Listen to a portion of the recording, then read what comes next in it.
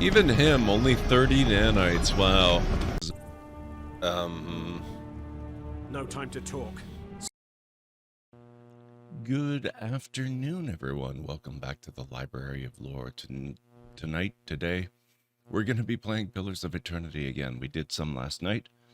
It went very, very well. I'd forgotten how much I love the game. So let's do some more of it, shall we? I hope everyone is having a fantastic afternoon and getting ready for a great weekend as well. So let's just get the game going.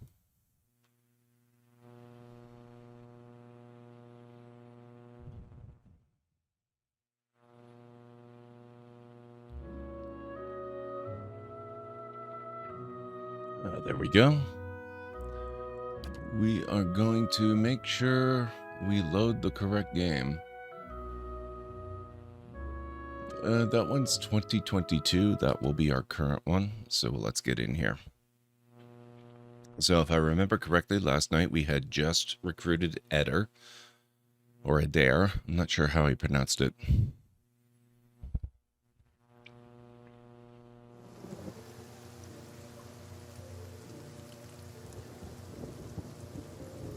Wait, what? No.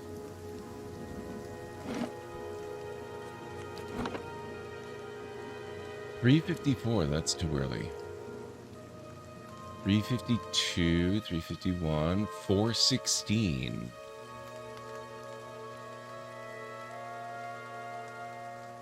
What is with the ordering of these saved games? That's so weird. That looks better. Bizarre. Alright. Now we need to actually examine him. 3rd level fighter, Meadowfolk, the Deerwood farmer. Experience quite a bit. Okay, so he's right in line with the rest of us. He's a little stealthy, quite athletic, has a little bit of lore, no mechanics. He's got a couple survival points. I have a couple mechanics points, right? Good. +1 laborer's resting bonus.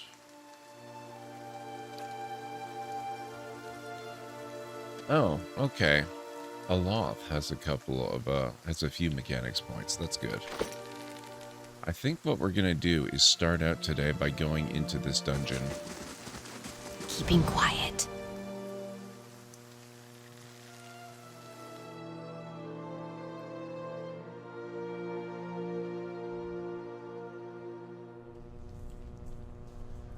Now, we already talked to this guy. Oh, a rising sun and the 3 dawn stars, the symbol of Eothas. Mm-hmm.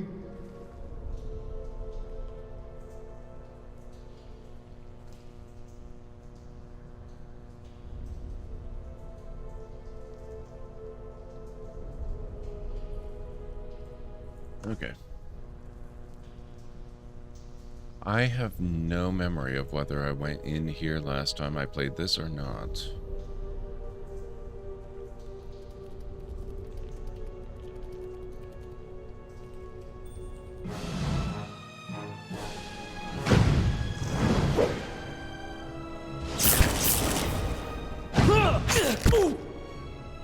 Let's go.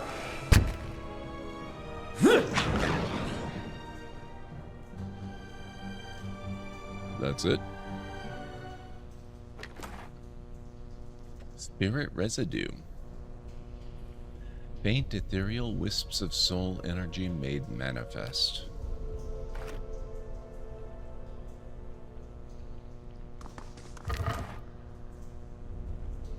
Adra and Copper Pand. Nice and slow. No, come on. Yes? You as well. Keeping an eye out. This parchment is worn and tattered, and the ink upon it faded. In this time of hardship,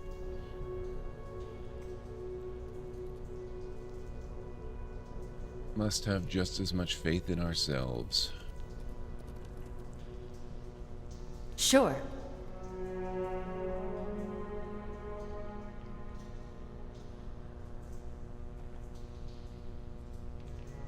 So we did okay in that battle, actually. It looks like Aloth has a little...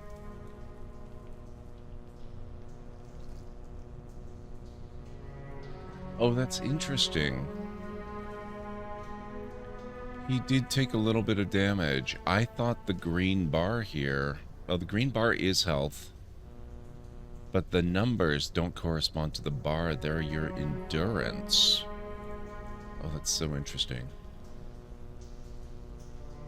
That might mess with me a little bit. Let's go! Let's go!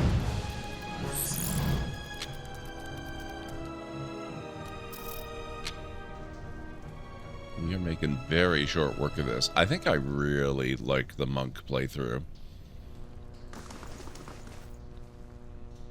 Nice and quiet. Let's go! Boom.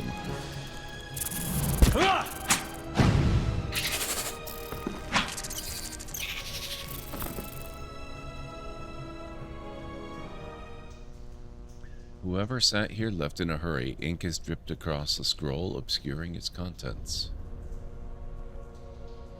The pile of furniture is branded with scorch marks. Shh. I wish they would go back into stealth right away.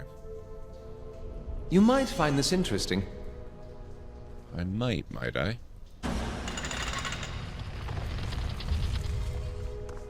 Turns out you are correct. I find it most interesting. The guy at the front of the dungeon did say that, oh, hello. Let's go!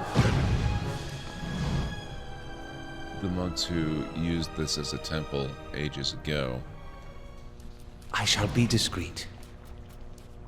they did leave a lot of secret passages and triggers and mechanical butsits all around. These collapsed stones, excuse me, I'm not done yet, are pocked with burrows and narrow crevices. Claw marks and dung mark the passage of beasts.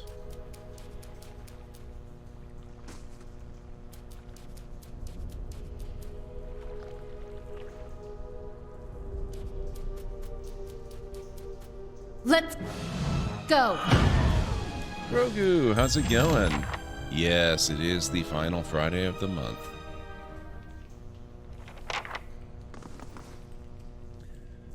I hope you're doing well today.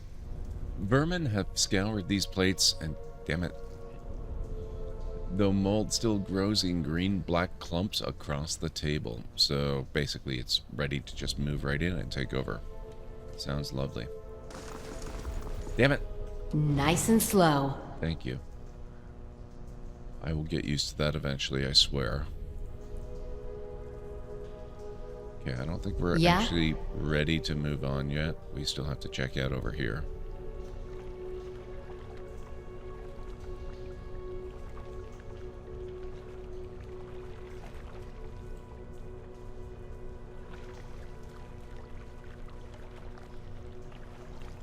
You might find this interesting. You cannot disarm the trap. Do you wish to trigger it? No. No, no, no, no, no, no, no.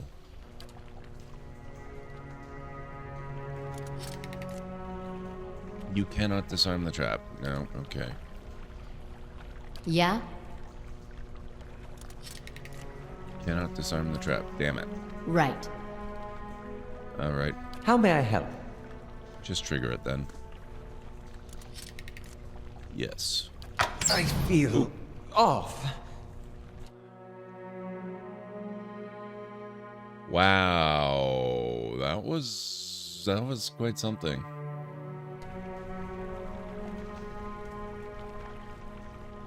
Oh, that wore off super quick. That's actually not that bad. Okay. Keeping an eye out. This is definitely not D&D. Amulet of Health. Very cool. Plus 15. Oh, mostly well. I'm glad to hear that, Grogu. Well, I'm glad for the mostly well part. The part that's not so well, Hopefully things get better. Plus 15 maximum endurance. Amulets are most often gems, medallions, or other items worn around the neck. While some serve a purely ornamental purpose, many are imbued with charms and spells to aid the wearer. Torques are stiff rings worn around the neck. Like amulets, they often have magical properties. Scroll of Minoleta's minor missiles. And of several gems.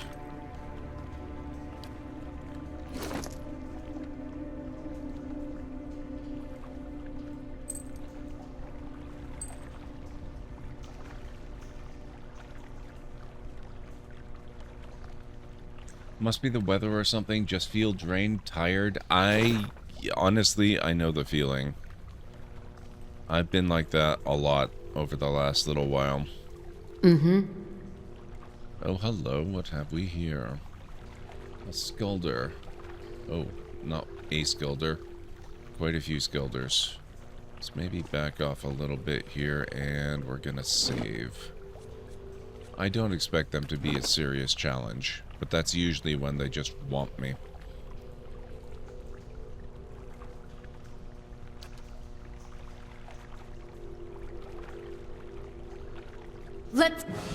Let's go. Oh, lots of them. Cool.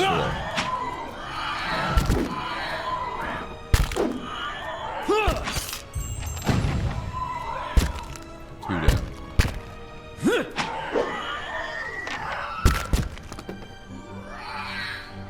There we go.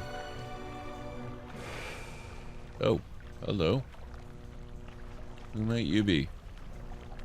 I can't interact with you.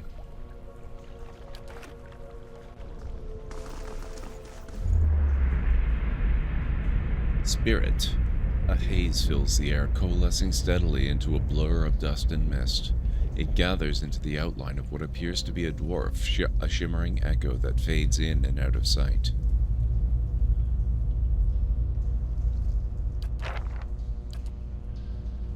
But stronger than sight is the sense within you of a powerful energy. It roils and seethes with a grief that seems to spill into your own thoughts, tainting them until the sorrow is your own. Like a crashing wave, the energy surges towards you and into you, and suddenly you are elsewhere.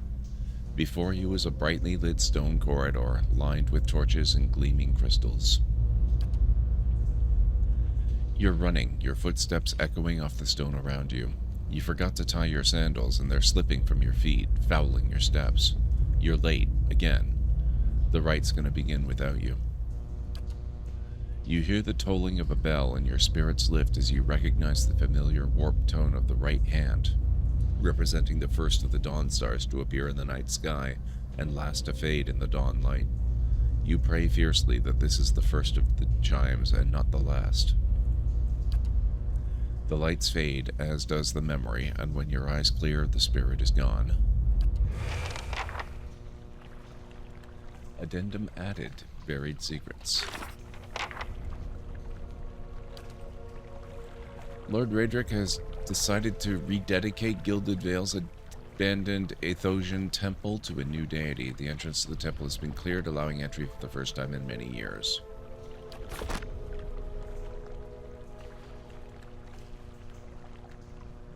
Lax, how's it going? Happy Friday to you as well. I'm having a pretty good day so far, Lax. It's barely begun for me. I've only been awake for about an hour and a half. How are you doing today? A powerful odor of spices rises from one of these dishes. Vibrant dyes and grain seeds fill the others. So there's nothing else in this chamber by the looks of it. Laying low.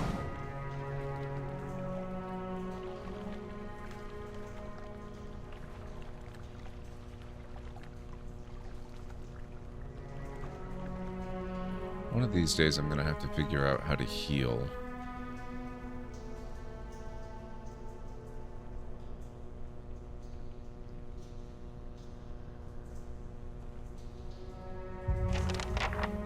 Oh, okay.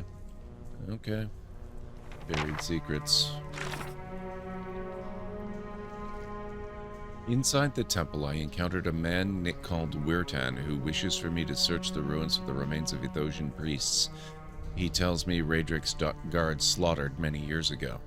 Wirtan mentioned that the temple is full of secret compartments and that I will likely find the remains on the lowest floor of the temple. Wirtan also warned me, however, that the temple has become infested with spiders and Skuldr. I have seen some manner of spirit within the temple, or a memory at least. In this memory, I recalled an Ethosian rite involving the ringing of bells. The first and last of these tolls, apparently, is that of the right hand, which has a distinctive warped tone to it. The door to the lower floors appears to be sealed with some enchantment. There is a set of bells beside the door, which may play a part in opening it.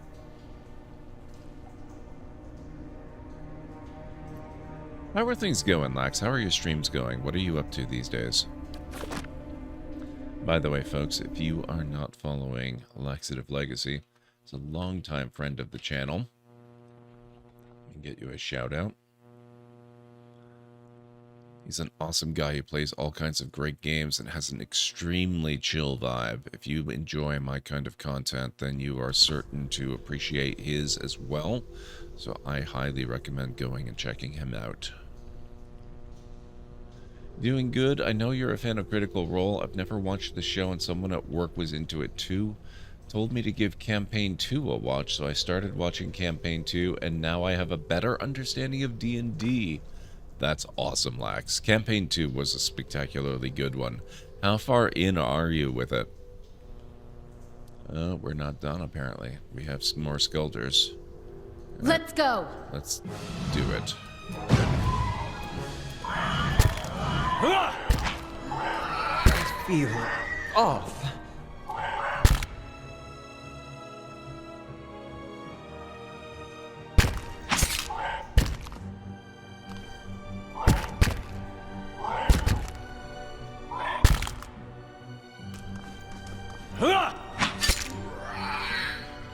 There we are.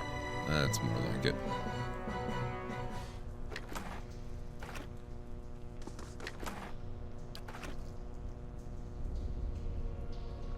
Nice and slow. Lootable shelves.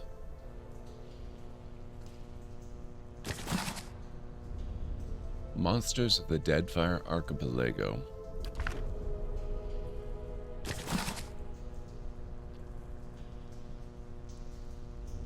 Dunreed Row. And How may I we've got help? Over here.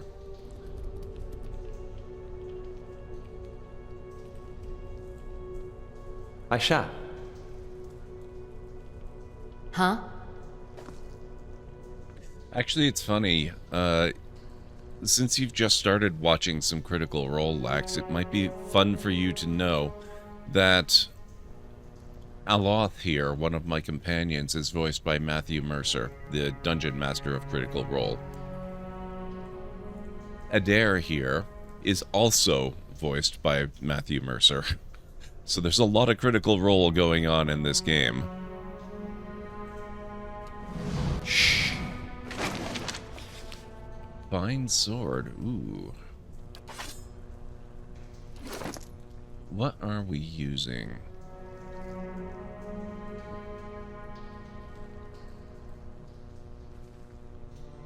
Wait. Hey.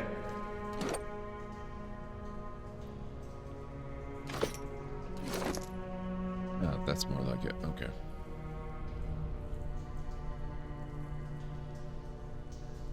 Saber, one-handed, average speed, 15 to 22 slash damage. Where's this fancy new sword we just picked up? I know Matt Mercer from McCree and Overwatch, yes. He does a lot of amazing voice work in a lot of games. I should probably give these to Aloth. 12 to 17. Oh, it automatically compares. That's really nice. Okay, he actually does more damage with the saber than the battle axe.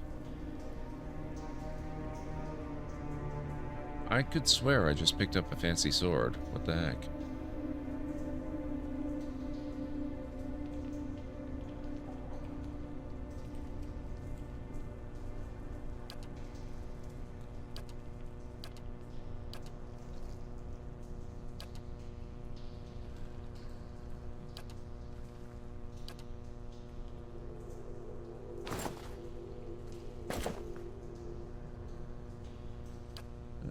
Adair can have a helmet.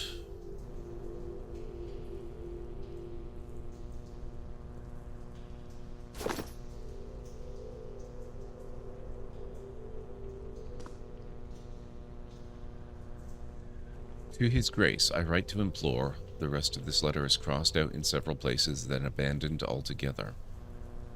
How may I help?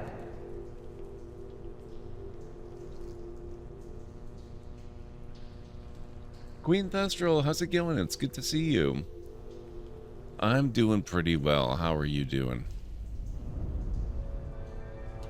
Nice and quiet. These prayer scrolls are coated in a thick layer of grime and dust. Adair Customs.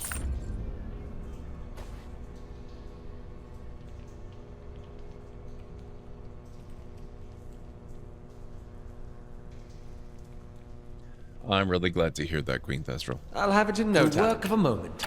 Oh, you got it. Good work. Warhammer. 13 to 19 crush and pierce damage with accuracy versus deflection.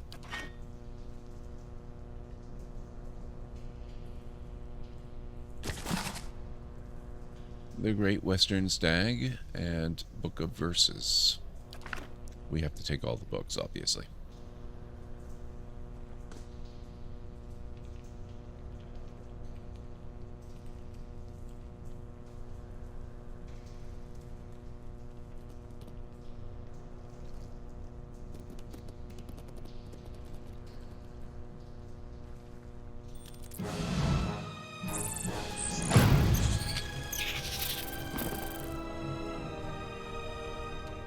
Nice and slow.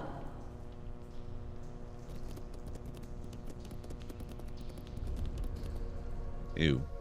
Okay. I'm stuck. Immune? What the heck?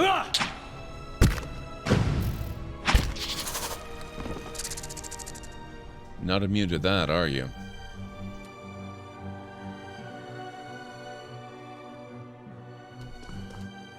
Uh-oh. Keeping an eye out.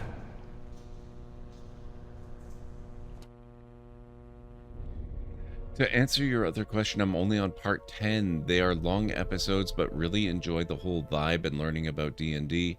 In fact, I ended up getting Baldur's Gate 3. It put a little bit of an itch on me. That's amazing, Lax. I'm so glad to hear that. You're opening up an entire new world. Actually, you're opening up a hell of a lot of worlds, honestly. That's so incredible. I can't wait to see what you think of Baldur's Gate. You've got a long road ahead of you. Episode 10, they're long episodes, and, you know, the whole campaign, it went for over 100 episodes. I don't say that to put you off. It's worth going through all of it.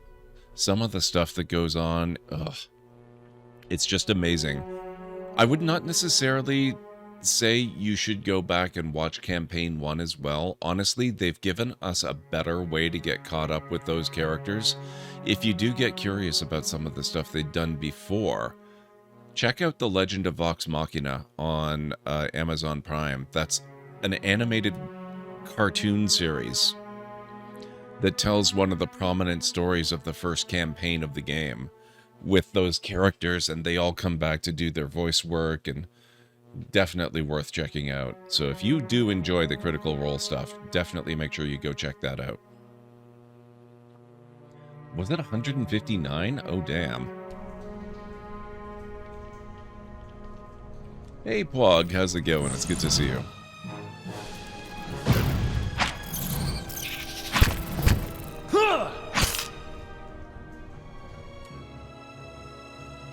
Yeah, Critical Role's amazing. I love it. You know, when it first started on Geek and Sundry, I actually held out for quite a while and refused to watch it because I knew as soon as I started I was going to get completely hooked, and I didn't have time. But eventually I had to cave in and I started watching, and sure enough, I got hooked. And I found I had to make the time. The nearby crystals light the cracked mosaic floor in shades of orange, and at certain angles the metallic symbol beneath your feet gleams gold. As you look on, the air shimmers as if with summer heat. The very dust and air seem to pull together until a thin glowing mist appears before you. In its rippling gleam, you sometimes think you can see the shape of a man, features rendered in broad strokes of air and smoke.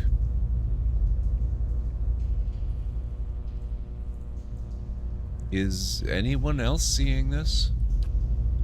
Your voice sparks movement. The spirit surges with a sudden blazing light, and in the next moment you are somewhere else, your mind assailed with a sudden wave of fear and noise. You're in the chapter hall, priests and faithful and gathered in a great crowd spilling into the hall. Bodies press against you, surging forward to listen. Your own grief is mirrored in the faces around you. Some of the initiates are weeping. Someone has snuffed the candles and the room is dark, save for the podium, lit from behind. 2 people stand before it, lit in silhouette. A man is shouting, voice so ragged with fear you cannot understand what he says. But the rectrix stands calm, unmoved. Her strength will see you all through these dark times. You feel that hope like a spark behind your ribs. Somewhere behind you, someone begins to sing. The spirit tears itself from you with a sudden dizzying force, and you find yourself back before the ruined altar, swaying. The spirit fades as suddenly as it appeared. Nice and quiet. Thank you, Pog. I appreciate that. The face of this statue has had most of its features struck off, along with portions of its hands. Found something. Oh. Minor potion of minor regeneration, a bloodstone, and some money. Money is always very welcome.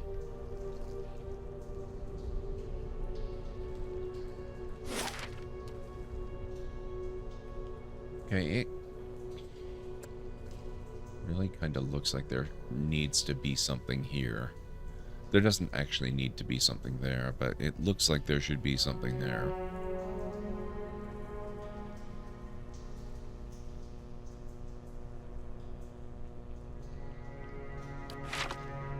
We haven't actually really looked at this part yet.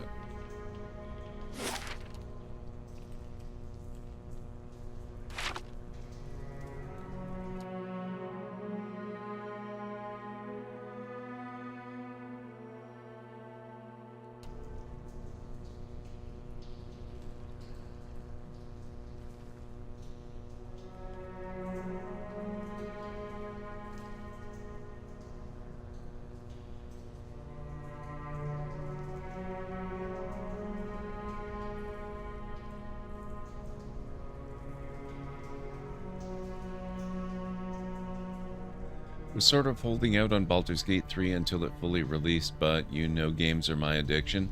If it makes you feel any better, Lex, I had some hesitation as well, and I don't play it as often as I could just because I want some content to be fresh. But I was hanging out in Greeny Trini's stream before I started my stream this afternoon, and he is playing Baldur's Gate 3 right now. And he's in an area that I've never seen before, even though I've been playing the game off and on, plus watching the game for years. He's in an area, like, he plays very regularly, and he's in an area he's never been to.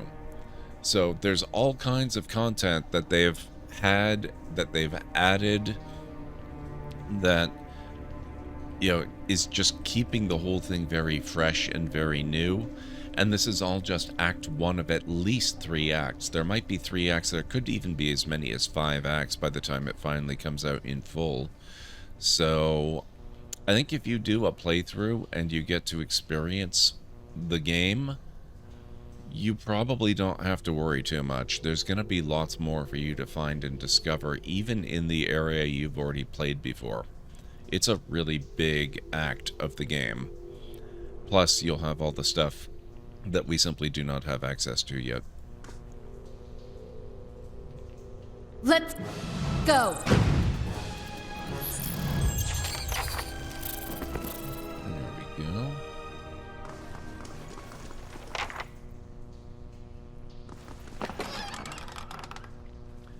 Initiate's note.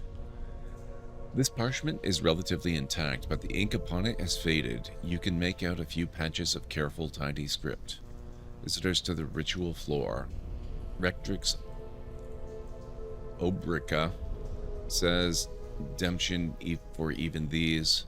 Forgotten struck the largest bell first rather than second. The rest is illegible.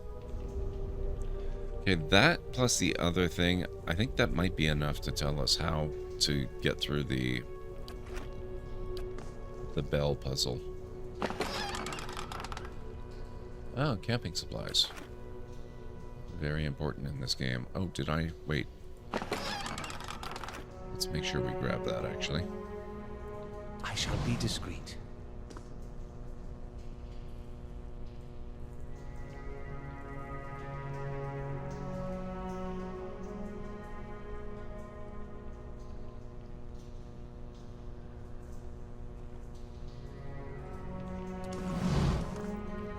Parchment is worn and tattered, and the ink upon it is faded. In this time of hardship, must have just as much faith in ourselves. Okay.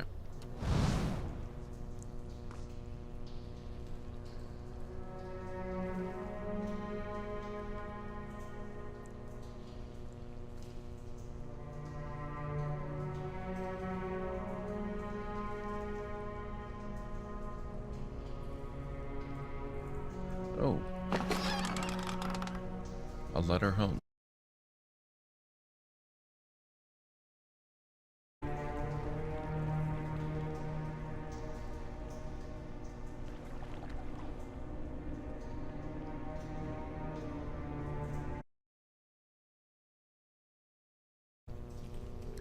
Now, if I remember correctly, the right bell has to be rung first and last. And this has to be rung second, which means this one has to be third. Ring the right smaller bell. The bell sounds a strange warbling peal that grows to a painful shrillness before it diminishes to a mournful chime.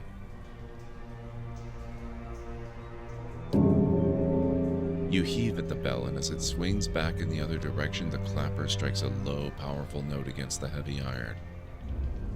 You feel the ringing in your chest as the sound moves through the ruined halls in a rolling tide. The bell tolls a high, piercing note of startling power. The tone echoes merrily through the halls until it seems that a dozen chirping notes ring through the temple. The peculiar chime rings through the ruins. There's a quiet, melodic chime from all three bells before the discordant voices meet in one powerful, rising rush of sound. It seems to fill the whole of the temple, a driving flood of song that drowns all other thought. As the tolling fades, you hear a creak from the direction of the doors as the passage to the lower level swings open. Nailed it. I shall be discreet.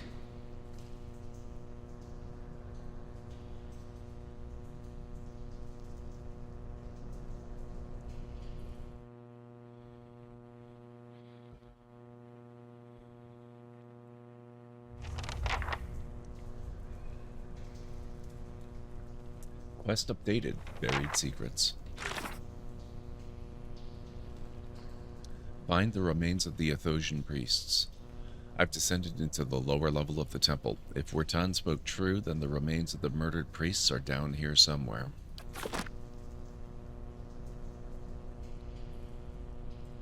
You know, it's strange looking back. All the time I spent here growing up, never seeing what was coming.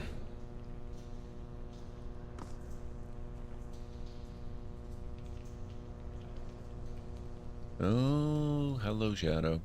Let's go.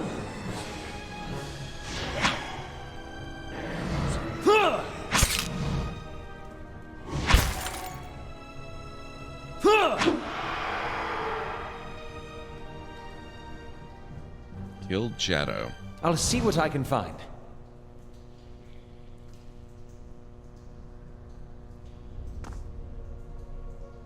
Yeah, it's also worth noting, Lax, in particular for you. This game, it's not based on D&D. I mean, it's heavily inspired by D&D, but the mechanics are quite different. So, if things feel a little bit weird compared to how you think they should be after starting to learn a little about D&D, that would be why. Okay, so that's just a corridor.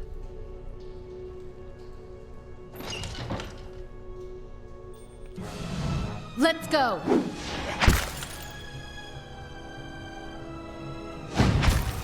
Oh, good.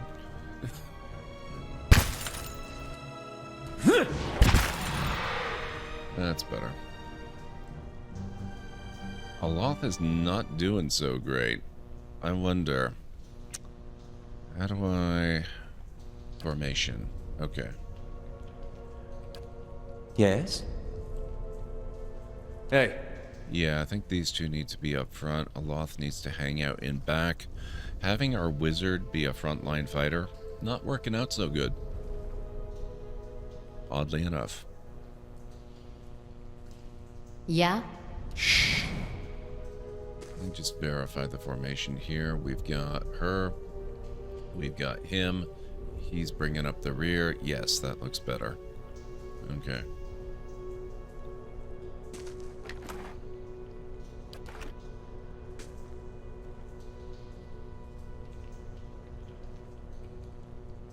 Immune to disease, ground, hobbled, poisoned, sickened, and stuck. Let's go.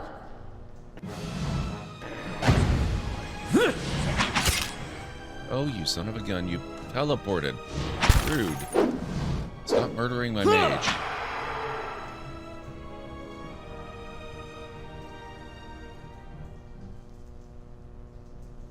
Keeping quiet. And now we don't even get to loot him. The audacity.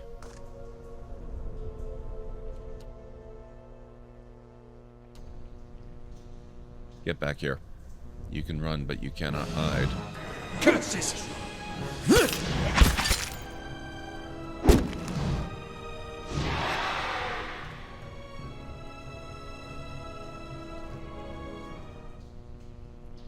I'll see what I can find. Now, I'm kind of thinking I should finish exploring this one room before we start opening up additional chambers.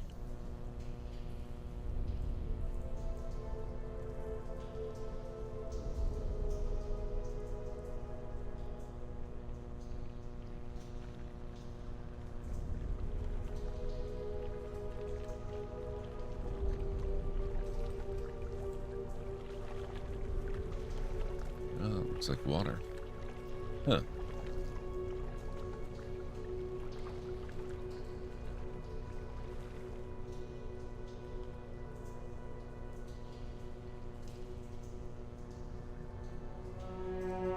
Jareg, how goes? Good to see you, sir.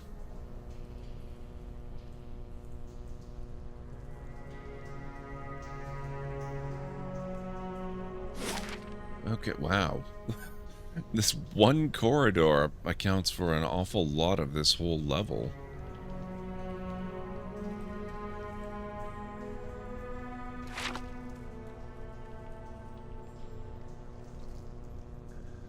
I was about to make some food a few minutes ago. Food sounds good. What are you planning on having?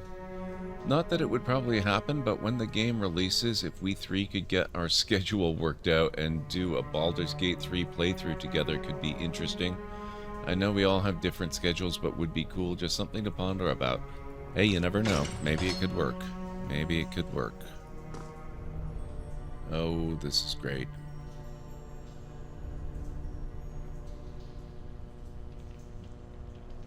Two shadows and a phantom. I'm thinking maybe we try to heal up Aloth a little bit first. Aye?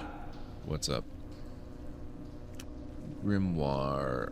First level wizard spells.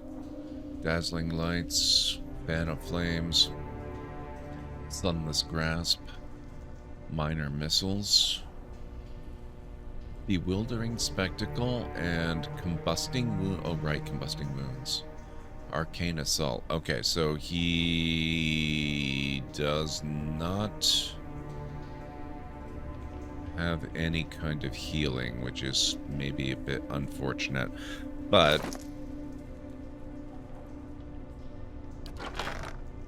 oh, that's where the sword went.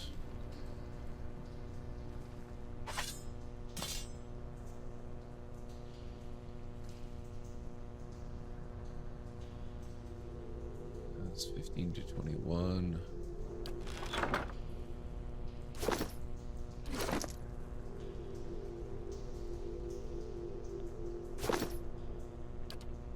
Hey.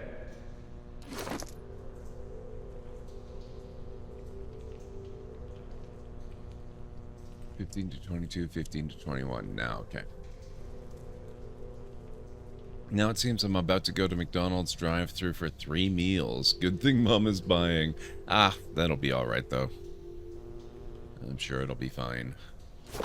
Okay, anyway, I was checking... Where's the stash? Scepter. 11 to 17. Okay, we want... Yes?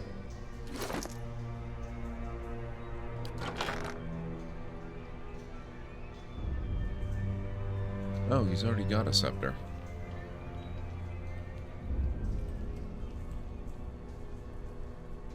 Okay, I guess that works.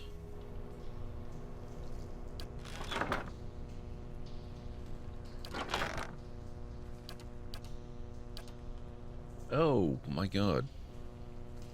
We have so much stuff that I didn't realize we had. Aloth's leather armor, DR6. Hide armor, DR5.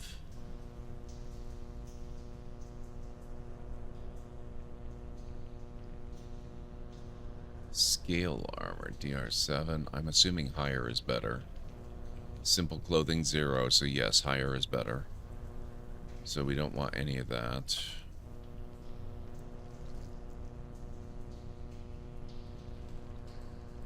Ram horn helm.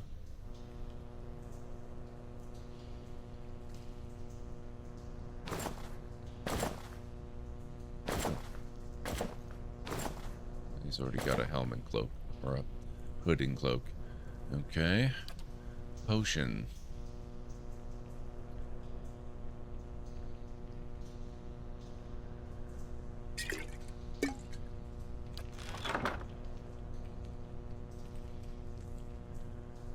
Plus 37.1 endurance over 12 seconds. These blue-green liquids are attributed with powers of recuperation, restoring energy and liveliness to the weary or morose over a period of time.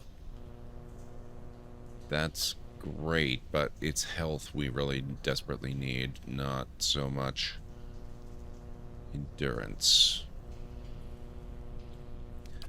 Okay, I think maybe we'll have to forego healing, though this is going to be a problem.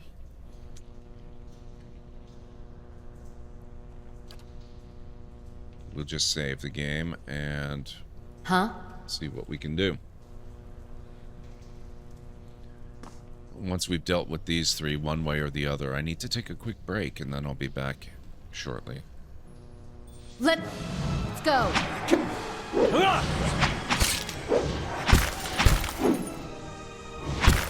Murder. Thank you.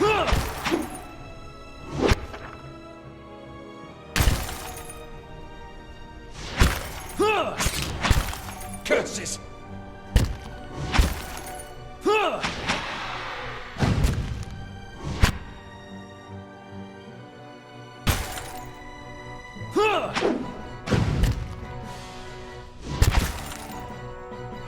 That's it! Oh, we barely did it. Holy crap. Shh.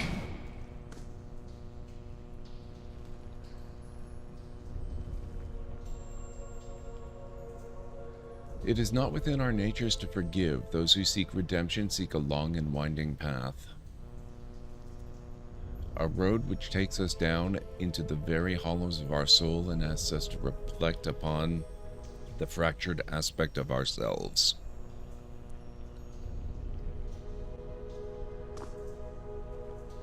All that 3 frickin' spirit beings, and we didn't even get any treasure. That's rude as heck.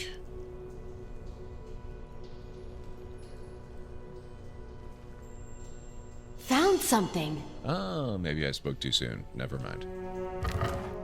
Oh, there we go. Bloodstone, amethyst, 3 agates, and a little bit of copper.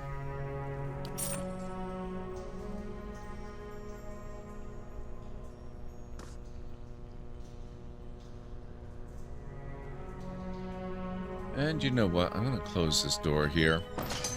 This seems like it might be a good spot to attempt camping. Camping allows your party members to restore lost health and receive a camping bonus. Camping will consume a camping supply. Choose a camping bonus. Damage reduction or heal multiplier. I think we'll do damage reduction.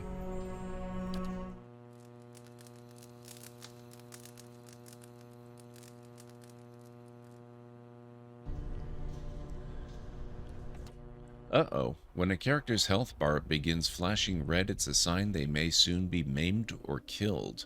Rest at an inn or use camping supplies to fully restore health. Aloth looks a whole heck of a lot better. Yes, fully healed.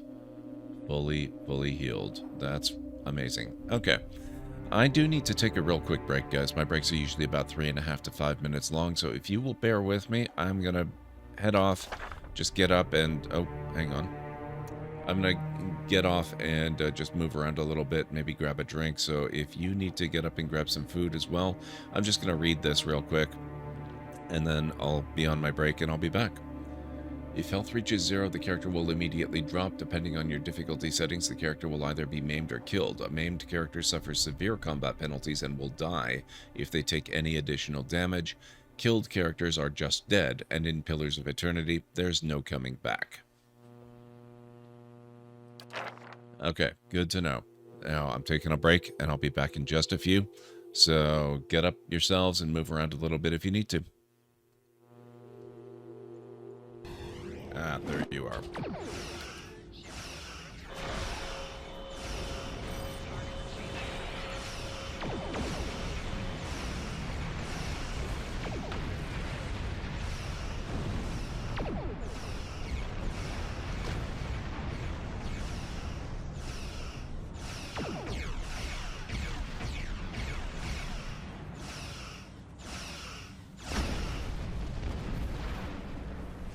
There we go. We'll detach a ship from our fleet right now to join you. We're going to have such an adventure! See you later, best friends.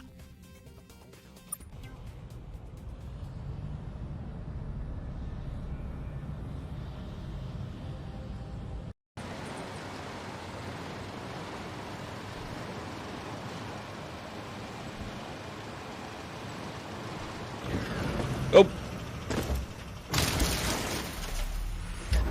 Well, I wanted to take out the billboard. That was not quite how I saw myself doing it. 25% of it units destroyed, so that means there's only 4. Whatever's launching those LRMs is the last. Heads up, Commander. You've got hostile contacts inbound. I should have kept my mouth shut. Uh-oh.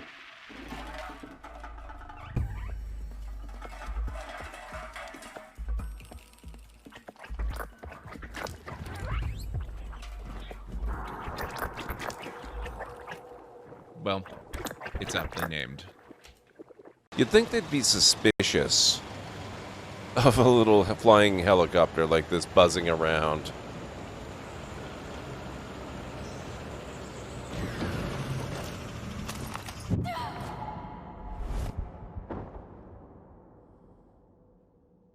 Really? Oh, let me guess what that's gonna be.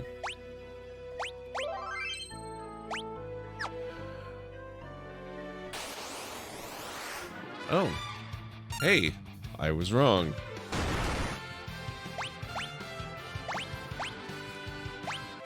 Okay, he was definitely no behemoth.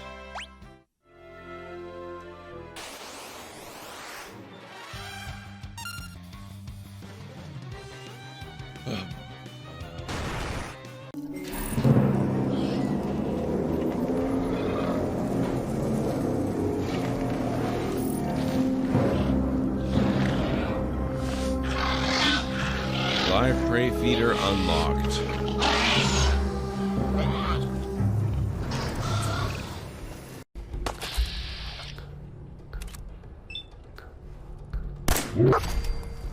There we go. Oh, shoot! No! No! Damn it! It's a good thing I saved recently. Ancestors the Humankind Odyssey tasks you with guiding the evolution of our own distant ancestors. Here, I'm coming up on a venomous snake, which can be intimidated away if our proto-human is brave enough to challenge it. Here's the encounter.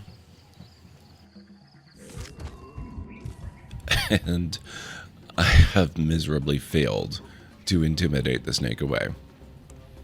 So that's going to be some venom that's going to take a while to wear off.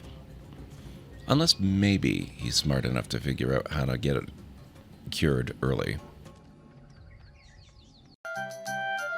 A closet with a closet? What the heck? Does this inn not have any rooms? Okay, how are we doing time-wise here? Oh no! 66!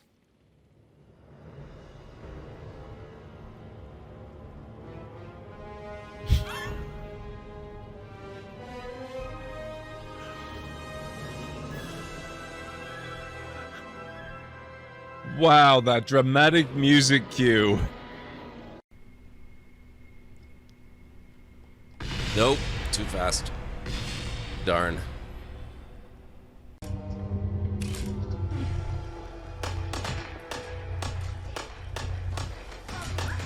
What the?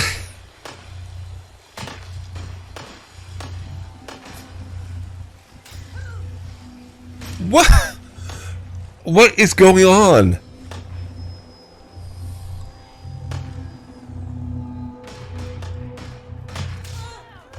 What?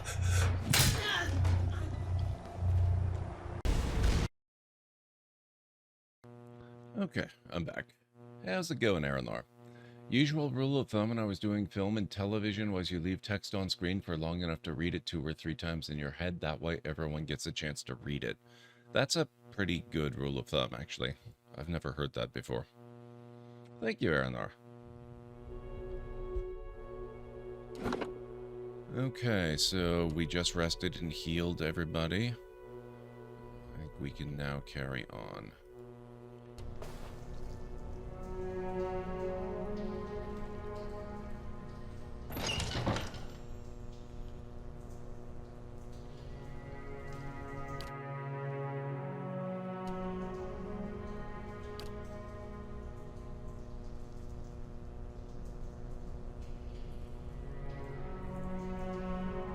Try this door next.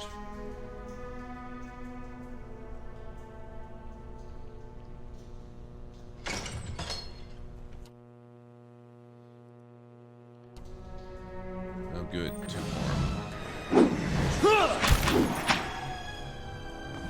more. Curses! Oh crap, a lot.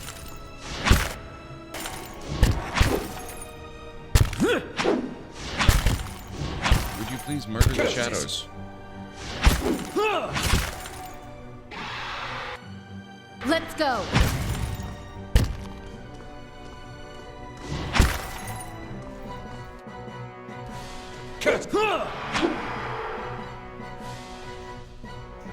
Yikes.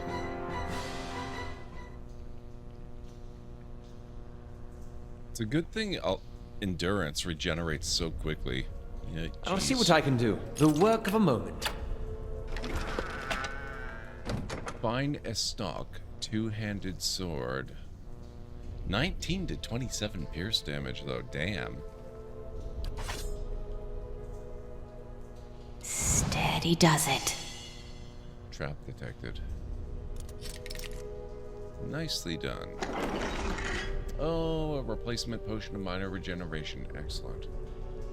Oh, a ring of minor protection.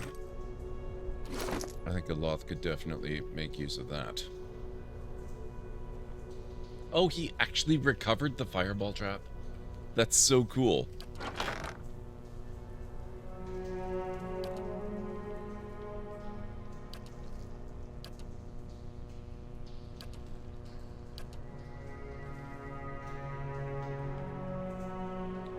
Rings can feature plain bands or jewels and settings. Magical rings may bestow a variety of special properties or defenses on the wearer. Their small size allows their enchantments to complement similar enchantments from other items and spells, and this versatility has made them popular among adventurers. So this gives +5 fortitude, +5 reflex, and +5 will. Damn. Time to go engaging lurk mode? No worries, Jarek. Enjoy your foods.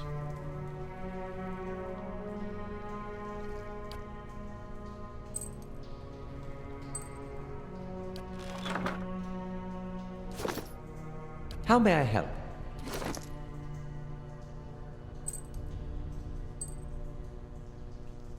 Hopefully that'll help keep him alive a Huh? little better.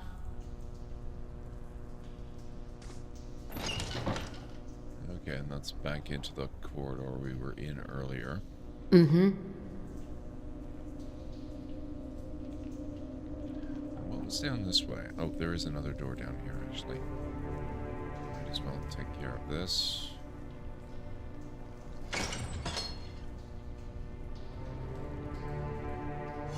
Oh.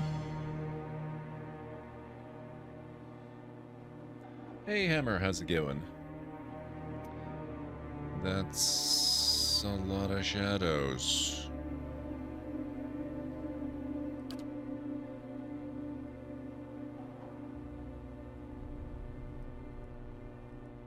How may I help?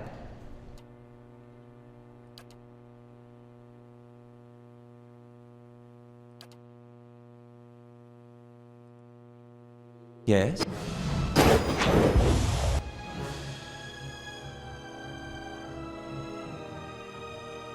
You did, Vikings. How you doing?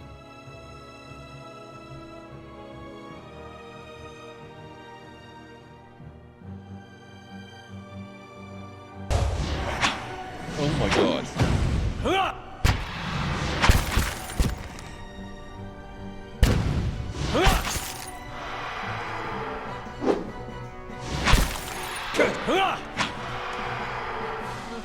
That actually wasn't all that bad. Aloth might disagree with me. Steady does it. Leather armor and, ooh, silver pennings. This large silver coin is used for large transactions in the Deer Empire and many of their colonial territories. So 1 silver penning is worth 1 copper or 6 copper.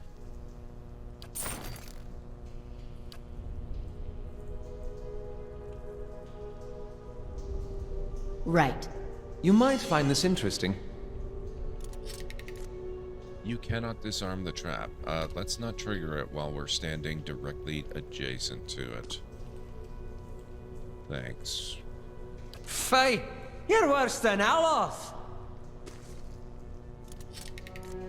You cannot disarm the trap. Do you wish to trigger it? No, but we're going to anyway. This is fine. CD, how's it going? It's good to see you. Cloak of an Athosian Priest. Of will +9. Capes and cloaks can be worn for protection from the elements and from prying eyes alike. Many are woven with spells to provide additional defense or abilities. This cloak is embroidered with the sunburst emblem of Eothas.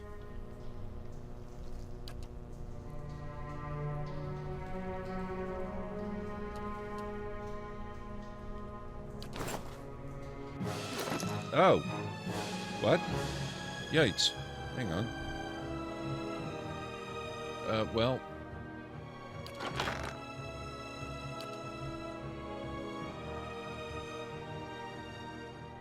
I don't think it's going to let me while we're in combat. Okay. Phantom.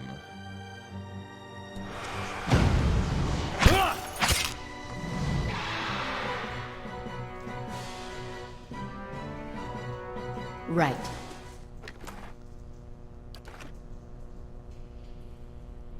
Nice and slow. Okay. Now that we're not in combat anymore.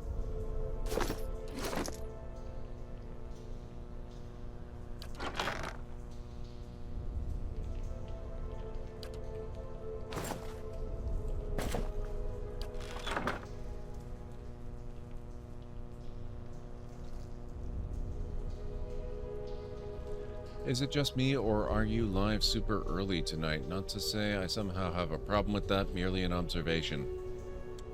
Same every month, CD. I do an early stream once every month on the last Friday, usually the last Friday. Sometimes I move it for various reasons, because there's some other reason to do it, but most of the time it's the last Friday of the month. I do a super early stream. I start around 4 p.m. or sometimes around 8 p.m. and then I just go to my normal end time.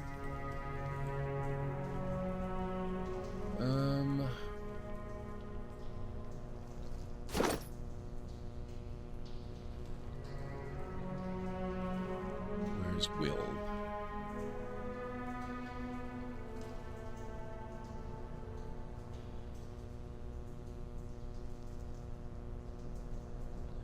The will defense opposes attacks that are mentally based. Example, a spell that mentally paralyzes the target. It is defined by a character's class, level, intellect, and resolve, but may also be influenced by other effects. Okay. He's already got very high will. So does he. Her will is relatively weak, so she's gonna get the will boosting cloak. Oh, except she has to sacrifice this. I'd rather have the enhanced health bonus, endurance bonus. So we're gonna actually give it to you. There we go.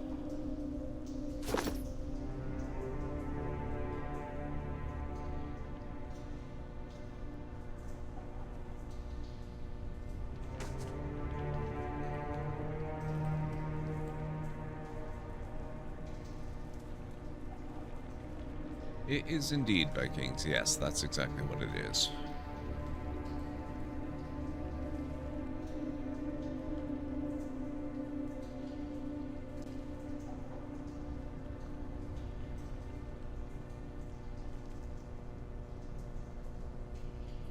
I'll have it in no time.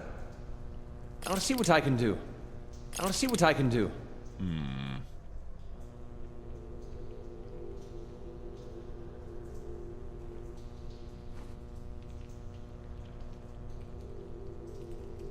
Difficulty 5, huh? That's very annoying. Hey. Of course. No. Okay, fine.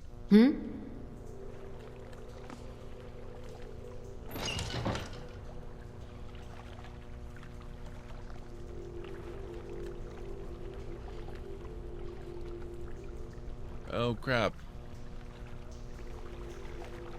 How may I help? Murder these guys for us, would you please? La beyond seek. Oh, damn. That was great. Holy crap.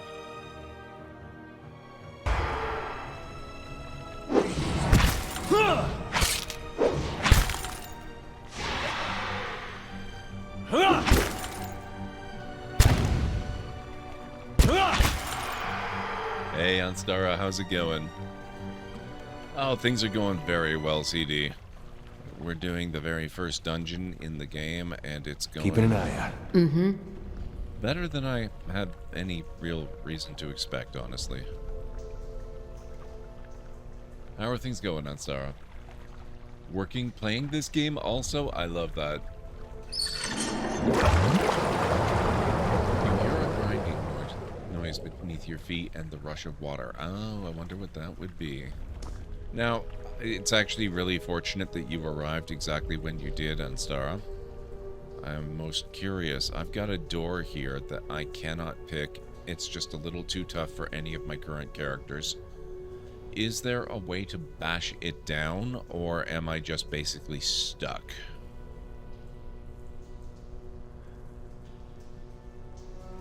Oh yeah, we already discovered the water, so I know this is where we gotta go next. I'm just curious about this door here. I want to see what I can do. The answer... Ah, good, good, good. Okay, thank you, Anstara. We're gonna go here first, then we will go down. I'm kind of trying to work my way methodically through it. We've done all of this so far.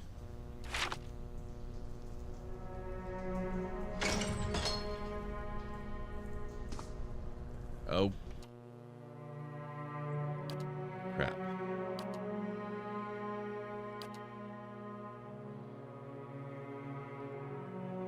Hi? Ah! 5? Oh my god, what the heck? Lava!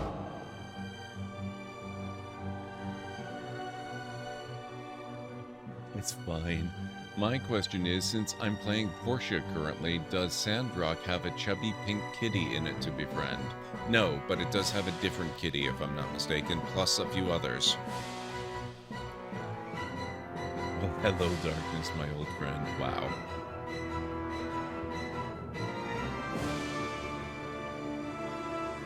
I think I have a beam spell, Vikings, but since Aloth is currently behind my other friends, that would probably be a bad idea. That's it!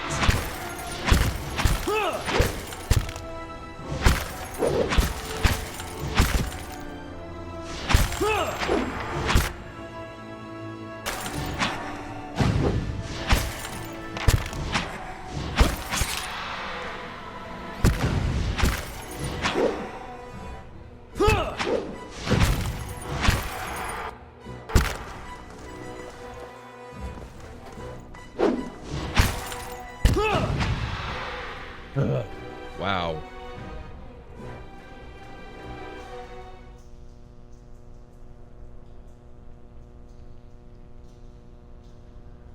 Oh, I know.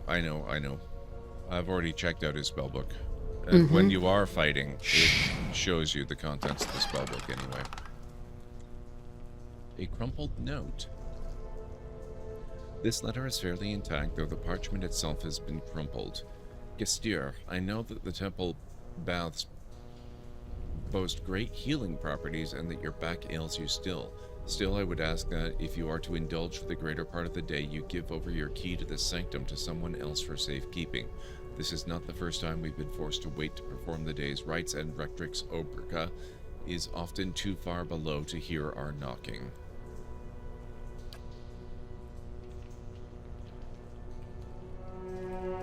The most common... Oh, they have... Oh my god, I love the currency.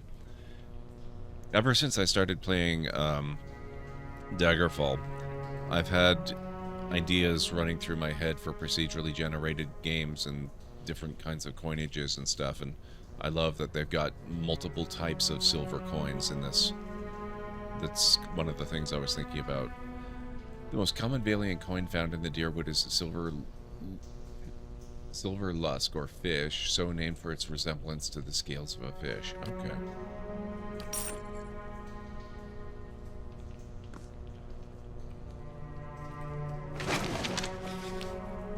Ocean prayer. And the sun shall break through the darkness, the new dawn arriving with the rebirth of the day. Rejoice, all ye who dwelleth in the shadow, who are broken and beaten.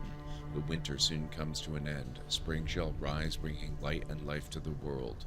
Radiant light, radiant life, and thy soul shall find warmth in his arms. All creatures bask in his glory. The rays of his countenance bathe the world bringing an end to the night, ushering in the day. Kneel before him and wonder at his benevolence, feel the warmth of his radiant presence. If thou art broken, he shall make thee whole. If thou art in darkness, he shall bring thee to the light. If thou art sinful, thou shalt be reborn. If thou art cold, his warmth shall bolster thee. How canst I, so lowly and worn, speak words of proper adulation? Thine eyes, whose gaze sees the sin in me, yet still shows love. Thine hands, whose grip pulls me out of darkness. Thine ears, listening to my every prayer. Thine heart, bringing as the dawn, giving me warmth when I am raw. Eothas, spring of the light of the spring, sign of the world, thou givest me life and purpose. If thine heart be black, if thine intention be impure, thy life is forfeit. For he hath seen, he can see, he will see. Nothing is hidden from his glory. His light touches every corner of the world. Nothing is hidden from his sight. If thou dost work in the dark, if thou wouldst keep thine actions hidden, thou shalt be burned in the sun of the new dawn. Day comes soon, prepare for the dawn. Nothing is hidden from his reach.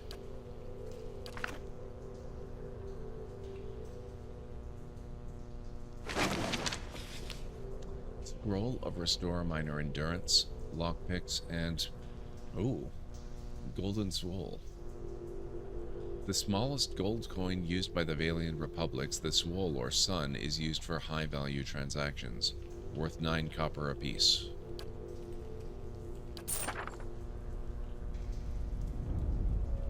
I think that might be the first gold we've actually found.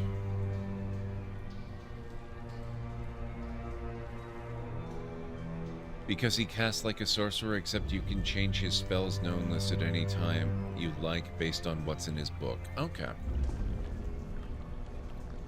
So far, it's been working out pretty well with what he's got. Oh, hello. Lesser Black Ooze. Oh my god. Aloth is pretty rough.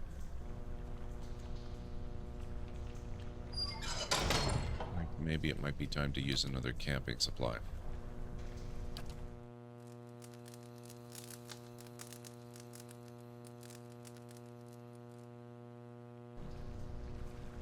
For some reason, the spirits really like to gang up on him.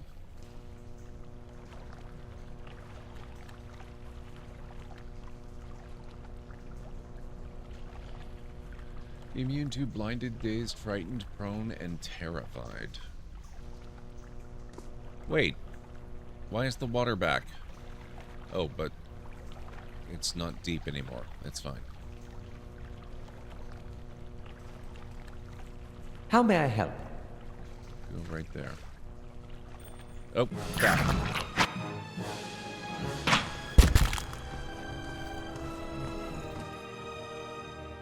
Well, I was gonna use my Fan of Flames, but I guess now we'll just go for Lava Rufion Seek! Magic Missile by another name.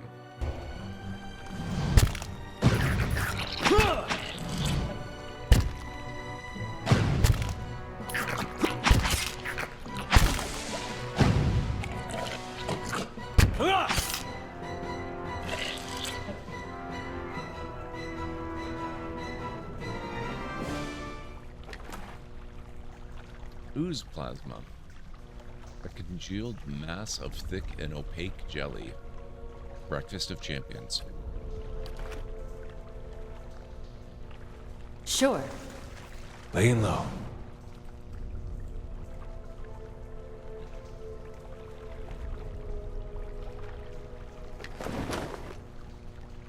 Gleaming silver key.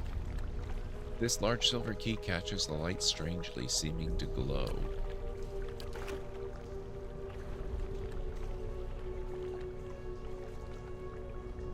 Oh, and that'll be the key to the other door. Got it. Got it.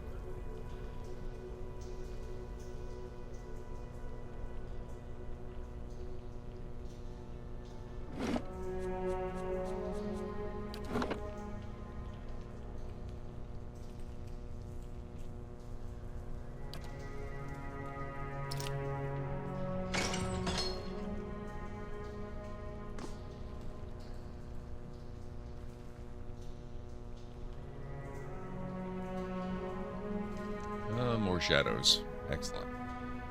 Aye? Baru, be on seek!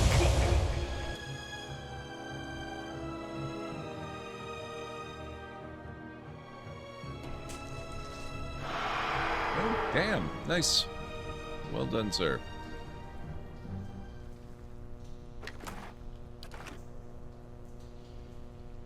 Mm-hmm. Keeping an eye out.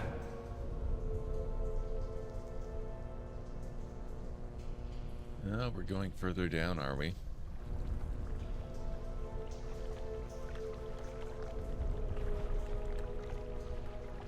Oh, more oozes. That's lovely. Aye? Baru, be on seek! Hey, if they're not going to come at me.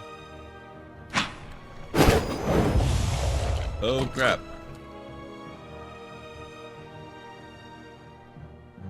Oh, shoot. He can't do any more first level spells. That's fun.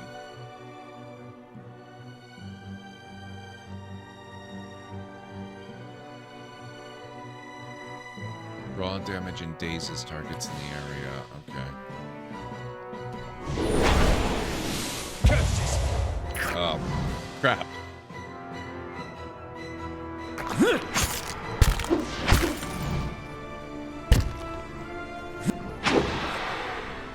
Let's go.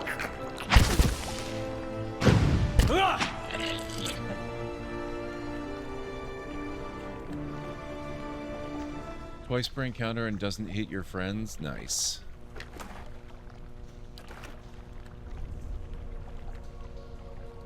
Keeping an eye out.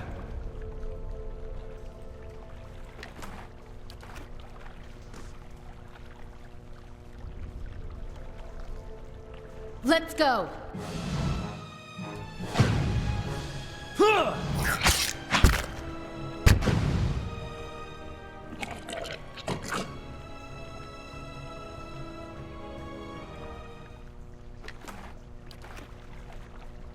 The still dark waters are reflective as black glass. Oh, whoops. Let's go.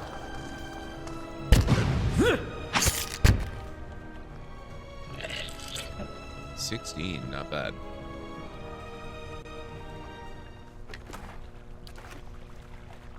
None of this down here looks at all familiar. I'll see what I can find. I wonder if maybe I just didn't actually do this part of the game last time. I mean, I've got my save files for that character. I could always find out, I suppose.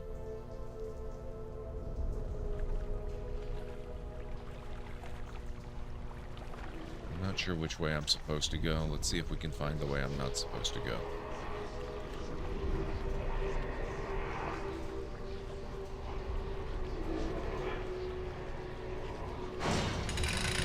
There's a screech of metal and a snapping noise as you pulled the lever. Now that looks like a big pile of bodies, which means that's probably where we need to go, which means we need to go this way first.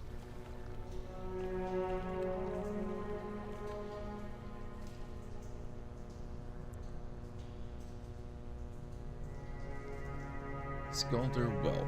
Oh man. Oh. Skulder King.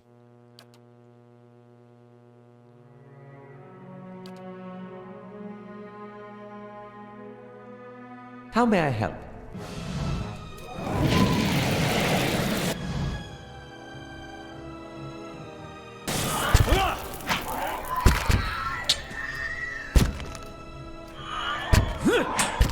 That's it!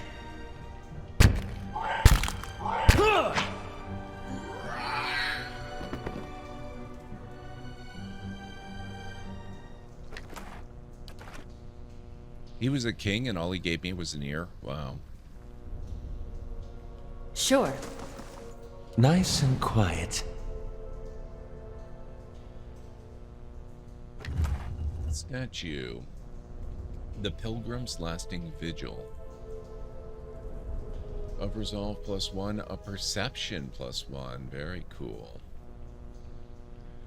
The end of the Saints' War and the detonation of the Godhammer bomb is still mourned by the followers of Eothas around the world. While the conflict diminished Eothas' following in the Deerwood, many remain faithful to the God of Dawn and Redemption, confident that he will one day rise again. Many followers make annual pilgrimages to shrines and temples of Eothas, or to what remains of them, on the anniversary of St. Weidwin's death. The particulars of these vigils vary. In Redceres, they are often marked by song and the recitation of St. Weidwin's sermons. In the Deerwood, where worshippers of Eothas are often persecuted, such ceremonies may involve standing in respectful silence until sunrise. It is customary for worshippers to wear armor or other articles that commemorate Eothas or his leadership through Weidwin. This helmet bears the sunburst emblem of the Redceran army. It was likely first worn by a soldier serving in the Saints' War.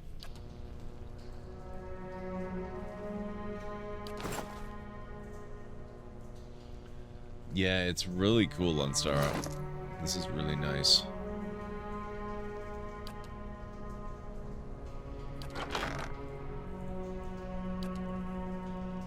We'll give that to Eder.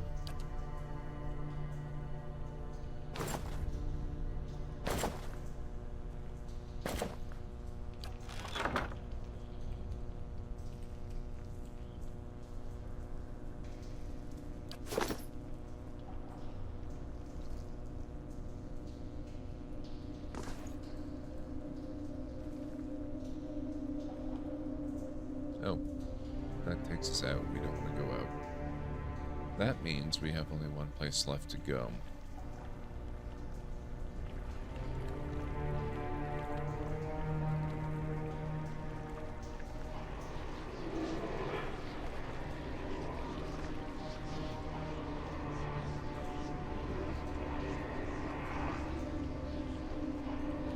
Remind me never to help kill my god again.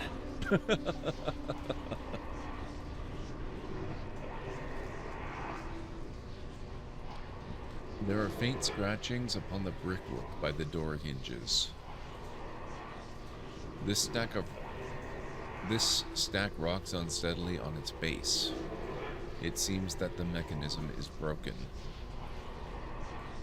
Some of the gold leaf on these relics is chipped away to reveal the wood beneath. There are tooth marks upon one of the bulls.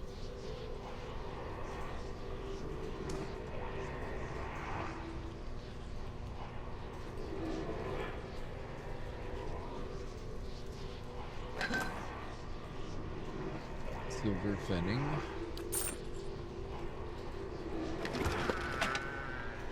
Adra.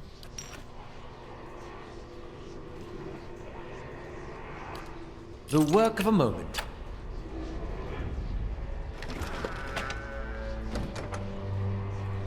Gon's Share.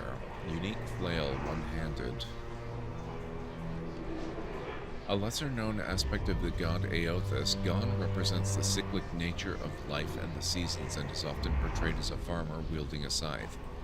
He enjoys popularity among more rural followers of Eothas who are drawn to his varying identities as provider, shepherd of the dead, and defender against injustice. Gon's Share is said to have been crafted by a distraught Deerwooden smith after the destruction of his home by a Glenfathan raiding party. Upon arriving at a neighboring settlement, the smith immediately set about his work, intending to craft a weapon suited to righting the wrongs done to his village. Toiling over several weeks, he was able to fashion a heavy flail covered in small sickle-shaped blades, with which he was determined to send any returning invaders into the afterlife. We can enchant this? What the heck? We'll just take it for now. And that was it. That was all the... There's got to be more to it than this. Ah, of course. Lost Spirit. The light rises from the bones as you approach. You have a moment to register the faintest image of a standing figure, features a blur of mist or smoke before the world tilts. It is as if you have stepped sideways and into a new life. You are racing down a flight of stairs following a weaving circle of torchlight. Your own panting breaths are loud in your ears. Panic and your robes alike foul your steps, and you nearly stumble before a hand reaches out to grip your arm and steady you. A fellow acolyte, who smiles encouragement as you reach the bottom. You run around and past the shallow reflection pool that marks the lowest point of the temple, following the dark shapes of the older priests as they lead the way towards the narrow hall that leads to the vault. You pass one of the torchbearers as you go. The harsh illumination of the flames reveals a familiar face. For a moment, your awareness spans time and identity, and you think Wertan has joined you here at the bottom of the temple. In the memory, he glances at you for a moment and then looks past at someone else. "I'll come back once they're gone," he's saying. You're being pressed along by the crowd, and his words are growing faint. "Just keep quiet. We can't take any chances." Inside the vault, golden relics gleam like welcoming stars. The memory twists, jarring you loose from one moment and plunging you into another like a flung doll. There is only darkness around you now. You think yourself blinded until the knowledge settles onto you like a cloak. The candles have all burnt away. You know now, too, with a sick certainty that nobody is coming. There is a cracking noise somewhere to your left, a wet slurping gurgle and a ragged sob. You cannot see, and so you cannot know which brother or sister has fallen, and which digs after what water a body may provide. You hear, in the faint murmuring to your right, the familiar cadence of prayer, but you no longer recognize the words. You are too tired to do harm. The thirst is like fire within you. Your tongue is thick in your throat, and every breath is a struggle that leeches strength from you. There is a light, they said, at the end of every bout of darkness, but this one does not end. The spirit releases you, and you come back to yourself in pieces. Your vision clears, and the vault around you is revealed once more, cast in muted hues by the sickly illumination of the soul, still drifting like fading fog. Fear wafts off the spirit in waves, fraying at your own emotions. "I'm sorry. I hope you find some peace in the next life." Benevolent. "Say nothing." Stoic. "What's to be afraid of? You're already dead." Eothas, requirement not met. "That lying bastard, I'll see he pays for this." Passionate. "Get away from me. I've had enough of you." Aggressive. Interesting lore quirk you really only know in the second game, though it's common knowledge there. Gone is another name for Eothas, or an aspect of Eothas. It actually just literally said that in this description. It said that he was a lesser-known aspect of Eothas. But that's cool, that they make more of a big deal of that in the second game.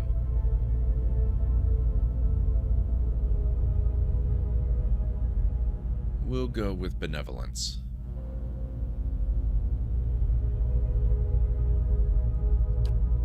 The spirit seems to withdraw into itself. You sense less of its fear and confusion as it recedes, but the soul lingers still.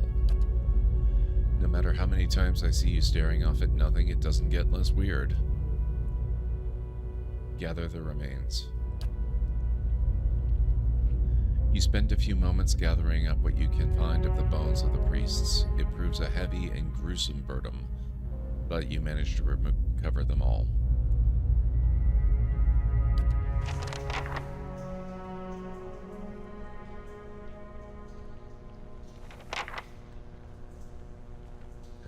That's all? Okay. Dead priest's bones.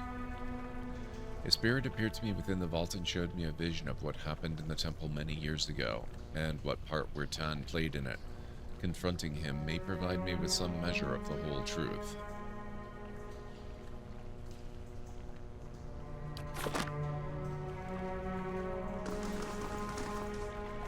Keeping quiet.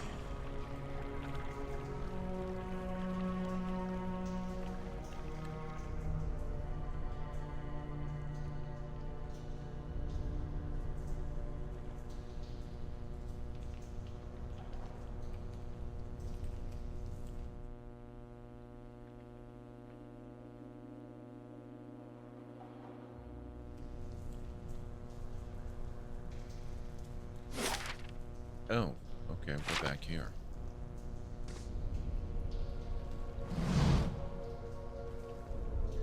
As you step over the circle of candles, you hear a rattling clunk from the wall nearby. A door slides open with the grinding rasp of stone. Interesting. Nice and quiet. The candles flicker gently as you approach. There is a gap above the altar lined with broken glass where a mirror may once have been set into the wall. The candles are still burning. Not bad for a dead god. There you go. That's the answer we've been looking for all these years. The mystery of why candles are always lit in dungeons. It's the act of dead or forgotten gods.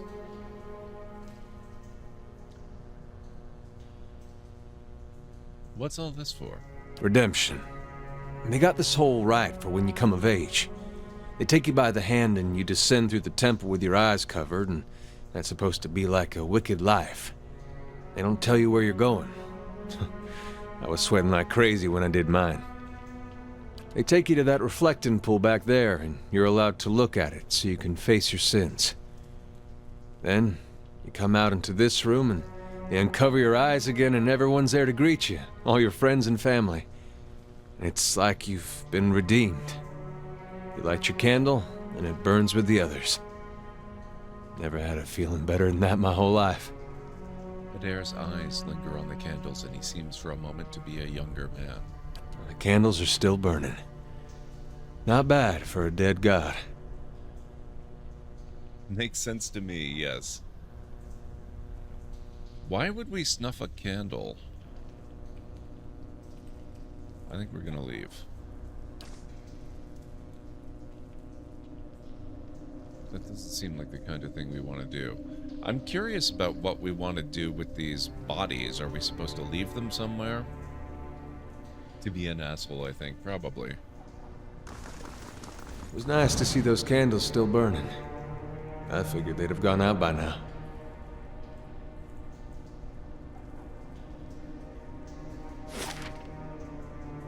Alright, let's head back this way. Maybe What's-His-Face knows what to do with them. I know we're supposed to give them a proper burial, I just wasn't clear on where.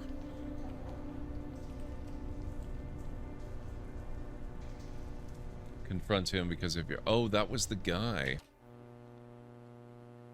Where... Oh, I spaced on what his name was. God's key. Wertan smiles nervously as you approach. I think I've sorted out the worst of it. Arms hurting a little less. He hesitates. You were down there a while. Did you find anything? His eyes dart constantly about the ruins.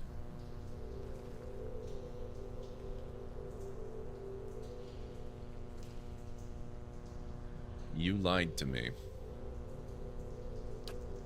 What? Wertan grins uncertainly. I was clear about everything, the risk involved. Is that what you mean? I did say there'd be spiders, and I'll pay you, of course, for the trouble. You're very nervous for an honest man. Something weighing on your conscience, maybe. Wertan opens his mouth to protest, but something in your expression stops him. He swallows nervously and looks away. His voice, when he speaks, is small. How did you...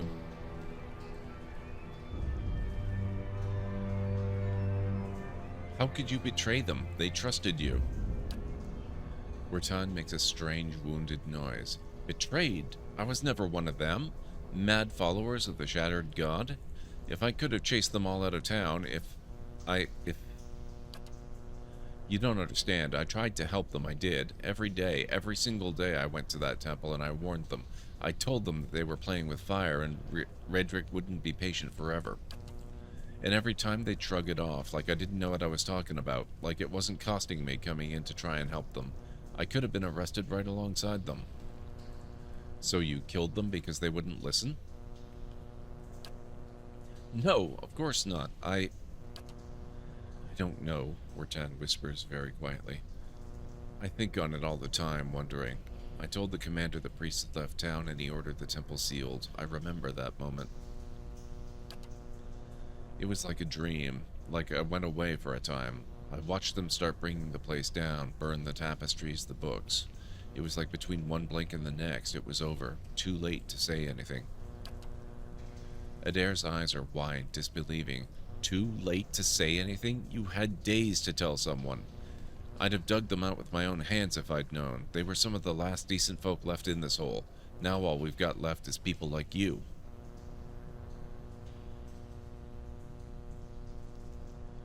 You could have spoken up, told Redrick the truth.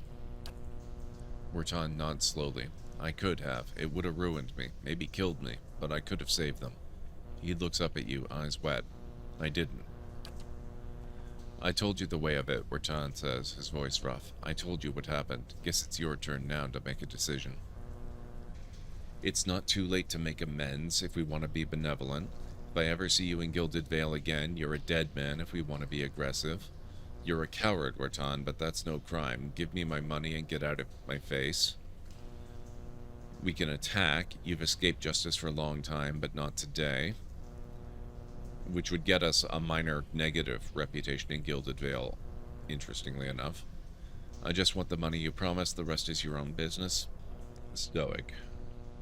I think we're gonna probably go benevolent. Wertan lets out the breath he was holding. I'm not sure that's true. It's been years now. What am I supposed to do? Bury their bones. Try to lead a better life than you have so far. Wertan looks at the remains. He runs a hand through his hair, letting out another ragged breath. I can do that. I can. I'll lay them to rest. Try and do right by them somehow. Thank you, truly, for what you've done, giving me a second chance. I'll put it to good use.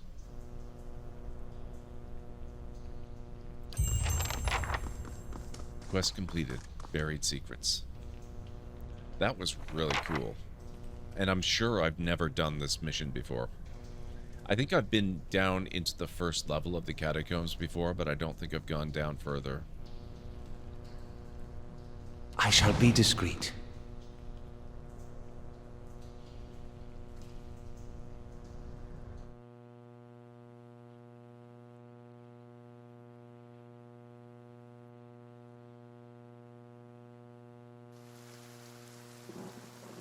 Okay. What do we have next? Buried secrets.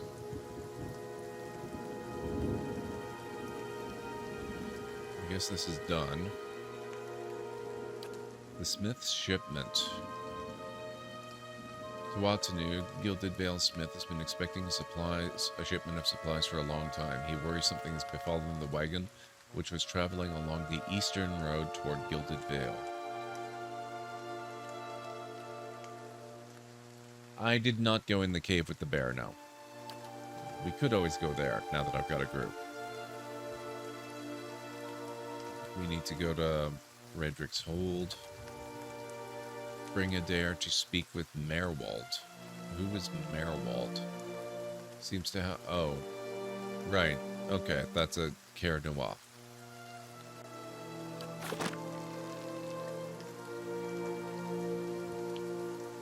Bring a grappling hook. Got it. Well, I've got a little bit of money now. Maybe... Where does it list your money? Oh, 262. Okay. Yeah, we've got a bit of money now.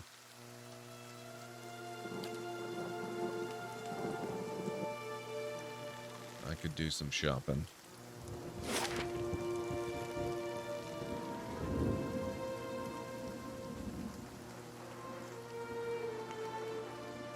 We'll go to the smithery and see what we can get.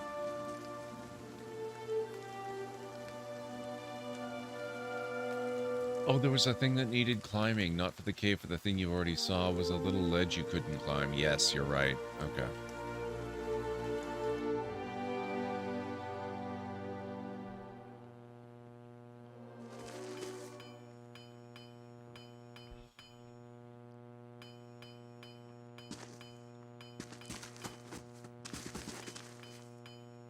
Good day to you. I'd like to see your wares, please.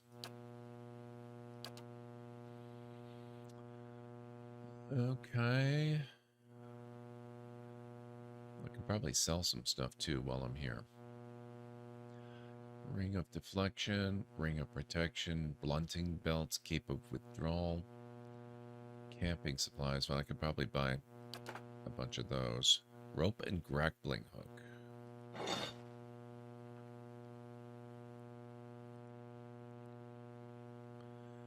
Oh, I don't have enough money. I guess never mind.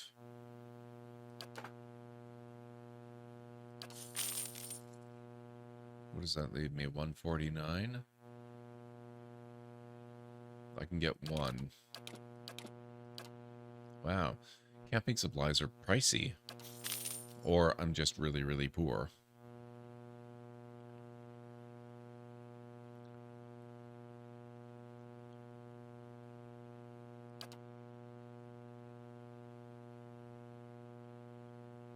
I do have tons of junk to sell, it's true. Keep the torch.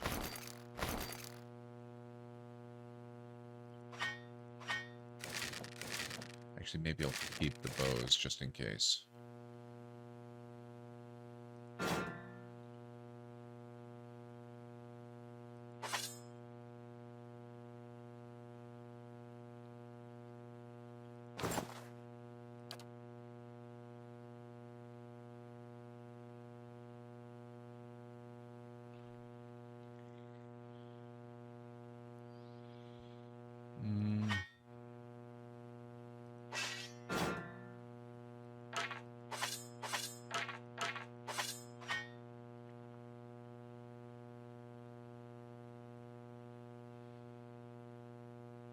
If you shift-click items in your inventory, they go in your stash. Also, when looting, if you select the treasure chest, that's your stash. Oh, yes. Yes.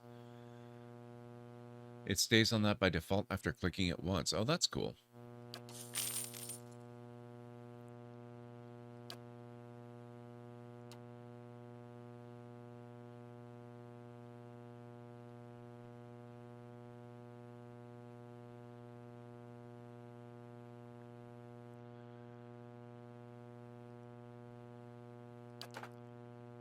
Now I can get all of it. Good. Okay.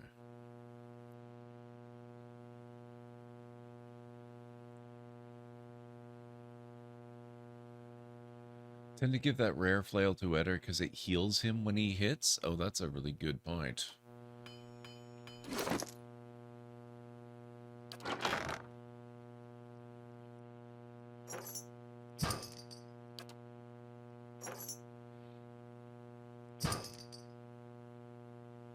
No, wait.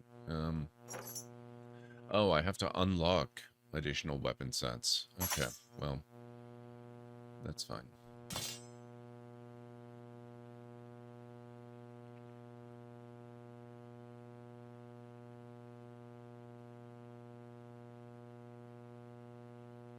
Yeah, that looks like it'll be good. Okay.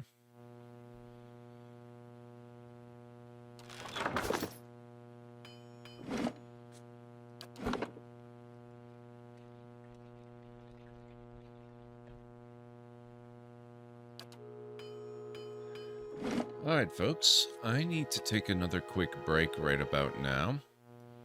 If you will bear with me, I'll be back in just a few minutes, and we will carry on and see what more we can get up to.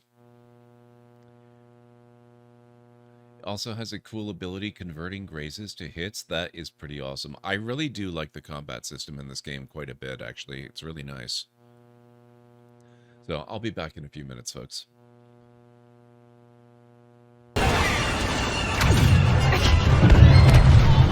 There we go.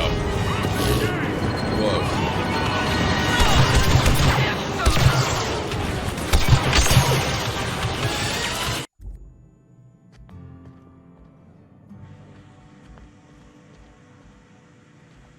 I'm not finding any ultimate weapons, although I got lots of other crap.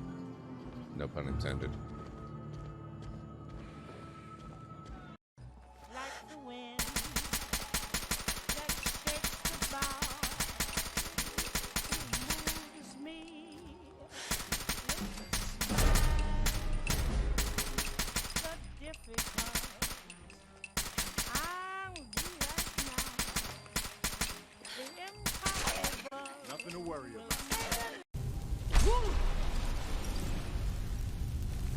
Good luck, Uthgerd.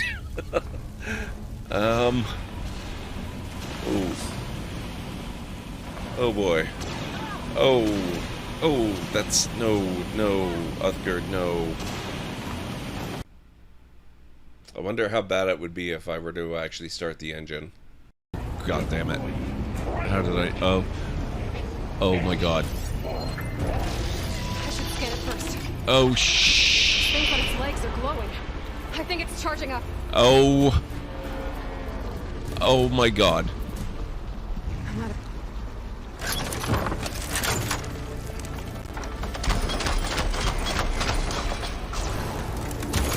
Attacks aren't doing much damage. Finished charging. It's covered in plasma.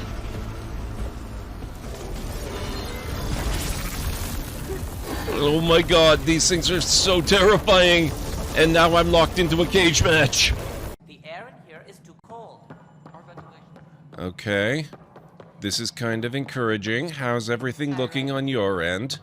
I'm playing on Ultra Max, everything set to the highest level it can possibly go to. It looks real good on my end. I do have the resolution set to 1080. I'm playing on 1080. So I don't know, we'll see.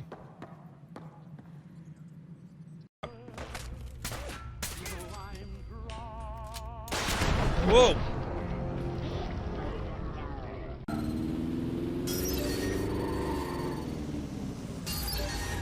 Uh-oh.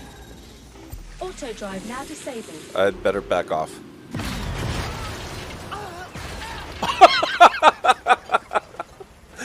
I did not expect it to get the Albion truck. That's amazing.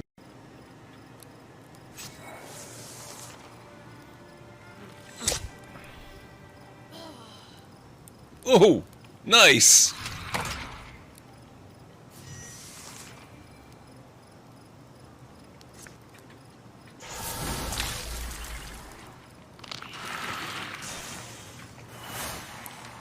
That was awesome.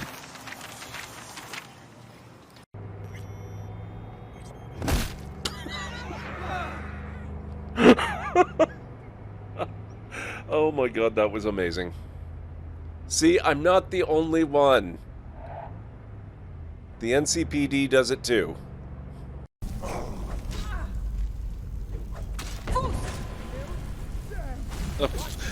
Sorry, Dolph-Deer.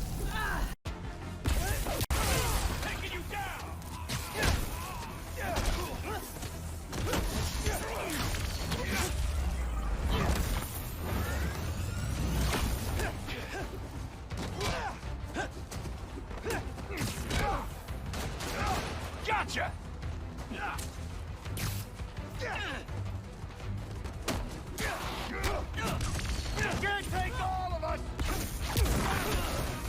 How many times do I hear that a day? Nope, can't take all of us. Right before I take all of them.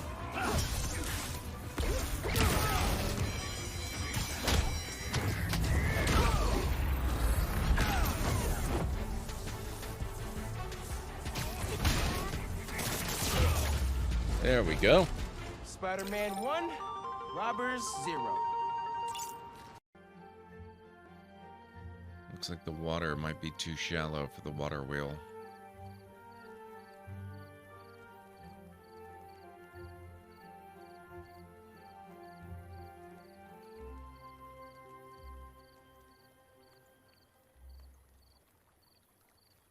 Uh-oh, are they hungry? Maybe this is more like Banished than I thought. Oh god, they're out of food. Okay, this is definitely reminding me a little bit more of Banished. Ugh.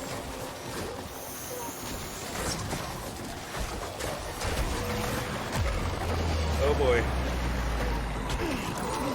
Oh boy. Oh.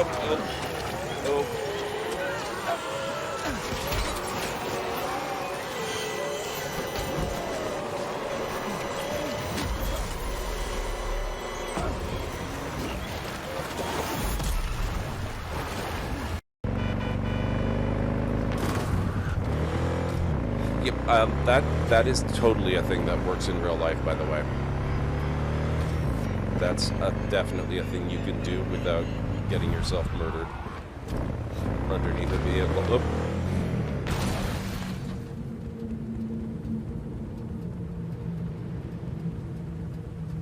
Oh. Okay, well.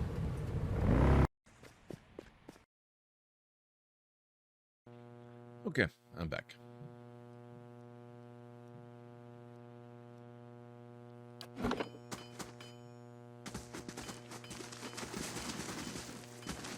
Now, I have to ask...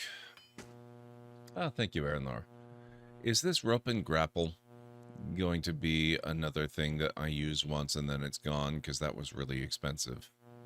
I hope whatever it is I'm going to grab is worth it. Shh.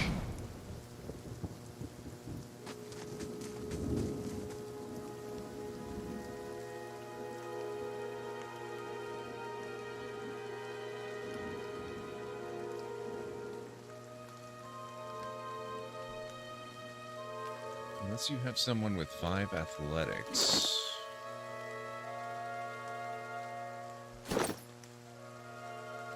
As a matter of fact, I do. Adair has 5 athletics.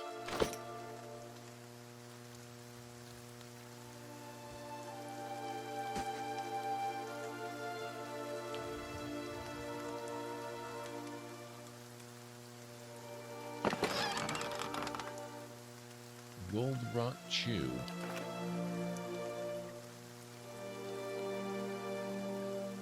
Instead of using the grapple, pick the option to climb and select him. Excellent.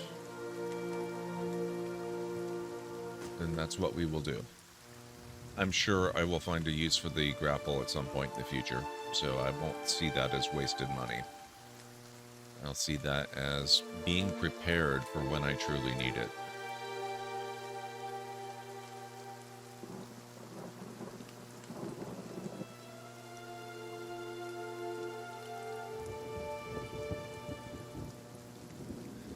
Fresh to me because you literally did it this morning. Nice.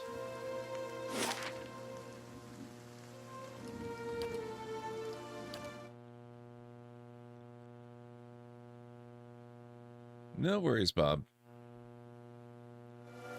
I usually post about it on Twitter, and there's, you know, the reminders in the Discord, but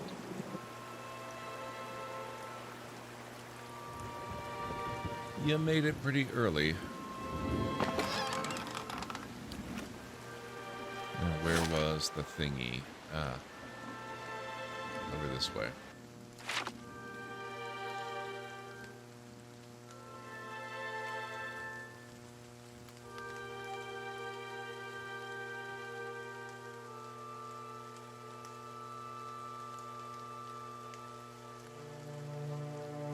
Hey.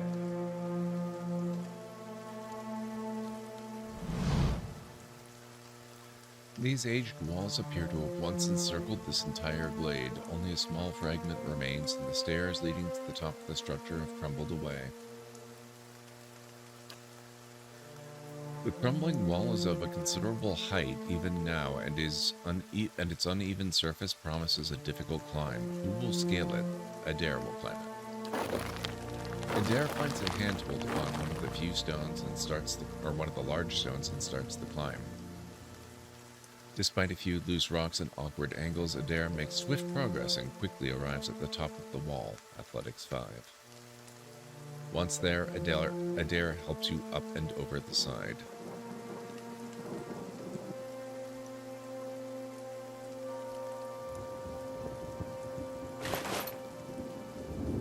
Leather armor. Oh, Falvano's gloves. Dexterity +2. Oh, that's really good. That was worth it right there on its own. Camping supplies and a scrawled letter.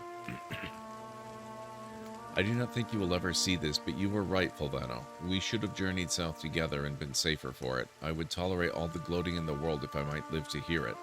I have put myself out of reach of the beasts circling below, but I am done for all the same. I do not think I will rise again. Whoever finds this, pray for me. Perhaps in the next life I shall be a trapper of wolves.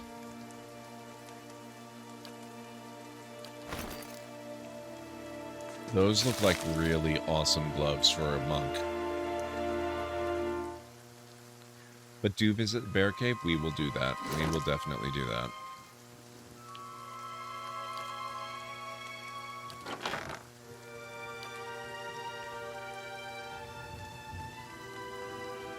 Though never as famed as he would claim, the Vailian explorer Fulvano was known as an eccentric who wished to see the world. Where possible, he traveled by foot to gain a local's appreciation for the sights, sounds, and smells of the lands he passed through.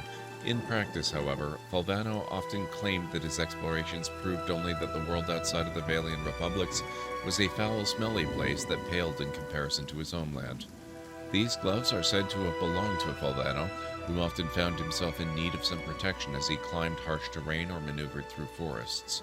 While thick enough to provide some warmth, they are meant first and foremost to be flexible enough not to hinder delicate tasks.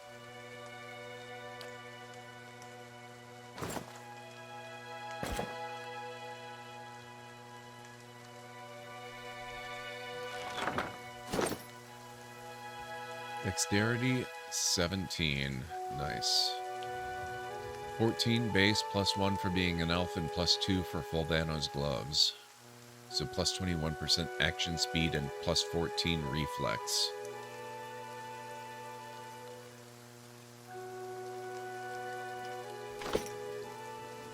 Very cool. Huh?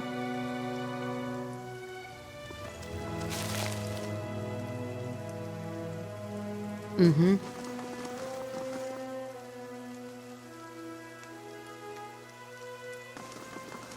Next question. How do we get down?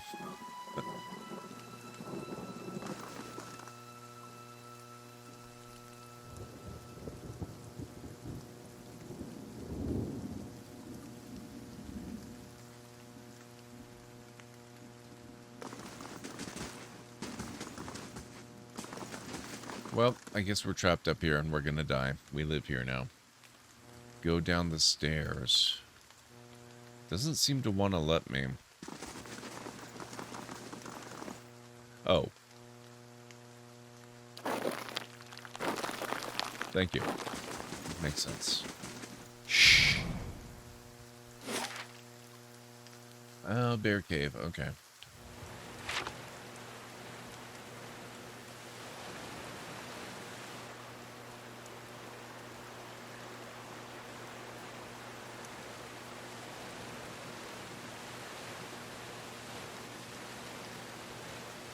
Oh, I've been doing that right from the first few minutes on Sarah. No worries there.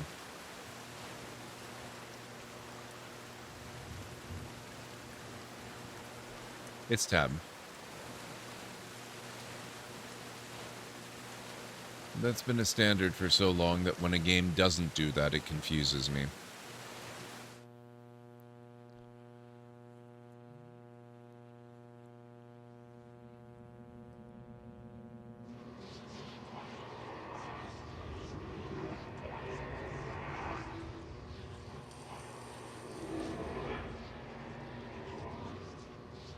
Yes? Oh, we should have rested. I should have got a room at the inn. I don't have magic spells. Huh? That's okay. We will save right now, and I can camp if I need to.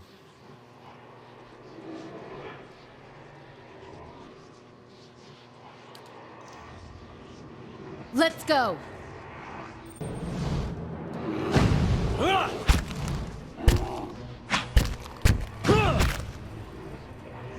There we are. It's a bear you can fight solo at the start. That's true. Borderlands 2 is a little bit on the old side these days, Bob.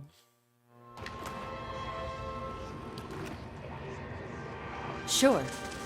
Shh. It can be hurtful on higher difficulties. Yeah, that's fair.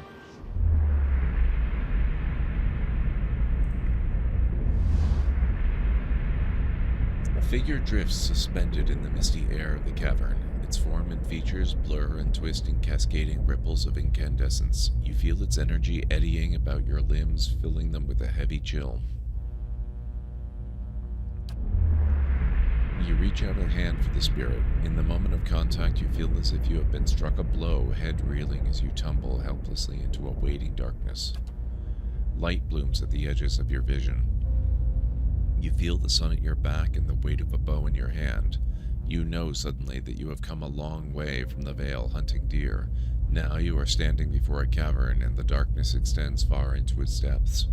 Even so, your friend strides out before you, his red cloak flapping at his heels. You follow, heart hammering in your chest as he leads you deeper into the cavern. There is a roar like thunder echoing around you. Fear seizes you, casts you stumbling back towards the exit, towards light and escape. You see a glint of steel, and there's a sudden terrible flash of agony behind your knee. You scream, tumble, fall. Your thoughts are chaos, lanced through with pain, but in a moment of terrible clarity, you see your friend look back from the mouth of the cavern, his dagger daubed in crimson to match his cloak. What? And we let him get away. And then there is a great dark shape above you, and then there is more pain. The vision recedes, and you are thrown back into yourself with seemingly resentful force. The corpse lies at your feet, and the specter lingers. In the span of energy between you both, you feel the sense of questioning, of confusion, of anger.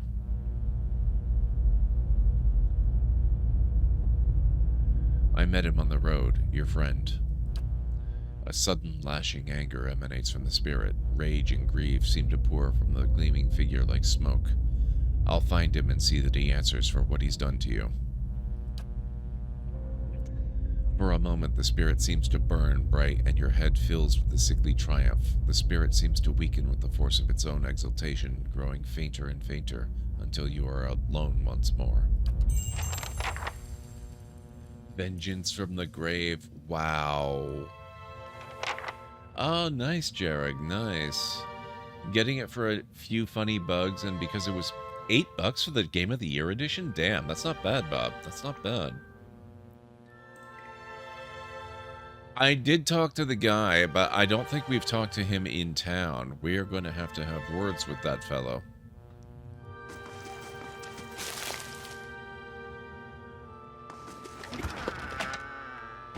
Great sword. Mice crawl through eye sockets and over femurs. I shall be discreet.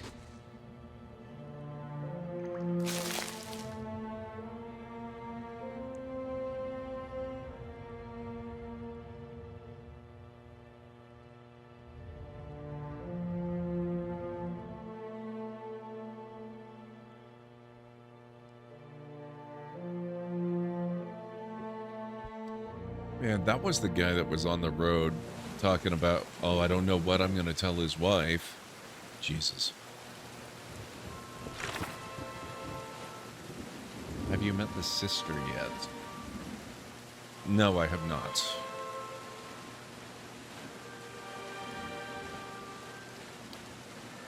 While exploring the Valewood wilderness, I happened upon a small cave where a great bear lived. In that cave, I discovered a half-eaten corpse and a spirit that, through some work of magic, revealed to me the final moments of a man's life. Confront Nanton. In the Valewood, I happened upon a curious hunter who told me his friend had been killed by a large bear in the area. After exploring the area, I found the cave, the bear, and Pearlie's remains. I experienced a vision of Pearlie's last moments, which revealed a far more sordid truth. His friend, Nanton, hamstrung him as he attempted to escape the bear. What reasons Nanton had for this are unclear. Perhaps I will find more answers by confronting the man himself. Nanton lives in the nearby town of Gilded Vale. One is the sister and the other? Okay. Let's head back to town then. We have some business to attend to. I forgot how cool this game is, the whole being a watcher thing, meeting the spirits of the dead, learning their stories, and sometimes being able to enact a vengeance or otherwise settle their affairs with them. It's kind of really just awesome.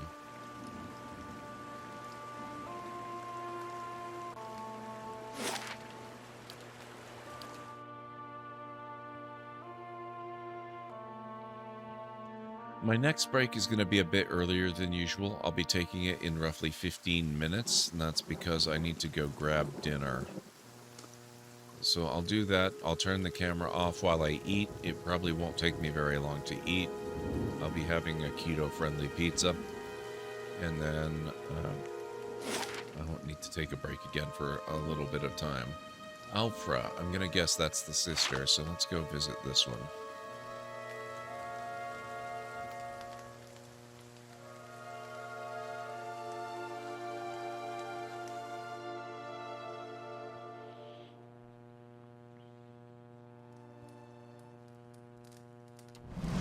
I'll see what I can find. Alfra, cat, table, and things. This worn, dog-eared book is titled Travels Upon the Sedglus Sea. Sedglus Sea. Sedglus Sea. There's an etched illustration of a vast finned leviathan.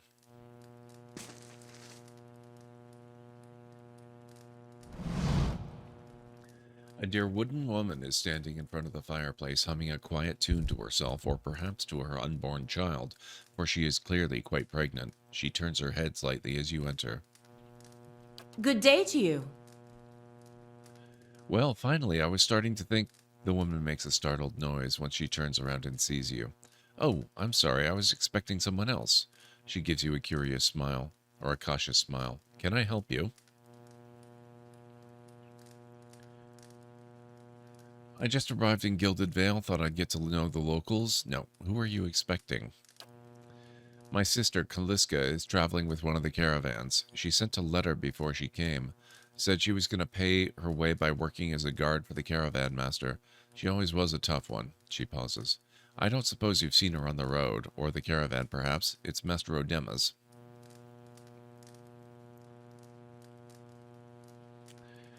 Do we want to go honest or stoic? I'm leaning towards honest.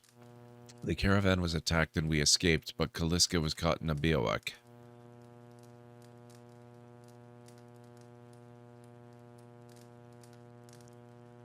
I mean, this seems a little blunt, but at least you'll know.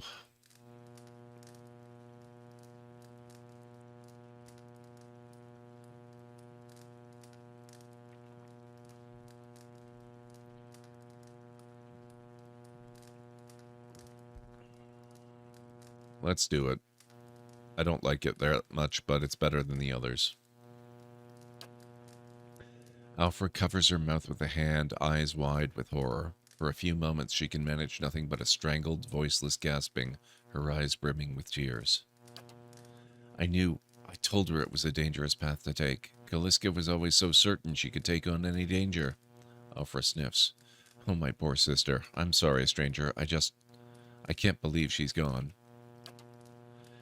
If only I hadn't called her here. If I hadn't written to her, she might still be alive somewhere. Alfra's face crumples, and a solitary tear slides down her cheeks. Kaliska mentioned that she thought you needed help. Perhaps I can provide some assistance. Oh, do you mean it? Alfra looks at you hopefully, her eyes wet. I heard you'd been a help around town, but there's little enough kindness in people these days. I didn't think it was true. I'm worried about the baby, about the legacy. I told Kaliska as much as I could, but all I know is that for a long time now, every child born in Gilded Vale has been soulless, empty. It's happened to so many mothers, and Lord Raedric, he's exiled all of them, calling it a sign of the gods' disfavor. She sniffs. With my Hathor gone, I don't know how I'd manage if I lost my home, too. I hoped Kaliska could help me. They say Ranga, the old midwife, knows a way to prevent a child being hollow-born, but she moved south to Anslog's Compass 2 seasons ago. The journey's too far for me. I can't make it as I am. Please, the neighbors speak well of you. They say you're a good woman. You understand how hard it is for us here. I have nobody else to turn to. I'll find Ranga for you. Alfra blinks, eyes wide. You will? Oh, gods bless you. Here, I'll give you coin to pay her with. You needn't trouble yourself with that. I think it's a drink she fashions out of... well, I'm not sure. but it shouldn't be too much of a burden to carry back. Gilded Vale, slight positive. You regained 20 copper. And Slug's Compass is what we call the lagoon to the south. You'll have to cross the wilds to get there. That's what keeps me from trying it myself. She clasps her hands together. Thank you again, truly. You'll be saving us both. She sets a hand on her stomach, smiling through her tears. New quest, A Mother's Plea.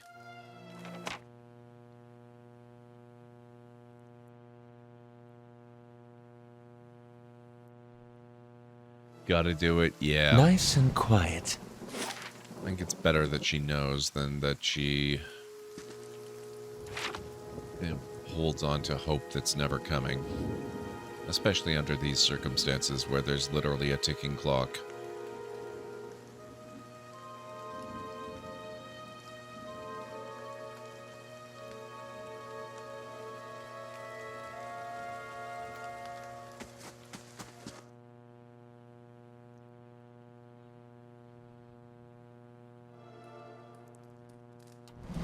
Nice and quiet. Ingrid and Naunton. I'm guessing Ingrid is the guy's wife, the deceased man, and that Naunton killed him so that she would be alone and he'd be able to move in as her protector.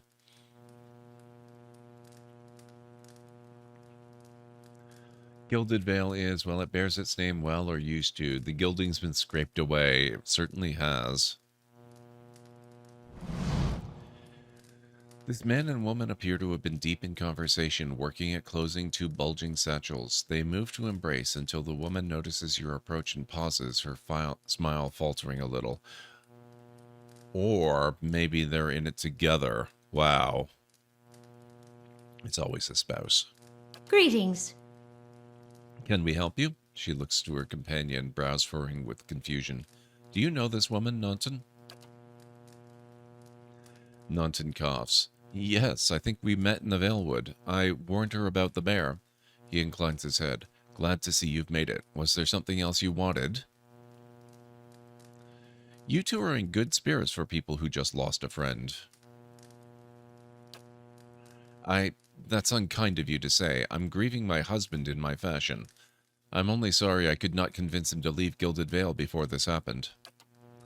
I'm relieved to be rid of this terrible place, that's all. It's cost me the greater part of my life and now my husband, and I'm glad to be free of it. I know what really happened in that bear cave, Naunton. The color drains from Naunton's face. I don't know what you mean. I told you the truth of it. Are you accusing him of something? Ingrid looks to Naunton, touching his arm. If this is about the accident, we're both grieving Pearlie's loss, but it was a wild animal's doing. Naunton shakes his head minutely. You can see a tremble in his hands. What would make you suggest such a thing? I had a vision in the cave. I saw Pearlie's last moments as he lived them. I saw you cut him with the knife. Why did you do it? He was your friend. Let's go diplomatic. I want to encourage that, and also it sounds a little less crazy than this. Naunton hesitates, and then his expression darkens. My friend. He was a cruel enough man to his friends. You didn't know him. You wouldn't defend him if you did. His hand falls to his sword belt. Naunton, wait. Ingrid raises his hand. I don't know what you saw in that cave, but this isn't what you think. Pearlie, my husband, he was as much beast as that bear. I tried to leave the first time I suffered his Oh, shit. Wow. But he wouldn't have it. She looks away, expression pained. Naunton, we met, and I knew I'd found someone special, someone kind who cared for me. Please, all we want is to leave this place, to start somewhere else. She looks down at the satchels. We've some coin saved up. You could have it if you'll only let us go. Yeah, that's a hell of a plot twist.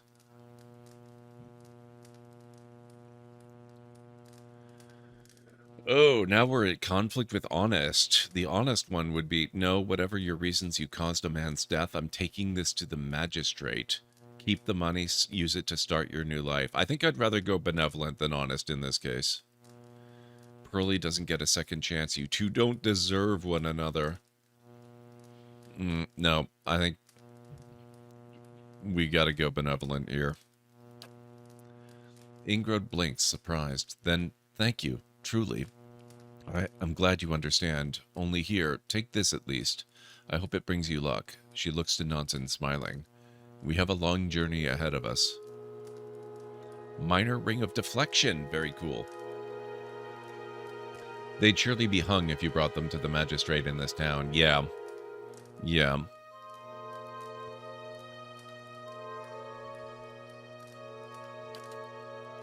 I wish you well on your own travel, stranger. We won't forget this. I love that they're able to take such a tiny, short little quest and add so many twists to it that are so completely logical and really... that was actually really good. And now they've left the house, so I can loot it, so even better. This bottle of Sunreed is half empty.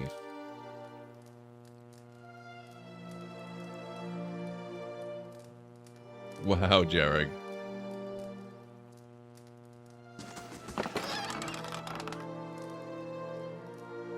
Scroll of Restore Minor Endurance. The Deerwood Part 2, The Broken Stone War. I don't think I've ever been that hungry.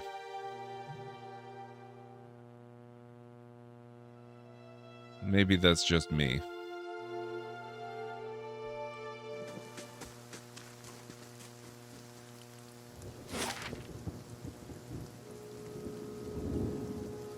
Okay, I guess that's probably about it for this town. Unless we have a reason to want to speak to the magistrate guy again. Nice and quiet.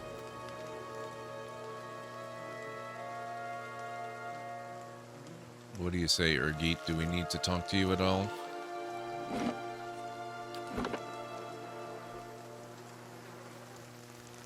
Oh, no, wait.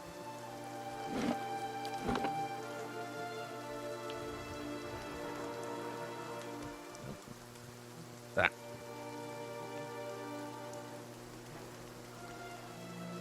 That's better. I have received confirmation that Lord Radric's heir was not born well. My lord has issued an injunction on all new homesteads until he can be assured that the village has been cleansed of all Eothasians and whatever other undesirables that have brought this curse upon his lands. It would be best if you left town as soon as possible. I would suggest returning to your old home. There will be no place for you here.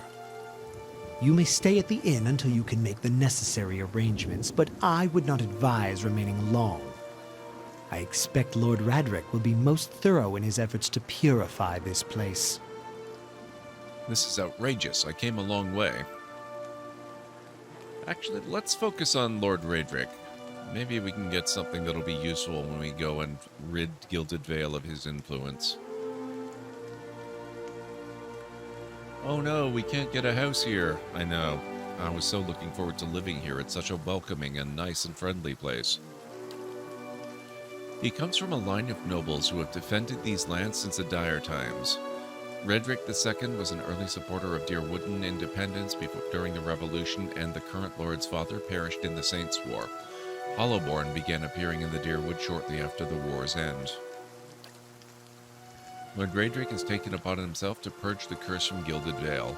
His measures have been severe but necessary. Unfortunately, it doesn't appear to have been enough to protect his heir. Our age's most egregious example of man's madness. 15 years ago, the people of Rithceris decided that Widewand, their living saint, was the literal incarnation of the god Eothas. Urgit wrinkles his pinched nose. This supposed saint took it upon himself to liberate the Deerwood, supposedly from allegiances to less worthy gods, but I've never known an army to conquer a land for its people's own good.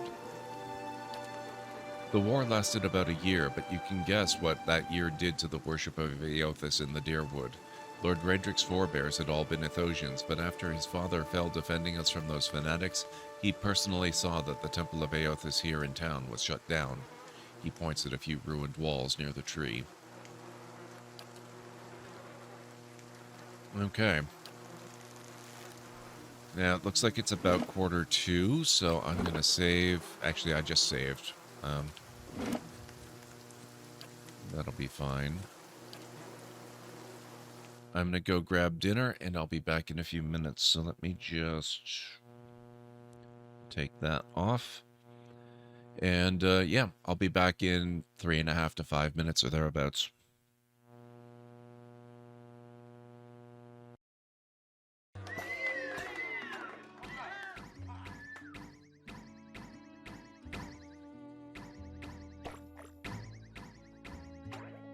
They're not kidding. This is much harder than it should be. I'm gonna stick to normal.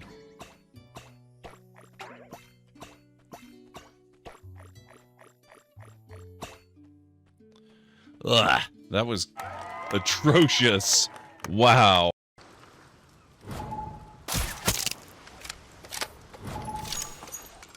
Multi-kill. Hey, Did you find the lieutenants? not yet. But I think I know where they are. Good. Kill all the fuckers. Whoa. Okay. Be careful with the landings. Noted. Up.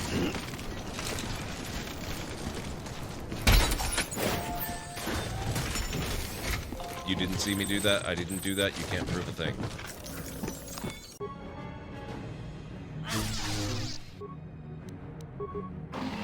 Die. Thank you. Holy sh**. I kept expecting some sort of, you know, gunship or something, which may still be coming, actually.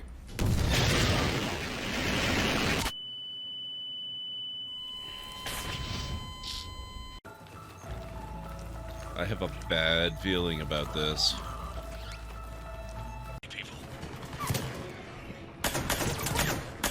Hey. This is not the arrangement I have with you guys. When I shoot, you die. That's the deal.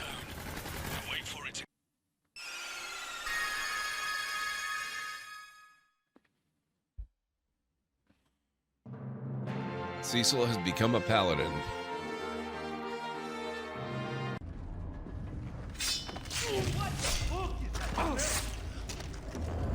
What the hell? You for a little while.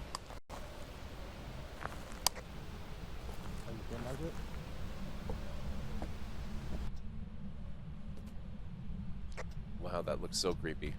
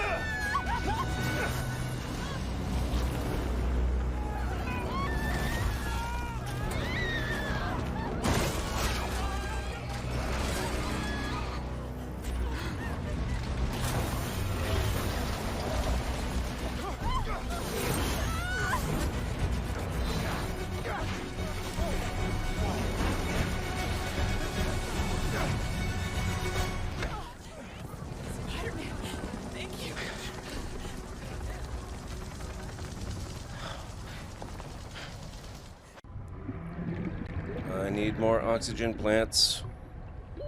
Warning. 30 seconds of oxygen remaining. Yeah, thanks. Got that. I think I'm gonna die again. Oh.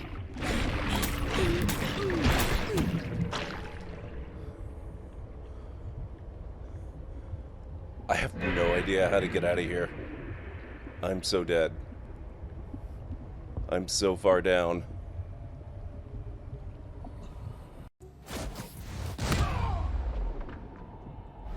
Another one bites the dust. That works. Should be a vent in that.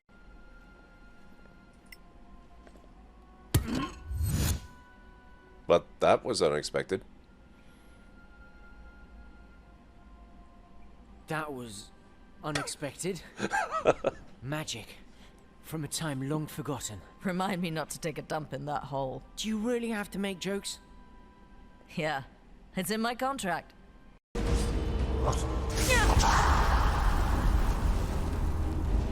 Okay. Did I miss something? Why is Serana murdering me?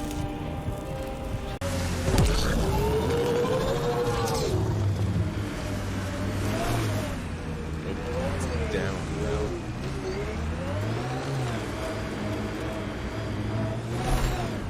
That's maybe going down a little too fast.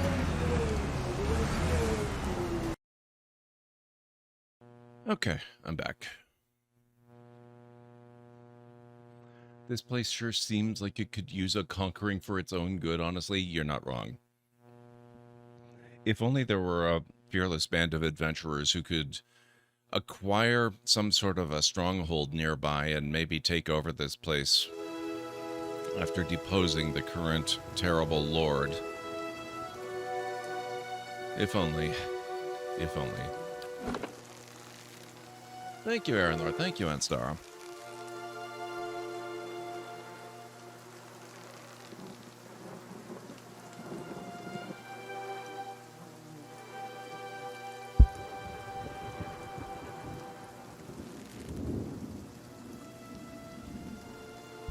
Okay, let's see.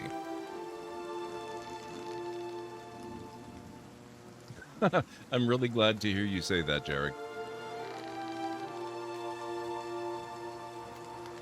Can I just say a conquering for the people's good is only a good idea on paper? I say that as an American. Yeah, that's actually pretty fair.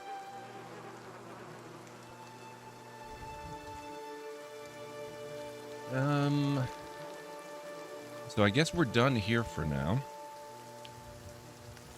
Let's head on south.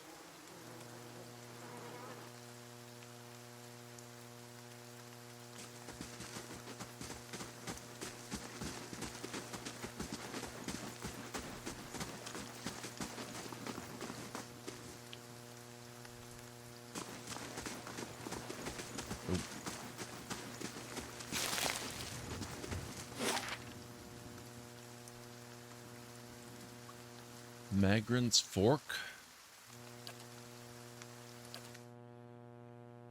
It's not conquering, it's liberation. No one's ever used that as an excuse, ever? Nope. First time ever in all of history. Keeping quiet.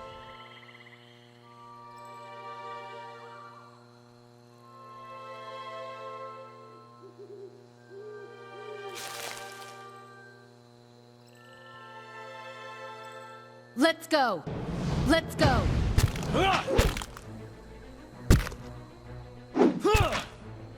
Boom. Hey, Greenie, how's it going? It's good to see you.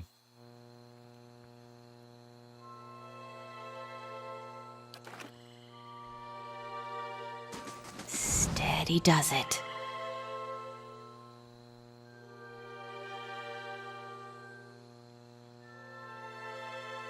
How's Baldur's Gate going? I found mimics? Oh my god, that's amazing, Greenie. I can't wait to see what they look like.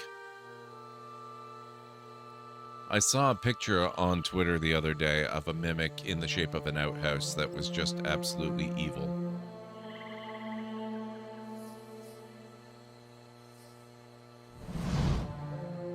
Oh, hello there. Begging your pardon, but you gave me a good fright. I thought I heard something rustling through the brush. Suppose that was just you. Silly of me. Don't suppose you happen to need some supplies. I thought I'd make my way over to Madmer Bridge, but I'm starting to think I'd be better off heading back to town and getting a few more folks together. Better safe than sorry, right? Say, did you hear something?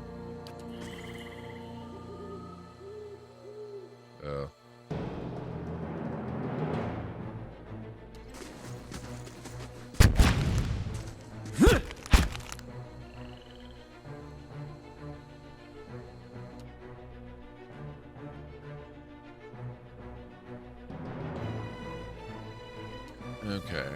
Keeping quiet. You'd like my character, Greenie. I made a wood elf monk. Although this is not Dungeons & Dragons and the stats are all quite different. We have might, constitution, dexterity, perception, intelligence, and resolve. And then I'm pretty good at athletics. And stealth, and lore. I was telling Gord earlier I picked up Baldur's Gate 3 mostly because I started watching some Critical Role and it gave me a D&D itch. That is still... I love that, Lax. I'm so glad you're getting into it. I'm actually finding I really enjoy the Monk gameplay. I'm really hoping they add Monk to Baldur's Gate 3 as well. I know they're not done adding stuff. Oh, I guess we probably ought to go back and talk to this guy again now that the wolf is dead. By every star in the sky, thank you. I've never seen these beasts so bold before. Strange times we're in. Here, take these. I'm headed back to Gilded Vale for certain, and you can make better use of them. You have gained an item, 3 times Potion of Minor Endurance added to inventory.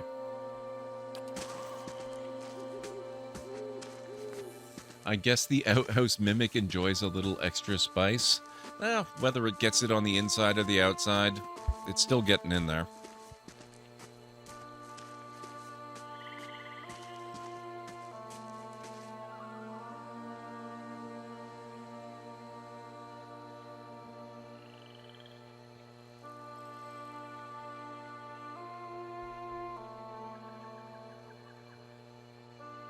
Don't mind me. I'm still eating. I shall be discreet. Oh, and another fun thing, Greenie. Completely aside from my character. Both Eder here and Aloth are voiced by Matthew Mercer.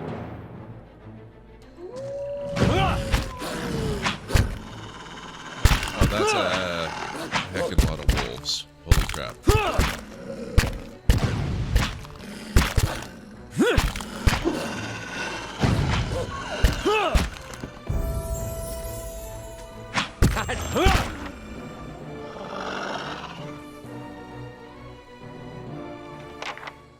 Yeah? Ooh, level up.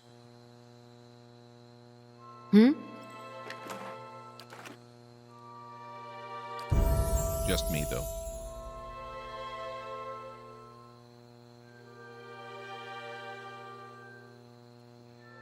Okay, so I get 6 points to distribute.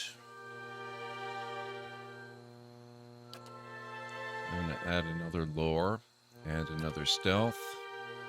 And I guess that's it. We'll carry this one over to the next level. The sweet sound of level up, yes. I am curious to see what they bring when they release the prequel game, Avowed. Oh, there was something about Avowed I wasn't too thrilled about.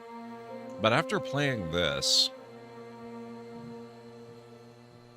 reminding myself how great this is, I might have to just set that complaint aside and go for it anyway. We'll see.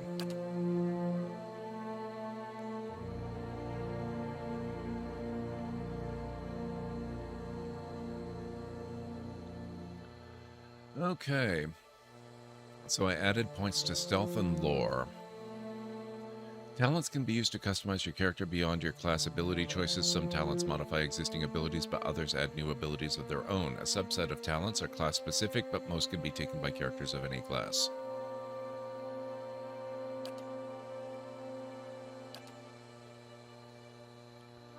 Well, that's okay, whenever it comes out. Trains the character in a new defensive strategies, increasing his or her engagement limit by 1. +1 enemies engaged. Snake's reflexes. Didn't I already take that? +10 to reflex.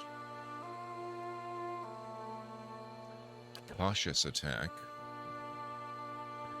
The character attacks from a defensive posture, taking care to never expose vulnerable openings. From this stance, characters receive a penalty to speed, but increase their deflection. I might take that eventually once my speed is enough that the 20% penalty doesn't hurt much. I think for now, though, we're not going to do that. As a monk, I am kind of tanky, so maybe Bear's Fortitude. I think that might be our best bet.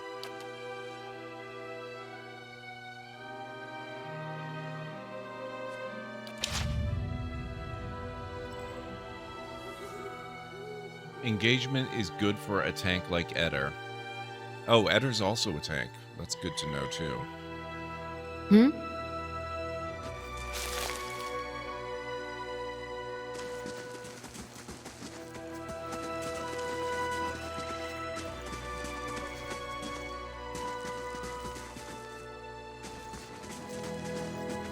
Fortitude is one of the 4 defenses. Okay.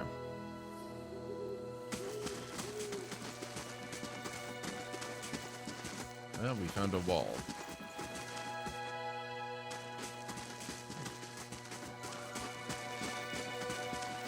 With will, reflex, and deflection.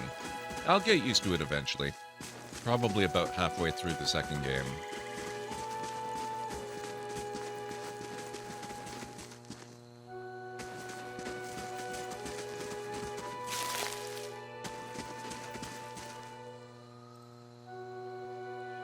Deflection is what's used against weapon attacks, typically.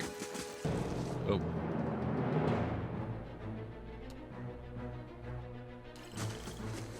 Curse it!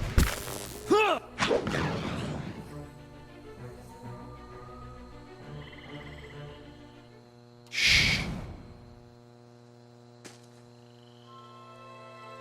Uh-huh.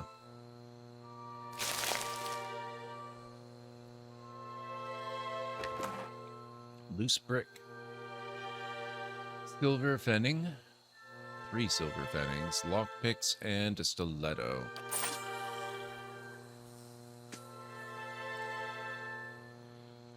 Some exceptional abilities, like barbarians, gain an ability to target deflection or fortitude, whatever is lower, when they attack.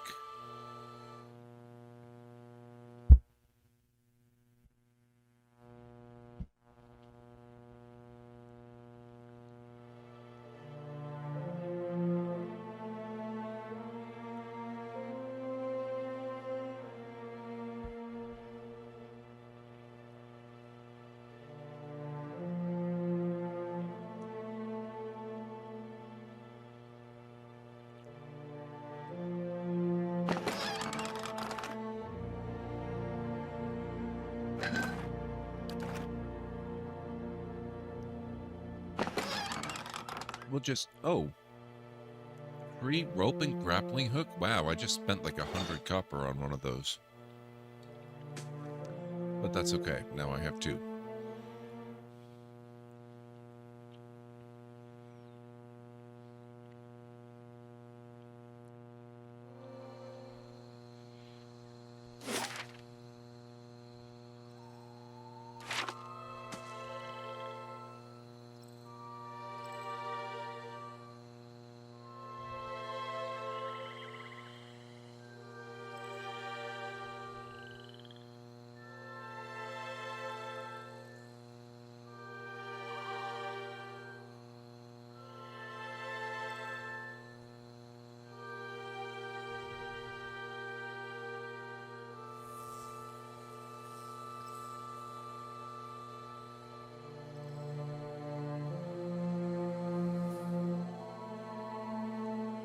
Gold-packed paladin, Ludrana.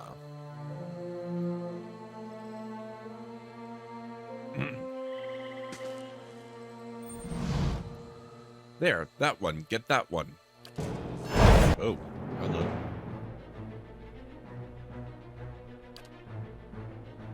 Oh, crap. I've still forgotten.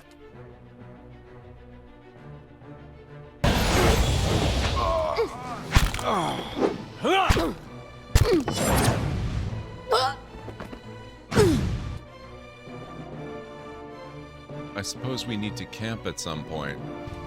Aloth has no spells left, really.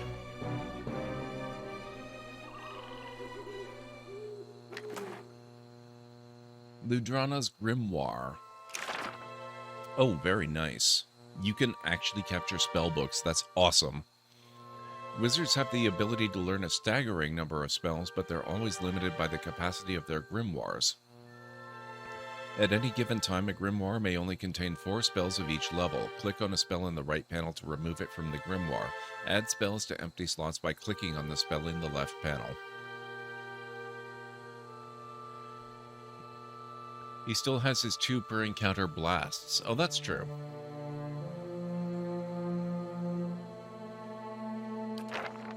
Now, the question is, can Aloth use Ludrana's Grimoire as another grimoire for himself? Or is he limited to only his own? Can he just take spells from here? Wand, padded armor, Ludrana's orders. He can, just not simultaneously. Hey, good enough for me. It seems I have no choice but to provide you with instruction. Raedric's forces are spread thin, and the road through the wilds to the south of Gilded Vale lies unguarded. Given these favorable circumstances, I'm sure that even you can manage to handle a peasant or two. The archers tell me that Kolst's men made south after their escape. If you should happen to retrieve one of their number, I may be convinced to forgive your previous mistakes. For the last time, you are to keep clear of Defiance Bay. Know that if you cannot be trusted to acquire a useful specimen with even a modicum of discretion, I have no qualms whatsoever about using what materials I have at my disposal instead.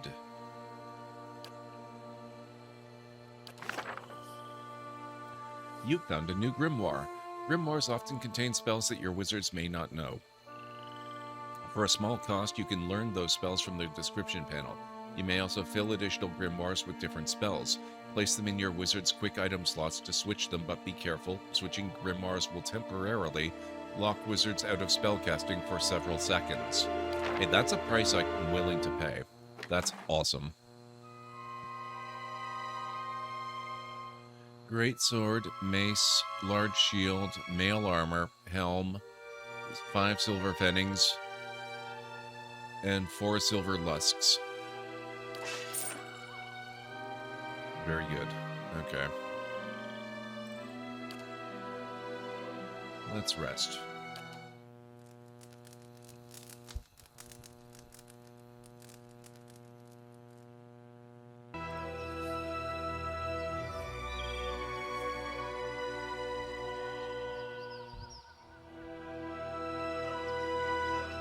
And a partridge in a pear tree. No kidding. I'll see what I can find.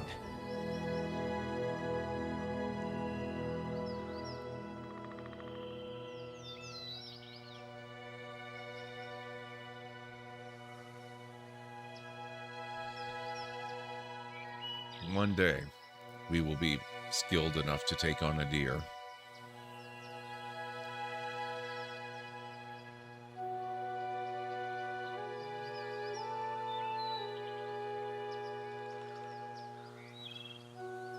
Oh, what are you? Forest troll. No problem.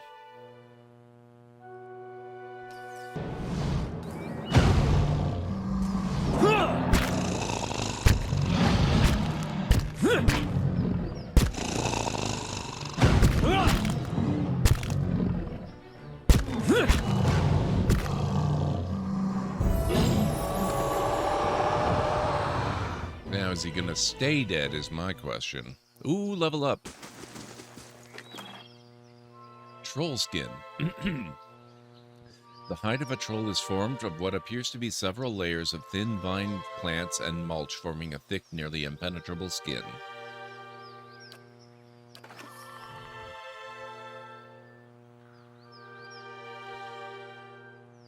Aloth, oh, that's true. Aloth can shoot them. You're right. But I mean, I want to sneak up and melee a deer to death. I think that would be amazing.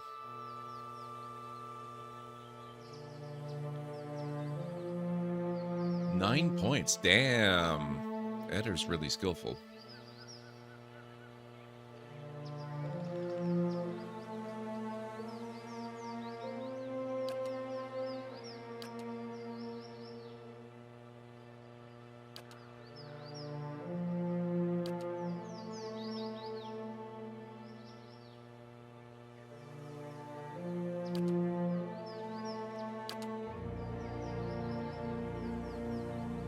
Bonus knockdown or wary defender?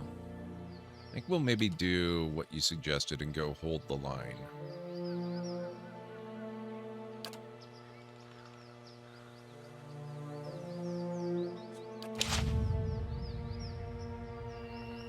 Kung Fu hunting, exactly. Keeping an eye out.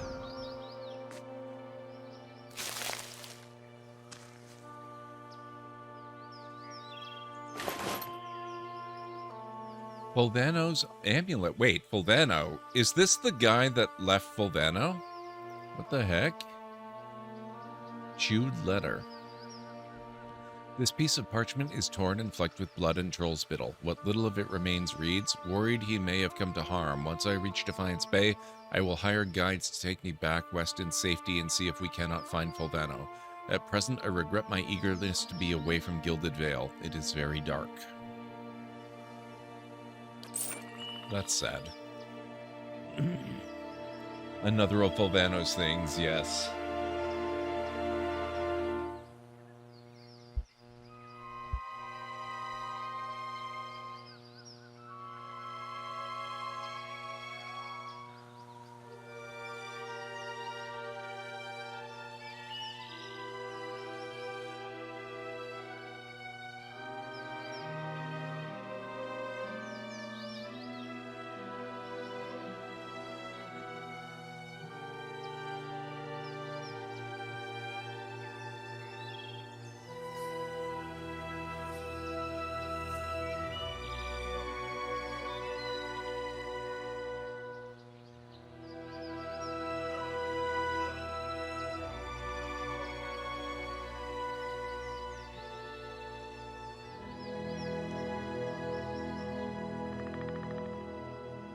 One moment.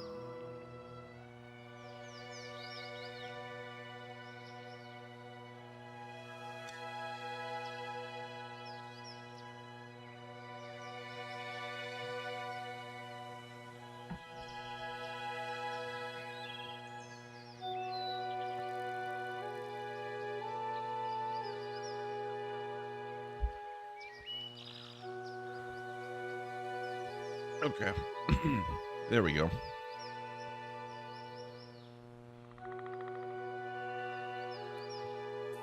Yeah, Fulvano, he came to a bad end as a result of wolves. As, you know, as happens. And he had on him gloves of dexterity that my monk is now using. And apparently he's left a bunch of other stuff lying around as well, because he was kind of careless with his things and his friends and his whole getting murdered by wolves. So now it's up to me to clean up all of his possessions, or former possessions.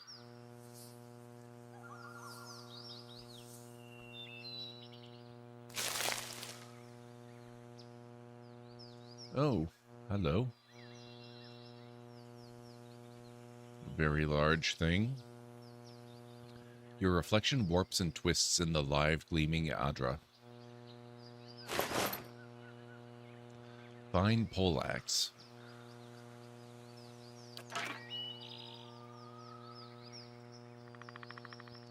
That wasn't his body. I found a letter mentioning him giving his gloves to someone else. Oh, okay, okay. That makes it even more interesting.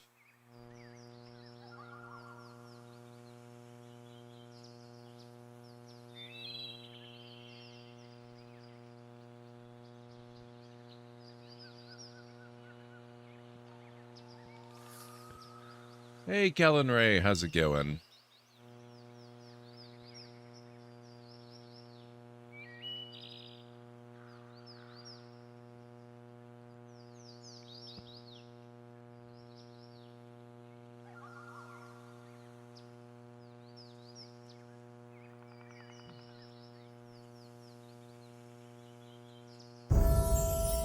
What?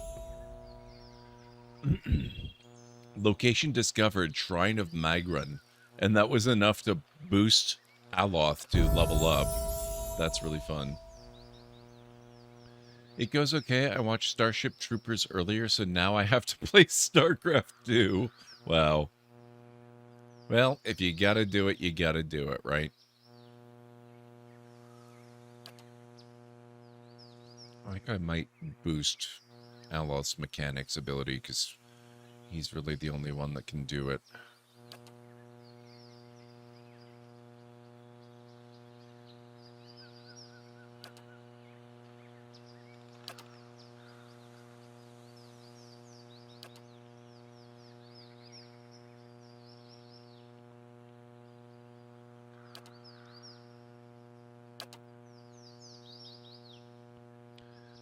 Okay. Exploration XP is legitimate XP. Honestly, in a lot of cases, I think it's more legitimate than just murdering yet another Zvart or whatever you're fighting.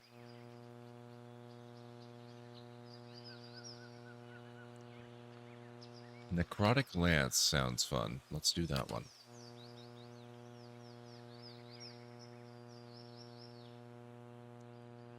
Dilkit, I'm doing good. How are you doing? Nice to see you. Grimoire Slam? What the heck?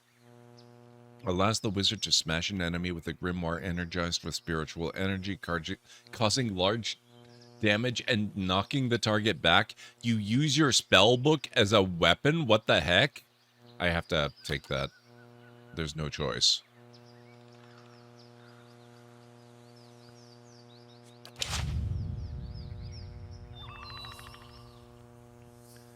I got a lot of experience in Star Wars The Old Republic from boosting my exploration experience bonuses. Yeah, that's true.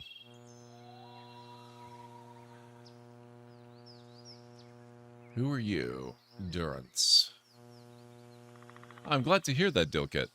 Plus, the knockback is quite useful. Yeah, especially because so far my experience in today's dungeon delving has been enemies really, really love to swarm Aloth. We need to... Saw you in the flames.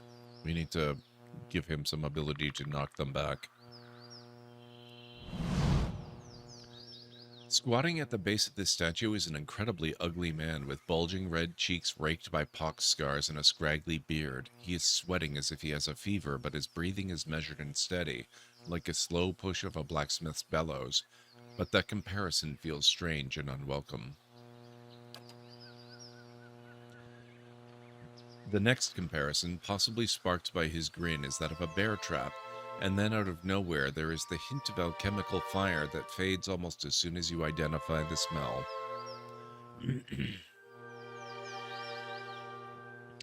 This guy is one of the most interesting priests in any game, I think. Yeah, I vaguely remember him now that we've seen him. I remember the portrait and the description. Come to pray at the statue? The question mark is barely there. As the man makes the statement, the statue takes on a reddish cast as if one is holding a torch to it, then slowly blossoms into weaving flames. The man doesn't turn as the statue blossoms into fire. The others are welcome, but it's best if just you and I trade words, and your shadows stay quiet. Hands off their weapons, both arcane and steel. It's only you I want to trade words with anyway. His face tenses with his iron bear trap smile ready to spring. I swear before the whore that is Margaret, no harm will come to you in her shadow, if that's enough of a promise for you. If not... A staff rests easily in his hand. It wasn't there a moment ago.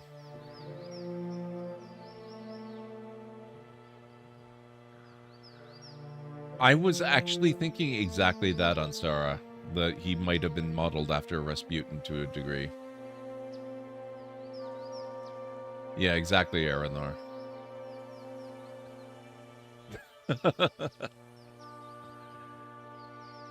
Strange choice of company. Stone seems cold comfort. Study the man. The sudden weaving flames from the statue of Magran cast more light on his features. The man's robes are dirty, stained with grease and other marks of the road. The hems of his robes, including the sleeves, are burned at the edges, as if he walked a great distance across a fire, then reached into the flames with his hands to pull something out. But while his hands are thick and calloused, they bear no burn or scorch marks. The staff looks thick, stout, of blackened ash once burned by a terrible fire. Beneath the ash, the lines in the wood bear shapes and patterns, and there is a certainty the staff was once something far more dangerous, but not now. As you study it deeper, it shimmers slightly in your eyes like water catching the light weaving across the statue. Whatever power was bled from the staff, it doesn't make it or the wielder any less dangerous. You look up to see the man watching you studying the staff. As his gaze meets yours, he nods with a humorless smile. I didn't catch your name or why you want to speak with me. I didn't give it. You probably find names as useless as I do. The names that litter this world like debris are hard enough to wrap around the tongue. And what do they matter?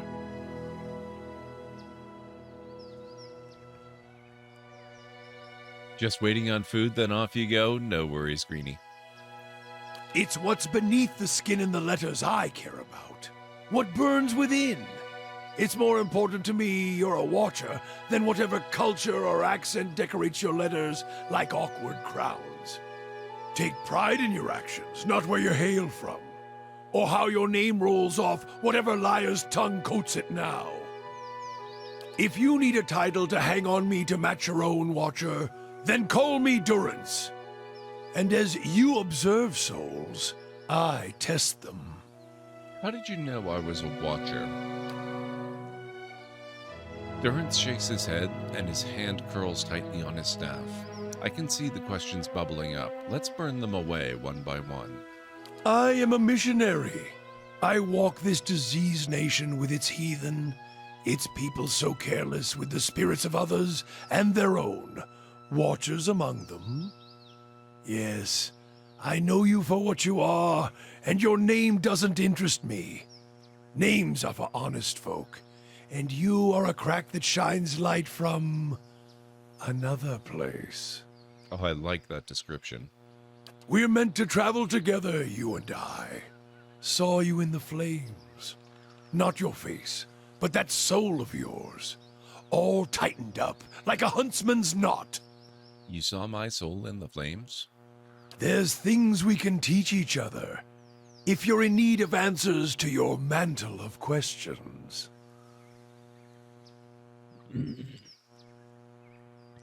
People who are used to just seeing me after work are gonna be surprised. Nice. I don't force my words on anyone other than you. I don't care who walks with you or what their mewling problems and politics are. There's enough howling in the world without me stoking that fire. I won't take from your provisions, don't need much on the road. I can carry my weight, which is considerable. I don't think that's quite what it said, Caloray. Many will stand against you. They probably already have, from what I can see. Left their marks, it seems. Like a trail, worming its way behind you. What kind of marks? Disease? Spirit wind? Both could have touched you, yet here you stand. As for disease, not all of us were close to water when the pox hit, but it's no longer a passenger in my flesh. It left its marks as well. But like flames, the pox doesn't strike twice, nor is it catching.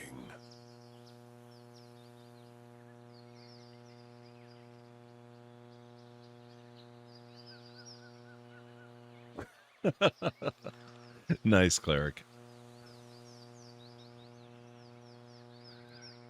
If your stone mistress there allows it, then come on. Her? Don't fear her jealousy. Let us see what the road holds, Watcher. The Trials of Durance. Alright, we have to check this guy out. Hey, this probably means we have a healer now. Fighting Spirit, Holy Radiance, Second Wind, Armor of... Wow, this guy's got a lot of spells.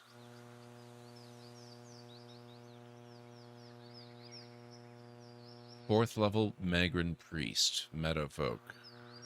The Deerwood Clergyman.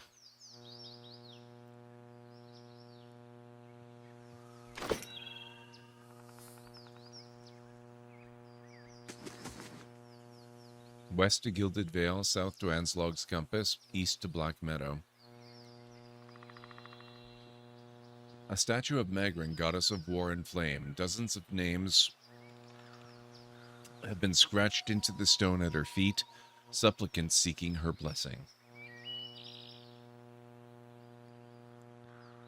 Oh, that's amazing, Onstar. That's so good.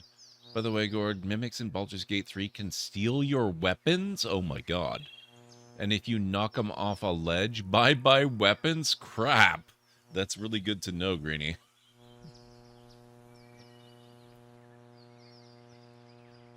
Of course, Mr. Soggy Ramen. You've been here for many years. You ought to know the drill by now. Once every month. I'll see what I can find.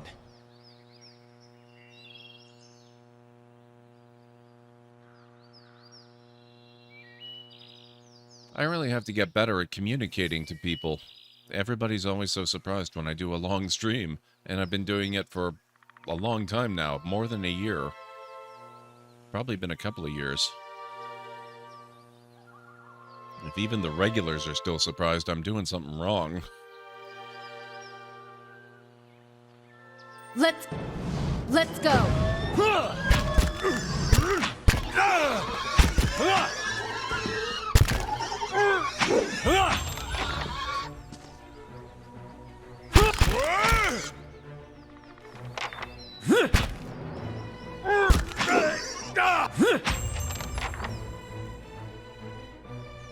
I know, Arendar. It's a thing. I just started recently. I started streaming. I know it's a little surprising. Keeping an eye out. I'm hoping maybe people will get used to it sometime soon.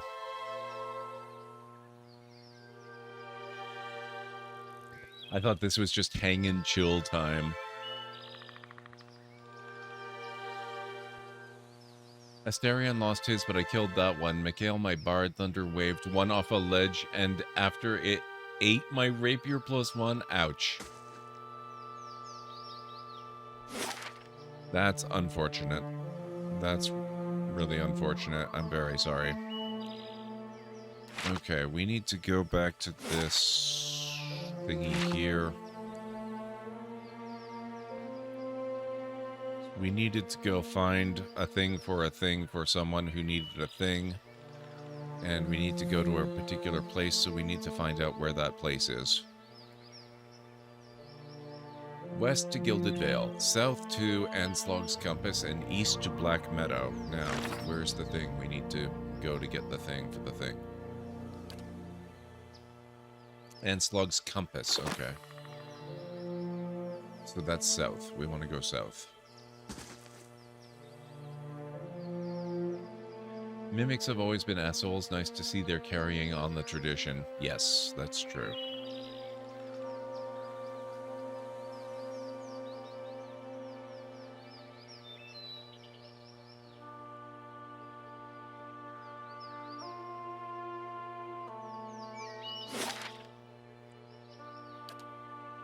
Six hours. Sounds good.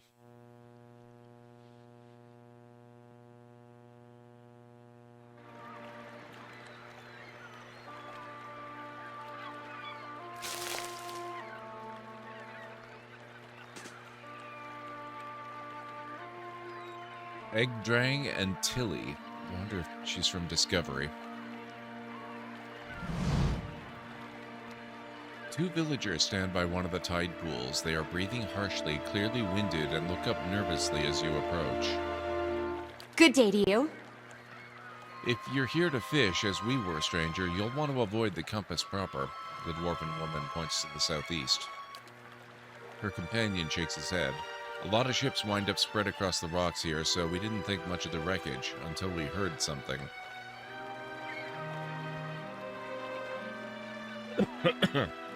Seeing you play this one makes me want to do a playthrough of Dungeon Siege 1 to 3. Well, that's interesting, Callan Ray. Why is that? I think I might own those games, actually. But I'm not sure. A terrible noise. I thought maybe it was a survivor, but he wasn't alive. Moving, but not truly alive. She shudders. It was awful. What do you mean? What did you see? Corpses. Walking corpses. We don't want any part of it, whatever the cause. Might be we can find something in these tide pools, then we're heading straight home.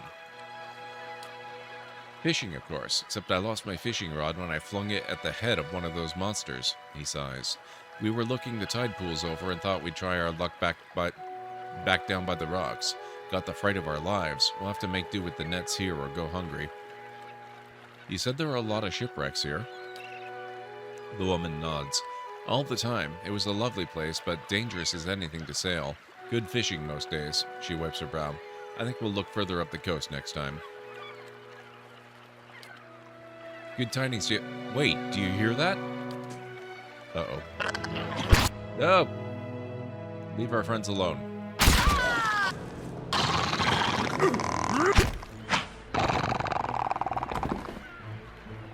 Well, rip Tilly. Similar isometric playstyle, good storytelling, a more simplified combat system, but still good. Really? Might have to add that to the potential playlist then. I have always been curious about those ones, never actually tried them. 3 Zarups and Tilly. Sorry, Tilly. Gods, what a mess. Thank you for your help, stranger.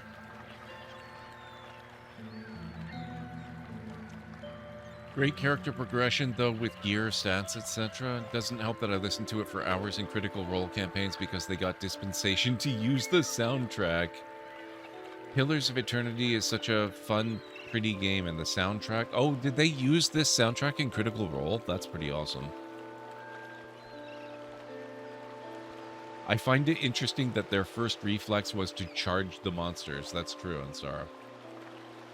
Congratulations, peasant. You win a Darwin Award. You can get a donkey to hold your hoard of gear. Very cool. That's a feature I do really appreciate about Daggerfall, actually. Is having the wagon to carry your gear. More RPGs need carts and wagons.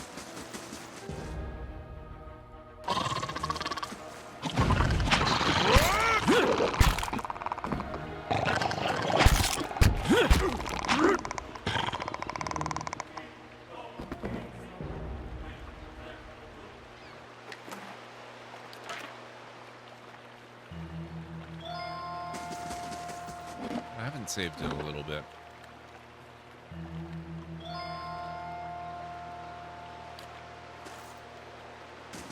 Steady does it.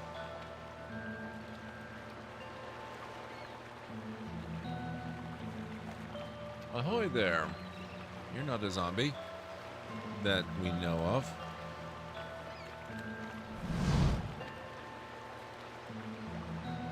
They got permission from Obsidian to use the Pillars of Eternity soundtrack. Also helped that they all did voices in the party in Pillars of Eternity 2, and Matt Mercer was in 1. Actually, he's not the only one. Liam O'Brien is also in this one.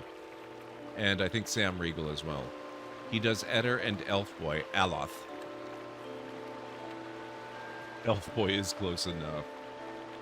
I mean, after we kill all the high elves, there won't be any more, right? Well, not true though, Callan Ray, because Aloth is not a high elf. He's a wood elf.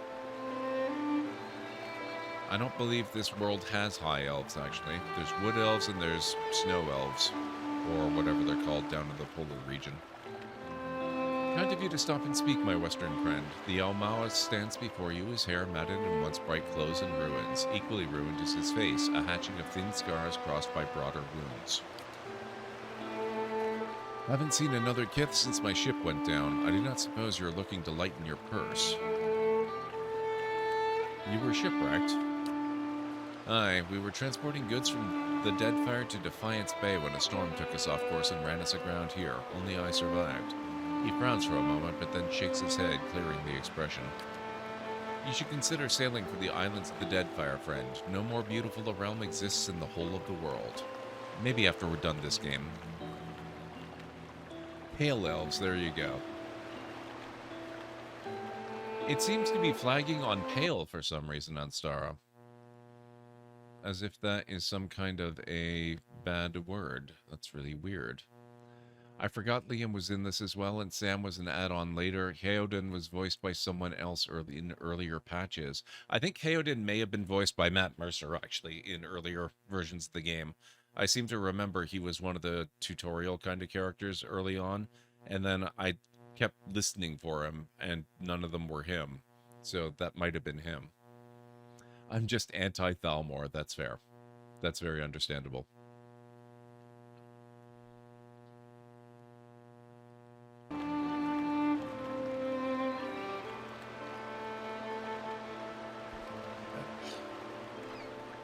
What are you selling? The ship's cargo, goods from the Deadfire, a few personal trinkets, all of the highest quality. I wouldn't sell them, but without coin, how am I to return to my homeland? Who are you? I am called Ponamu Birdscort, and chronicler of the Huana people. Strange, I know, but we do not choose our names, do we? He chuckled, running a hand across his scarred visage. Alright, let me see what you got. Another Fulvano. Fulvano's blunderbuss. Though never as famed as he would claim, the Valian explorer Fulvano was known as an eccentric who wished to see the world. Where possible, he traveled by foot, wishing to gain a local's appreciation for the sights, sounds, and smells of the lands as he passed through. In practice, however, Fulvano often claimed that his explorations proved only that the world outside the Valian republics was a foul, smelly place that paled in comparison to his homeland. Though known more for his wanderlust than any great martial skill, Fulvano possessed an appraising eye for gear, and this blunderbuss seems no exception. Despite its worn surface, this firearm functions as if it were made yesterday, its firing mechanism smooth and its aim as true as one can expect for a shot slinger. The pristine condition may suggest that Fulvano never actually fired his gun, lending credence to an otherwise apocryphal quote often attributed to him. Lead and steel can rid you of an enemy, but only wine transforms an enemy into a friend. I love that. That's so good.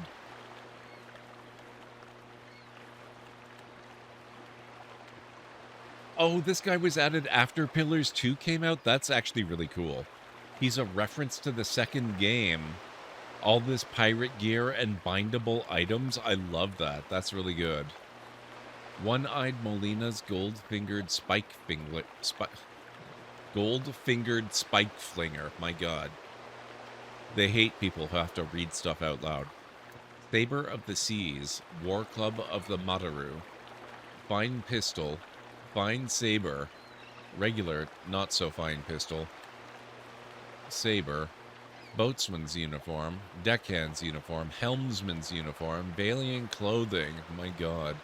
Belt of the Royal Deadfire Cannoneer. Company Captain's Cap. Duelist's hats. Tricorn hats. Wow.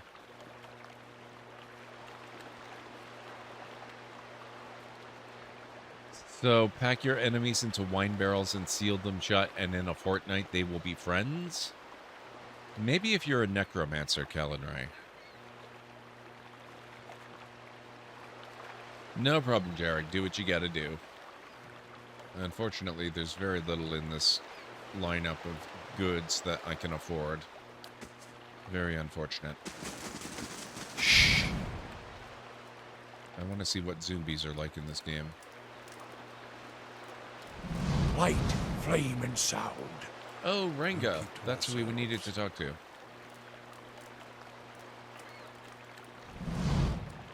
You find yourself facing a towering Almawa woman. Her skin is the warm gold brown of a dying sunset with pale fish-white patches at throat and hands. Wavy red-brown hair pulled into tight braids around a stripe of bare skin that follows the curve of her skull flows down over her broad shoulders. Well met, friend. She regards you calmly, evidently unsurprised to find you here at the edge of her camp by the water. Have you come for medicines and craftworks or to share the fire? She gestures to the large cauldron nearby.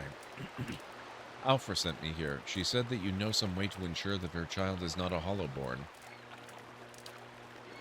Benevolent one. Ah, more of Lord Raedric's frightened flock. She nods slowly. You are kind to come all this way. Poor Alfra must be beside herself. I imagine she gave you something for payment? Whatever it is, you keep it. I don't need coin. I need you to do something for me instead. Ranga points inland.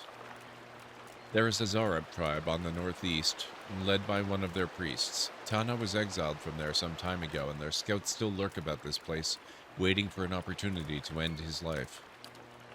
The Zarab lets out a rattling squawk, head drooping. One day I will have to go for supplies, and I will come back to find my assistant slain. How will I help anyone then? She shakes her head. You rid me of this nuisance, and I will do what I can for Alfra, and throw in something for you, too. Okay. Good, good. You'll find them easily enough, I think. She smiles, baring sharp teeth. Good luck.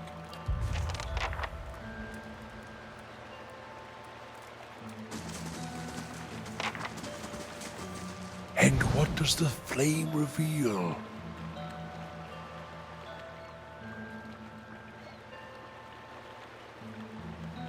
Let's go. Let's go. You know, I really gotta say, we're finding an awful lot of Zarabs and just few zombies.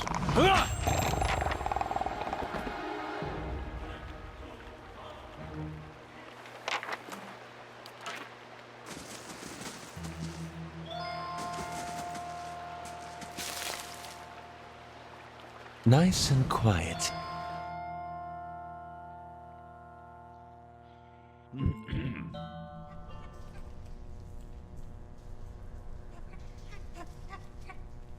Whoa.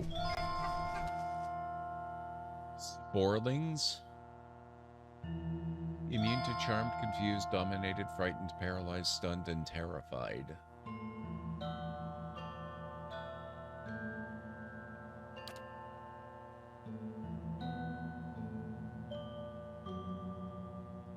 How may I help?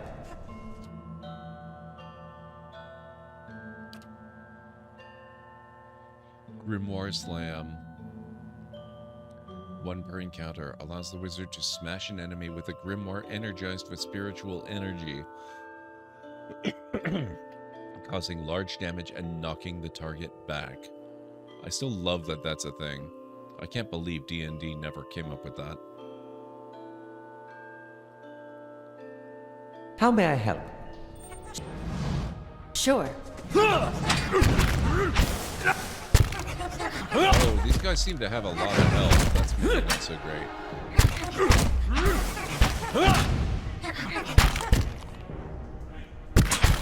That's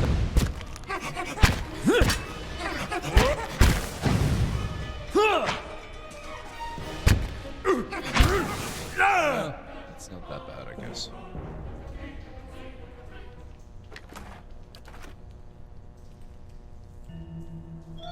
Dank Spore.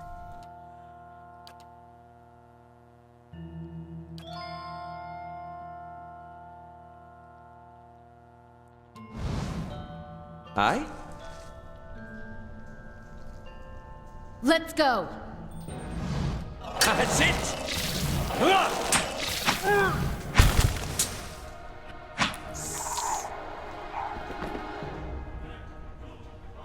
Mm-hmm. Dead Adventurer. Caro Golan. Made from a sacred and uncommon plant that grows deep in Iron-Glen Fath, Caro Golan is the name given to a mixture typically used solely for ceremonial purposes, or else by warriors going into important battles. It is said to open one's awareness to one's place in the world, raising one's ability to recognize and react to threats. So drugs, basically.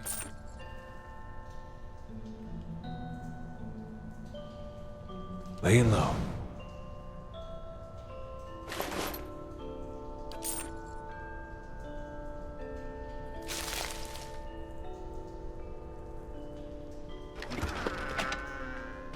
Warbow. That's better than the bows we've been finding so far.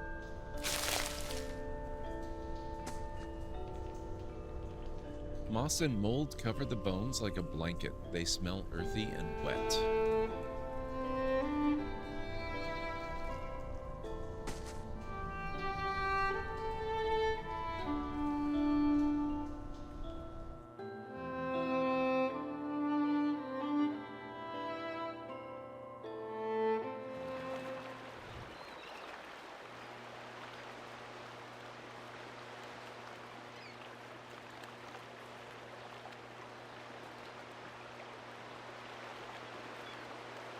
Those wondering why I'm in stealth pretty much 100% of the time, it's because stealth works a little differently in this game than in some others. Stealth mode is used not only to evade detection, but it also is the mode in which you are more actively searching for things, so it aids your detection of other stuff. Things like secret doors and hidden false bricks that contain treasure and anything and everything like that.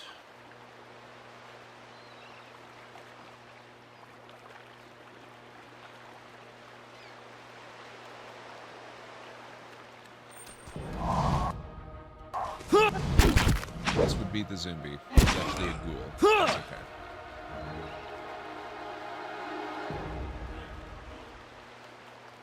Gull grazes Eder for 1 slash damage and hits with additional effect. Weakened for 4.4 seconds.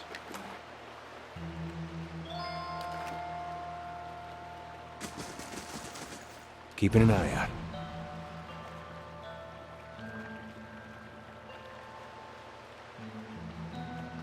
Oh, that's excellent, Jarek. Glad to hear it.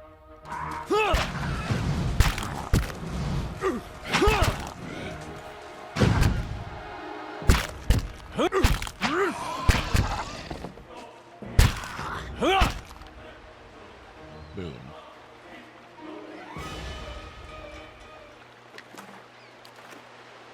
Light, flame, and sound. We'll keep to ourselves. Factory reset on the router did for once fix my voice comm Discord problem. Excellent. That's really good. At the center of a ring of jagged stone, this boulder casts long shadows across the sand as the sun moves overhead. Let's go.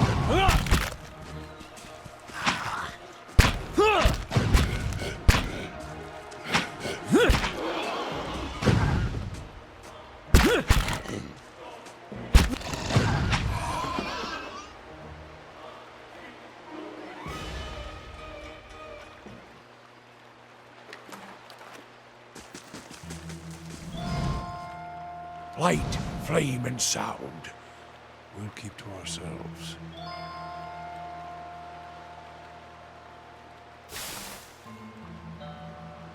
Amethyst, page from Polvano's Travels. I love it. While traveling west toward Gilded Vale, I encountered a fellow traveler of some considerable intelligence, and we engaged in pleasant conversation. It came to light that the poor fellow had the most execrable pair of boots upon him. I gave him one of my spare sets that he might better appreciate Vailian craftsmanship. May they serve him well, for he said he intended to cross the wilderness known as the Black Meadow. I cannot imagine it is a pleasant place.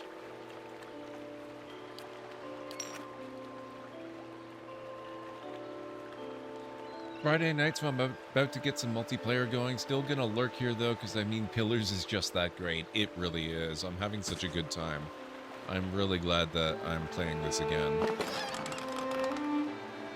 Male Coif, Open Helm, Agate, and... oh, we're finding gold here. Very welcome. Agate, Copper Pants...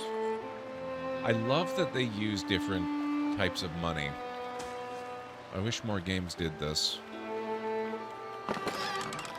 As long as they don't make it so that, you know, currency conversion is a major pain in the ass, I think it really adds a lot of flavor. Potion of Fleet Feet. +3 move speed for 30 seconds. Empowers the target with unnatural speed, increasing their movement rate.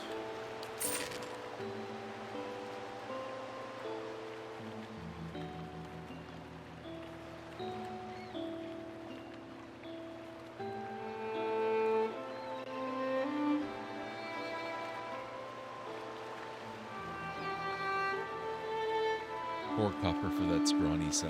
Wow. I think 4 copper might be a little low. But I do find it interesting that copper is the default currency that they use in this, not gold. Let's go. They've got gold coins of various types, they've got silver coins of various types, and they've got copper coins of various types, and copper is the default.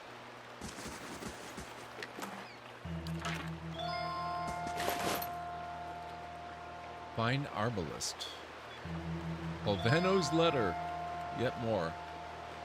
How is it that so grand a journey as mine should lead me here? The people of the Deerwood call this pitiable lagoon a sight to see, but all I have experienced here is misfortune.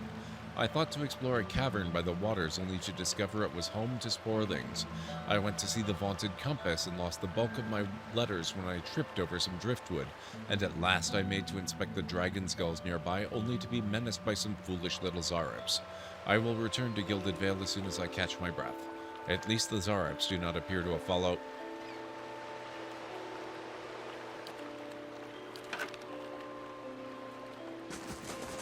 Keeping an eye out.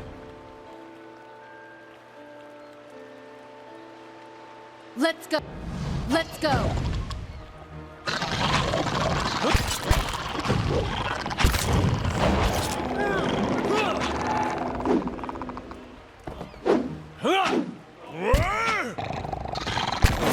Let's go.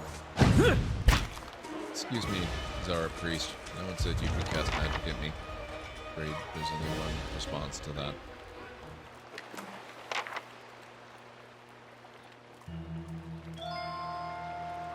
Zara Quarterstaff.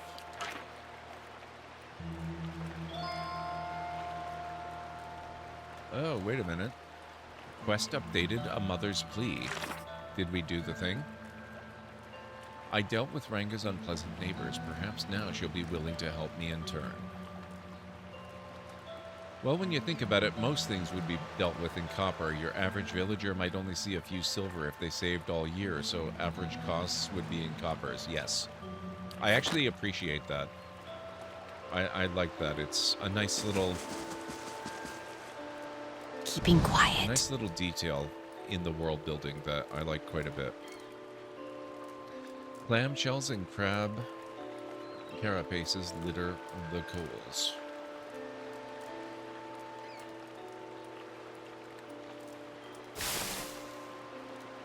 Scroll of Prayer Against Fear, Potion of Minor Regeneration, and Turquoise. Turquoise. I can talk, I swear.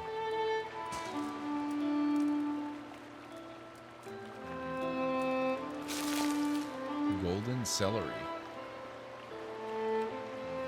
Wonder how golden celery is in salad.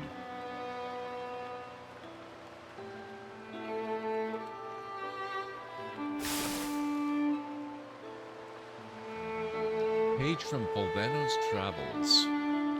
I met a helpful Deerwood woman while in Gilded Vale. She was an invaluable guide during my time in that sorry village and agreed to accompany me some part of the way towards Anslog's compass. We parted ways in the wilds known as Magran's Fork, but I gave her my amulet so that she might remember me fondly. Perhaps I will return to these lands someday after all. That Polvano.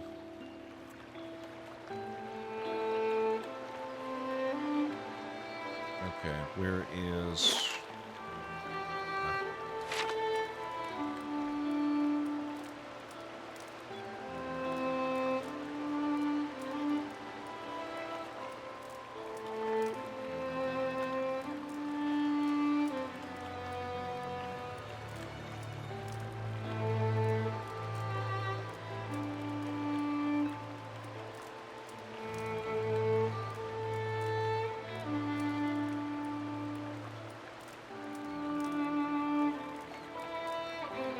Greetings.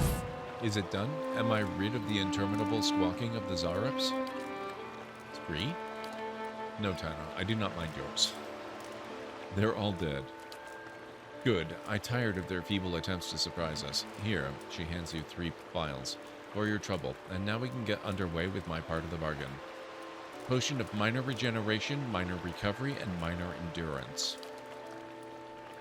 I will get started on the mixture, but I need one more ingredient, some spores from the creatures in that cave there.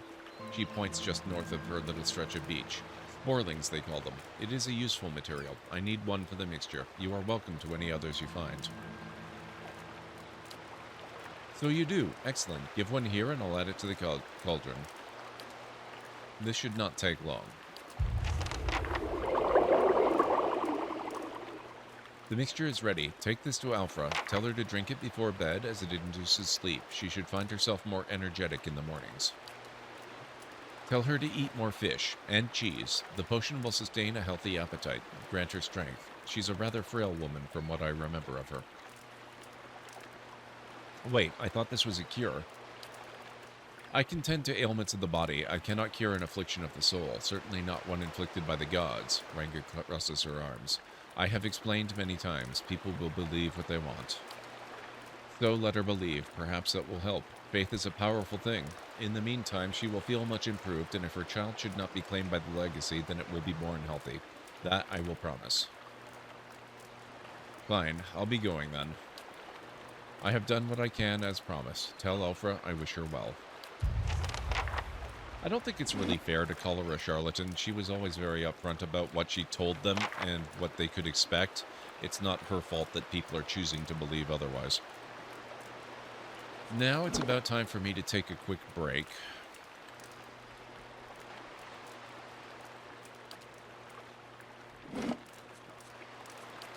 So if you folks will bear with me, this might be another slightly longer one. I'm going to have to do a couple of things and make some coffee, so bear with me, and I'll be back as fast as I can.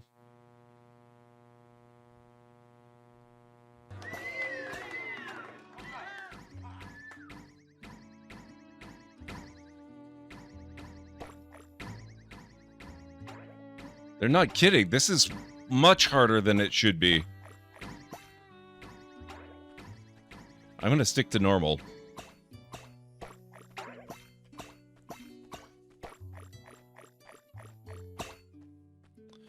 Ugh, that was atrocious. Wow.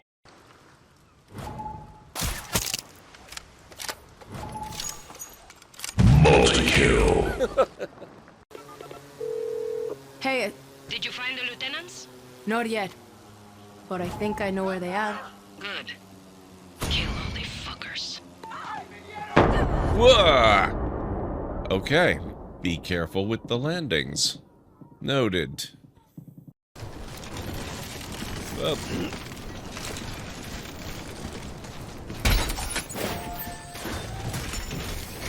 You didn't see me do that? I didn't do that? You can't prove a thing.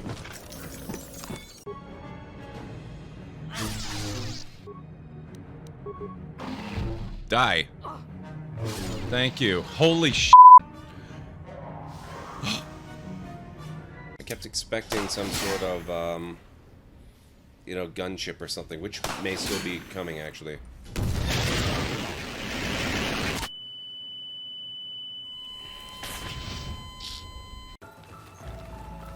I have a bad feeling about this.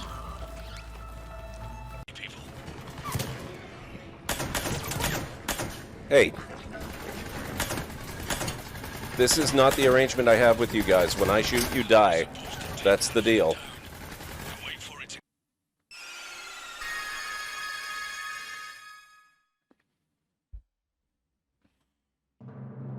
Cecil has become a paladin.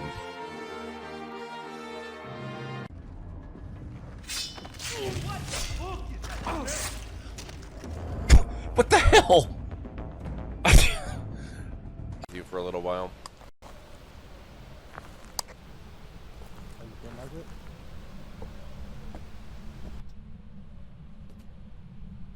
Wow, that looks so creepy.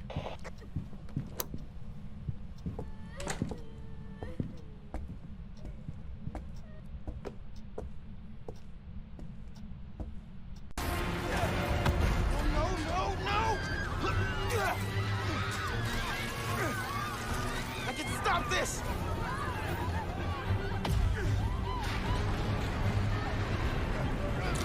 Just a little closer! Just a little!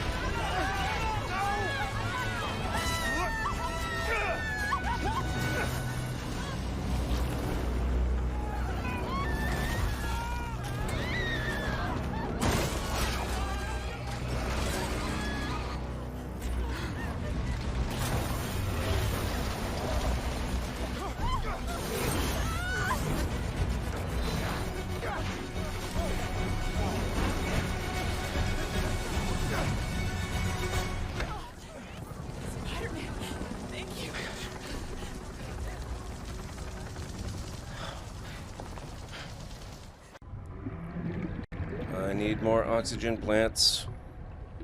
Warning. 30 seconds of oxygen remaining. Yeah, thanks. Got that. I think I'm gonna die again. Oh.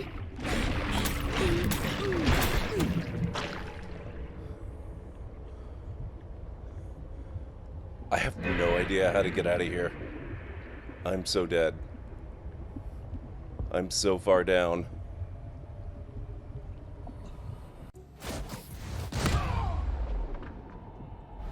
Another one bites the dust. That works.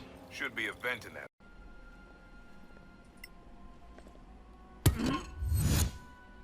But that was unexpected. That was unexpected. Magic. From a time long forgotten. Remind me not to take a dump in that hole. Do you really have to make jokes? Yeah, it's in my contract.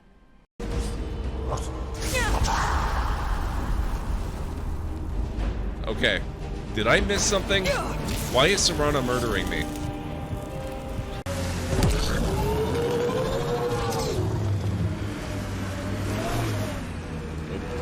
Down.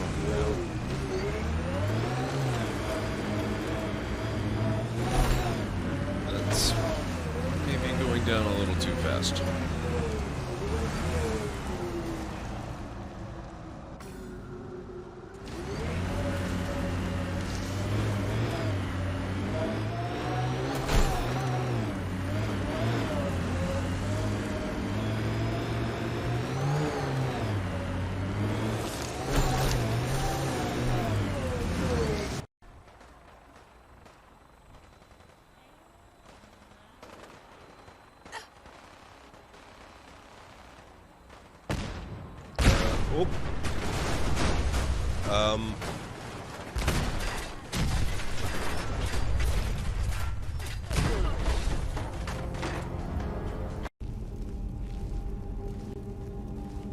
Okay, Uthgerd, I'm gonna need you to be real careful here. No.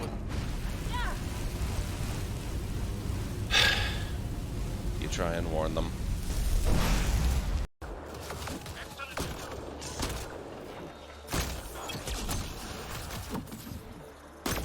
Need to get out of this heat zone.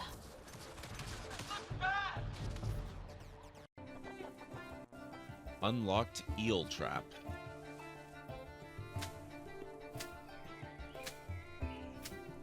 Eels are a reliable source of food if not overfished.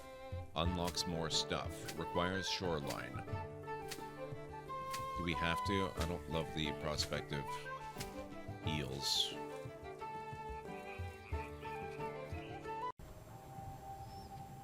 Looks like we've maybe got 3 left.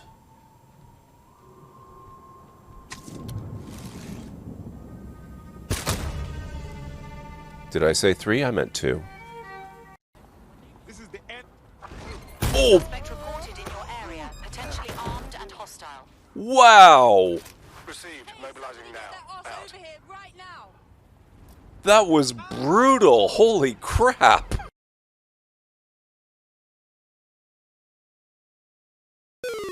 Whoops. You have traveled a long way only to die by carelessly stepping to your death. What a clod. Wow.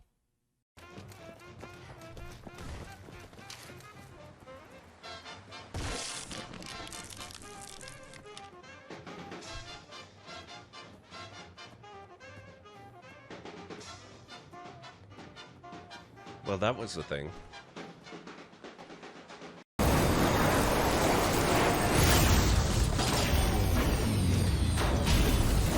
Whoa! Eyes open, dumbass.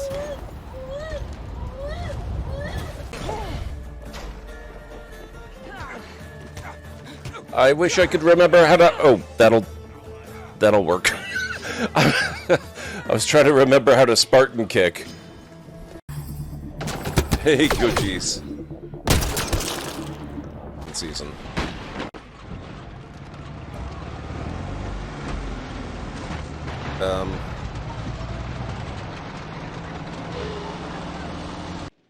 Okay, how are we doing time-wise here? Oh no! 66!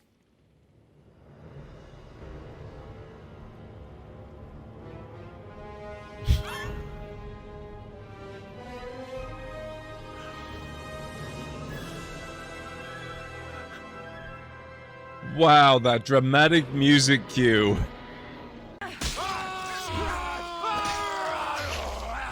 Triple kill! Tabletops have the best return for me so far. For me, I think it's gotta be RimWorld. Oh my...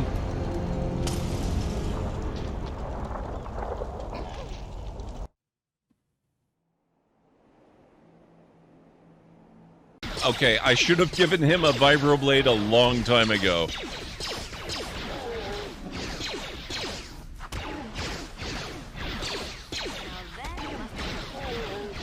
If you'll pardon the phrasing, he's a frickin' beast with a Vibro Sword. Holy crap! I still say, though, that the Dark Souls games and Elden Ring and all them, this is the difficulty that they aspire to reach, but haven't yet.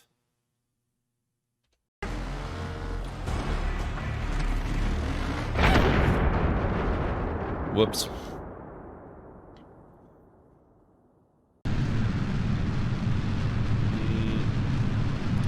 It's so weird.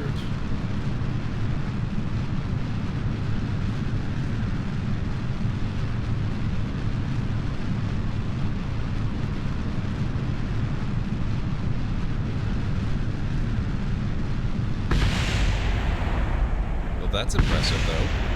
I like that. Look at that.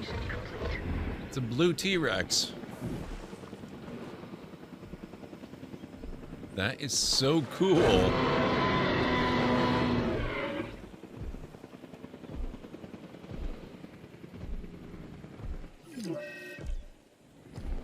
I love that color combo.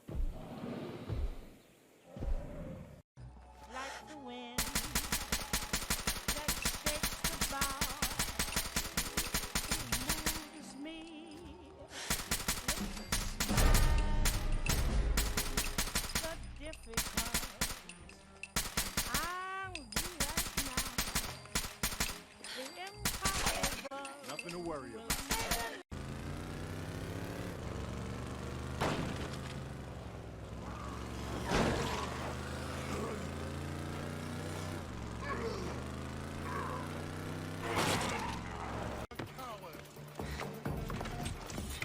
Whoop. Whoops. Oh. Oh, that was so close. Holy crap. How am I not...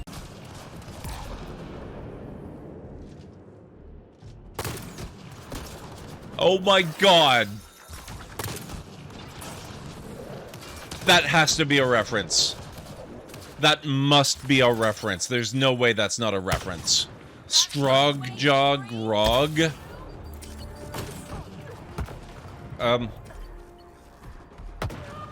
We are on track to try and find the Death Star. Grand Moff Tarkin will be outraged. Someone has stolen precious data from inside the Grand Moffis. The Grand Moffis, I love it. That's right, it's called the Grand Moffis. Now don't just stand there looking at me. Go retrieve those stolen plans. The thief fled in an ATST, so get moving. Sorry about that. That took a few minutes longer than I thought it was going to, but I'm back. Hey, Sketchy, how's it going? Okay, I'm off for the night, maybe back before industry, but no knowledge of what state I'll be in. No worries, Greenie. Do what you gotta do. I'm sure you've been gone for a bit now.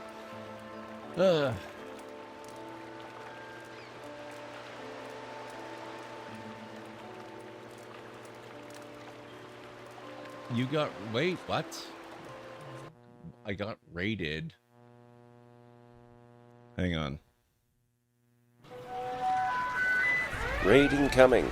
Do not panic. Please report to welcoming shelters immediately. Seek help from Joduri, El, Talera, or other librarians as needed. Be ready to distribute library cards. What the heck? Bokikio, thank you so much for the raid. Also, attention please. Halera tells me that a kind viewer has just gifted a subscription to another viewer. Thank you so much. What? She will add the gifter's name to the ledger shortly. What? Sketchy, thank you so much for gifting subs to Bokikio and Jessica. Attention please. Word has come in that someone has given the gift of a Library of Lore subscription. Halera, make sure that gets into the books. Bokikio,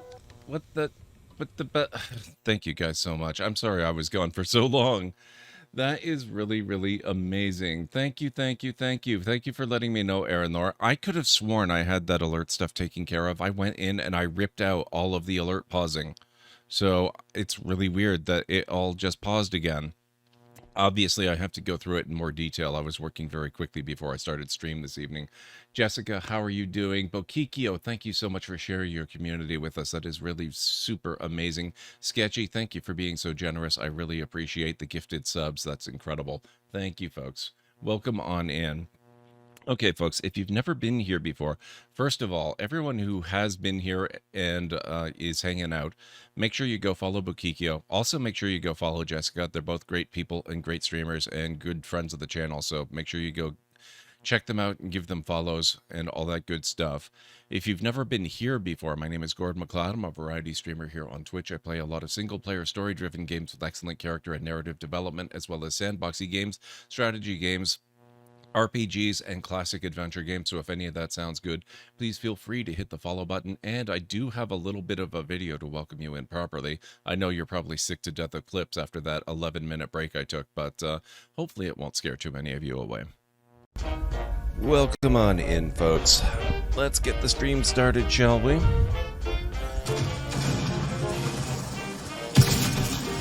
Whoa!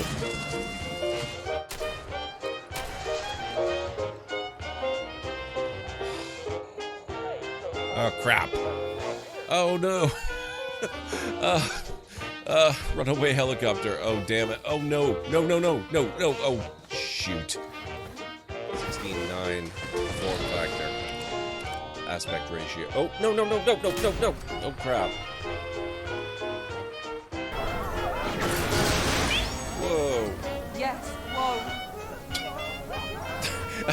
Okay, that... Go for it. Oh.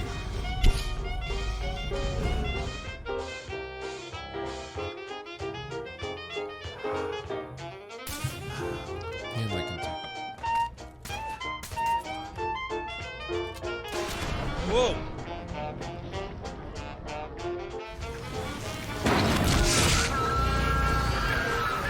Hey, I have not looted that, sir. May still be coming, actually.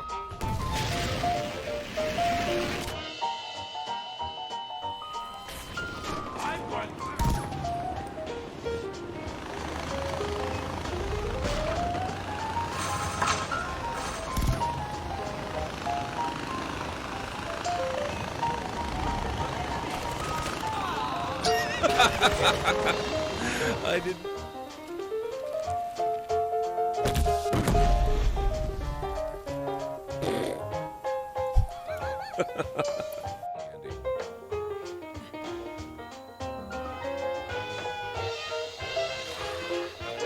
Ah, oh my.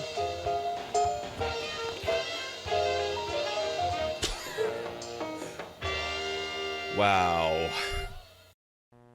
There you go. That's a little bit of a preview of what you can expect around this. So how was your stream, Bokikio? Jessica, how are you doing? How are all of you wonderful folks doing? That is so cool. As for your question, Sketchy, I believe you were asking about there was a clip. I'm going to guess. I was not at my desk, so I didn't see the clip that you were asking about, but I'm assuming it was the one with the whole giant horde of ghouls that was running towards me, and I was using a rapid-fire sniper rifle, and I took them all out. Is that the one that you're talking about? I don't believe there were any glowing ones in that clip, actually, but I know that the lighting conditions weren't ideal. I believe they were just some regular form of ghoul. I might be mistaken, though. Like I said, I didn't actually sit here and see the clip as it played, but I have seen it not too long ago, and I don't believe there were any glowing ones in it.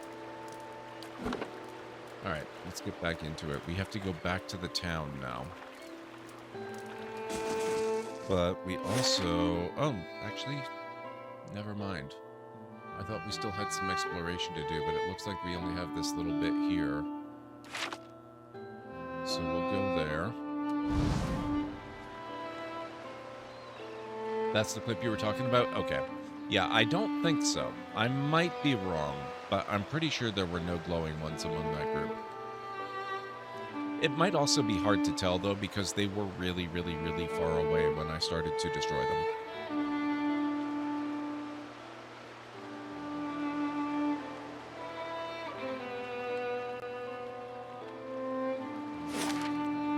Okay, Gilded Vale.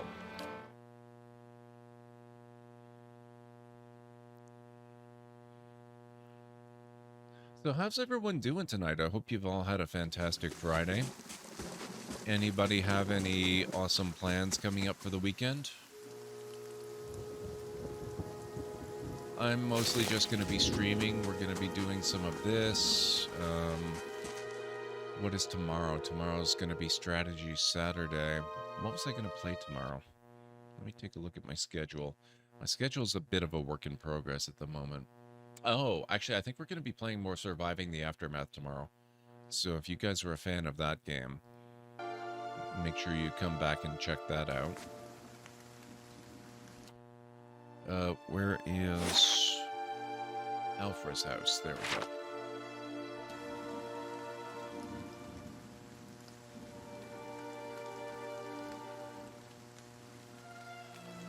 We were playing Moons of Madness. It's the scary game where your character is based on a Mars base. Oh, interesting. We're getting close to the end, I think, like 1 or 2 more streams until we finish it. That's awesome. I know I answered earlier, but I'm also about to watch Star Wars Episode 1 with some friends as part of our ongoing consumption of all Star Wars media. Nice, Ansara. We did Episodes 4 and 5. Now we're going to do 1, 2, and 3, and then 6. I've heard of that ordering before. I hope that goes well.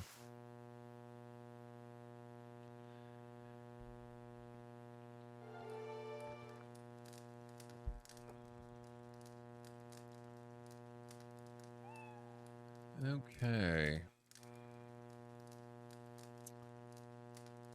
Greetings. You were some time away. I worried you wouldn't return. Is that it? Have you brought it? Alpha looks at you hopefully. What did Ranga say? Yes, I have it. Here it is. You really did it. Oh, bless you. Bless you. I don't know what I would have done without you. Now my baby will be safe. Alpha beams at you. I can't thank you enough. Wait, you should know something about that potion. Okay, here's tough decision time. This is a pregnant woman who is terribly afraid that her baby, like every other baby born in this village, is going to be born without a soul. She sent us on a quest to find a healer that could prevent her baby from being born soulless. However, the healer had explained to her many times that there's actually nothing she can do to prevent her baby from being soulless. All she can do is make her healthy.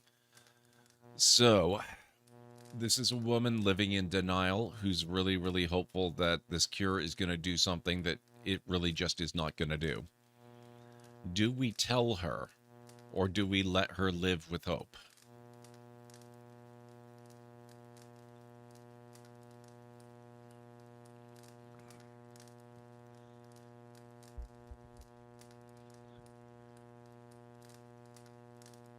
So we can go, wait, you should know something about that potion. We can say, glad to be of assistance, which is a thing that will increase our deceptive personality. Or we can just nod, which will increase our stoic personality.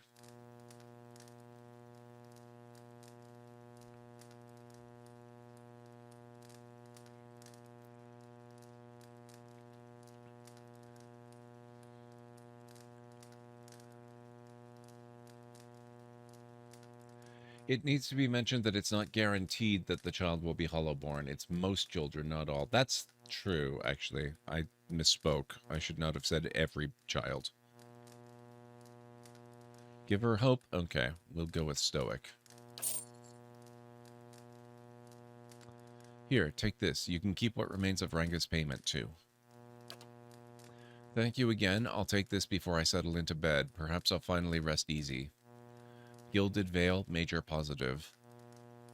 Party gained 820 experience. Total quest experience, 2,044. Quest completed.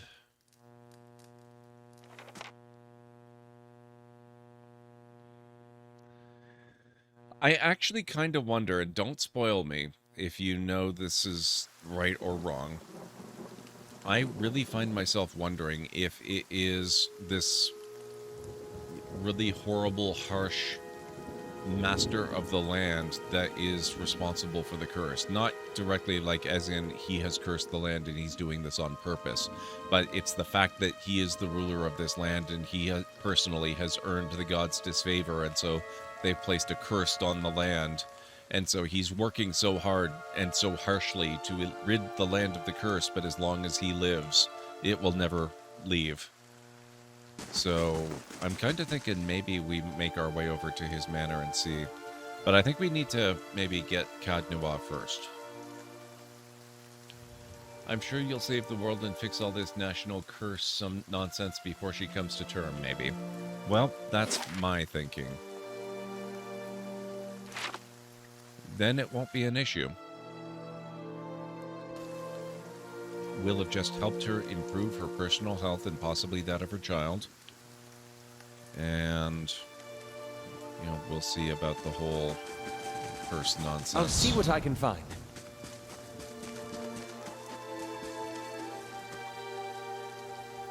As we progress through the story. Okay, now do we... Oh, Caird Nua's there, so we could go to the Magran's Fork, we could go to the Esternwood. We'll go to Caird Nua first, so let's go back to Magran's Fork.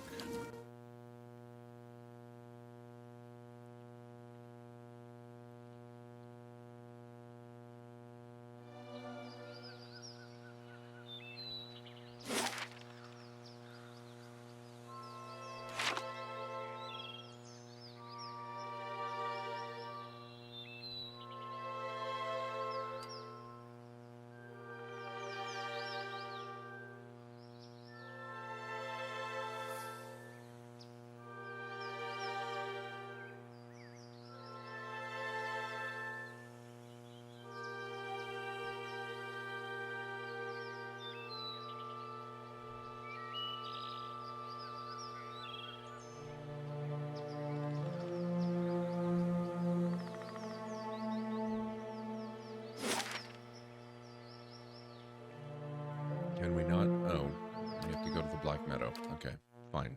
We'll do that then.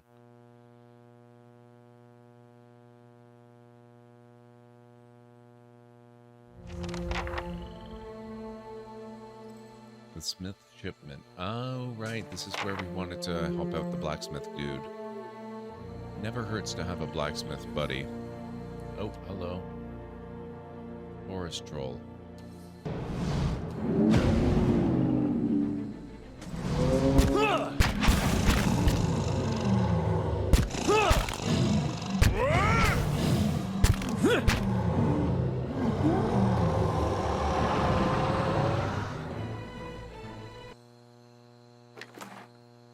Thank you. I'll see what I can find.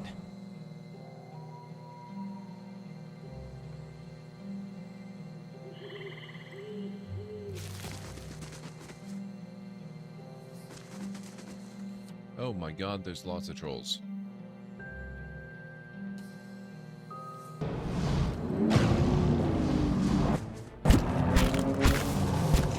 That's it!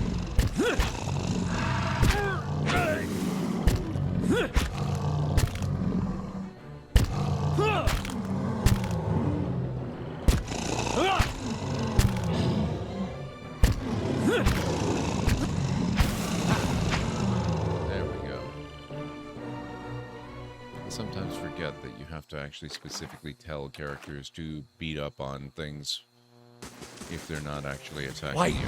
flame, and sound. We'll keep to ourselves.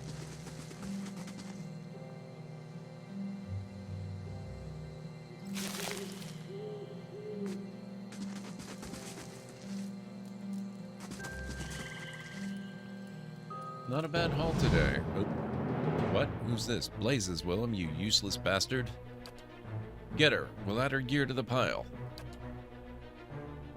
Yeah. You keep telling yourself that, buddy.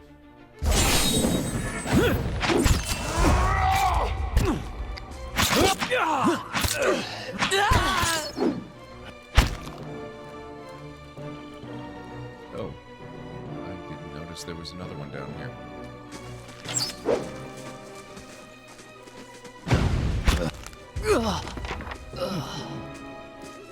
The Smith's shipment.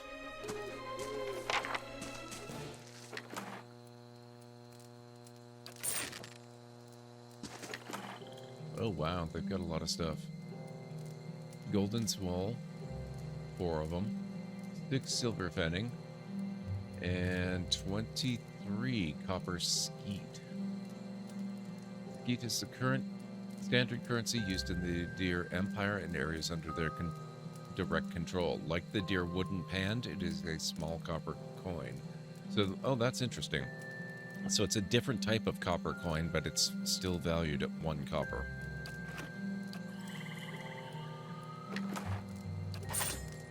See, I love that. Love it, love it, love it. Someone carved the initials TRS into the log. I wonder if that's a D&D reference. Greasy chicken bones rattle around the bottom of this crate.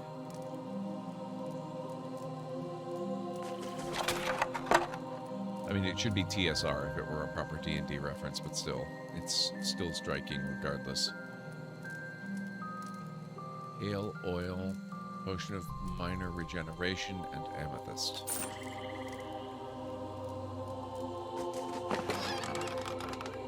Shipment crate. This battered and heavy crate has been pried open at one corner, but its contents remain within. There's a painted hammer and anvil on the side of it, alongside the words Black Hammer Smithery. Tattered note.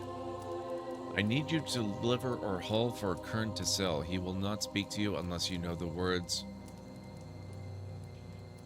Whatever that is. He is only found in the Gift After Dark.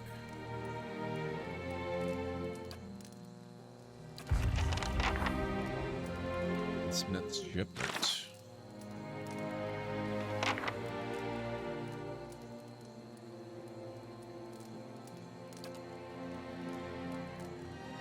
Watanu's fears were well founded. I found the Black Hammer shipment in the possession of a group of bandits haunting the northern edge of the meadow. It seems likely that Tuantu's workers have met an untimely end. All that remains is to return the shipment and claim my reward.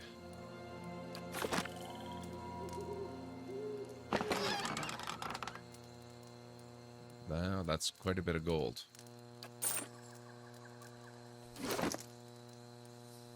$709 copper. Not bad.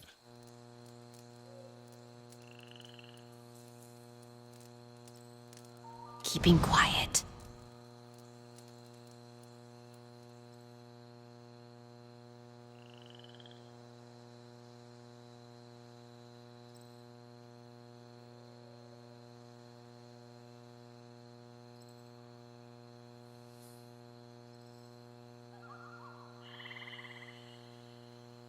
Let's go. There are a lot of trolls in this meadow. Let's go.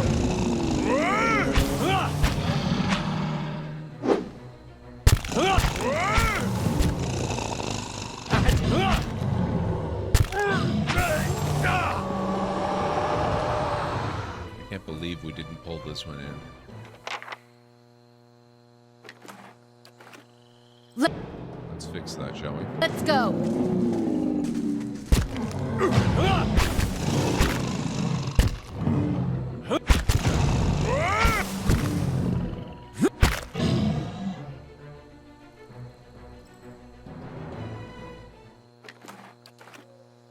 Keeping an eye out.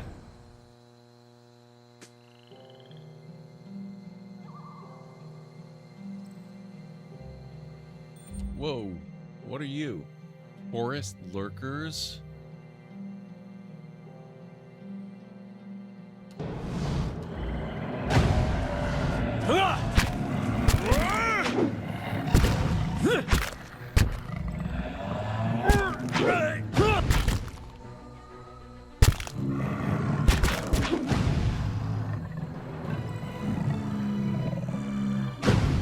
Let's go.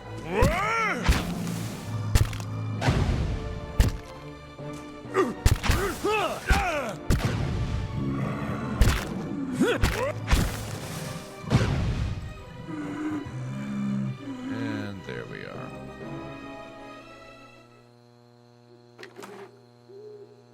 Awakened wood.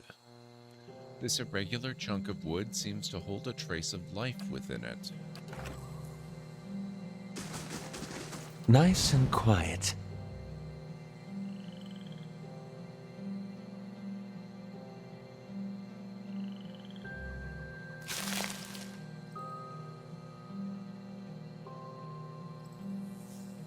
Trees and shrubs have grown up around these ancient bones, shrouding this monument to Galawain beneath their leaves.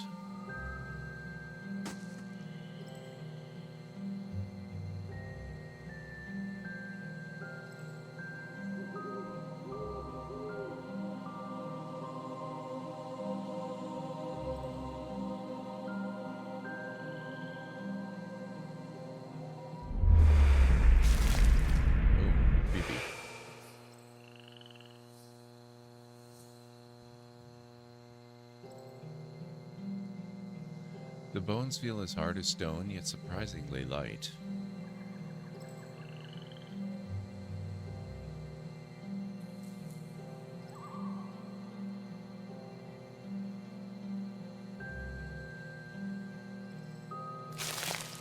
Let's go.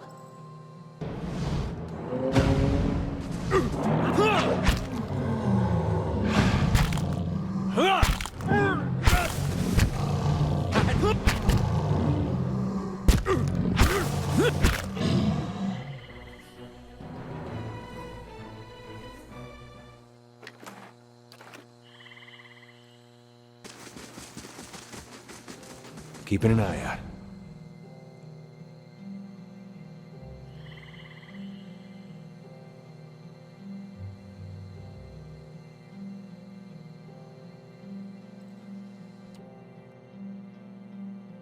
Wit vessel.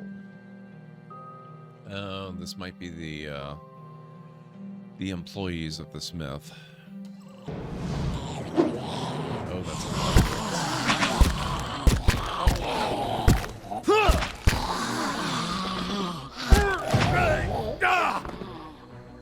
That's it? Wow. I expected a lot more. And what does the flame reveal? Why can I... Oh, I guess there's just nothing to loot. Dead... Oh, no. This is not the employee. This is Dead Adventurer. Bolbano's boots! What the heck? Though never as famed as he would claim, the Valian explorer Fulvano was known as an eccentric who wished to see the world. Where possible, he traveled by foot, wishing to gain a local's appreciation for the sights, sounds, and smells of the lands he passed through. In practice, however, Fulvano often claimed his explorations proved only that the world outside the Valian republics was a foul, smelly place that paled in comparison to his homeland. This pair of boots is said to have belonged to Fulvano, and the initials burned into the leather would seem to bear this out. Fulvano was very particular about his boots, for they had to endure a great deal of use, and they were considered to be as hardy as their wearer. So this must be the boots that we read about in the note back on the beach, where he said he'd given them to somebody who was going to the Black Marsh. And, this is the sad fate of that individual. But at least we've got the boots now, and that will do really nicely for my monk, who really does need all the constitution she can get.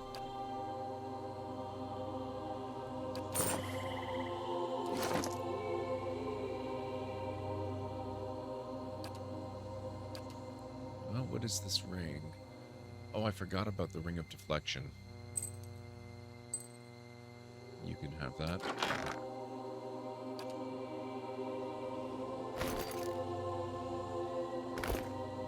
There we go.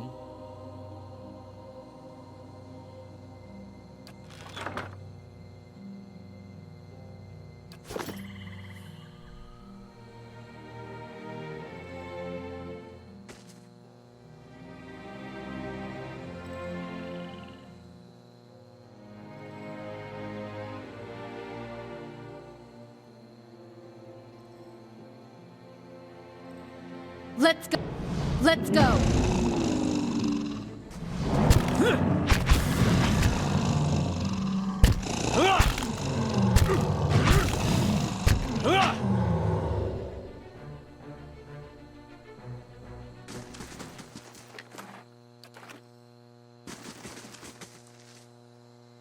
Nice and quiet. What's the worst that could happen?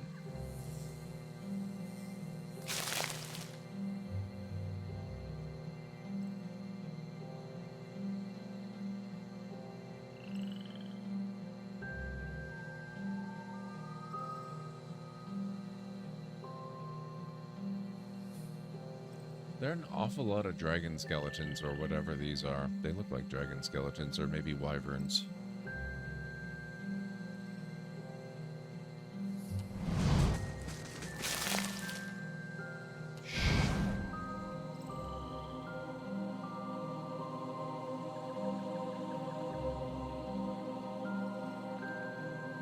Of course there are spiders.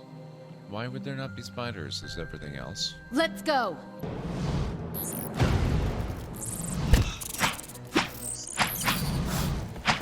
Let's go.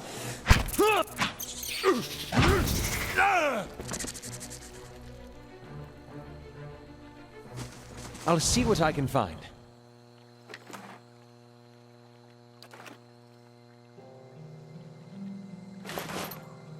Another dead adventurer.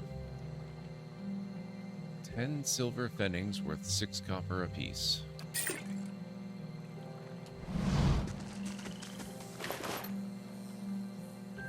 Fine warbow. Keeping an eye out.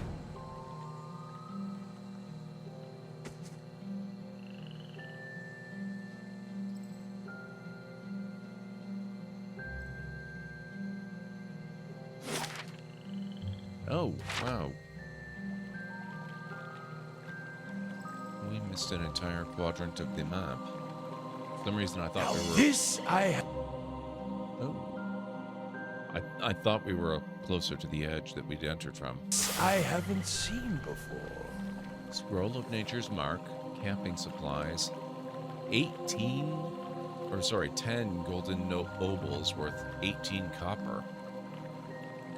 A rare coin even in the Valian republics, the golden obol or double is a large gold coin. It is mostly used by the extremely wealthy.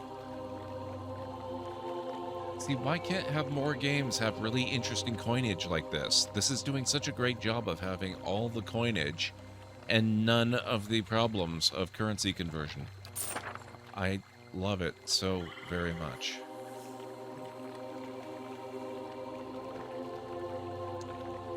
A spare bedroll is laid out in this tent, but there's no other sign of Kith.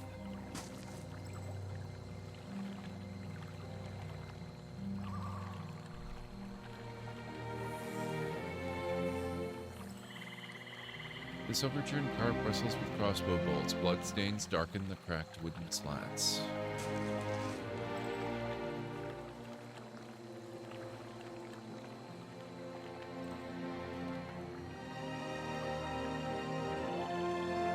Let's go.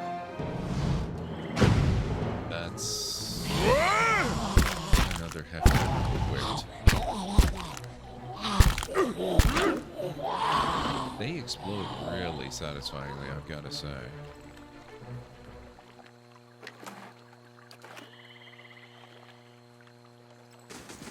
Keeping quiet.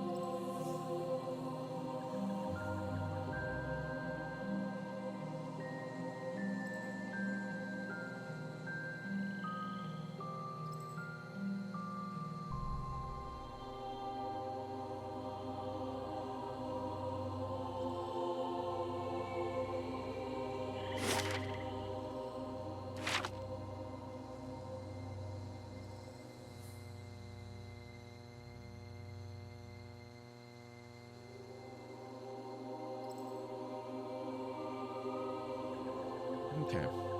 That's about it for this. Where were we going? Did we want to go down here? Did we want to... I think we wanted to go here. So let's go here.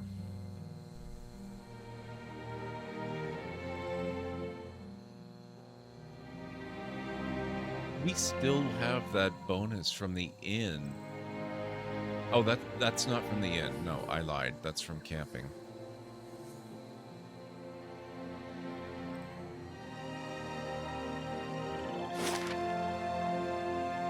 Now we can go to Caed Nua.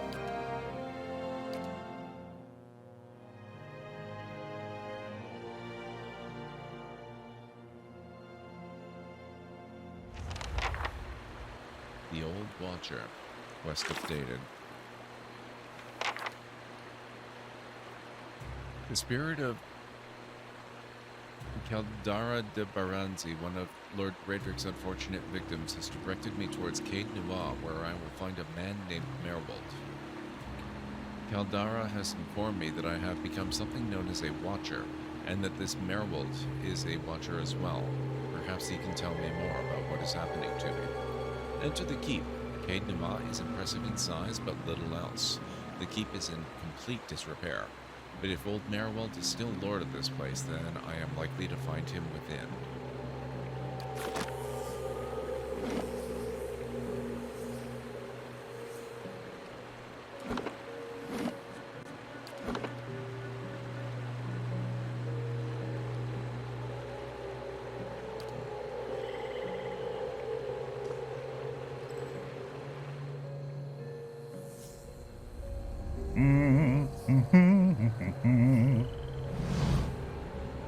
Kana.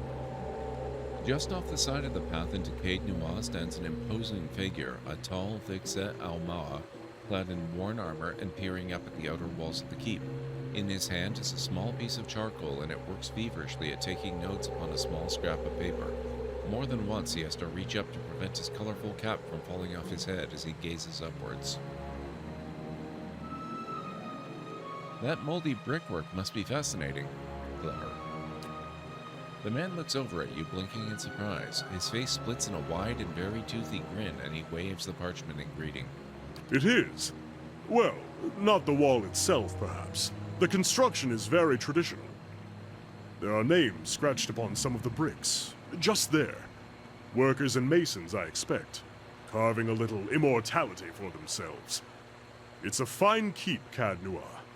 2 centuries to its name, and abandoned for nearly as long. But the truly interesting part is in there, and I haven't had much luck in reaching the keep itself. I hoped to find the master of this place, a man by the name of Merwold, but it seems that he either holds his privacy most dear, or else has been devoured by his house guests. He has a great voice, holy crap. I came here looking for Merwold as well. Truly, then perhaps we can help one another. The grounds are infested with all manner of beasts. I've never seen the like. I did not want to risk it alone, but a son and daughter of Ruatai together, I am sure we could manage it. And then we can both ask our questions of Merwold. I seek a great treasure, you see. Not gold or silver, but the Tanvi Oratoa, the sacred book of our people, my friend. And it is there. Somewhere in there, at least. Beneath the keep. Then we must find it. Excellent. Lead on, my friend, and I will be at your heels. Ah, wait. Speaking of that, I ought to warn you first. Wondrous teeth, I nearly forgot. I have, at times, been followed.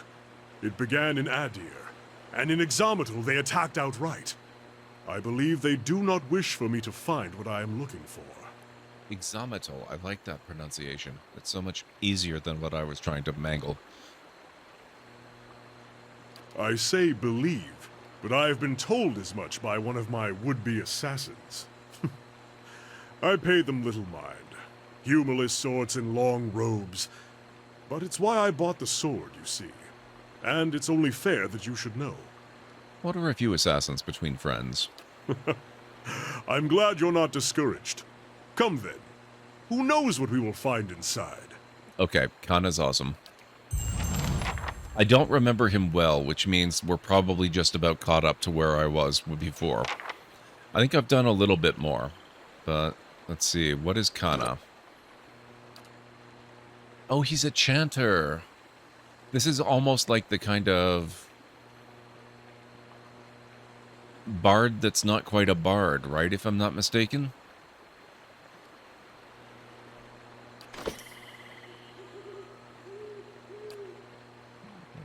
Not quite that far. There we go.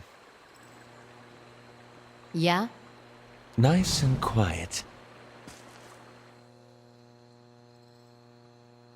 Need to scout out the perimeter first.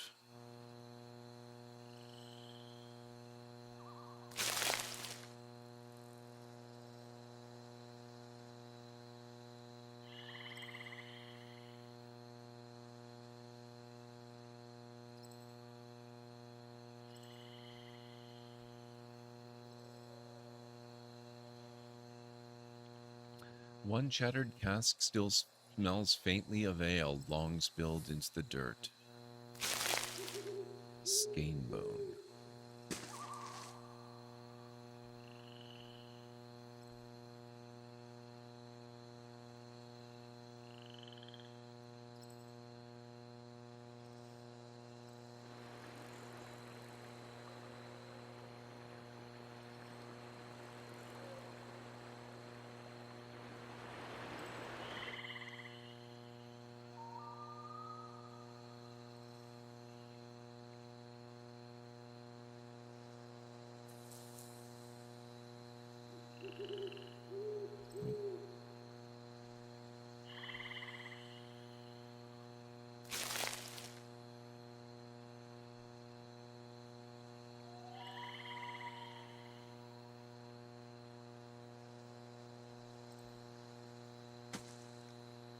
Once more through the gates.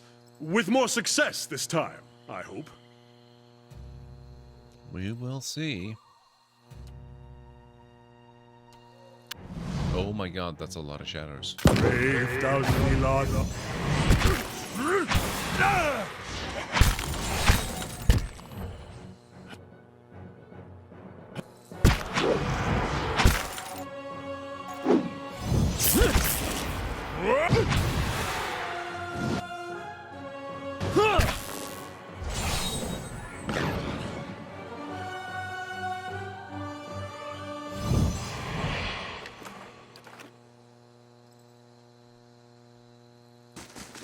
And what does the flame reveal? Frayed lengths of rope and a few flint chips are scattered across this workbench. More success not guaranteed, very much so. That's true. Yeah?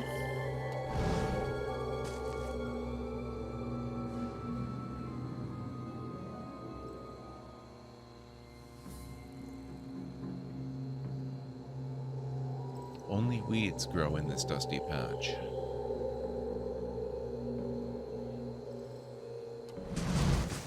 Shh.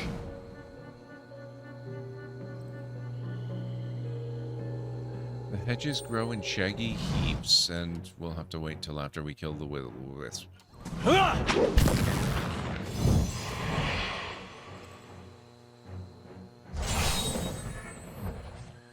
Kana chants at the sight of their comrades, their hearts grew bold.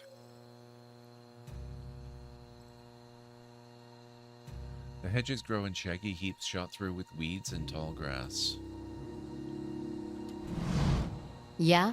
I shall be discreet. Let's go!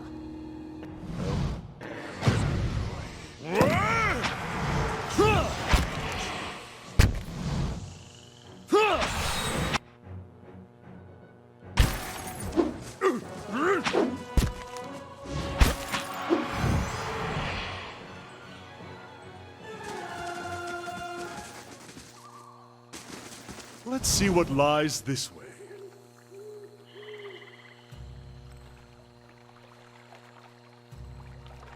Things, I'm guessing. Maybe some stuff.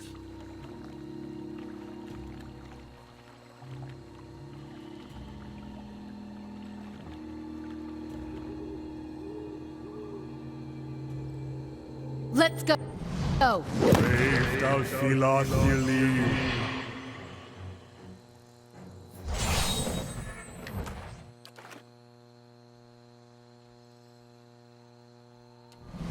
Keeping quiet. Leave our village! We've done nothing to you! Can't do this! Spectral smoke churns all around you. At first, you can see nothing except the haze, but gradually you make out the wizened, hunched shape of an old elven man. His face and bone-thin arms are smeared with paint. You can't do this, he shakes his head, spitting the words at you. It's our village! Our home! The Nine Claws have lived here almost 50 generations. We were here long before your kind brought war to our lands. You can't just burn it all! You can't tell whether he's squinting through the smoke or scowling at you. He shudders with a cough. Have mercy, soldier! Our warriors have all gone! You can't burn us all because of them! After a pause, he draws back and gapes at you in horror, seemingly in response to something you didn't actually say. But illusory tongues of flame flicker at the corners of your vision.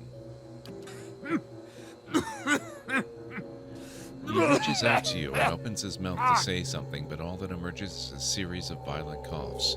He falls to his knees, choking on the thickening smoke. Flames overtake the vision as you back away.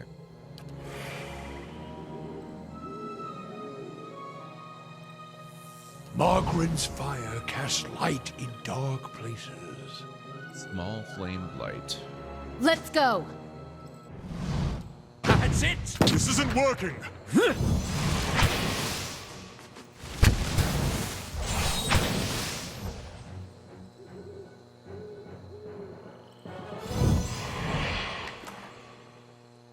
Primal flame. Shh.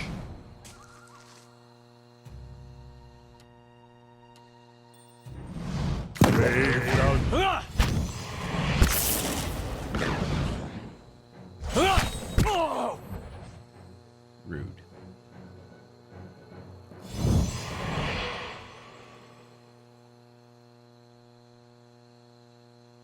I'll see what I can find.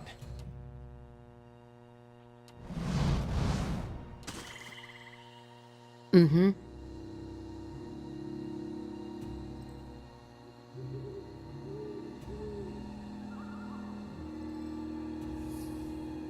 This trapdoor has been battered by the elements. Tugging on the rusted handle only produces a heavy rattling.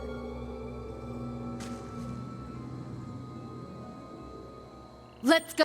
Go.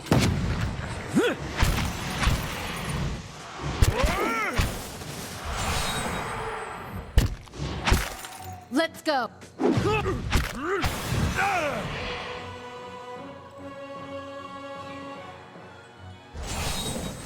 Laying low.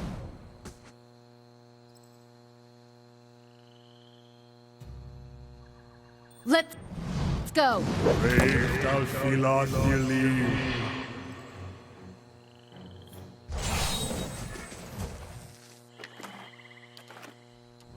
Hello?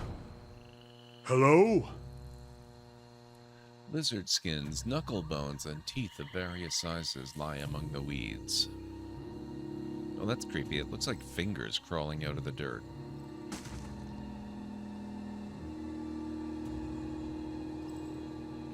One side of this pillar is graven with hundreds of whorls and ridges. Even under a layer of grime and moss, the Audra gleams.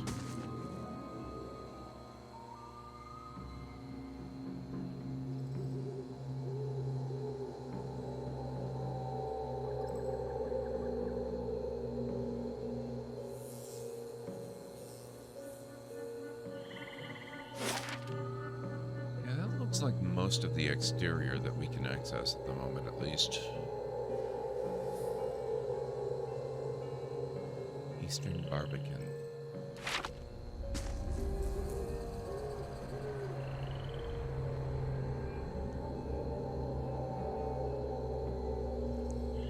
Tangled wires and broken gears litter these wooden boxes.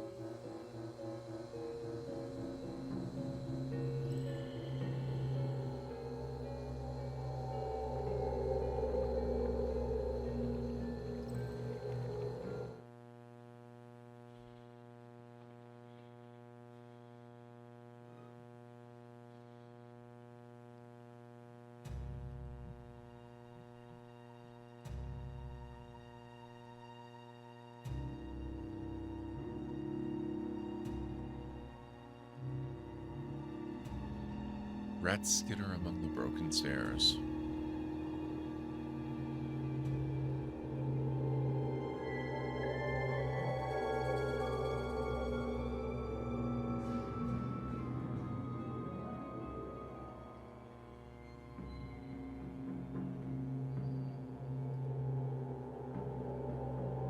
The shelves creak under the books. Many of the covers are mottled with mildew.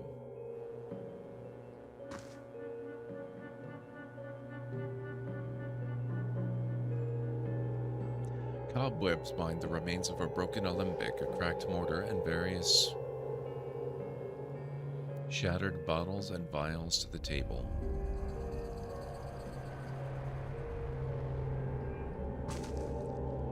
Okay, I don't think this is what we were looking for. I do seem to remember there's more than one building, though.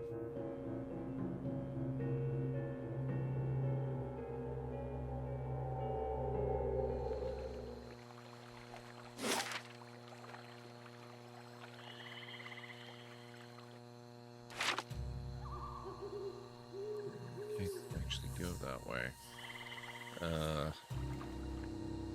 It's gotta be here then, I guess.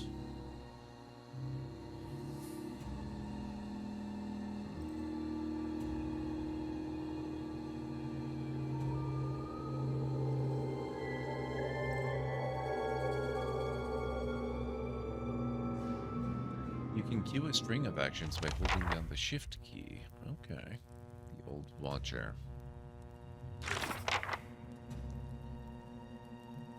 The keep seems abandoned. There are spirits here, as there were in Gilded Vale. Creatures, too. It seems I will have to explore further if I am to find answers.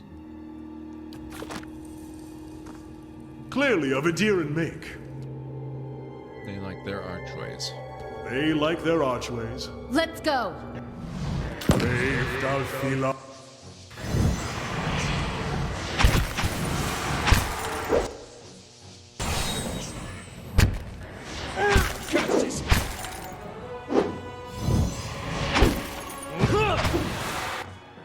Let's go!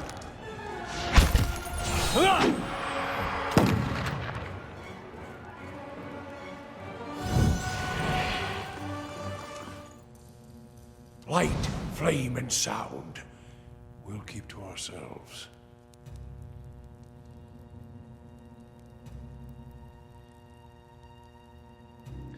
Started downloading Borderlands like 3-ish hours ago, and it's halfway complete. Guess there's little bandwidth for me. Well, for stream, really.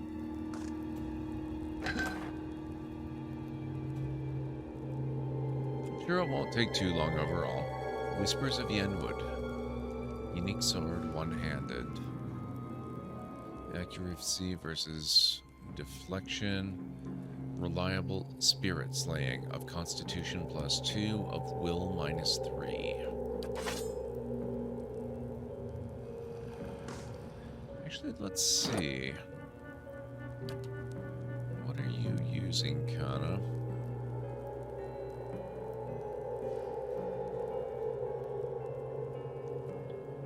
He's got pretty good strength.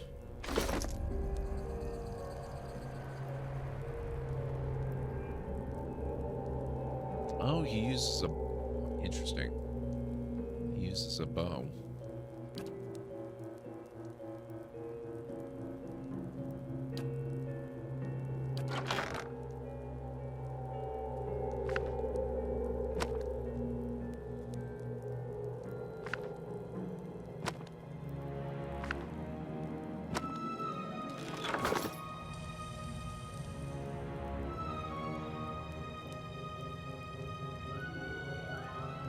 The gray and brown pelts of mice flit between the boards.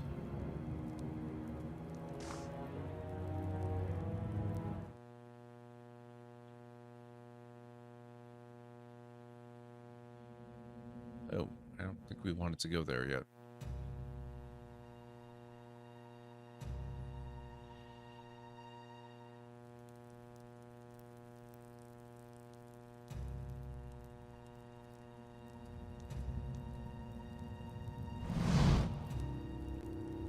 Steward.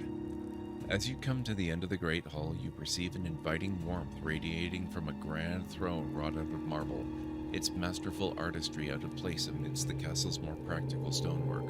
The veiled face of a woman is carved above the throne's backing, watching over the room with hollow eyes.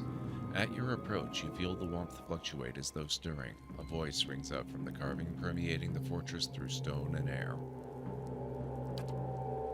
Another watcher in Cadnua, glowing very brightly indeed to these eyes. What strange happenstance. I'm looking for Merwold.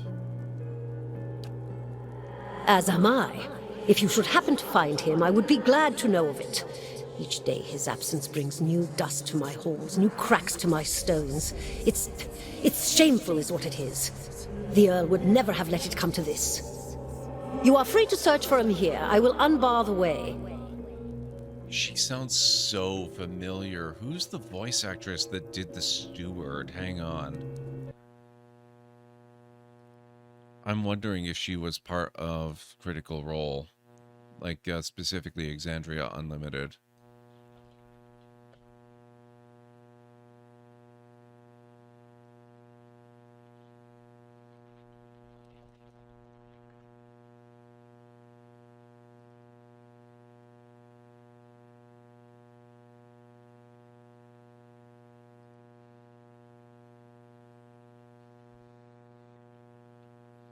Elspeth was in this. Holy crap, that's amazing. I didn't know that. That's so cool.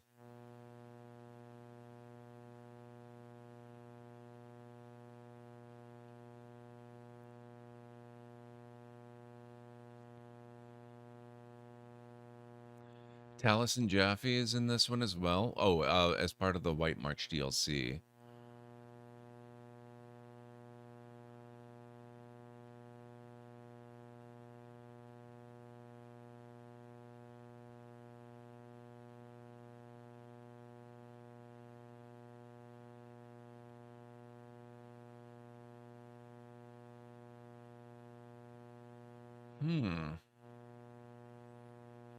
I'm wondering if this is actually a complete cast list on IMDb, because it does not look at all remotely complete. But they don't have anyone listed for the steward at all. It really, really sounds like... there's one of the people, she was a guest on Exandria Unlimited, and she also appeared in Ms. Marvel, and it sounds exactly like her, and I'm spacing on her real name. But it sounds so much like her. You said these were your halls? Not as a land is its lord's, more as a child is its mother's. This castle was my design, you see. The Earl appointed me to do it. I was getting on in years. I knew it would be my only chance to build something magnificent. When it was built, I couldn't bring myself to part from it, to go back to my lonely home. I begged the Earl to let me stay, to take care of it. It was all I wanted, and he granted it. Years later, when Bereth's usher finally came calling, I begged the Earl to find a way to let me remain, and so he did. Tell me more about Merwold. He was a great man. He came here one day, young with long hair and polished armor, and he banished the dark things that had come to lurk in this place after centuries of neglect. He could see the beauty of this place, the way it had been, so he claimed it for his own when no one else would take it. We worked together to restore it. But he began to grow distant some time ago. He never told me why. He retreated deeper and deeper into the keep, never leaving, sending servants for food, hiding himself from my sight. The restoration stopped. Now, to look at the place, you'd never know the progress we'd made. In most places, it's worse than it ever was. And all I can do is watch it crumble around me. Yes, that's it, Aranor. I don't know if this is her, but it sounds a lot like her. It would not shock me in the slightest to find out that she did this voice. I can feel his presence faintly somewhere deeper inside the keep. But he uses his gifts to confound me, and my senses are dulled while he does so. I only wish I could know his mind. Are you imprisoned in that throne? Imprisoned? At times it feels that way, I suppose. But it's more that I reside here. The throne was brought up from the ruins, one of the first things they found. As a last favor to a dying woman, the Earl arranged for me to be moved into it. Audra is an accommodating vessel for a soul.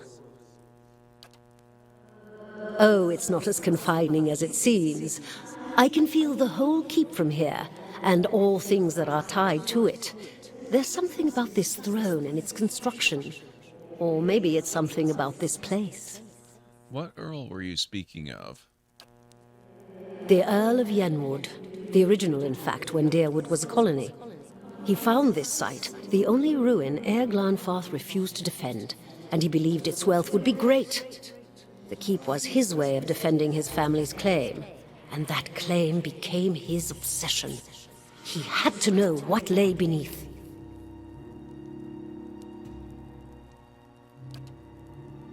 He devoted his life to excavating the ruins below the keep. They had been sealed with rock and soil. Deliberately, it would seem. Years passed, and with them the Earl. He dug his entire life and never found what he sought. His obsession became his sons and his sons' sons. And one day, that young Earl broke through. What did he find? An endless maze, incomprehensible in its construction. But he would never come to learn more than that. Vile things had taken residence there, vile and dangerous. They poured up through the keep and slew its residents, the Earl among them. After that, the keep remained abandoned, unused, wasted. Meowall's mastery of this place was the first hope I'd had in 200 years. How I've longed to see it as it once was. I can only guess why all this has happened. I fear I've wronged the gods putting this place here, and they've doomed me to watch it wear away into dust. To witness my own folly. Take care in your search. Many dangers lie in wait here.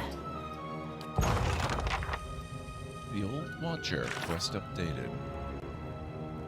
Inside the keep, I found a spirit entombed within the throne that sits in the Great Hall. She has opened the way down into the depths of the keep in hopes that I might find Merwold somewhere below.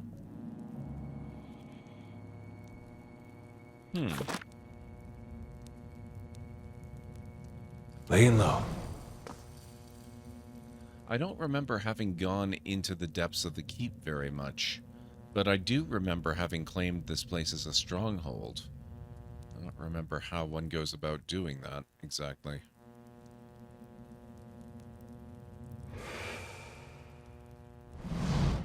Been out playing soldier again, have we? Go wash up and come help me shuck these peas. As you draw nearer, the apparition in front of you resolves into an elven woman. Her stringy hair is tied back and she tugs at a loose thread on her apron. There's a distant, hollow look in her eyes until she notices you. A frail smile descends like a veil over her face. She turns from you long enough to produce a basket that, like her, is shimmering and semi-transparent. And no complaints. You've got to eat your vegetables if you want to grow up strong and be a real soldier one day. Just like we agreed, right? She watches you out of the corner of her eye. What are you talking about? Soldiers are important people. They defend the weak and punish the wicked. You're too young to understand now, but there are lots of wicked people. People like the man who murdered your father. Remind me what happened to, my father. Before you were born, the Glanfathans attacked settlers like us. They said we'd knocked over some of their special Audra rocks. That's why they call it the Broken Stone War. They got very angry, and so they came into our villages and killed many people. Your father was one of them.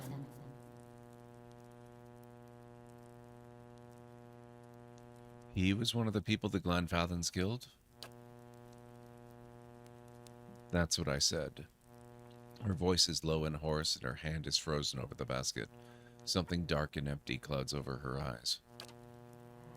That's why you'll be a soldier one day. To protect and to avenge. Why don't you go back out and play? I'll finish up here.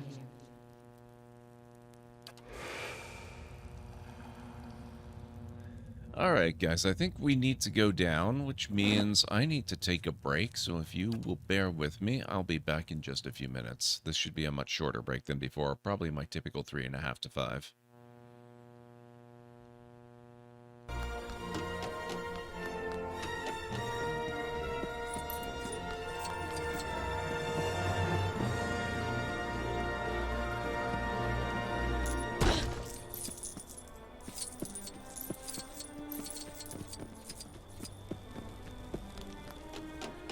And I am on the brink of vastly improving the tool's archaic design. Whereas I will perfect it. I can use machine parts to enhance the user's throw, increase the projectile's velocity. Well, Boomer here is adamant that enhancing the projectile is better. Why not Mainly both? With explosive tips. Boomsticks. Why not both? Both? Both. Both. Both is good. That could work.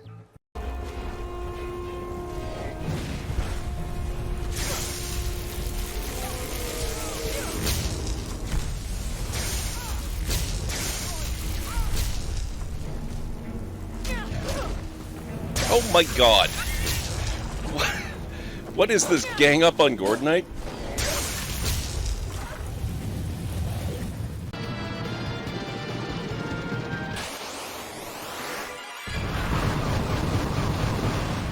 What?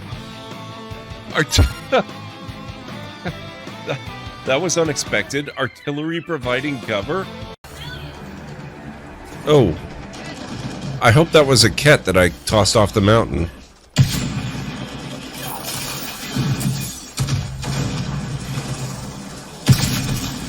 Whoa! That was a hell of a ragdoll.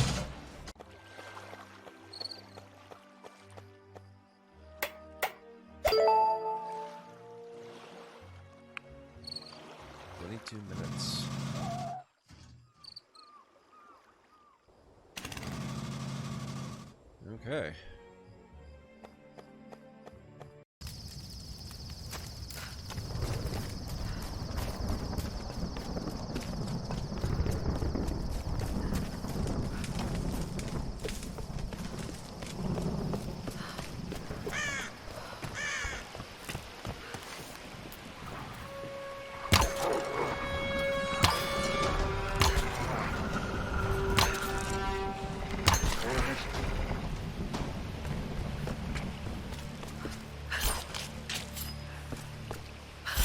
It's all clear, Laura. Come on up.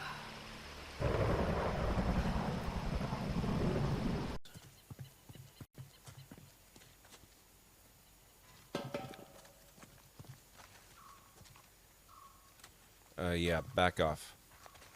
You really don't want to be standing there.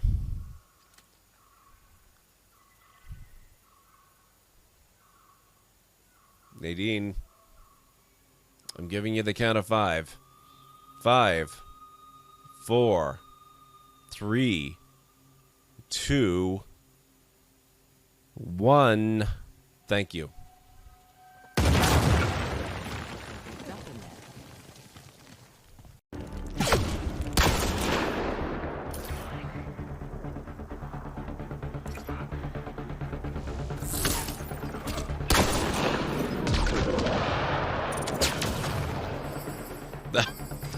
Hi.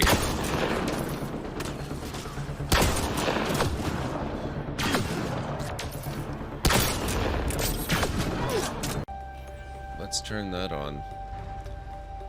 Whoa! That was awfully close by.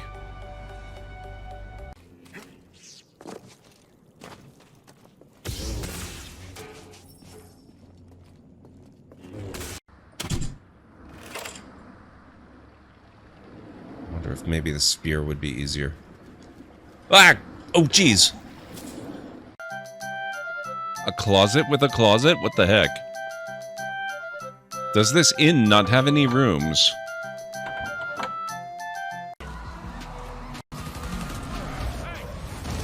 You should have stayed away from my neighborhood.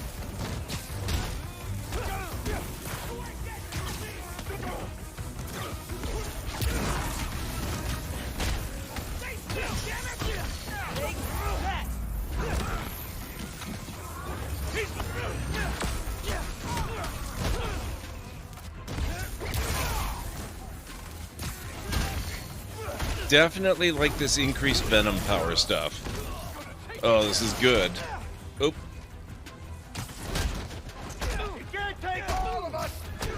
Yep. That's definitely true. I don't know about you. Myself. Okay, I'm back.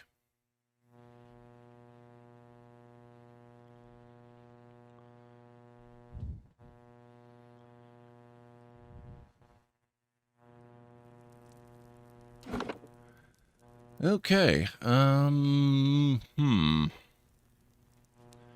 Thank you, Aranor.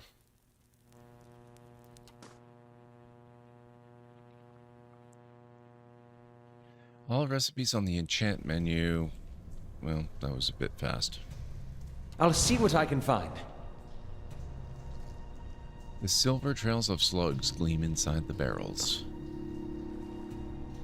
Oh. Hi. Spiderlings. All the spiderlings. That's lovely. Let's go.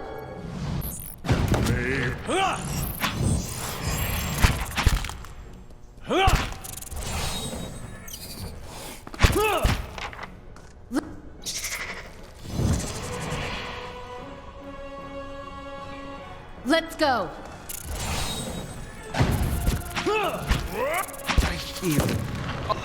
Let's go.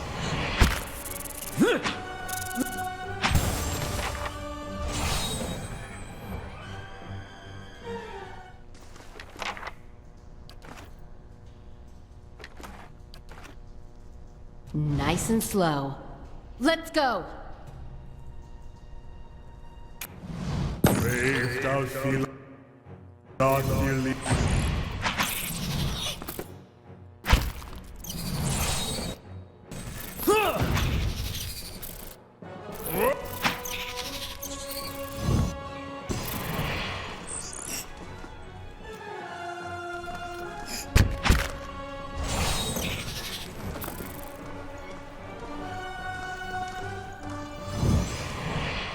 New orders, Lieutenant. Ready your squad. Huh. Voiceover outside of dialogue? I don't think we've seen that before.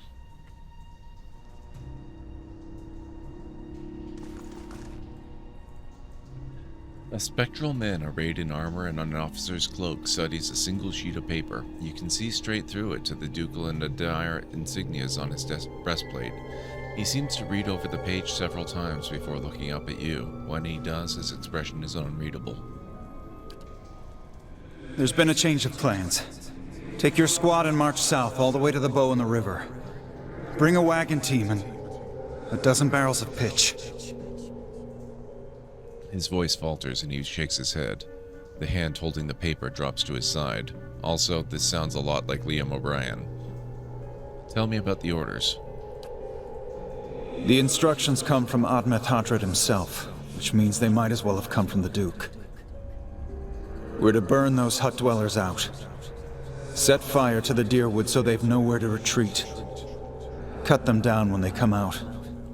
Or let them blaze if they won't. A ghostly sigh forms a mist in front of his lips. It'll make this even shorter than the Broken Stone War, all right. And we can only hope it'll discourage future conflicts. I know this is personal for you. It is for many of us. But understand, we're doing this to end this war, not to continue the last one. Remember that we're flushing out the enemy, not burning villages for sport. Bareth will have his work cut out for him tonight. Steady does it.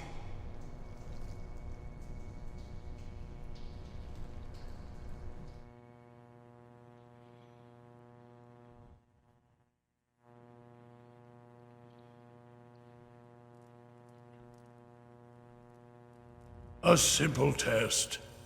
We'll take those farmers by That's surprise. Almost time. Di and Heather scouted the village last night. They're rounding up the rest of the party now. An elven man turns to face you. His cheeks and forearms and the cartilage of his long pointed ears are smeared with indigo and blue paints. He grins wickedly beneath a thatch of wild hair. What party? Don't worry. Everyone remembers the raid was your idea. The Rio had to go along with it after you'd gotten the rest of the clan riled up. No one wants it said that the Nine Claws were too cowardly to stand with the rest of the tribe when the foreigners desecrated our ruins. The Rio? The ragged stripes of paint on his face twist as he laughs. You may not like them, but they're still our elders, for now. A dead gray tooth peers from beneath his lips. That was clever, drawing the support of the community first. By the time you approached the Rio, they had no choice but to support us. There's no doubt you'll join their ranks one day, so long as no farmer's pitchfork fells you tonight, he laughs. The tribes need more leaders like you. Women who value deeds over words. The ghostly warrior gives you a long, covetous look. His semi-transparent eyes blaze as they crawl over you. He reaches toward your cheek, but stops midway, his splayed fingers quivering as a tremor of doubt runs through him. You were right. We were too soft when the foreigners first came, and now they humiliate us. We'll be soft no more, and the invaders will learn to leave us alone once and for all.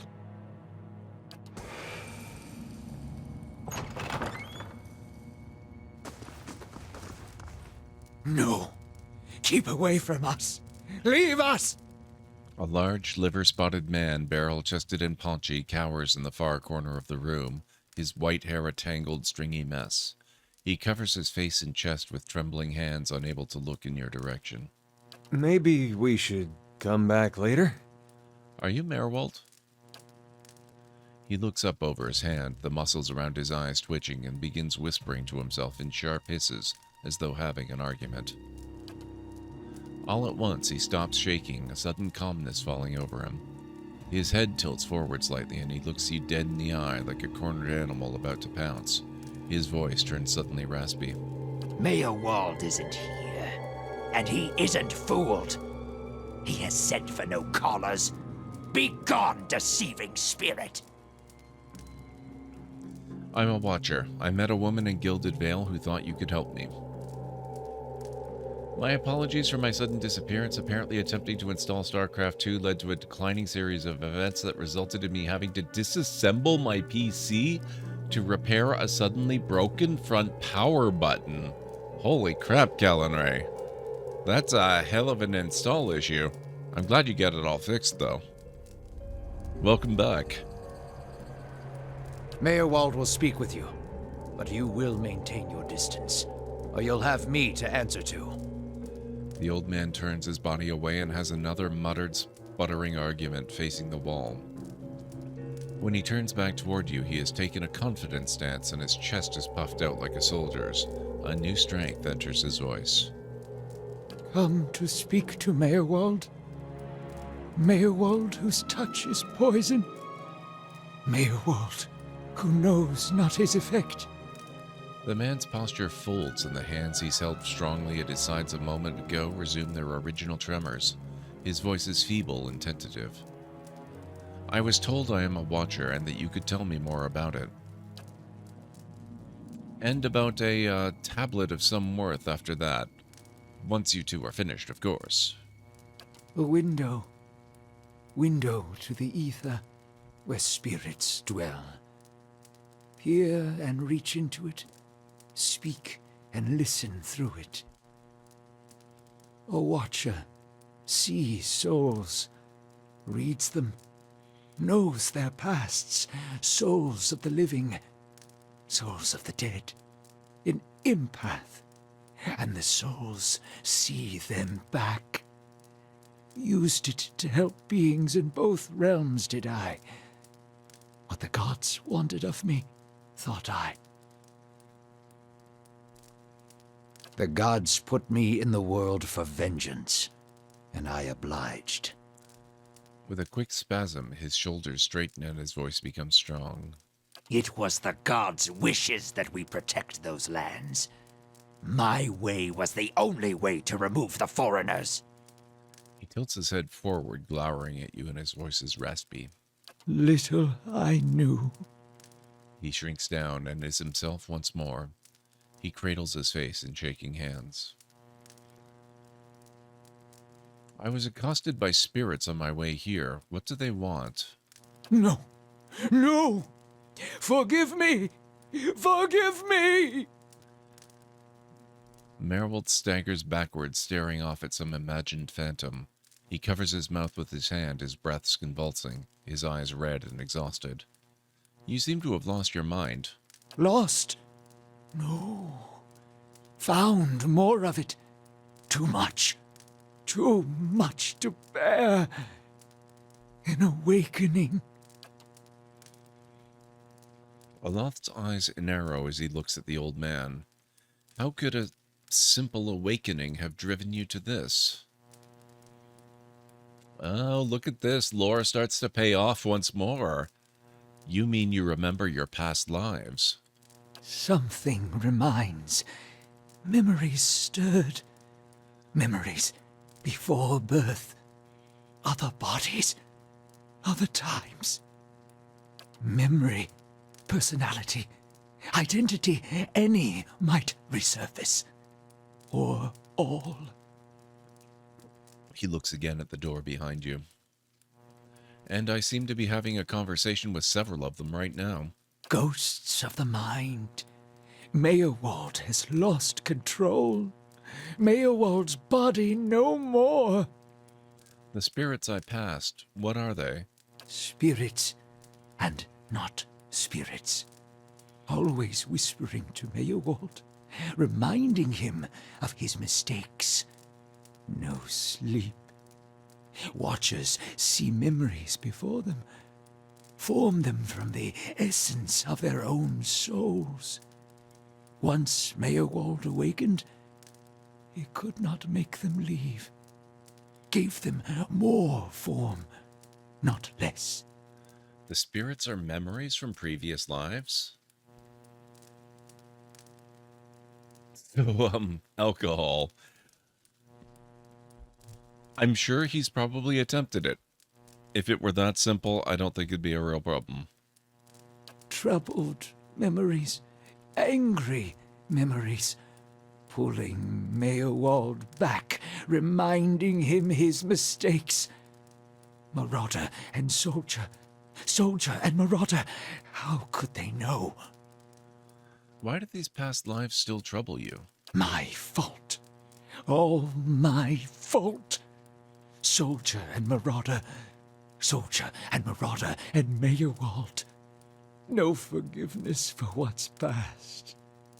No undoing what's done. No sleep.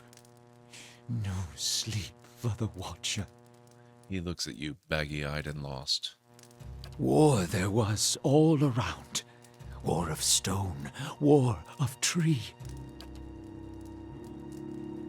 He's talking about two different wars fought back to back long time ago. The Broken Stone War and the War of Black Trees. The usual conflicts between locals and settlers getting out of hand, both of them. Some folks are still mad about what one side did to the other. Death we brought to the settler men. We, the 9 Claws. Claws of 9. Worse what we did to the women. For love of the gods. The gods' love. For their love. I met one of your memory spirits. There was talk of raiding a village. Merwold's voice becomes raspy and he is somewhere else in place and time, speaking to someone unseen. Hold her down. Head her. Give this Addy a bitch an heir that belongs in Air Glodfath.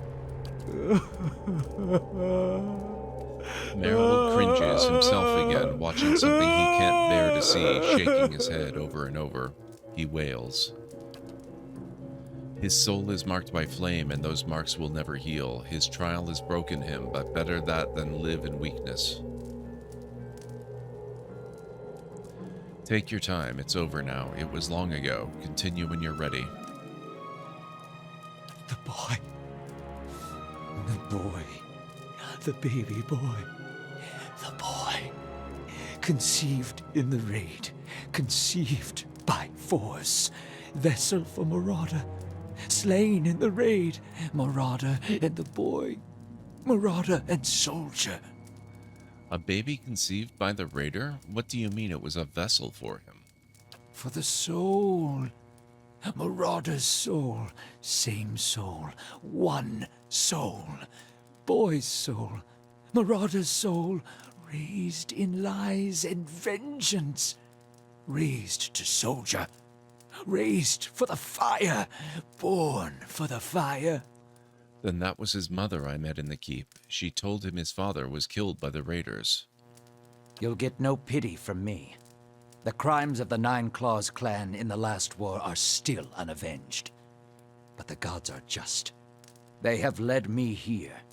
In my father's name, every one of you will burn. Light it.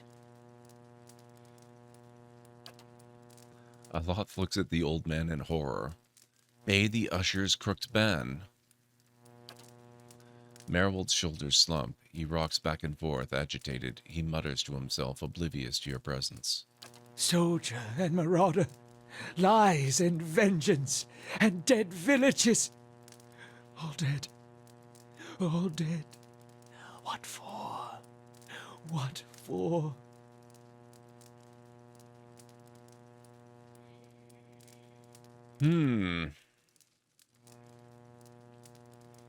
I see no reason, just bad luck. How little we know. How do you tell a spirit from a memory? Fragmented our memories. Stuck in time. Mindless, cruel, never far. I've seen apparitions like those elsewhere since I became a watcher. Tears well in Merwold's eyes. Oh no, no, no. You too? You too. All at once, in spite of his abject misery, his expression changes to one of utmost sympathy. Poor woman. Poor woman. They will take you too. Aloth's eyes dart between you and Merwold. What exactly does he mean? Surely something can be done. You're saying I'll end up like you. So fragile the Watcher's mind. So real his memories. Once awakened, how can he sleep? If I'm awakened to a past life, how would that have happened? You were reminded of it. Strong memories, lingering lives, they dwell near the surface, waiting to be remembered, waiting to take your mind for their own. Meyerwald sat at his hearth and watched his fire, watched the wood burn. Then came the memory of another fire and burning wood and screams. There must be some way to make these memories go away. No. Always there. Always remembered. Can't forget. Can't unsee. I didn't just remember. Someone caused this. They wore masks and spoke of books and keys and a queen. There was a man there. He seemed familiar to me. Keys of lead. Books of burden. Queens that were. Known to me are they. The leaden key. The leaden key? It seems we share an enemy, Arena. Assassins and Watcher Wakers both. They certainly seem busy. Would certainly keep busy. What can you tell me about this leaden key? Secrets. Secrets and deceptions and schemes.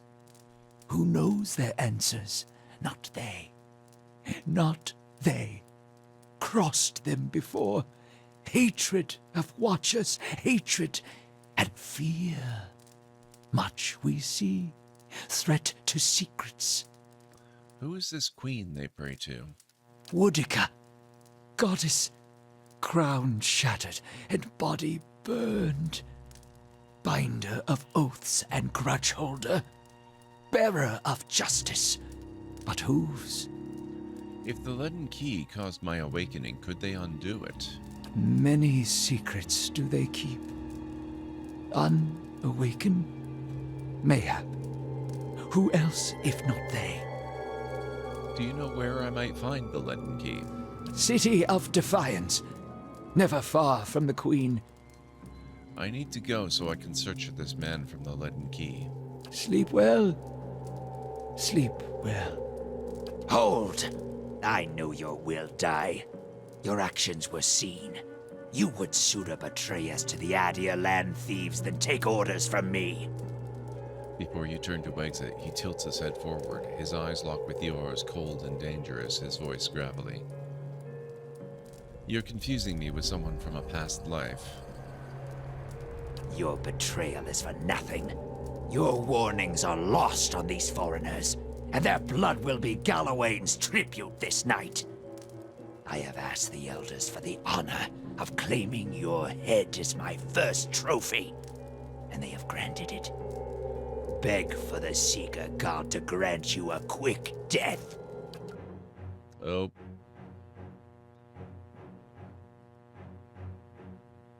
Sorry, Merwald.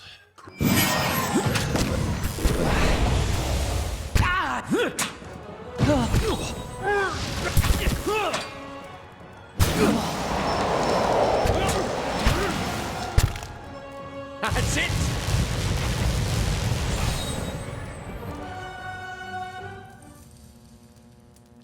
There is a change in the air of the keep. What was thick and suffocating feels to you somehow more breathable, as though yielding to a conquering invader. Merwald's body lies inert. You can feel his soul lingering there, uncertain. There is something unique about this soul in this place, a bond formed in decades of inhabitants and lordship that feels somehow palpable to you, as though even in death the keep knows its former master, and the former master remembers his keep.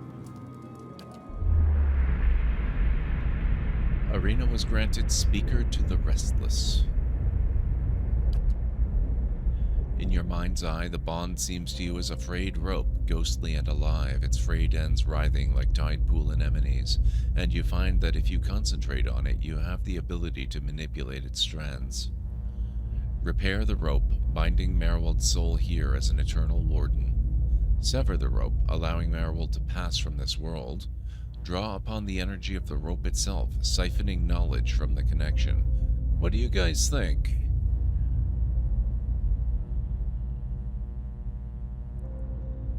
Repair it so that we bind him, sever it to free him, or draw upon it so that we steal from it, take from it, learn from it.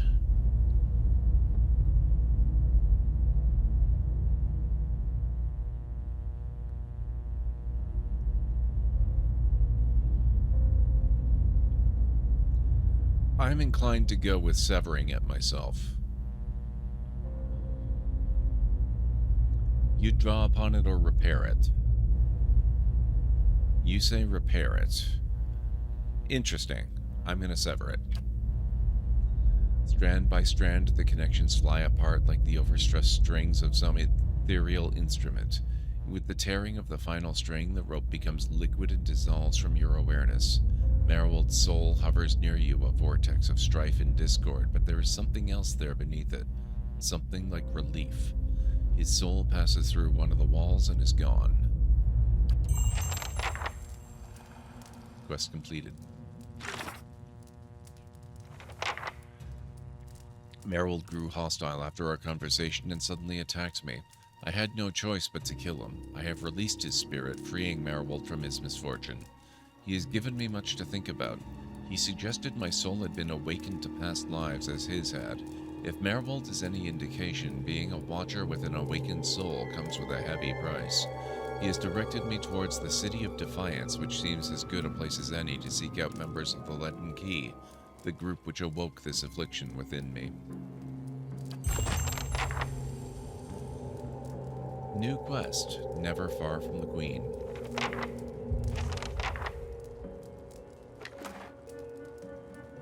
Merwold's Grimoire. Oh, look at this. Primal Flame, Primal Wind, and Silver Lusts.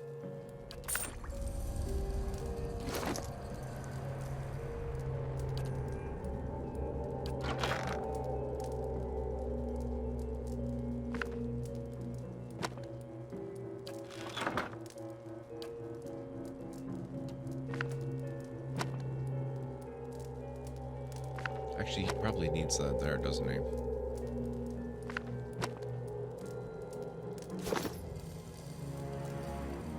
And what does the flame reveal?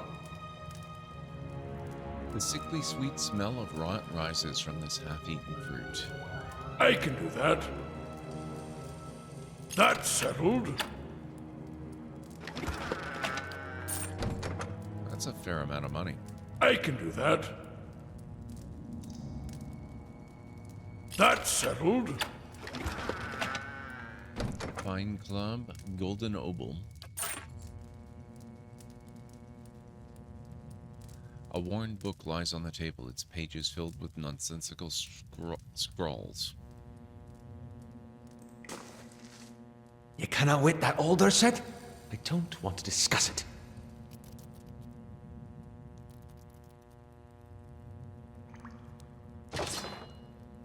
Oh, a new wand.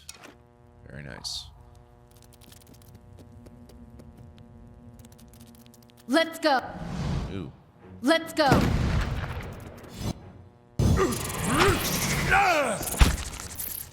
Let's go. Let's go. That's it. Let's go.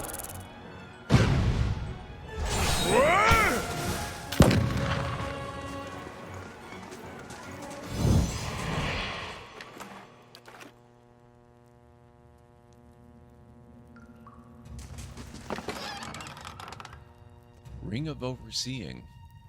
Plus 10% ability area of effect. That sounds like a good sort of Aloth item. Light, flame, and sound. We'll keep to ourselves.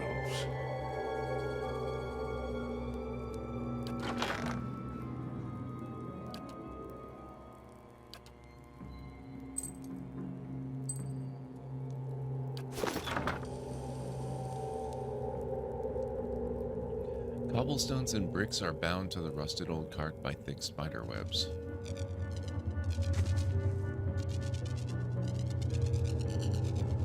Let's go. How were the Zarups not eaten by the spiders and or vice versa? Go.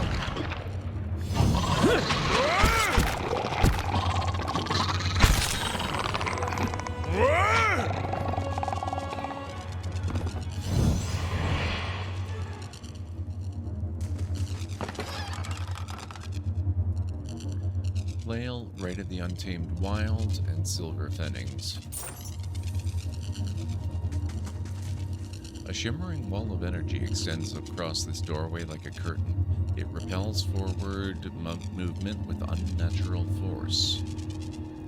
Interesting. Perhaps the voice in the throne upstairs knows more. I'll see what I can find. Let's go. There's way too many spiders in this place. How can we be expected to live here?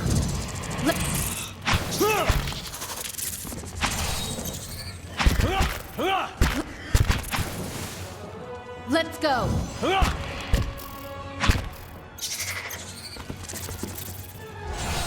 And beetles too? My god. Excuse me, what is with all the freaking bugs?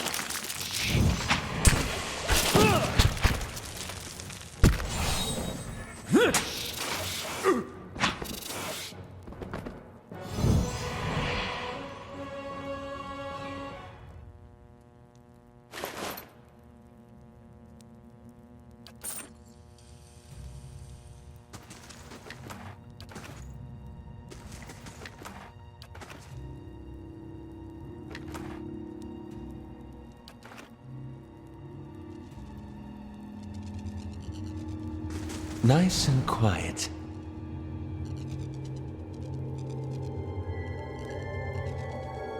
Wow. Resident Evil canceled already. Heavy iron key added to stash. I still plan to watch it.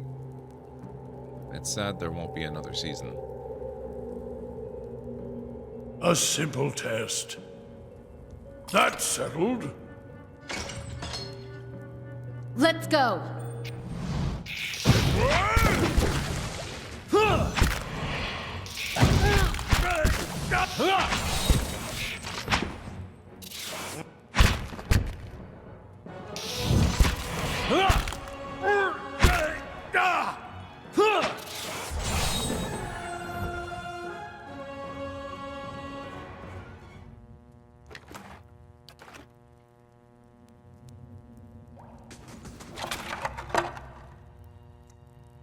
Well, geez, we're getting so much money. This place is actually pretty rich. Laying low. Just helps to plan out where to put it in the order of things, since it'll apparently not run into the whole backlog to watch before the next season thing. That's true. Oh my god, more spiders. Let's go.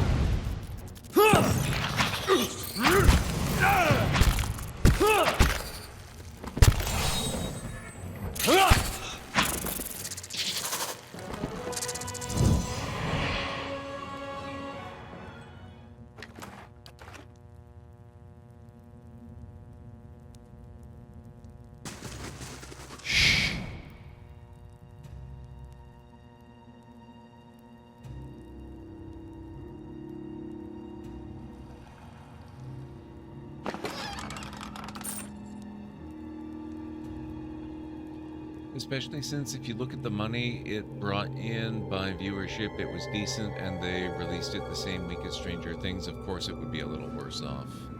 Yeah, that's... Aaron Lore makes a good point. It's probably a lot more expensive to produce than Stranger Things is. What the what? Gold-packed knight and looters in my castle? What the hell? I mean, okay, technically I haven't actually claimed ownership at this place yet, but still.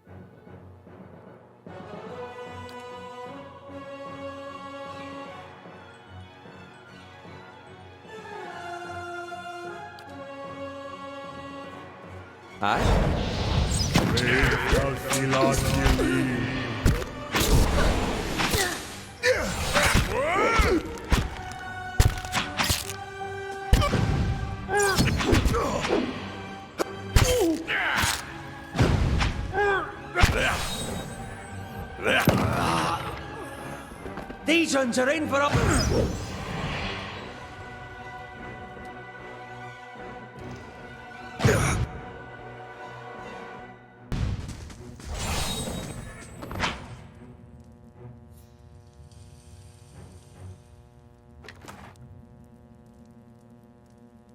Hood, nasal helm, Zvef.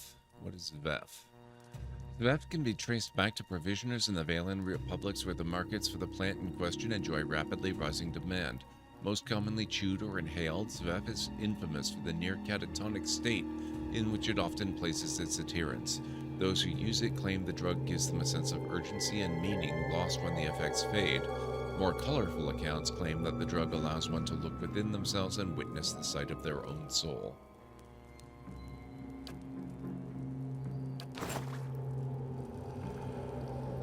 Sure. Laying low.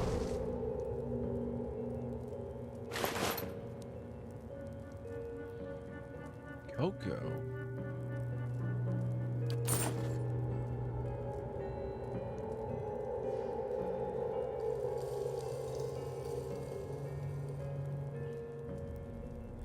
Because money in, money out equals return on investment, and if you don't hit a high enough return on investment, even if you're net positive, then it's not performing well. Yes. Expensive productions are the bane of most science fiction, horror, fantasy type shows. That's why they rarely seem to ever last as long as shows like, you know, look at NCIS going into year 20 or something. these days. They don't have to dress everything up to look like a completely ruined post-apocalyptic zombie nightmare. They can just use cities as they are. A normal, everyday post-apocalyptic nightmare.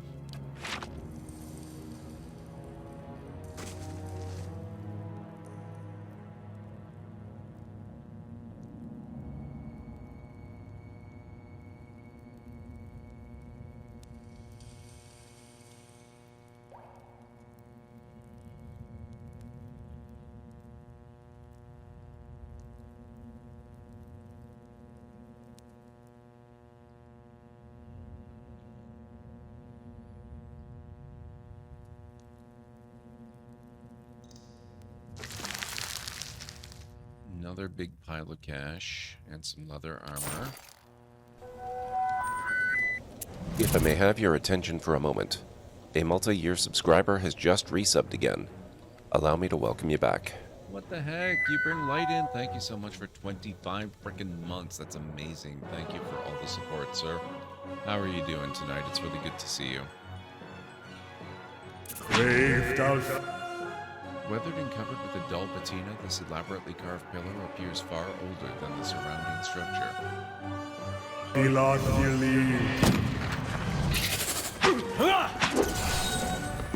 Oh my god, what the frack is that?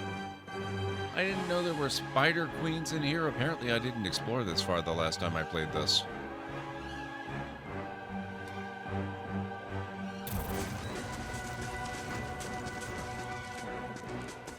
Steady does it.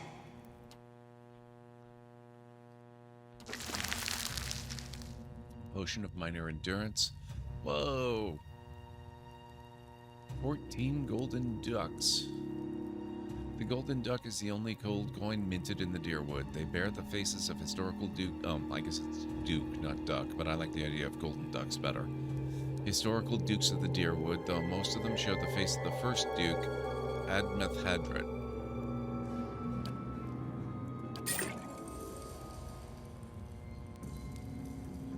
Doing okay, staying up late for a bit. Birthday today, so just having fun. You bring light in. Happy birthday. Thank you so much for hanging out with us on your big day. Oh, yes, that's true. It's Greenie Trini's birthday as well, actually, you bring light in. You share a birthday.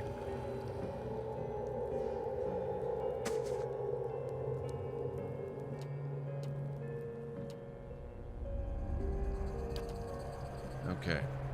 That is freaking gross.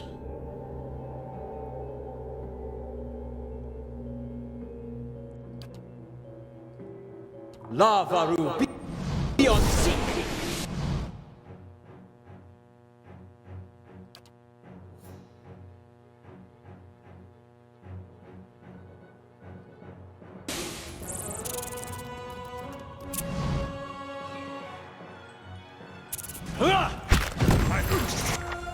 Damn. Nice.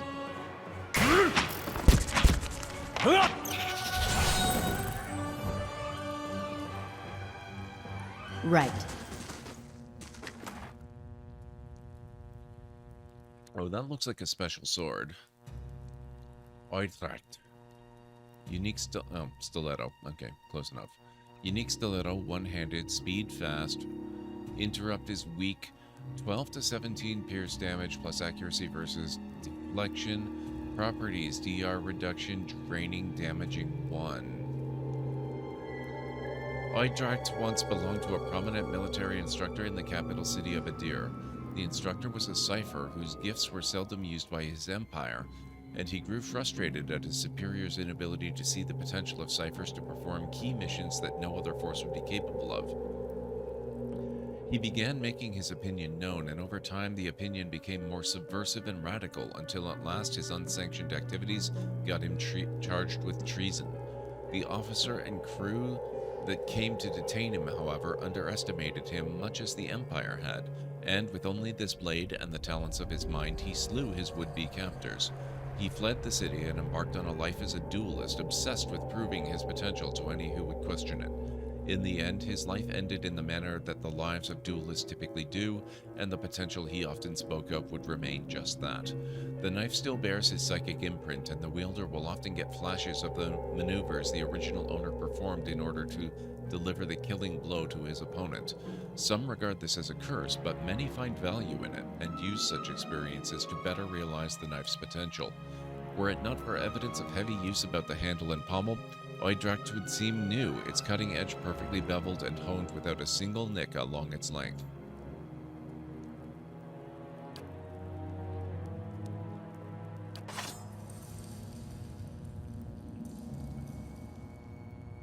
Freaky weird chat? Yes. But I'm used to you guys. I shall be discreet.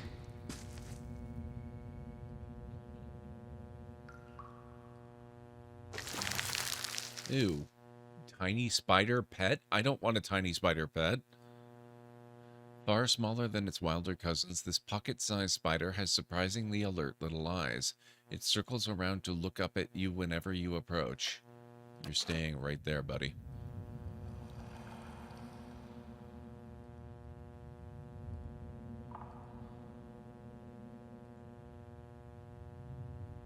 What the hell is this?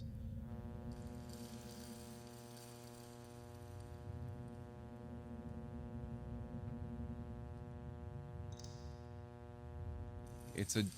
Oh my god, is this the palm of the hand? Remember in the outside courtyard there were what looked like Adra fingers poking up out of the ground?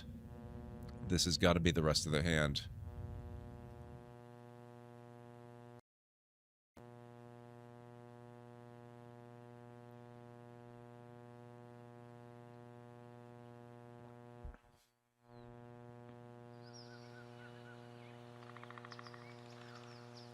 Yep. Wow.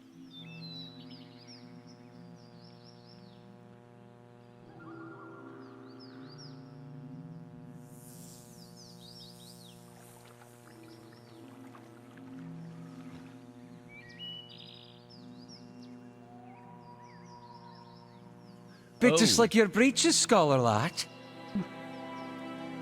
Gunna's face Nothing. flushes. I said nothing. Oh boy.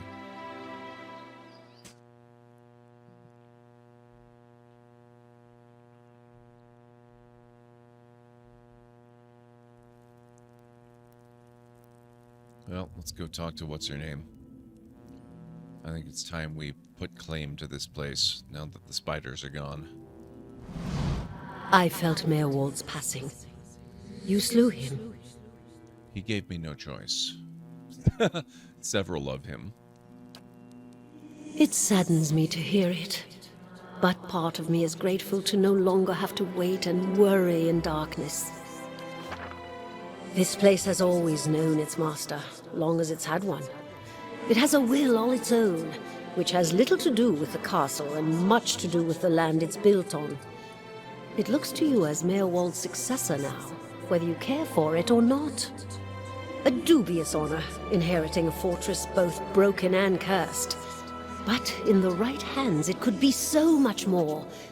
If you had only seen it in its day. Will you stay? Merwald said that I must go to the City of Defiance in search of the Queen. I've always wanted my own keep, even if it is a little cursed. You feel that same emanation of warmth and energy in the air. Then it is yours, my lady. I cannot begin to tell you how glad, that is, how good it is to know that the keep is in capable hands once again. Your stronghold is now available. You can manage your stronghold at any time through the castle icon.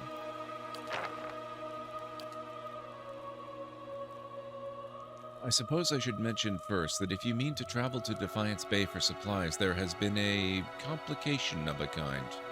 The Eastern Barbican collapsed decades ago, and Merwald never got around to rebuilding it. The road here is a dead end. He got as far as gathering materials before he became preoccupied. I could make arrangements to have it repaired if it is your will. When it ceased to be the previous master's will, I became powerless to do anything about it for what I am... For what am I but the Master's instrument? It would take time, but far less than finding another route to Defiance Bay. How do I repair the Barbican? Merwald set aside materials for the Barbican, and they are still available to you. In the future, if you wish to make further repairs to the keep, we will need coin for supplies and labor. What does being the Master of Caird Nuwa entail? Why, there are many responsibilities involved in maintaining a keep. The extent to which you wish to get involved is entirely up to you, of course. Part of the reason I am here is to ensure that things run smoothly in your absence, provided we have been given instruction. If you instruct me on which repairs you wish to conduct next, I will make the necessary arrangements. They may take some time to finish, but each will provide you with additional resources once they are complete. Given somewhere to place them, we can hire tradesmen to provide you with supplies or ingredients.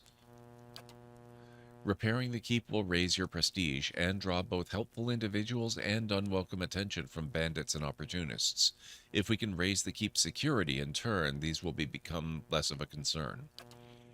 You should know, however, that the position does come with some risk. Your name will grow in fame and you must contend with threats to the keep. And then there are other things. Was there anything else, my lady? What did you mean when you said this keep was cursed? Merwald's curse was his own, a watcher's keep, but his predecessors have not fared better. There is a presence within the keep, or rather, far beneath it. At least such has been the conclusion drawn by all those who have come to this place, for what spirits still linger in the endless path oft speak of a master below. Every effort to settle here has failed, from the time of our Adiran colonists onward. Beasts rise from the endless paths, until the new lord or lady is no more. The one who dwells below, this master, does not tolerate rivals, it seems. I have seen from time to time intrepid explorers descend to lay claim to what answers they can, but none return. This is the force which has kept Caird Nuwa a barren ruin, and robbed me of my hopes. The endless paths! That, my friend, is where I must go, where we must go, if you will go with me. Whatever devils lie beneath, think, too, what knowledge we will find. Perhaps this master speaks Adiran. What are the endless paths? The endless paths of Od Nuwa. That is the name given to the labyrinth beneath the keep. The Earl, we were warned by the Glenfathans that this site was cursed, and there is a legend attached to it, though at the time we thought nothing of it. The ruins were built, it is said, by a powerful Engwithan named Od Nuwa, who ruled there until his people turned against him. They destroyed his endless paths and filled many of the upper tunnels in with soil and stone. No one living knows how far the tunnels stretch, and few who have ventured there have returned. There is much talk of riches and treasure. The promise of Engwithan relics alone has drawn many fortune-seekers. To their deaths, I fear. Who is this master below? I could not say with any certainty. I believe it must be tied to the man said to have been the architect of the Endless Paths, the Engwithan tyrant Od Nuwa. Some claim his spirit endures, or at least has laid a curse upon the site. I cannot imagine the remains of his work, for the ruins here have been 1,000 years or more, but what is left is impressive. The Earl certainly thought so. You may have seen, while below, the hand of the great statue Od Nuwa constructed. Perhaps it is the statue of Od Nuwa himself. But am I not the master of Caird Nuwa? Of course you are. The keep would have no other, but the endless paths are a different thing entirely. It is unfortunate, really, that they are so closely entwined. If the master below is not dealt with, there will always be a threat to the keep from within. I know it is much to take in, but if you would remain, if you would master this place, then I can only advise you to seek out this foe before it destroys you. Time to find this queen in the city of Defiance. You must know this queen you're looking for. Defiance Bay has no queen. The Mequins of Adir haven't reigned here since the war. The only queen with any power there is Wodika. I am told they erected an exquisite temple in her honor there, but I was never able to see it. If you mean to go there, we can get started right away on repairing the Barbican. You need only tell me what you wish to do, and I'll make the necessary arrangements. Marigold kept a ledger as it happens, and I have taken the liberty of updating it. You can take a look if you wish. Then we'll get underway at once. The steward's voice belays a giddy excitement. Know, my lord, that this is but the first and least of a great many undertakings. The keep supported a great many buildings and servants for many years. If you should wish it, we can repair some of the outlying structures, and these will bring you wealth and recognition, drawing people to your service. Rebuilding the defenses will keep your grounds from becoming overrun, as they did under Marigold's keeping. You need not choose all at once. I am pledged to your aid, and so as long as you are master here, we shall always be linked. You need not step upon these grounds to speak with me. Wherever your travels may take you, you can make your will known to me, if you but reach out. Oh, but first, of course, the Barbican.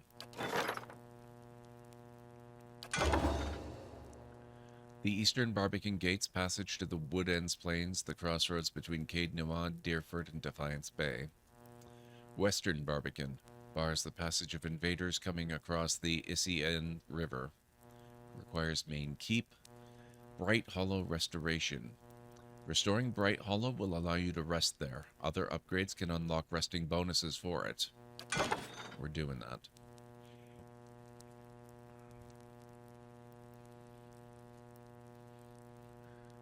Upgrading the main keep will repair your Great Hall, allowing visitors and adventurers to be available to you and your companions. Okay, so we basically have to do the main keep, but I want the ability to actually, rest here. That, I think, is more important than anything.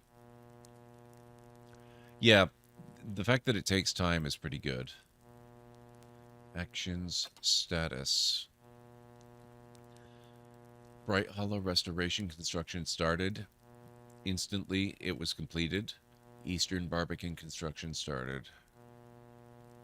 Oh, okay, so it's bottom up. Construction started, completed, and then we started Bright Hollow restoration. No events pending. Must build the barracks to recruit hirelings. Party management.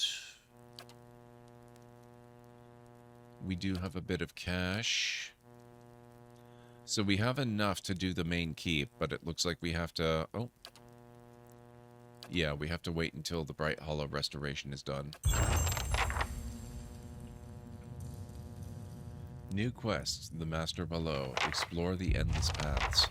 Now, it looks like most of the party actually is kind of banged up. I guess, can we camp here? Camping is not allowed. Okay. Whatever.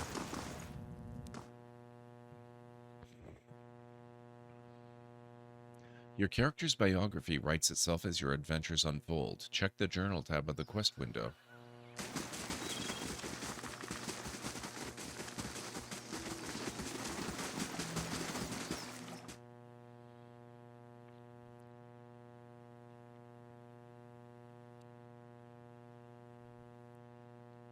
Hirelings help defend your stronghold from expensive collateral damage in the unfortunate event of an attack. They cost money to maintain, but their cost usually offsets the potential for damage. Hirelings also contribute to the security and prestige of the stronghold, sometimes negatively.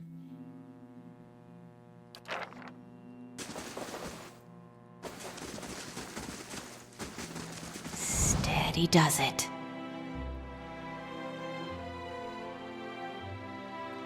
I suppose we can camp here. No.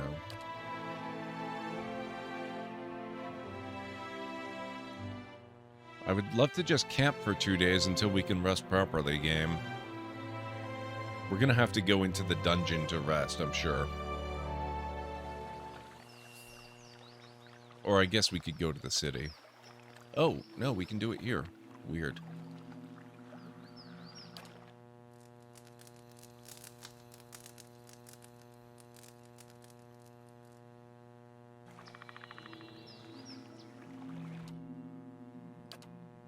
That old watcher.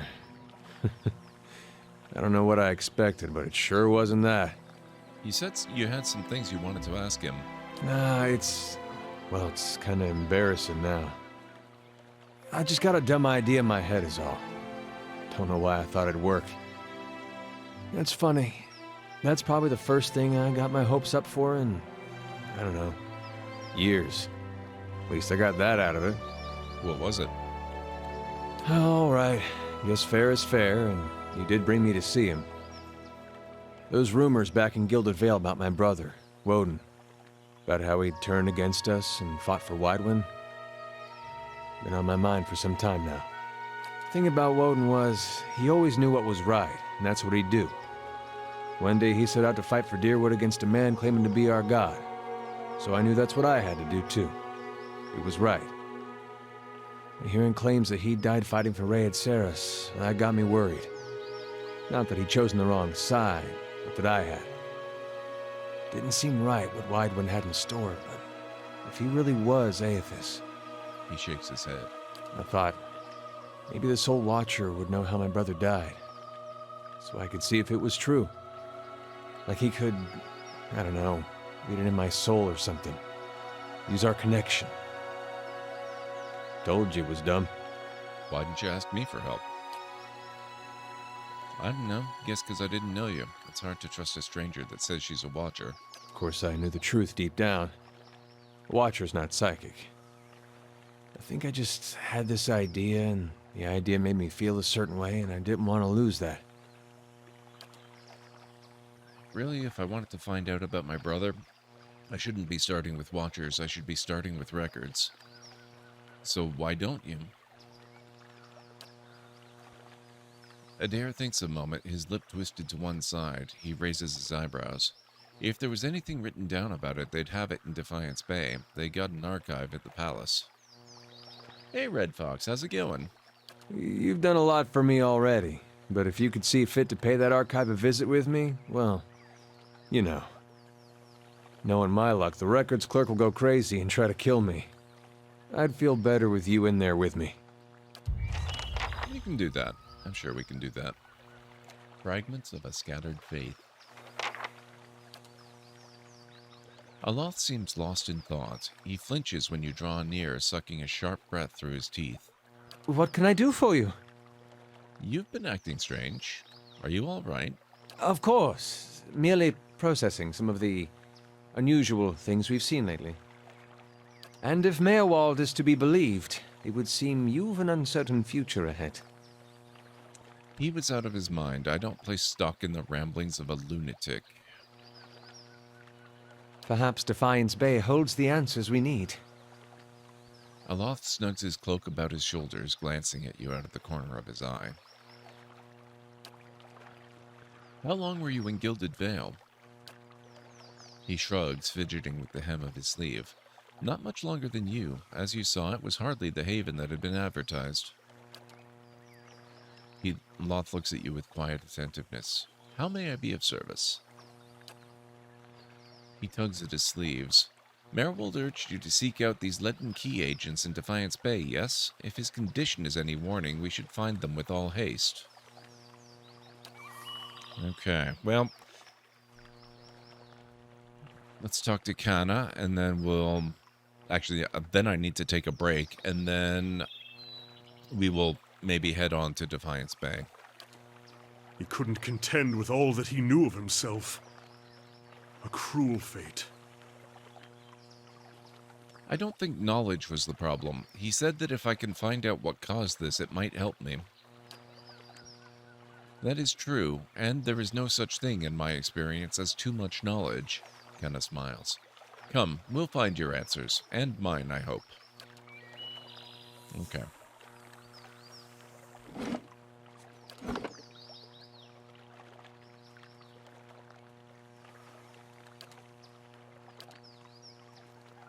There we go. The keep is ours.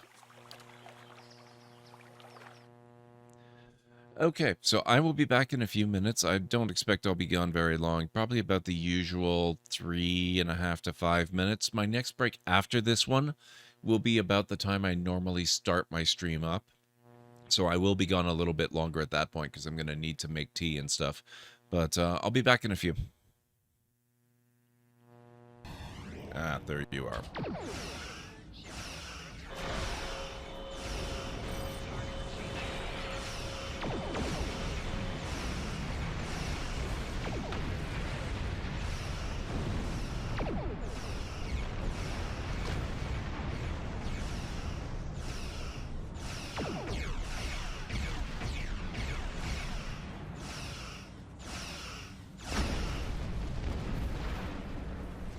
There we go.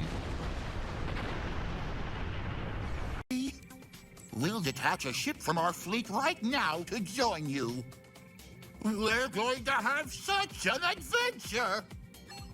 See you later, best friends.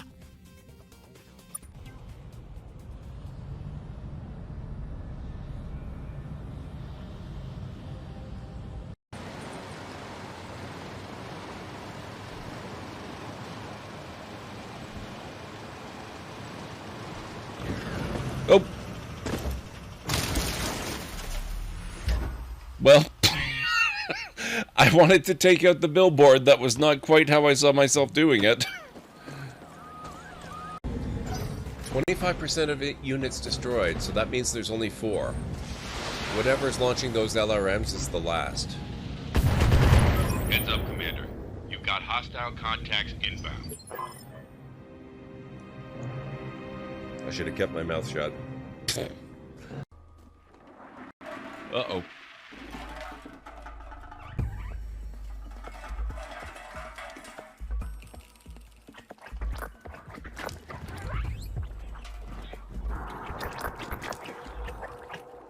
Well, it's aptly named. You'd think they'd be suspicious of a little flying helicopter like this buzzing around.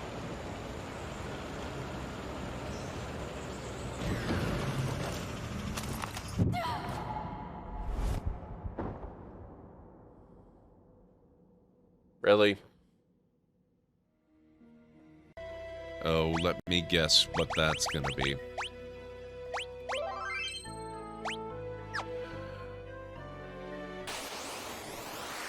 Oh. Hey, I was wrong.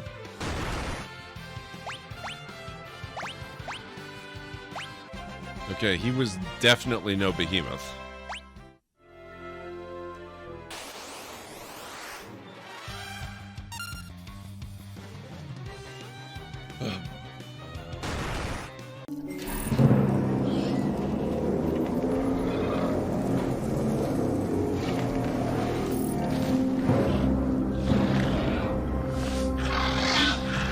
Live prey feeder unlocked.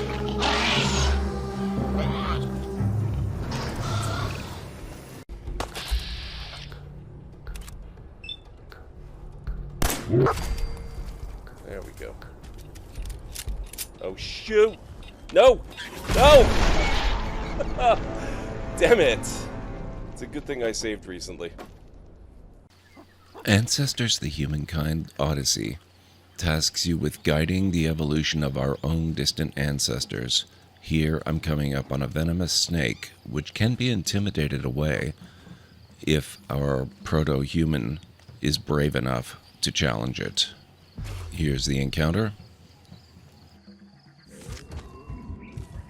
And I have miserably failed to intimidate the snake away. So that's going to be some venom that's going to take a while to wear off. Unless maybe he's smart enough to figure out how to get it cured early. A closet with a closet? What the heck? Does this inn not have any rooms? Okay, how are we doing time-wise here? Oh no! 66!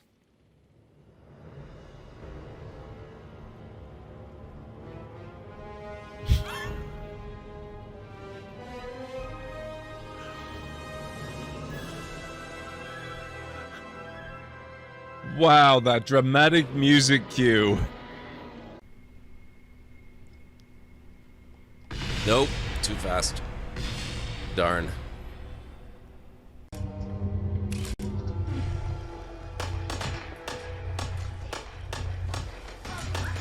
What the...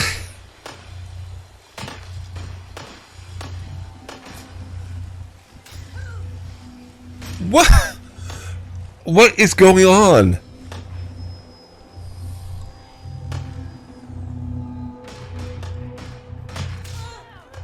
What?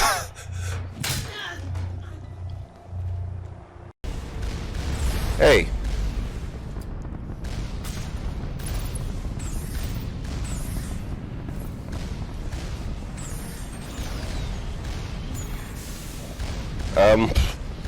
This is maybe not the best. Crap. Oh god, when was the last save? This could be really bad.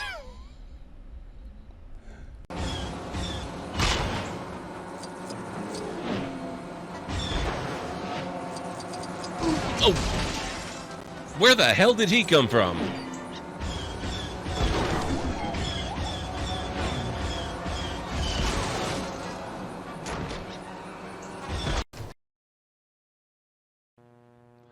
Okay, I'm back.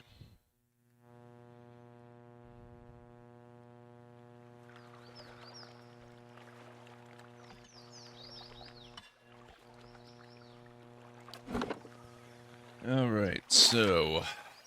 Oh, that cleared the maze here. Hey. Huh? I'll see what I can find. Thank you, Aranor.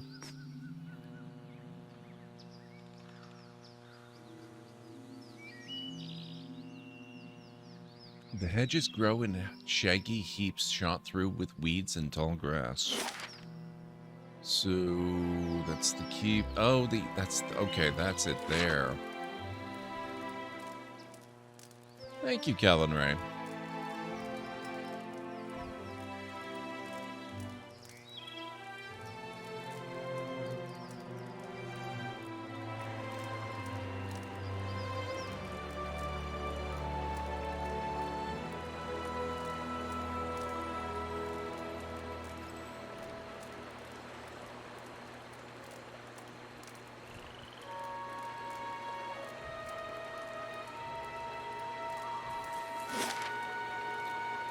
Okay, so we're at Cadnuan. Now we can go to Madamer Bridge.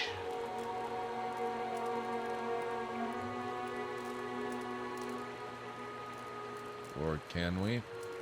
Maybe not. We can go to Woodend Plains.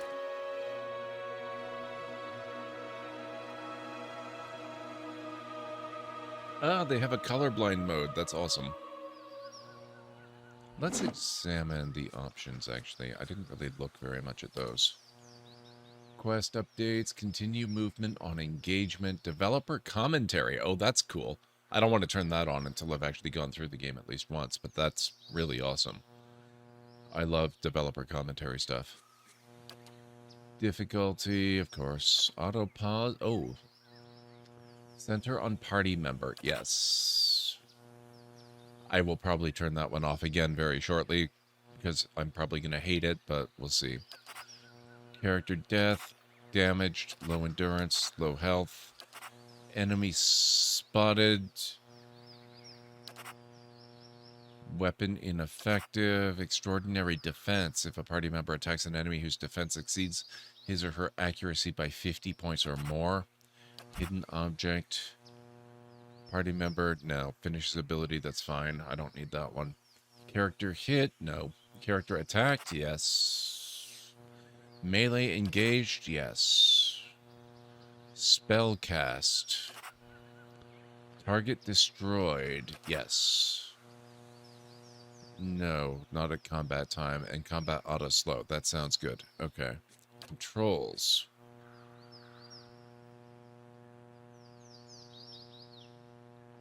Watch me have to turn almost all of those off again because I'm not used to it and it drives me nuts.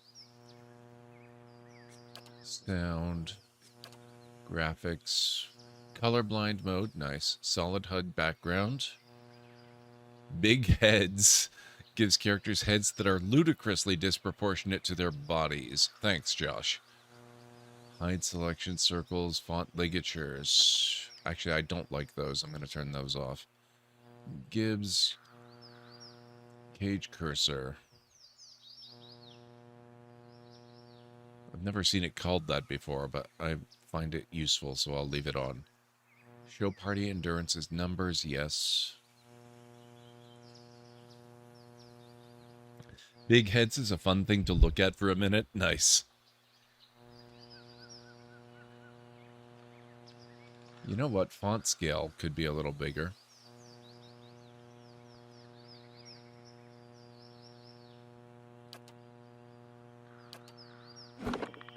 Oh, that's so much better. I like it. I don't know if that looks better or worse to you guys, but I'm looking at this on a 4K monitor, so larger text is much nicer.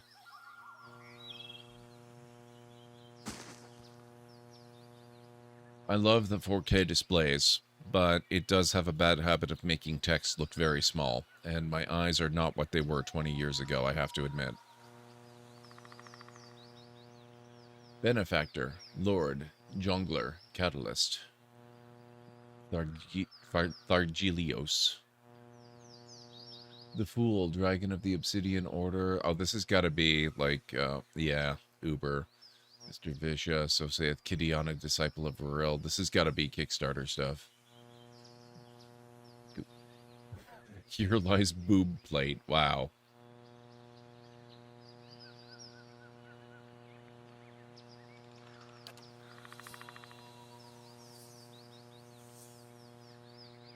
I just hate the diacritic with the S and T regularly. Yes.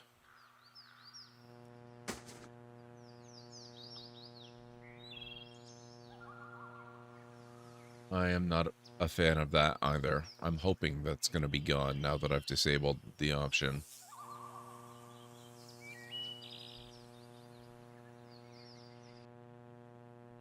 Oh. Holy crap, what the hell?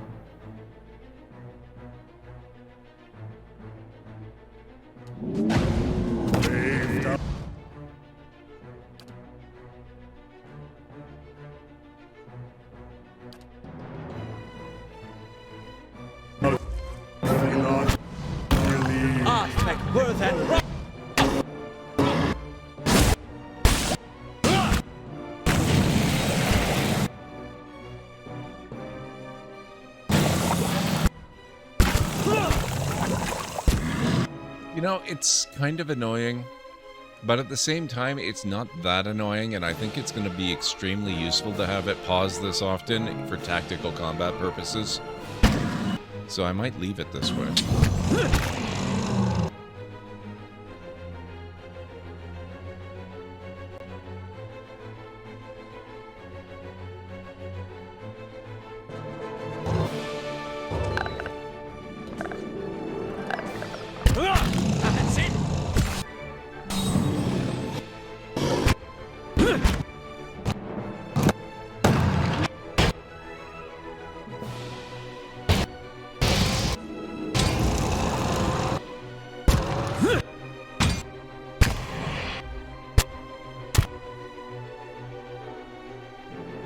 Definitely makes it a hell of a lot easier to read all this.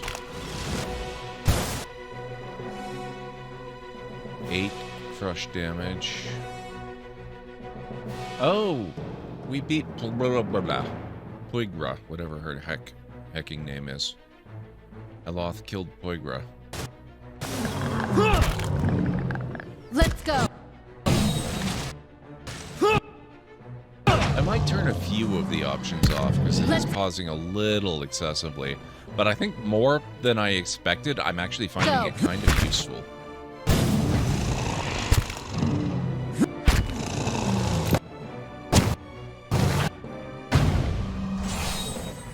Not bad.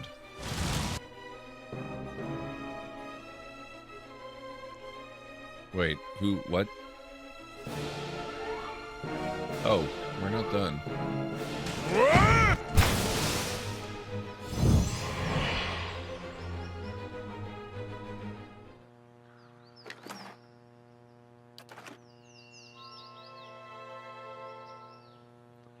No worries, Aranor. Enjoy your AFK. Sure.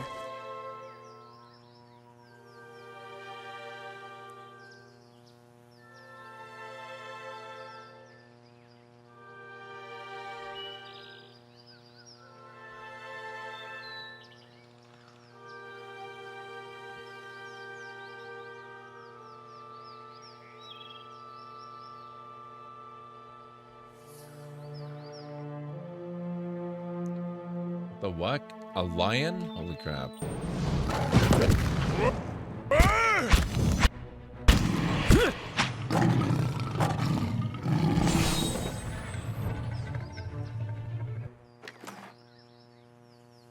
lion hide.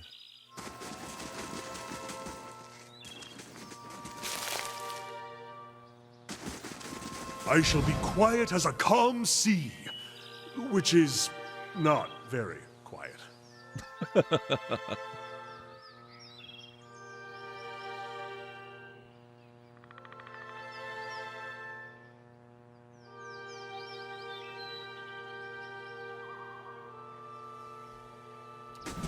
Nice and quiet. What is with all the lions? Holy crap. I didn't even know about all the lions.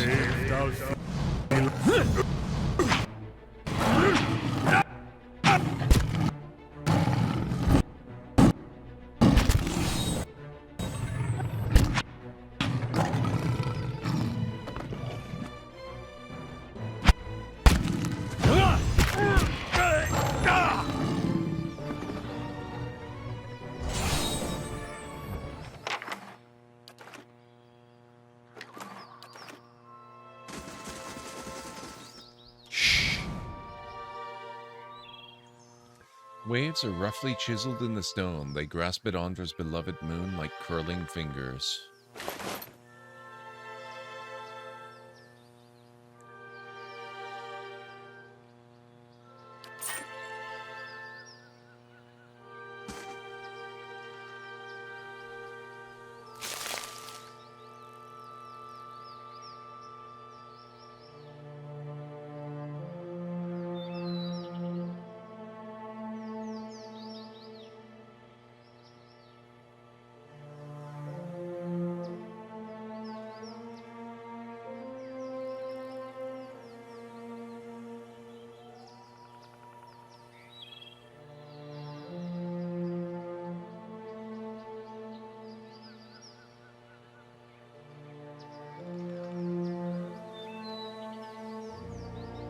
Hello? Who might you be, Jalen Dimath?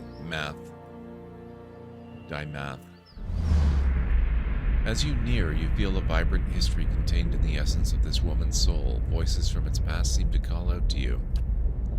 You see a group of robed figures sitting next to a fire. This woman, much younger and smaller, sits with them. They are discussing travel and making plans, deciding which road will get them to their destination fastest.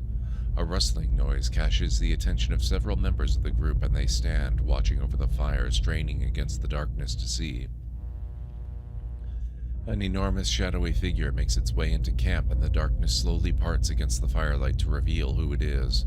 Many members of the group stand, readying weapons. Others quietly invoke their god, preparing spells for battle. The girl looks around, confused, when the man sitting next to her stands, holding out his arms. He chastises the others in the group for not showing the proper hospitality to a stranger. The man walks towards the ogre, hand extended, speaking words of welcome in its own tongue. The ogre stares at the man for a brief moment. Then, with the swiftness seemingly unnatural for a being of its size, it swings the club it had been dragging behind itself. It connects with the man's head, causing a wet, crushing sound. The woman to the girl's right screams and rushes to the man's side, covering half the distance before the man has even fallen to the ground.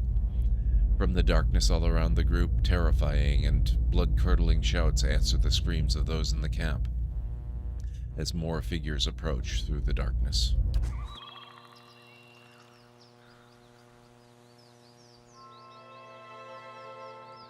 Tucked under the flap of this back bedroll is a relic of some kind, a small conch shell strung with seaweed.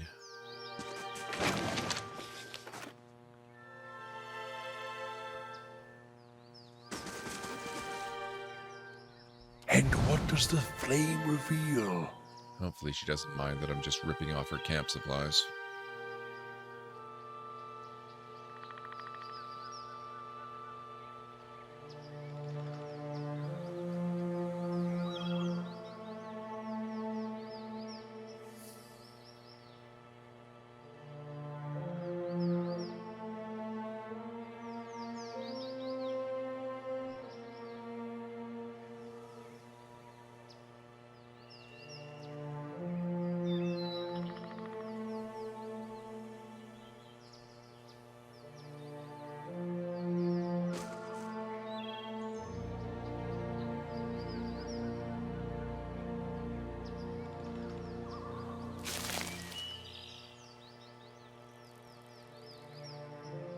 A sparrow's nest is tucked between two angled slats.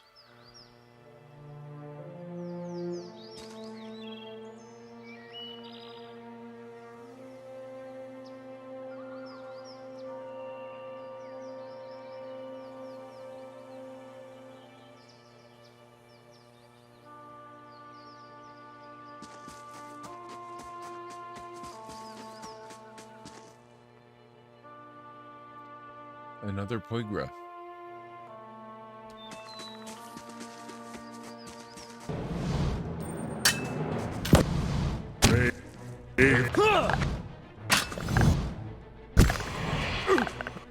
That's not very helpful. It makes really creepy noises.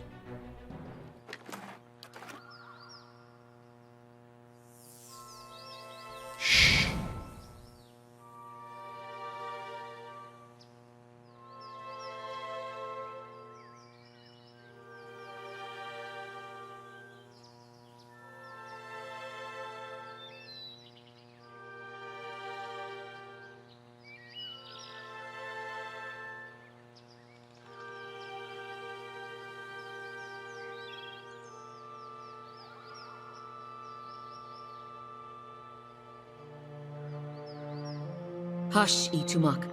We'll just wait a little longer. Who might you be, Sagani? Oh. She may be another companion. A dwarven woman dressed in skins and hides leads against the road marker. Her face is turned down, her eyes darkened by a thick stripe of face paint.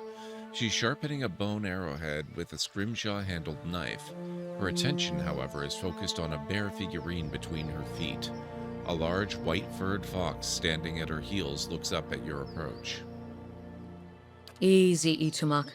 It's not him. Who are you waiting for? This outfit may not be flattering, but I am definitely not him. She lifts her head and looks at you. No argument there. It's just not who I'm looking for. Just you, not you I'm looking for. Short version? I'm looking for a very, very old friend. I'm not sure what skin he's wearing now, but I'll know him when I see him.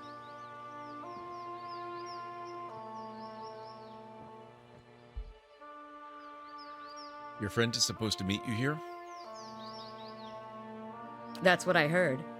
Of course, the man who told me so was carrying a staff he claimed was made from dragon bone, but I know Whitewood when I see it. That should have been my first clue, but I had to try something. Back up. What does a stranger have to do with your friend?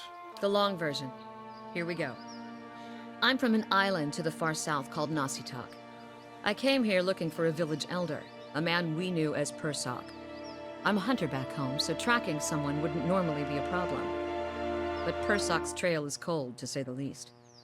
Why can't you find him? There can't be that many of your people in the Deerwood.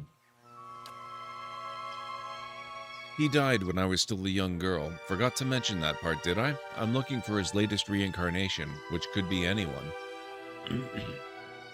How long have you been looking for Persok? Her painted brows lower and her compact, muscular frame sags for just an instant. 5 years. So you've been searching 5 years for a stranger you barely remember, who could be anyone now. That about sums it up. Then it must be an important duty. Actually, I know how you feel. Then you have my sympathies. Hopefully you've got a better lead than I do. She looks at the Adra figurine in the dirt. How does that statuette figure into it? She dusts the figurine on her trousers and raises it to her small, flat palm. It's carved in the shape of a bear, smooth and round.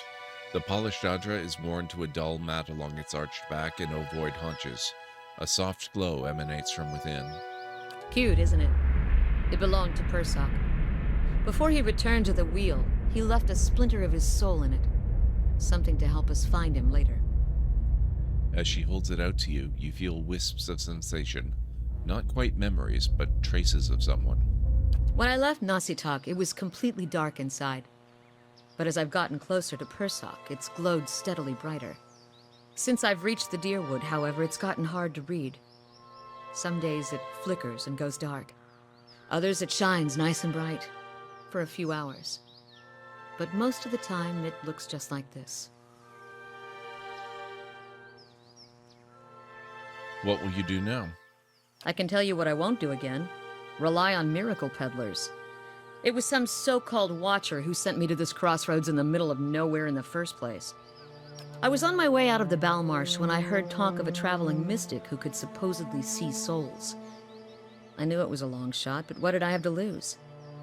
I went to see this fellow and gave him the Audra figurine. He made a big show of moaning and rolling his eyes, and after I'd given him 5 golden dukes to lift the shroud, he told me to seek the crossroads in the field between the Wolf's Lair and the twining trees.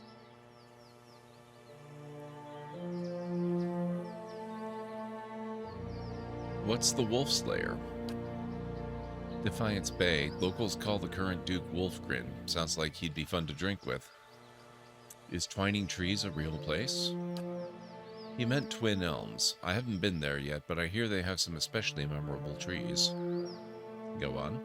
He thought he was being vague, but I know the area well enough to recognize that he meant this place, right between Defiance Bay and Twin Elms.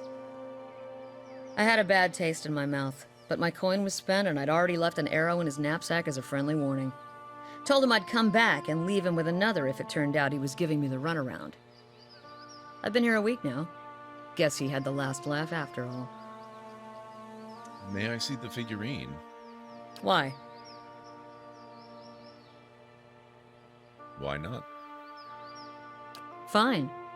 But if you try to run, just remember that my arrows are faster. She hands you the figurine, her chapped knuckles grazing your hand. She watches you examine it, wary but curious. You raise the Audra bear, turning it in the light. As your eyes catch a tiny glinting scratch, the scenery around you melts away. You're standing on a cliff overlooking the water, seeing through eyes that aren't your own. You catch the musk of beasts amidst the fresh scent of vegetation, and your heart beats a little faster. You'll have to watch your step up here. You look down just long enough to see the sharp, pale cliffs drop into the water hundreds of feet below you. I see a vision of cliffs high over the water. Does that sound familiar? Your question is greeted with shrugs and silence. I've got it. He's standing on a cliff. I need to get better perception. What are you talking about? What just happened? I'm a real watcher. She blinks at you a few times, calculating. If you'd seen the way she stares at dead things, you'd know she's serious. You realize I've got no coin to give you, even if I did believe you. Come with me. I've got other business in the area, and we can look for Persoc on the way. If this is your idea of a joke, you may be stuck with me for a while. Lead the way. She tucks the figurine into her pouch, and her fox stands, shaking its pale coat. Lead the way. The Long Hunt.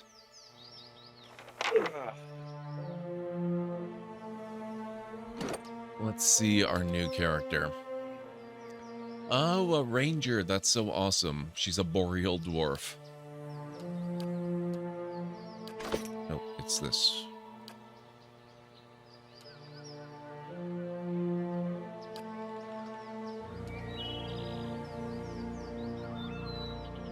I actually do remember her. I recognize her from the last playthrough, so I must have come this way, because I know I got into the city as well. I didn't do a whole lot in the city, but I remember a few things, like I remember getting into a really dangerous bar brawl at one point.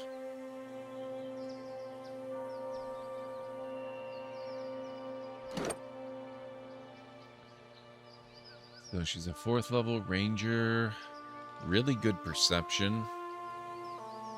Man, I really need somebody who's awesome at mechanics.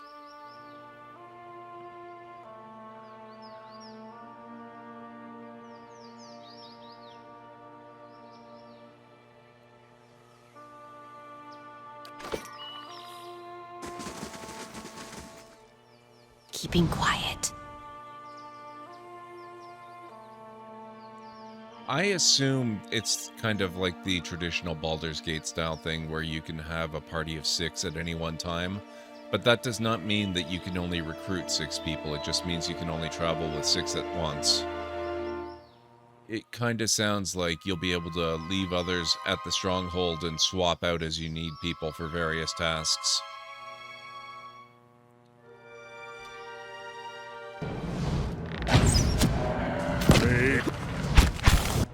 I know that that's a little bit different in the second one. Pillars of Eternity 2 only lets you have 5 at one time. Got him!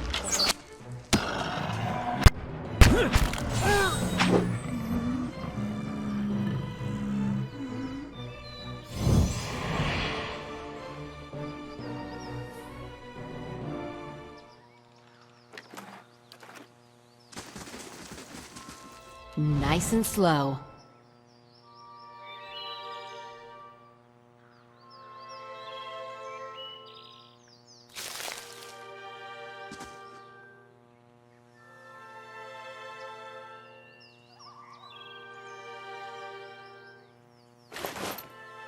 Dead Adventurer, Hide Armor, Silver Lusk, Potion of Fleet Feet.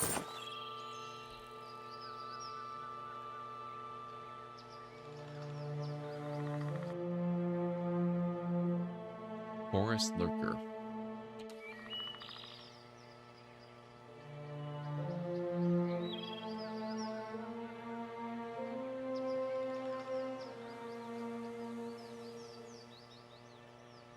I love that they have to go all the way around to attack it.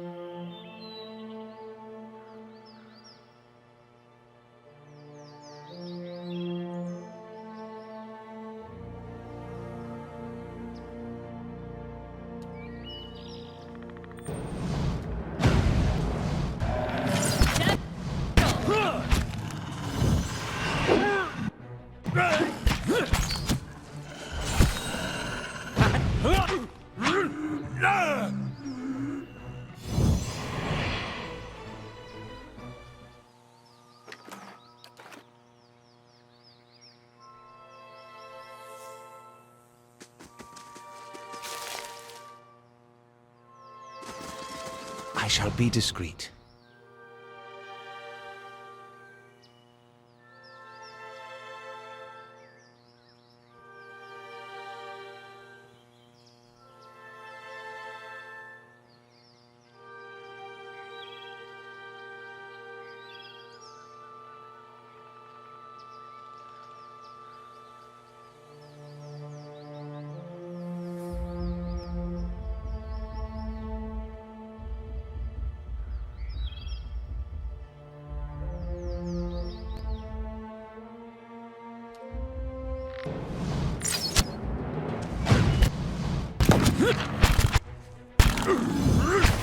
Dead on!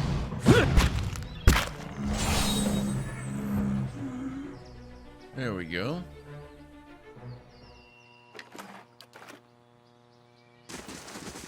Light, flame, and sound.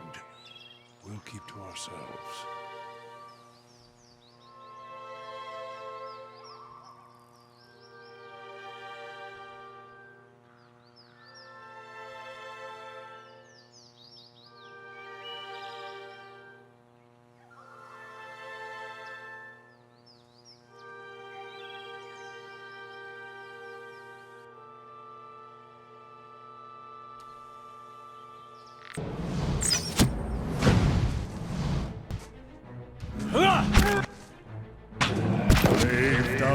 Dead on! That's it!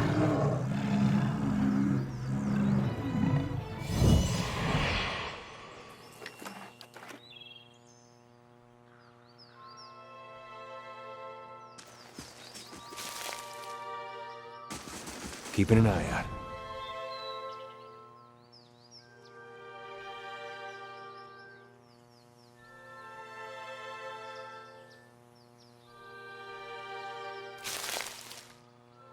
Okay, grab that. Looks like there's something up this way.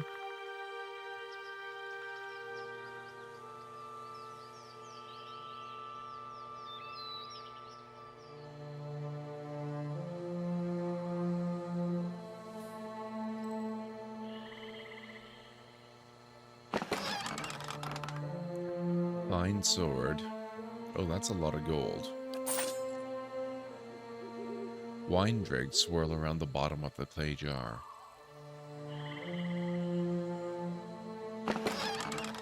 Oh, that's a lot of money.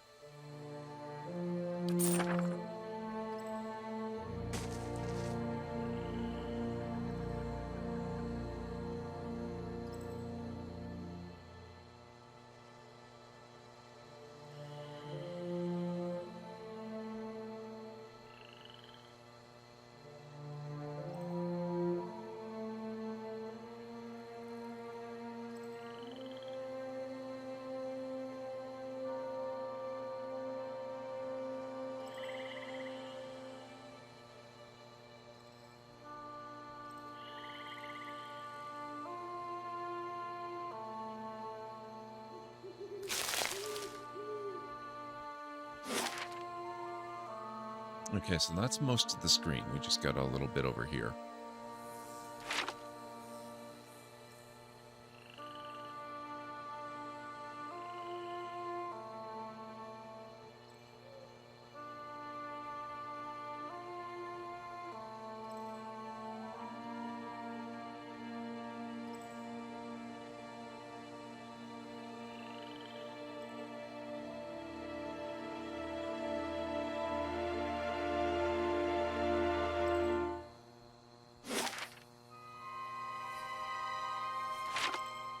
How are we doing on the stronghold stuff? Eastern Barbican completed, finished in 14 hours for Bright Hollow. Alright. Now I think here... I guess this is as good a direction as any. Storm wall. Oh, no, we want to go the other way if we want to go to the city. Okay.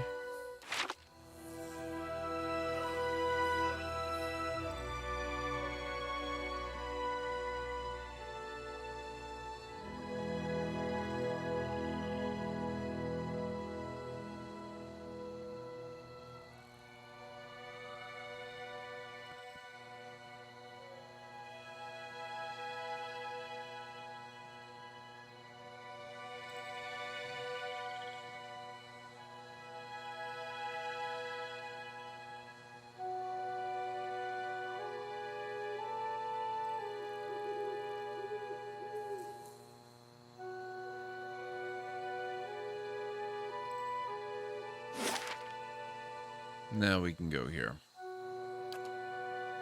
It will take you 4 hours to complete your journey from Woodend Plains to Edelwun Bridge. And then we'll have 10 hours to kill until Stonewall's done.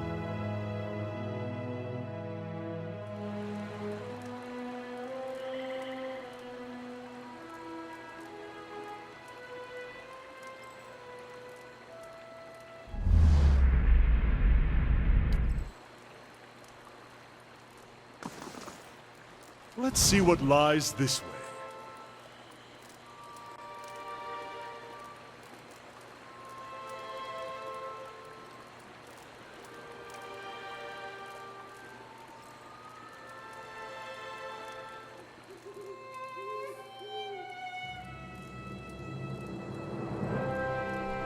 Welcome to Defiance Bay, but watch yourself in our city, understand?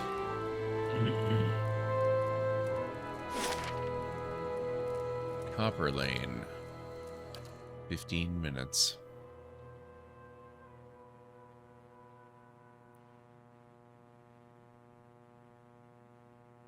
Defiance Bay. The city at the heart of the Deerwoods Revolution now seems on the brink of another. Refugees line the streets, homeless and hungry, displaced by Whiterun's legacy, hoping for relief within the city walls, and finding none. Dissidents congregate to protest and to heckle, calling for an end to animancy and the ouster of their duke. The city's militiamen cast fearful looks as they patrol the streets, their hands trembling at the hilts of their weapons. The capital of a country that had not long ago incinerated a god now appears to be a spark away from sharing the deity's fate.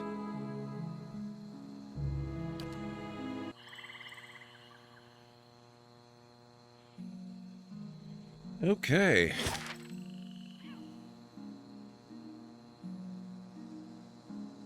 This looks both really familiar and really alien. I don't remember where I've been and what's what. Pernisk's home. Scrivener's dormitory, I love that. Catacombs. First fires. The Hall of Revealed Mysteries. Lamdala's house. World map. Admeth's Den Expedition Hall. Goose and Fox. Let's try there first. Mostly because it's closest to us.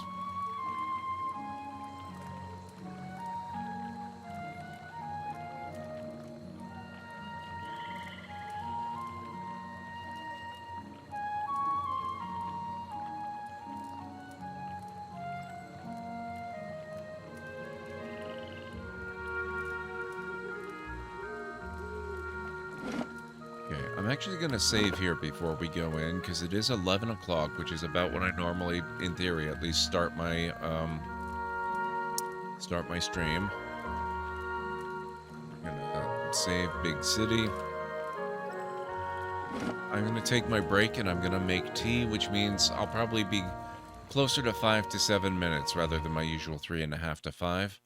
But it won't be an overly huge break or anything. I'm not doing anything crazy, so if you guys will bear with me, I'll be back shortly. There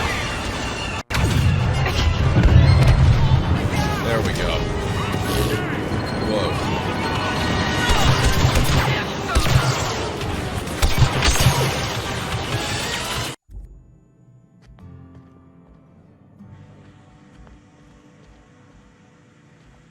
I'm not finding any ultimate weapons, although I got lots of other crap. No pun intended.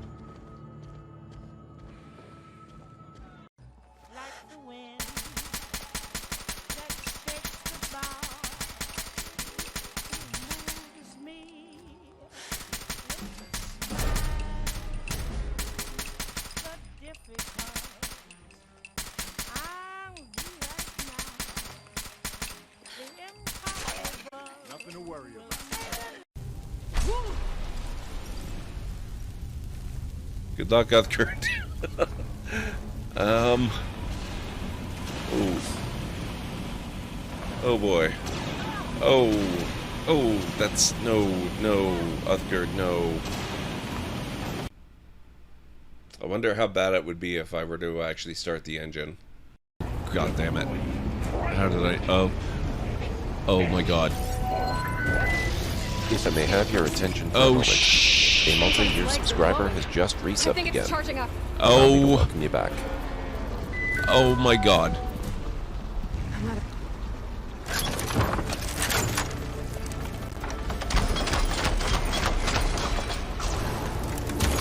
Attacks aren't doing much damage. Finished charging. It's covered in plasma.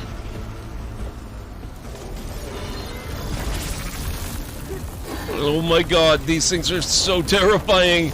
And now I'm locked into a cage match! The air in here is too cold. Okay. This is kind of encouraging. How's everything looking on your end? I'm playing on Ultra Max, everything set to the highest level it can possibly go to. It looks real good on my end. I do have the resolution set to 1080. I'm playing on 1080. So I don't know, we'll see.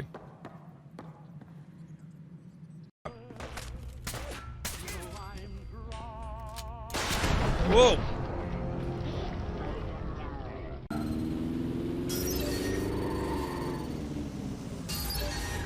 Uh-oh. Auto drive now disabled. I'd better back off.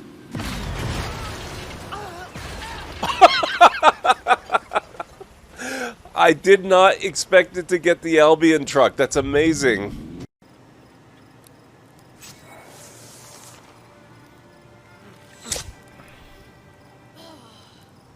Oh, nice.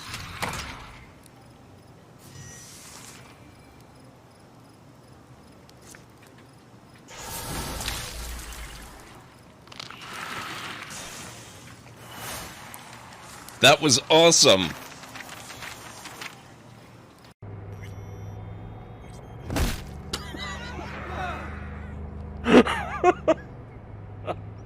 Oh my god, that was amazing. See, I'm not the only one. The NCPD does it too.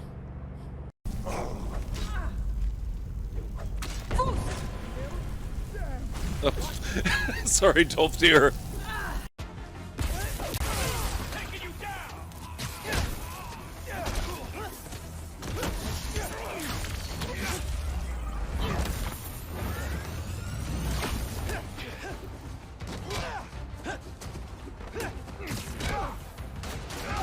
Gotcha!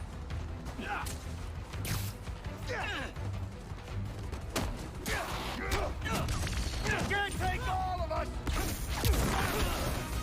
How many times do I hear that a day? Nope, can't take all of us. Right before I take all of them.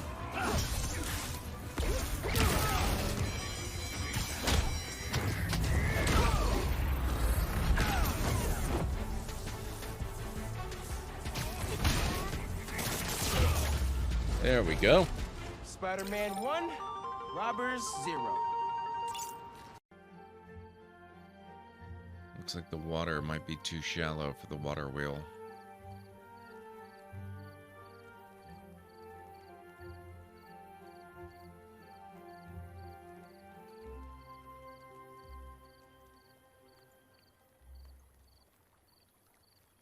Uh-oh, are they hungry? Maybe this is more like Banished than I thought. Oh god, they're out of food. Okay, this is definitely reminding me a little bit more of Banished. Ugh.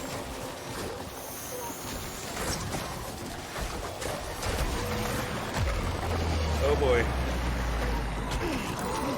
Oh boy. Oh.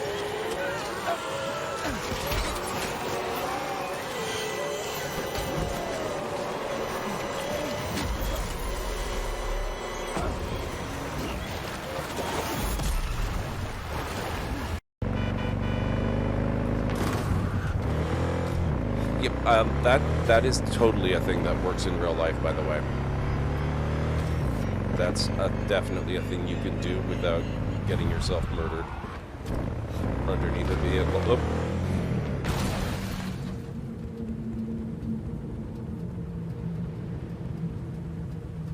Oh. Okay, well.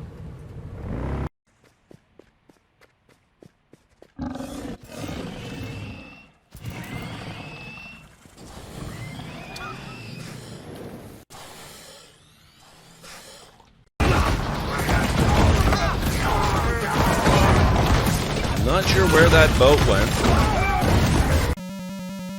Uh-oh.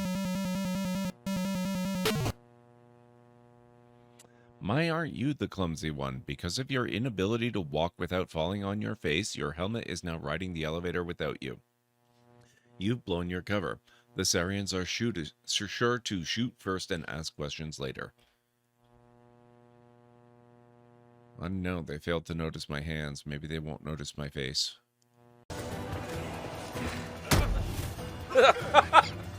Oh my god, what was that physics ragdolling? Holy crap. Let's go for it. Oh.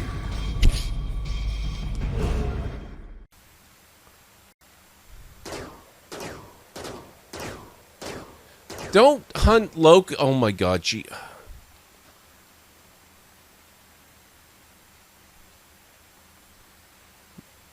She hunted Locust and killed her.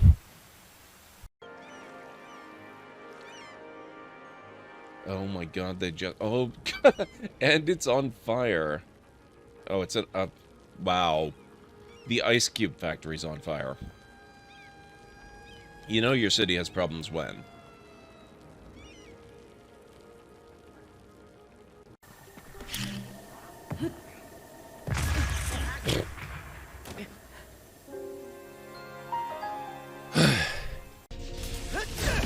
Just like the generator outside!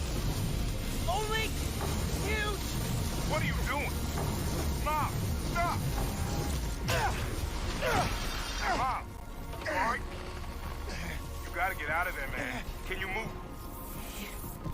Yeah. Go down that hallway. Now!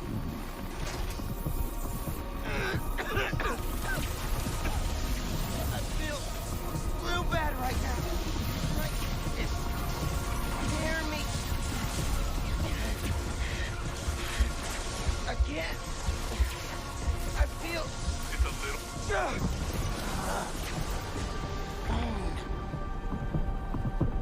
I can't hold the energy. Mom, talk to me, kid. You alright? I feel like I just got dropped out of a plane. But at least the reactor's disabled.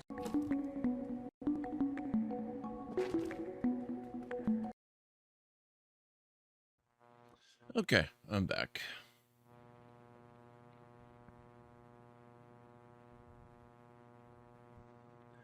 Wait, did I miss an alert? What the heck? AMZ, thank you so much for 32 months. That's amazing. Thank you, thank you.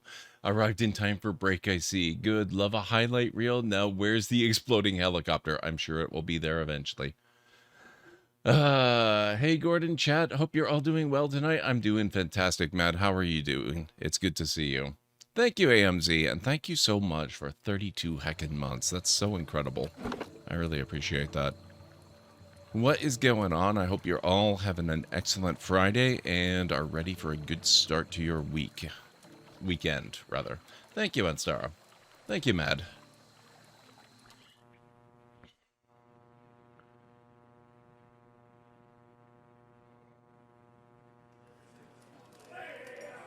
Okay, what do we got going in here? Goose and Fox. Oh, hey, this thing? What do you mean, this thing?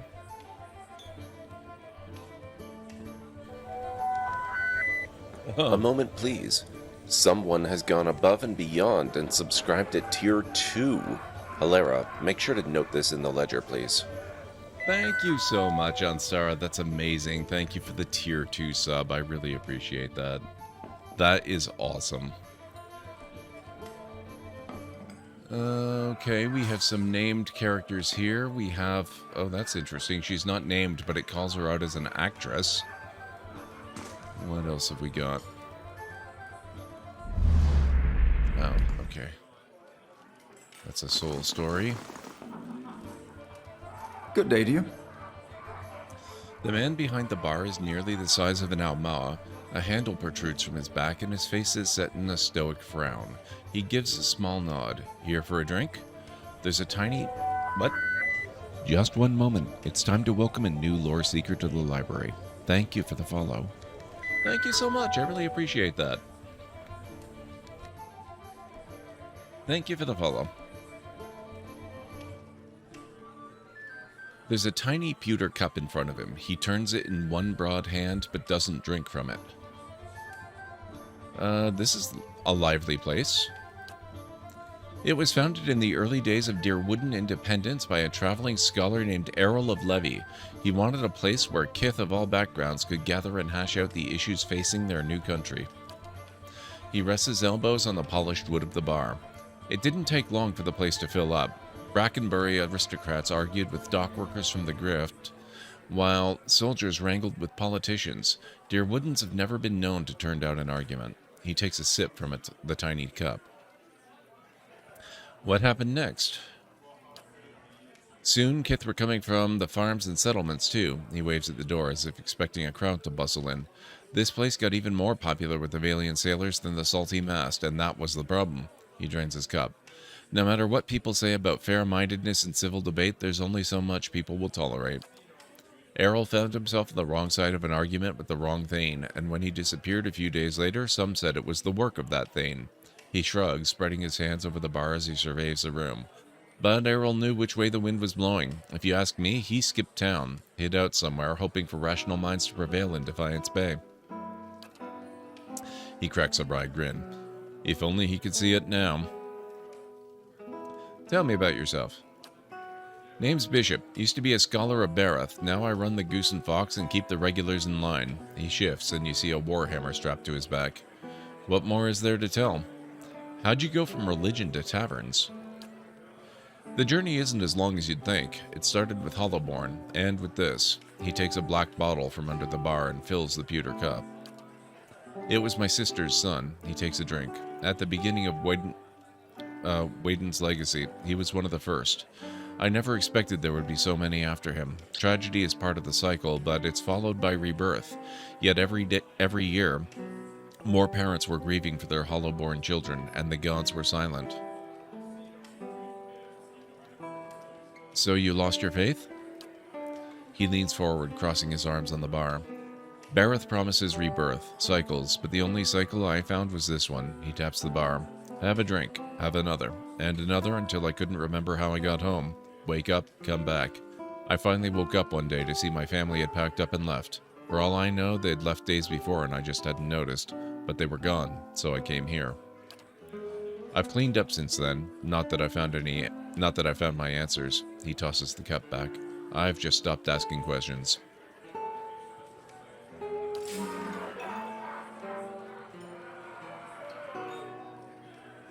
All right. Margren's fire casts light in dark Painra. places.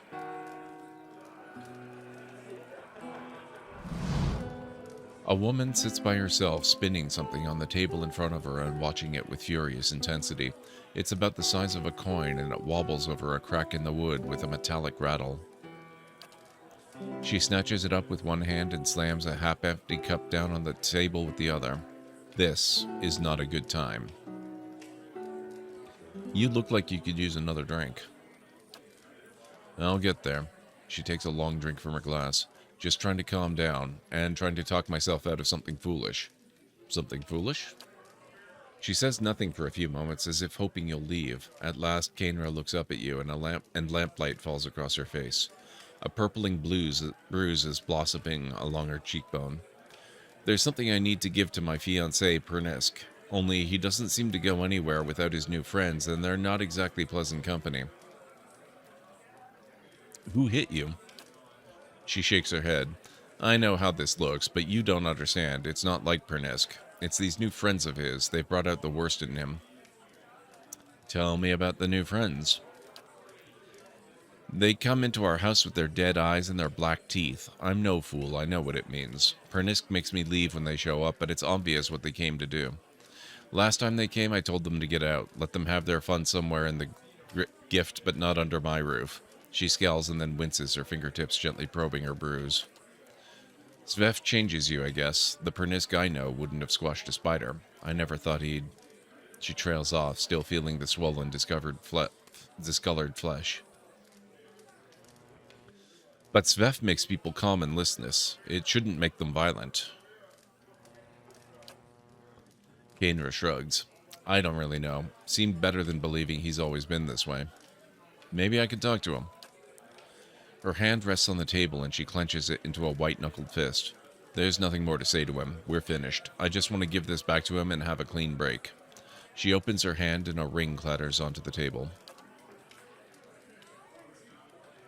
It was his grandmother's. Even after this, I don't have the heart to sell it off, but if I go back there myself, I know what'll happen. I lose my temper and I'll probably wind up with another one of these. I wouldn't normally hand this off to a stranger, but people say you've got a good heart. Wow, word travels really fast. If you give this back to him, he'll know we're done. I'll take this ring to Pernisk, then. She looks at you and nods. The house is just north of here. Just please don't hurt him. As furious as I am, I don't want that on my conscience. New quest, his old self. I'll see what I can find.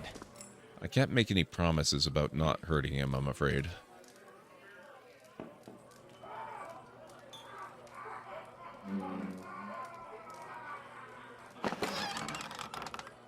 Ah, stealing. Okay. Let's not do that.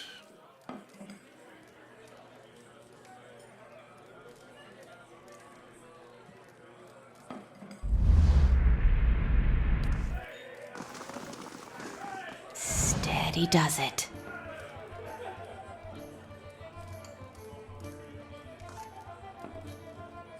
The painting depicts Galfathan ruins and the canvas bears the rough brush strokes of a talented amateur.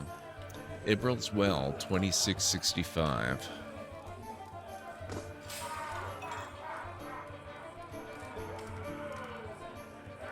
A dwarf and an Orlan debate philosophy on the other side of the curtain.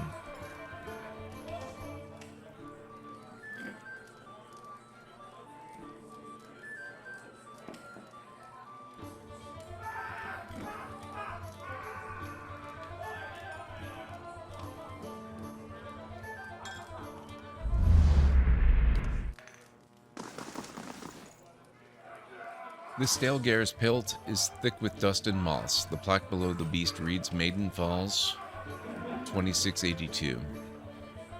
Hello.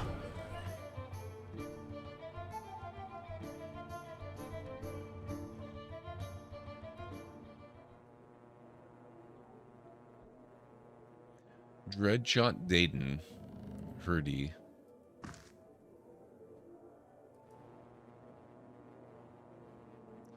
Scattered amongst such titles as Flora of the Living Lands, Unity and Disunity, A History of the Deadfire Archipelago, and treatises on Culcan people are half a dozen travel journals, held together with twine. Two-Tone Weexel. Good day, stranger. An Orlan man relaxes with his feet propped on the table. Patches of dark brown skin peek out from under a full mane of blue-green hair. He and the Orlan woman with him exchange laughs and comments with the trio at a nearby table, and he spins a dagger in his hand. His hazel eyes watch you. You look like you've seen a night or two in the wilds. Joining us for a drink? Who are all of you? The name's Two-Tone Weexel. The lady next to me is Key. We've had our fun with the expeditions, but we were hoping to enjoy a little peace and quiet, for the next few weeks anyway. A man at the next table nods at you. I'm Dreadshot Dayton, and this is Hurdy and Aoife. We were part of separate expedition teams, but we both suffered losses and decided to band together. He took several items off on his fingers. Beasts, barbarians, biowax. It's a dangerous time to be an adventurer, but a prosperous one, too. At the next table, Dayton raises his glass. And here's to many more prosperous journeys. Is there something else you wanted?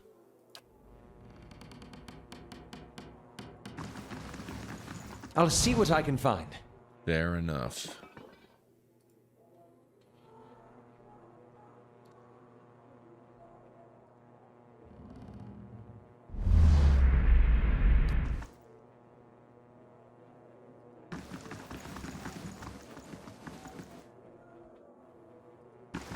And what does the flame reveal? Dash Oki.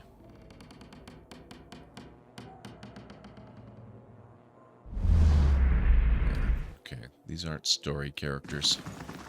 Keeping quiet.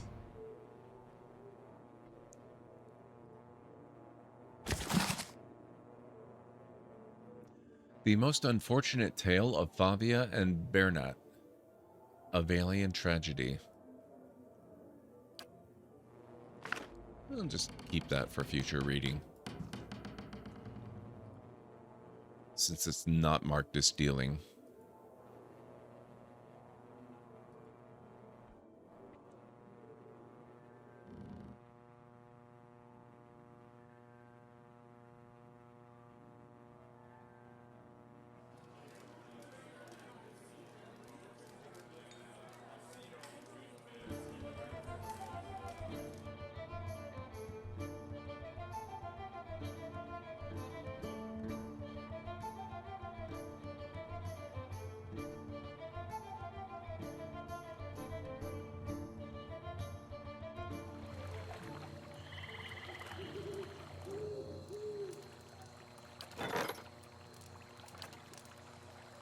Five more hours. Okay. Pernisk's house. Okay, let's head over here.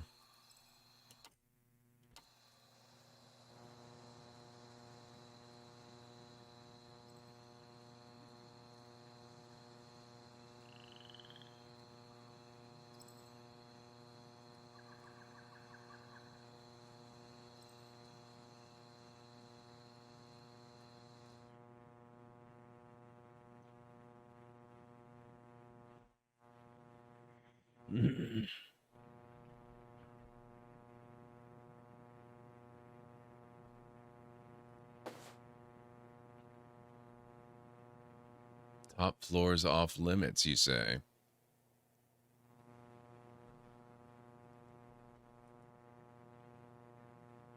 A couple of crude beds have been improvised from an assortment of tattered blankets and pillows. Dribbles of some dark liquid stain the fabric.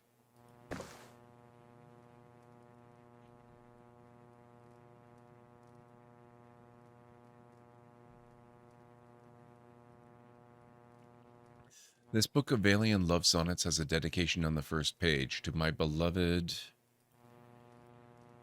Kainra. How do you do? The man before you flashes a toothy and rather unpleasant grin. Well now, a new face. Welcome, friend. Name's Pernisk. And this, he gestures to the room around you, is my humble abode and place of business. And I do hope you're in here to do some business. He glances at the nearby guard. Seems like a lot of guards for one man. You must be popular. Pernisk raises a brow. Sure, right, very perceptive. This business attracts some less pleasant types. Sometimes the clientele get a little pushy, and every so often someone even turns out to be snooping into things they shouldn't, and lessons have to be taught. Hey, Shelby, how's it going? It's good to see you. His face shivers with a quick, unreadable emotion. I'm sure you're too smart to get wrapped up in all that, of course. I keep it simple. If you have the coin, I have the Svef. You're free to make use of the premises so long as you don't do anything stupid and you don't go tangling with the other customers. Now, Pernisk claps his hands together. What can I get you? Kainra asked me to give you this. Pernisk takes the ring and turns it round in his fingers. Nice. What's this for? You don't recognize the wedding band you gave Kainra? No wonder Kainra's left you. Clever.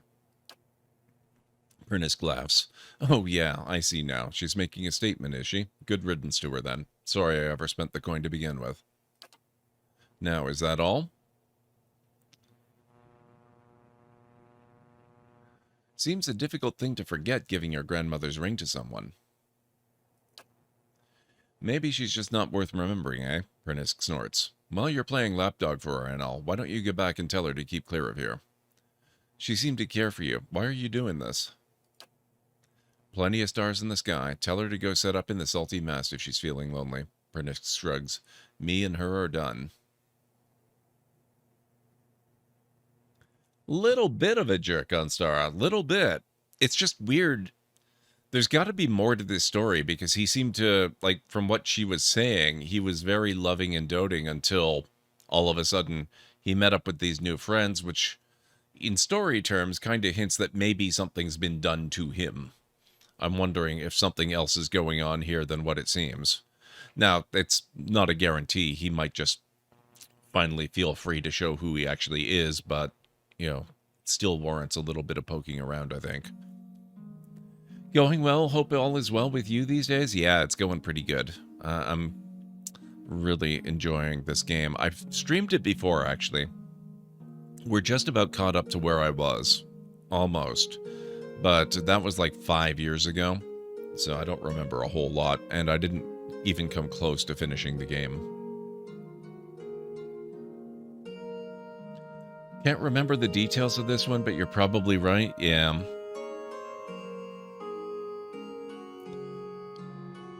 How dare you hit your own fiancé? How can you live with yourself?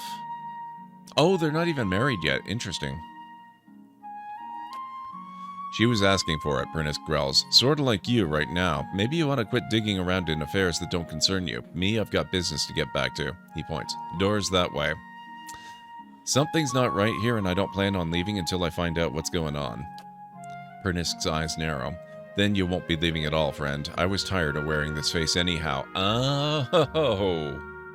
He raises his voice. Okay, so it kind of sounds like maybe her fiancé is actually dead and this is somebody else. This came out in 2015, Shelby. It's been out a while. I wouldn't say that's recent enough that this isn't really an older game, but it's definitely not like a fresh new release at this point.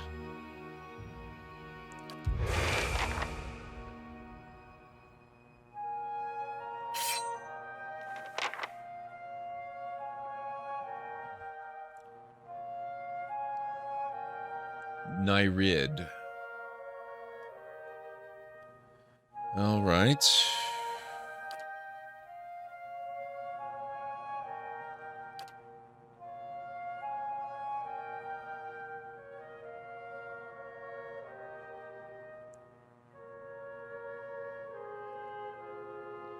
You do that. You're a sort of pseudo-bard. I've never had her in combat before. It's going to be interesting. Marked Prey.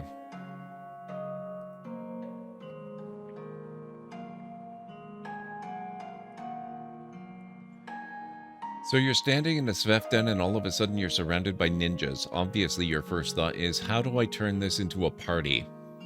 Well, I mean, clearly. What else would you do under these circumstances?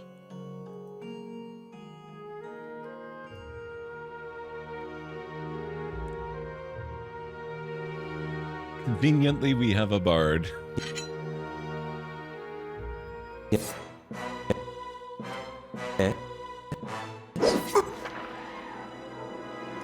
Many spells and abilities in Pillars of Eternity have a limited number of uses. An ability that can be used a number of times per encounter will have all of its uses restored when combat ends.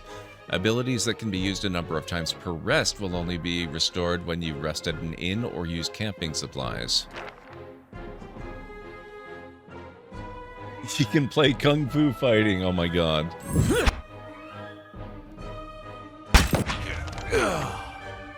Stop! Nyrid staggers back, holding a bloody hand in front of him. I give up. Just leave and I'll go peacefully, alright? Nope. Not happening.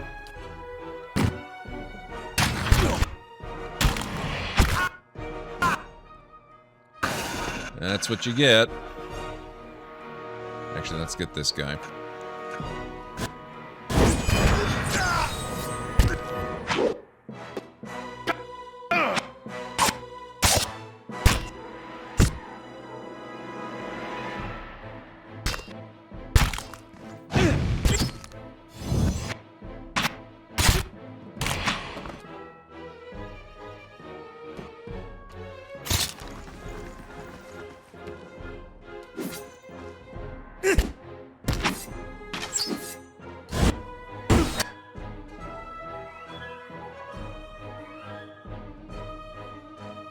I like that it's not even an option to let him go. Yes.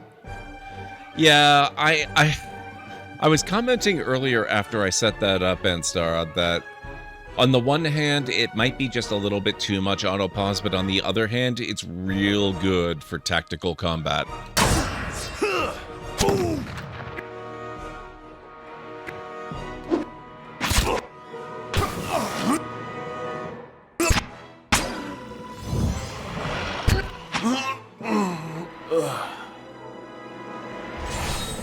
There we go. Oh, we get a book. He has a grimoire. Awesome. I love it. And a wand and a cape. And oh my god, so much gold.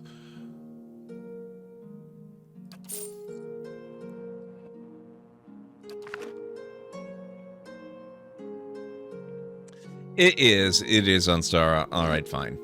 Alright. Let's maybe... Low endurance, we probably don't need. Low health, I'll keep. Character damaged, maybe not.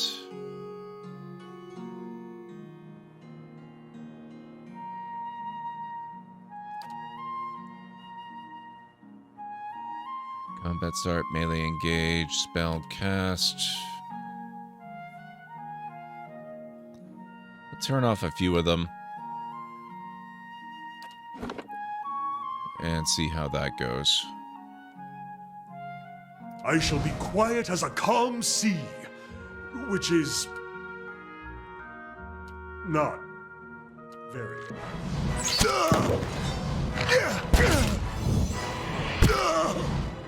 Dead on! That's it! That's better. That's not nearly as jarring. But it's still useful. I shall be quiet as a calm sea, which is not very quiet. Yes, Kana's pretty awesome. A simple test. That's settled. Ooh, level up. Oh, that's... You know what? I'm taking it anyway. I don't care if it's stealing. We're stealing from a jerk.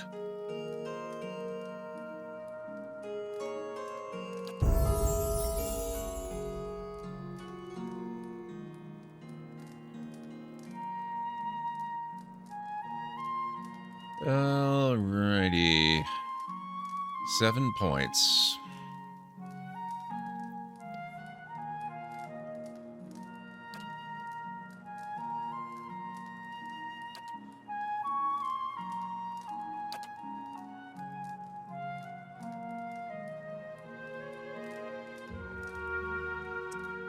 It's, well, indirectly, yes, that's true, Jelby. Indirectly. Baldur's Gate was the very first Infinity Engine game, and Pillars of Eternity was directly and very intentionally inspired by the Infinity Engine games. It was done in a similar style. So it's kind of a spiritual successor to Infinity Engine RPGs. Yeah, I should probably take some specific monk abilities here.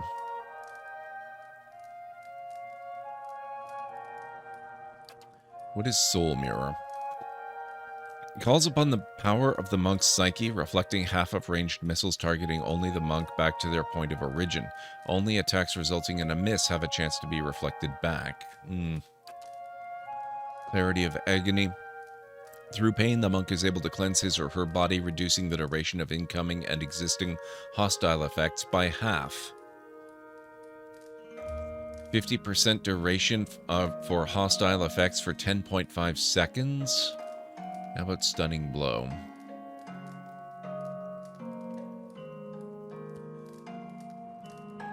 A head-targeting strike designed to disrupt enemy's ability to react. Enemies hit by a successful attack are stunned. 2 per encounter. I like it. We're doing it.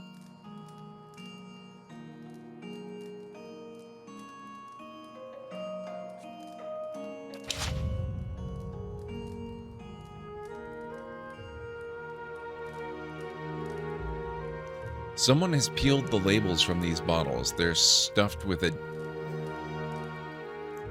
dark, gunky pulp that gives off a pungent odor.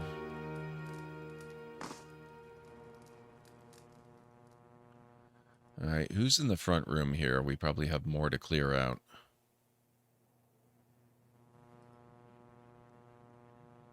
Yeah, these guys are not a threat. We'll leave them to their business.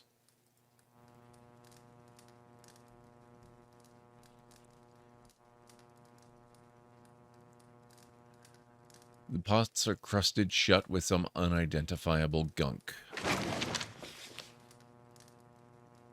I'm not going to steal grain. I don't care about grain.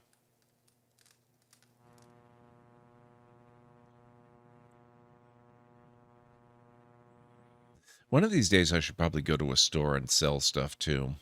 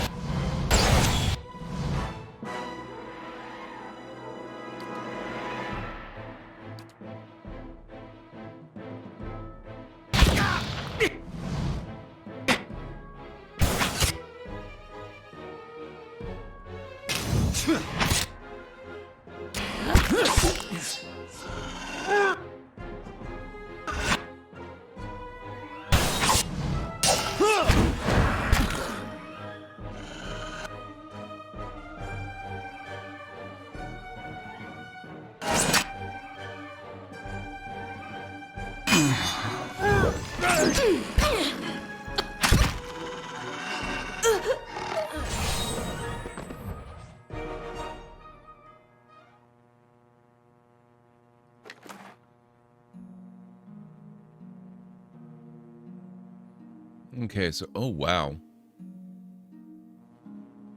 That's a lot of good fine equipment. That's real good. Plus a key, rusty bronze key. You have gained an item quest, rusty bronze key added to the stash. Nice and slow.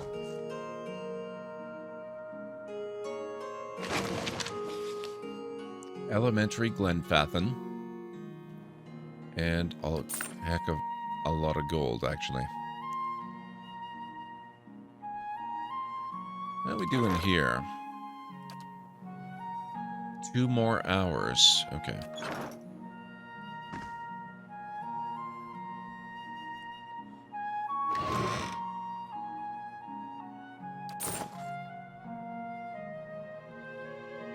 It appears as though someone rummaged through this uneven row of books in a hurry. These jars are chipped and cracked as if knocked to the ground and set back in place.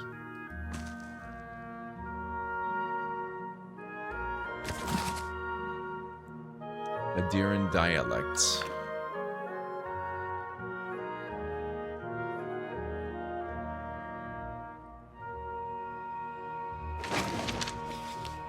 Potion of major regeneration. This is the first time we found a major potion. A dire customs and a big pile of copper.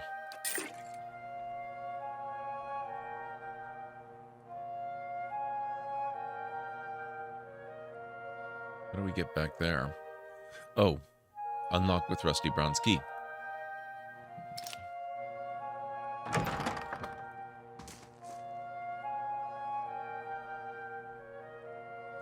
One side of the overturned vase is splotched with crimson.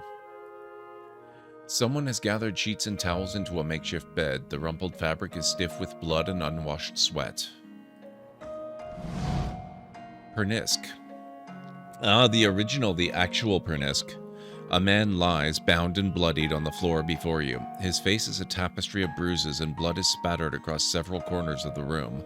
The man cringes and sobs as you approach. Gods, please, please no more. I can't take any more. The man pauses, gazing up at you. You're not? Oh, praise Barath, you're not one of his men, are you? He glances nervously behind you. I haven't the faintest idea, Sketchy, but why on earth would you not want to?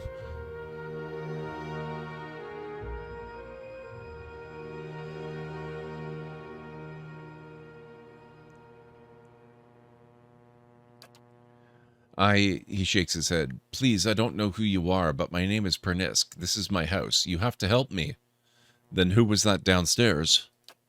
An imposter. Some wizard named Rid. He came into my house, tied me up in here, tortured me, and now he and his men are eating my food, breaking my things, selling Svef inside my own house. He blinks. He just turned up all of a sudden? This would be a lot easier if you weren't trying to hide something. Pernisk looks away, unable to meet your gaze. I may have hung onto a tiny portion of my supplier's share, but I needed that money. What exactly happened?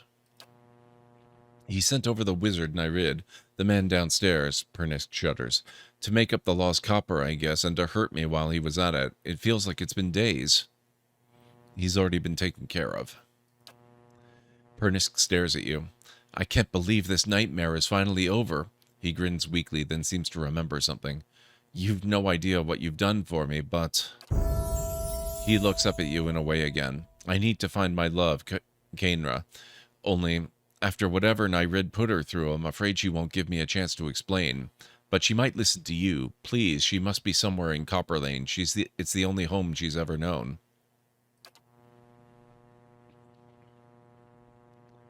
I've played this game before, Sketchy, but I've never finished it. I've never even come close.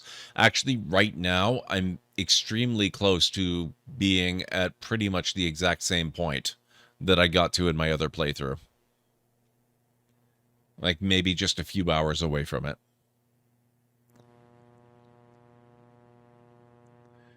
Your interactions and completion of your companions' quests influence their ending vignettes. That makes sense. And please don't tell her about the Svef, about what I do. I could make it worth your while. A discount, maybe? Kainra sent me here in the first place. She did? Pernisk smiles brightly. That woman helped save my life without realizing it. Please bring her home and tell her that everything is back to normal. I'll go talk to her. I can't thank you enough, truly, how I've missed my poor Kainra.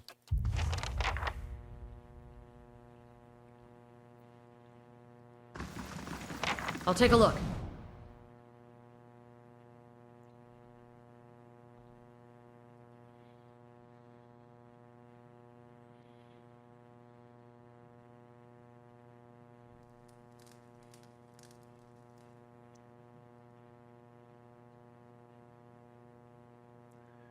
He seems to care for her, but he is very willing to lie for her. I said I'd go talk to her. I didn't say anything about what I was going to tell her. I don't know that I'm going to necessarily encourage her to go back to him.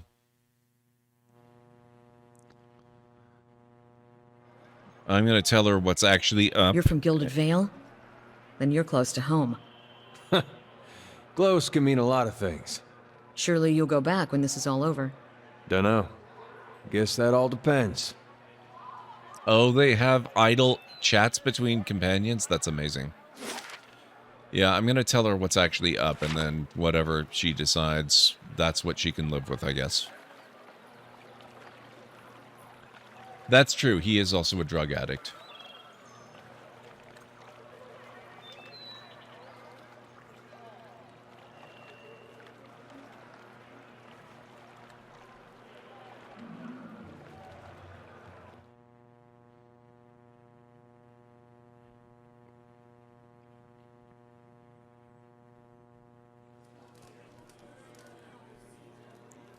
Okay, she was back this way, I believe.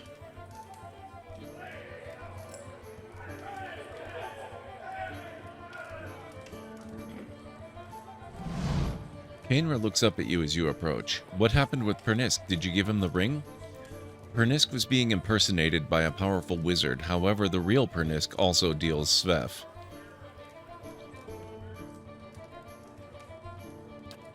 She blinks at you, stunned. I had no idea. Pernisk, he... She brings her fist down on the table, sloshing her drink. Damn it! How can I trust him after something like this, that he's lied to me for this long? She runs her hands through her hair and takes a deep breath. I should just be glad I found out about this before the wedding. Right now, he needs help and forgiveness? I mean, he could definitely use it, but does he need it? Does she owe that to him? I'm not so certain. He still loves you. Do you really want to give up on your future together? You're smart to stay away from him. Rational. That's kind of where I'm feeling. There are other men in Defiance Bay. Stoic. I'm sorry it turned out like this. Well, that's very different, Callan. That's very different. That's not at all the same situation here. This guy doesn't have to be a drug addict. He's allowing it to destroy not only his life, but potentially hers as well. You're addicted to things that are actually benefiting you and extending your life.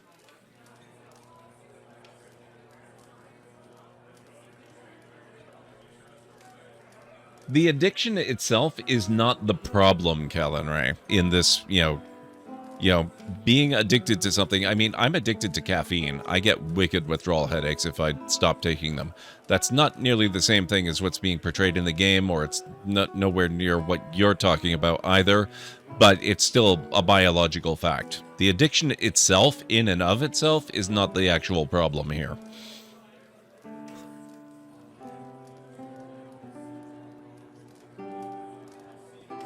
You're smart to stay away from him. I'm going to go rational. I'm not necessarily looking to stay completely neutral.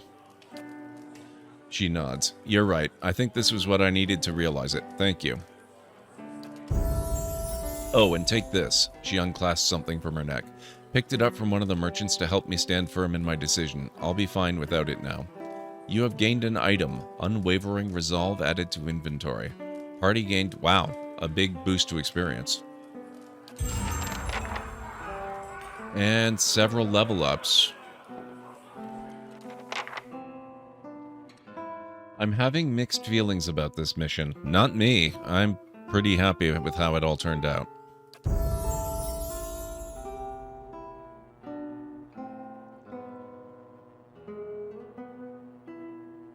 It's also why I'm careful which meds I let them prescribe so that I don't become a roaring butt. Yeah, that makes sense. Alright, Eder. I think you are going to boost your athletics, and then you're probably going to have to bank that last point.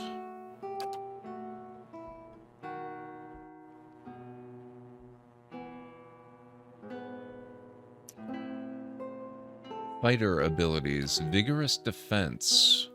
The fighter becomes fiercely determined to deflect all incoming blows, dramatically increasing all defenses for a short time. Plus 20 to all defenses for 15 seconds. You know what? For a guy that's kind of tanky, that's a pretty big deal. I'm going to do it.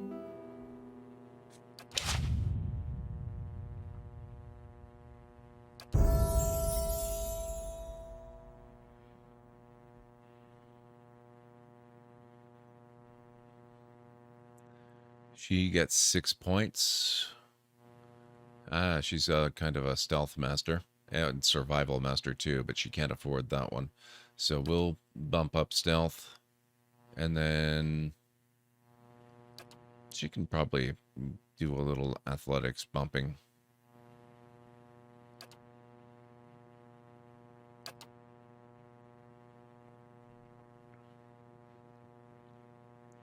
Oh, thank you for the hydrate, Shelby. Understandable, Sketchy. It's good to want to see him change, but that seems like it's outside the scope of this quest, and he is absolutely just not going to change unless he himself wants to change. And he's really not giving us any indication that he wants to change. He just wants his life to go back to exactly what it was before, which involved lying to his wife and dealing drugs. So that's not really a hopeful sign.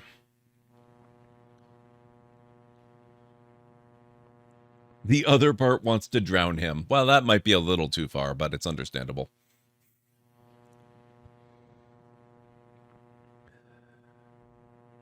Stalker's Link. Long experience fighting together enables the ranger and animal companion to fight as a highly efficient team. The ranger gains an accuracy bonus when fighting any enemy already engaged by the animal companion. I like that. That's really heckin' cool.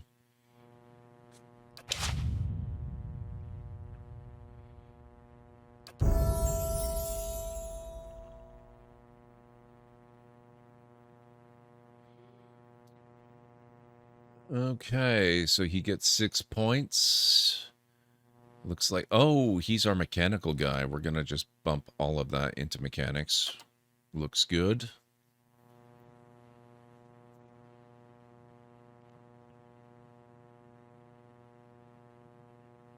That's it? Okay. Mr. Bard. Or Mr. Bard by another name, as it were. Oh my god. I had never seen this view of him before. That's horrifying.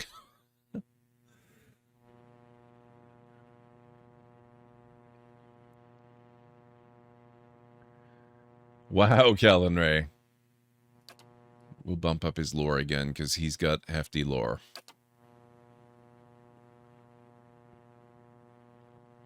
Him and his dang hat, I know, right? Lo, their endless host, the Harbinger's Doom. Let's see what this is. Generates a field of terror, frightening enemies in the area of effect. 12 stood against the power of the saint. Decreases the duration of and defends against frightened and terrified effects for allies in the area of effect. I like that one. Let's do that.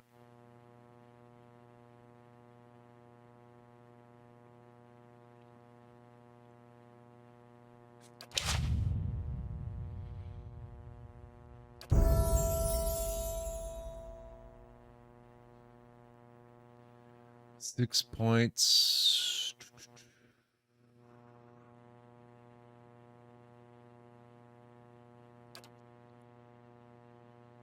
Okay, he'll bump up lore and he'll bank the last point.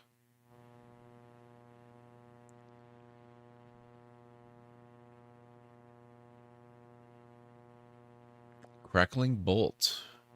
Oh, expose vulnerabilities. What's that? Oh, Fireball. Ooh. Bears the enemy's combat vulnerabilities for all to see, reducing their damage, reduction, deflection, and concentration. That sounds actually pretty amazing. But on the other hand, Fireball.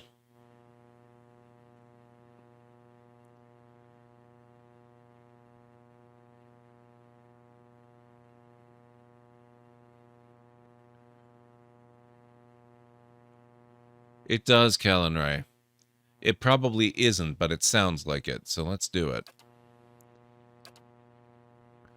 Oh, hey! I get 2. I can take Fireball as well.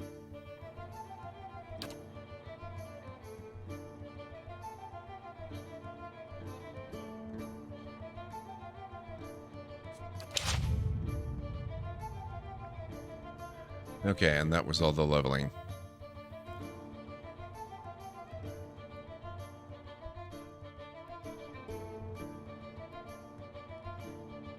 I accidentally killed my entire party in a D&D campaign with a fireball wand.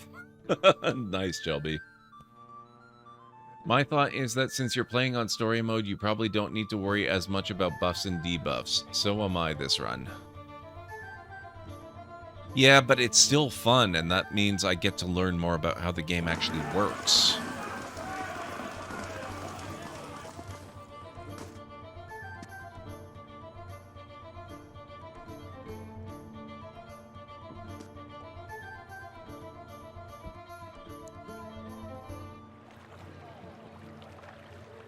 Okay. How's time going?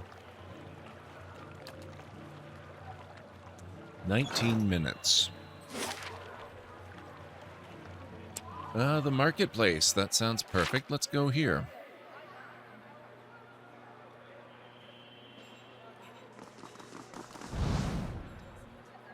A call for interested patrons.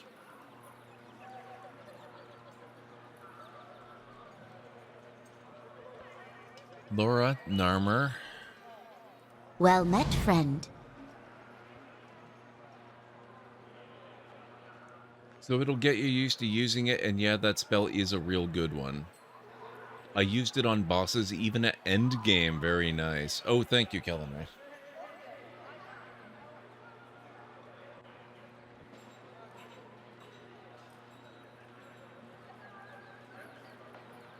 There we go. The young woman stands by a cart, watching the crowd with large, bright eyes that focus on you as you approach.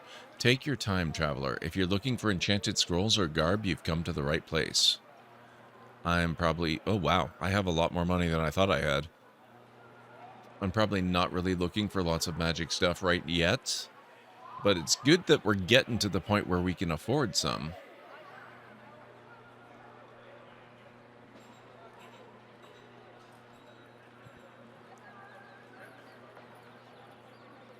Where is... I actually would really like to sell some stuff.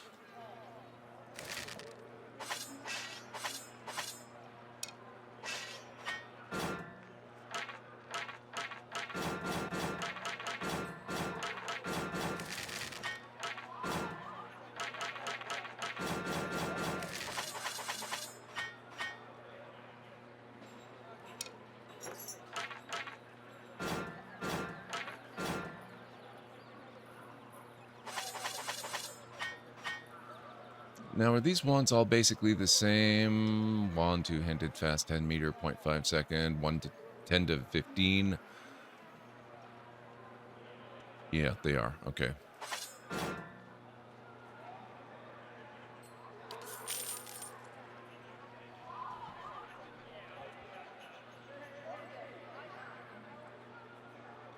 We've actually already taken Caed Nua. That's my stronghold at this point. That's how we've gotten to the city. You have to take it and repair the Barbican to open up the road to get here.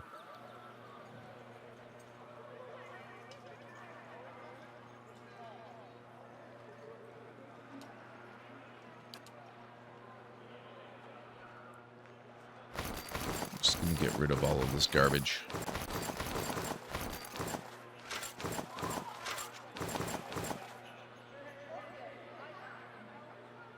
That's a lot of money.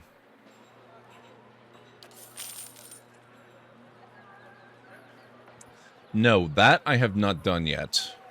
Now that I've got a full party of 6, though, and I've leveled up several times, I'm thinking he might, you know, he might be a little more welcoming of visitors, whether he cares to be or not.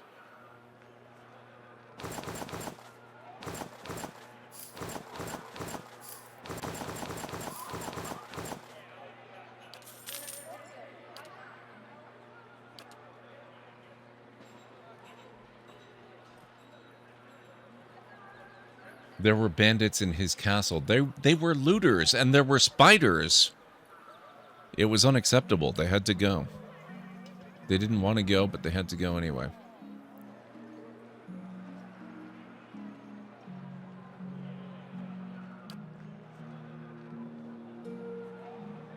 Okay, now we've got gobs of cash, but I probably shouldn't buy everything and anything.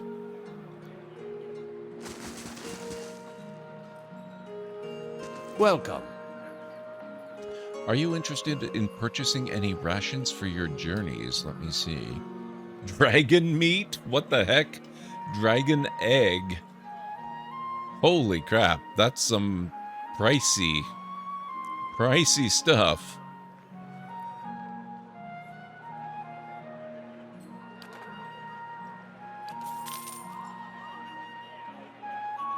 I'll just get some camping supplies. Thank you, sir.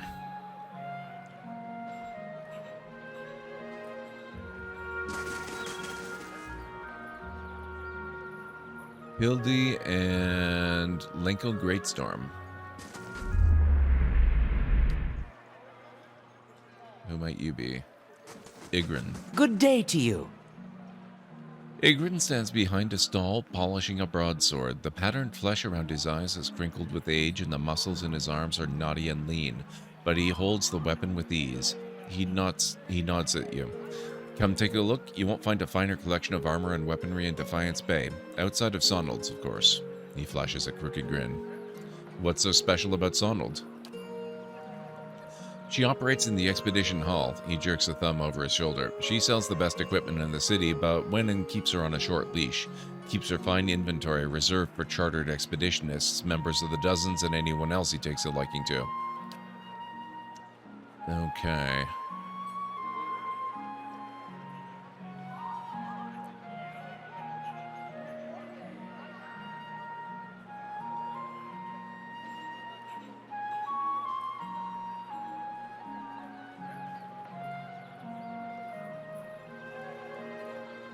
Lots of common weaponry.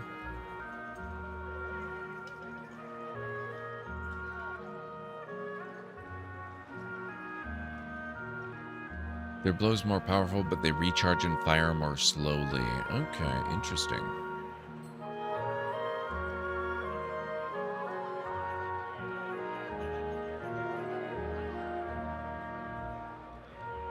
The Dunred Demon.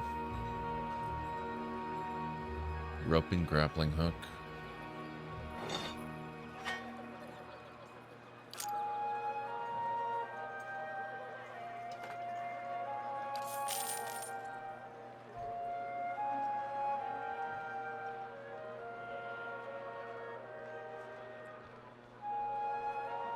All right, thank you, sir. Keeping quiet.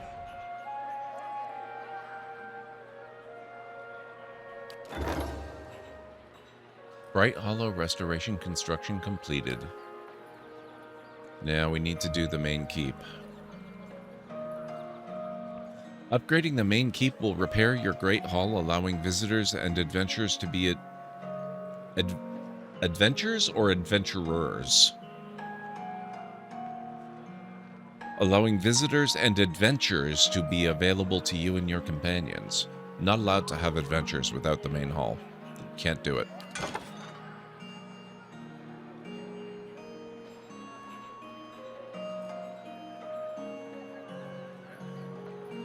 Warden's Lodge watches over the wilds near the stronghold. Upgrading the lodge will grant a bonus to the survival skill upon resting at Bright Hollow, as well as provide access to the Warden, who offers high-level bounties. Oh, that's cool. Woodland Trails. The woodland trails surround the domain of your keep. Upgrading them will grant both a Constitution and Athletics bonus when resting at Bright Hollow. Bright Hollow Hearth.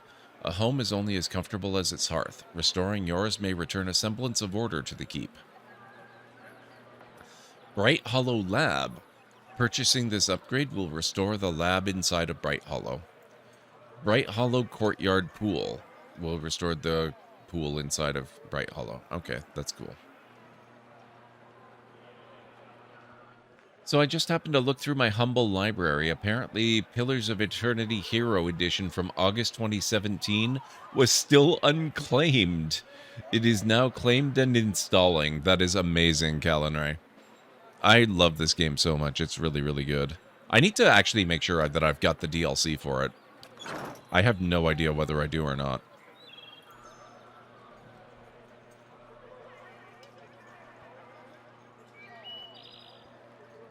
Okay, let's go up this way.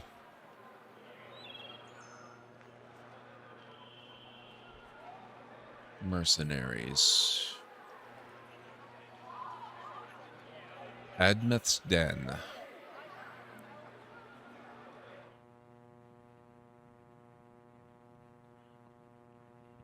The red fill on a character's portrait represents the loss of endurance. This looks like the kind of place we could find allies. For a prize.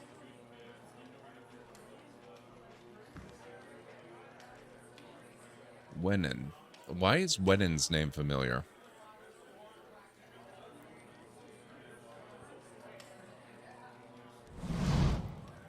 Bandon Lear. A well-groomed man steps through the hall with a confident swagger, a smug grin etched on his face. He is flanked by 5 other hard-looking individuals. Bind the Nimble. One of his companions eyes you for a moment before spitting chew at your feet. Another pupkin wandering in, I see. Just know that Bind's giant slayers run things around here and you'll be fine. Never heard of him. His eyes narrow. You have now. Stick around Defiance Bay and you will again. Plenty of bounties to go around, but there's a reason the giant slayers get the lion's share. Remember that. A voice bellows across the hall. Enough jabber, Bind. You gonna do the job or talk about it? His jaw tightens. Wenin's right. The coin ain't gonna collect itself. He looks at his comrades and jerks his chin towards the door. See you around, pup.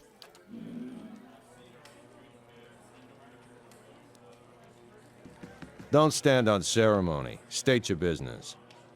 I'm looking for work. Go see Osric. He's usually got something. You do well for him, maybe I can find you more. Okay, I don't really care about the dozen. Nice. I probably and will quiet. eventually, but I don't right now.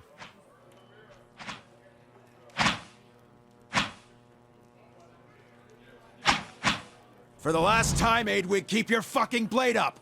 If that dummy was armed, it'd have your head off! I'm looking for work. You want an expedition? Talk to Wenin. I just handle these mercenary shit shovelers! Adventurers, I mean.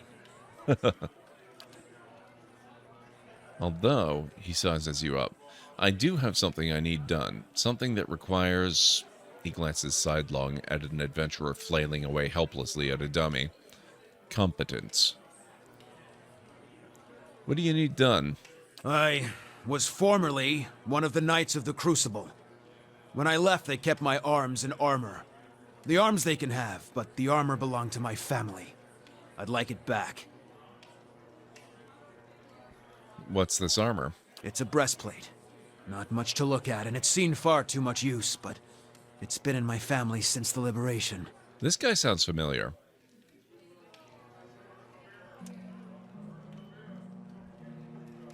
What cheerful folk, huh? Yeah, I know, Sketchy. Why don't you just go ask for it back? No. Oh, they'd like that, I'm sure. But I won't be going. Sooner be torn apart by dogs than give them the satisfaction. Doesn't sound like leaving the Crucible Knights was your choice. You don't choose to leave knighthood. The Crucible Knights, they may not be a real knighthood, but the oaths you swear are just as true.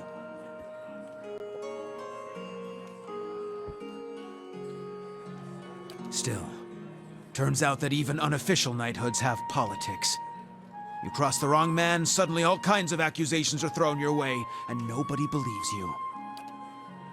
Nothing more destructive than a crowd with the wrong idea. Then it's Penhelm you're looking for. A low snake of a man. If he was to die choking on his own black tongue, it'd be too kind of fate. He kept it when he had me kicked out. He leans in closer. I got word from a reliable source that Penhelm visited a forger in Andra's Gift right after having his soul lineage read by a cipher in Dunrid Row. Should you have it in your heart to find a way to ruin his life while you're there, well, drink's on me. His soul lineage read. It's a requirement to join the Knights. They have to ensure a novitiate doesn't have a subversive lineage. If Penhelm's superiors found out his affidavit was a fake, his career would be over. Every novitiate gets an affidavit from Dunreed Row, and those are stored at Crucible Keep. If you find Penhelm's, one of those ciphers could tell you if it's real. Why do I get the feeling that it's going to turn out not to be real? Zagani scratches the back of her neck. If generations of Masuk's traditions are any indication, this Penhelm probably doesn't remember it. Still, a past like that has to count for something.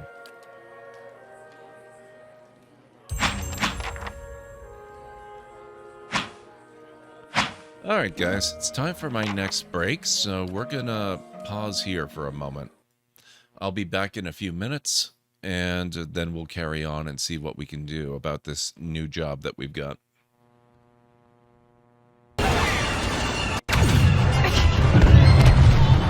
There we go. Whoa.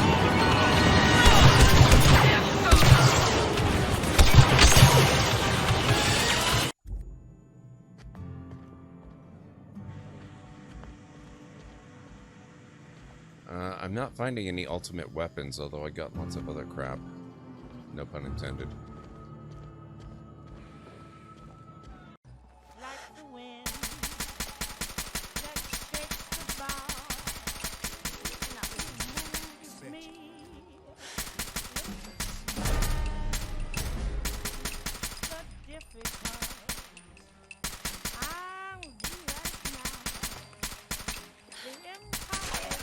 Nothing to worry about. Good luck, Uthgerd. Ooh.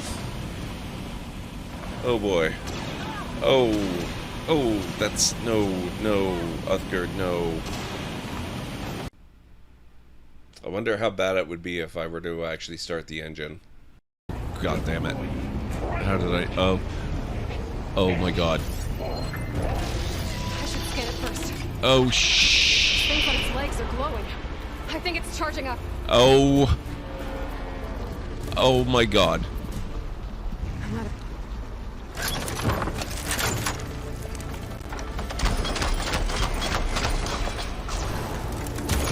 Attacks aren't doing much damage. Finished charging. It's covered in plasma.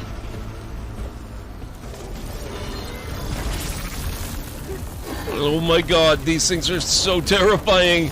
And now I'm locked into a cage match! The air in here is too cold. Okay. This is kind of encouraging. How's everything looking on your end? I'm playing on Ultra Max, everything set to the highest level it can possibly go to. It looks real good on my end. I do have the resolution set to 1080. I'm playing on 1080. So I don't know, we'll see.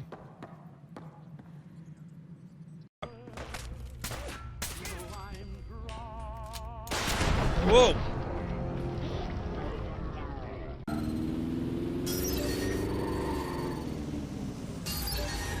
Uh-oh. Auto drive now disabled. I'd better back off.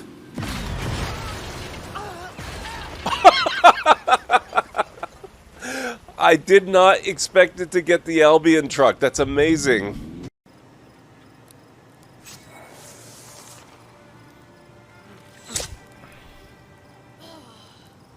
Oh, nice!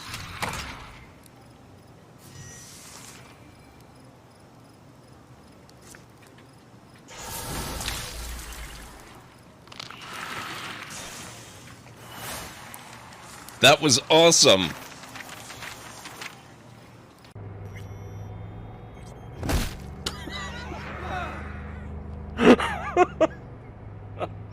Oh my god, that was amazing. See, I'm not the only one. The NCPD does it too.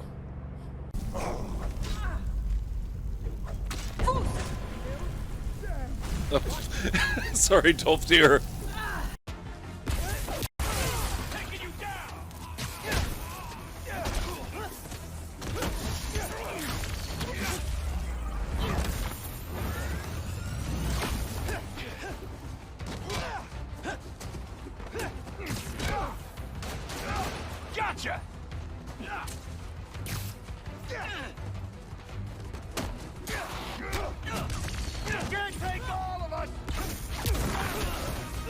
How many times do I hear that a day?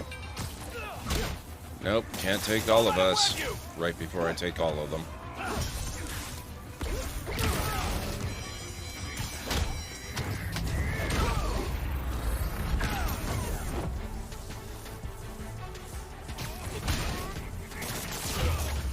There we go.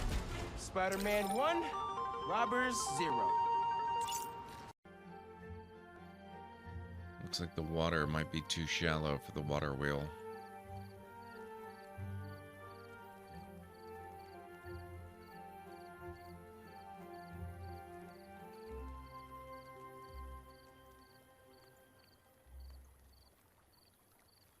Uh-oh, are they hungry?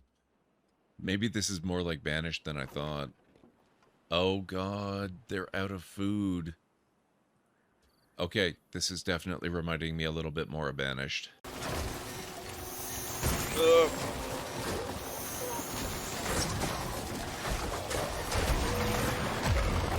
Oh boy. Oh boy. Oh.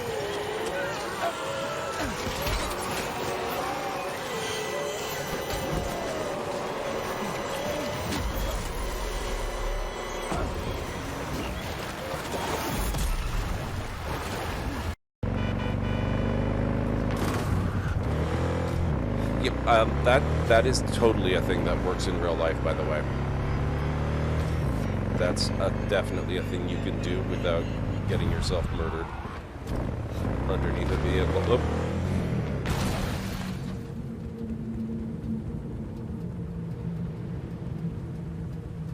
Oh. Okay, well.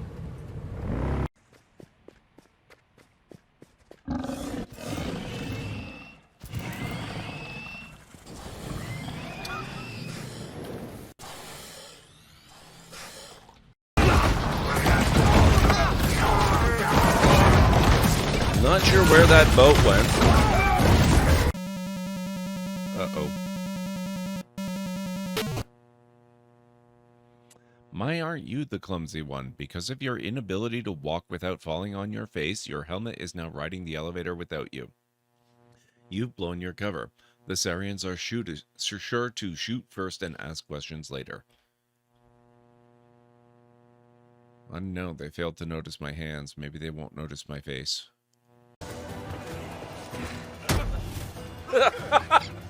Oh my god, what was that physics ragdolling? Holy crap. Let's go for it. Oh.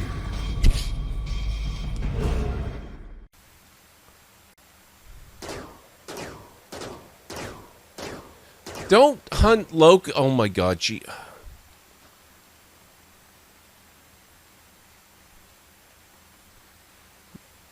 She hunted Locust and killed her.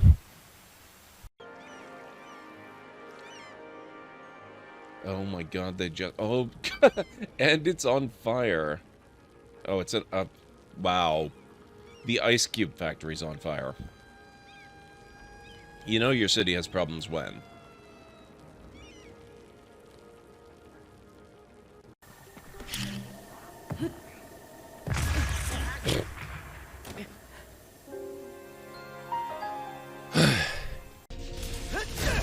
Just like the generator outside!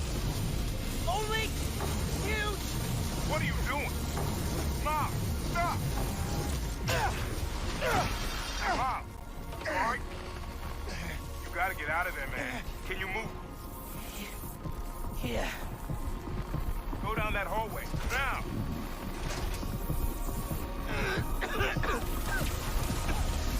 I feel real bad right now. Like it's tearing me. I can't. I feel Just a little.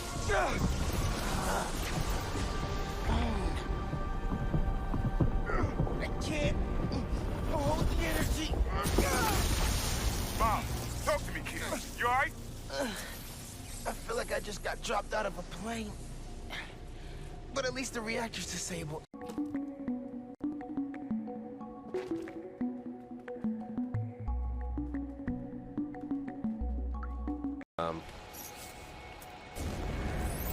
Whoa.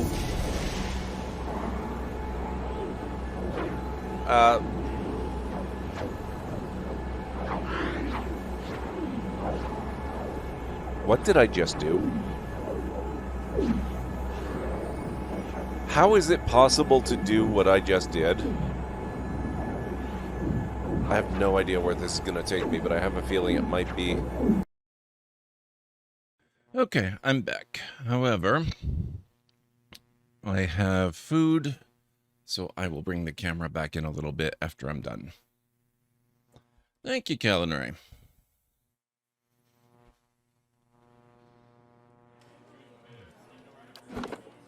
Now, what did we do? Let's look at our journal. Never far from the Queen, the Old Watcher. The Leaden Key. Okay, so these are the Hollowing of the Deerwood. So this is kind of main questy. Then we've got side quests. Rogue Knight. Osric was kicked out of the Crucible Knights. The Long Hunt. That was Sagani's quest. The Master Below. That's the Cad Noir thing. We probably actually should go back and start doing our delving into the caverns below. I think that would be fun. Time and Tide. Kanarua's quest. The Trials of Durance.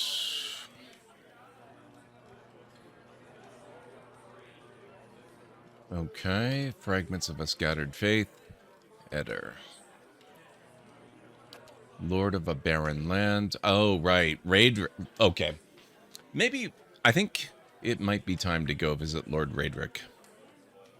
I think that's what we got to do. Oh, and on our way to doing that, we can stop by and inform the smith in Gilded Vale about his shipment. So let's maybe head off back that way. We'll back off the city a little bit and we'll come back later. Thank you, Sketchy. Thank you, Mad.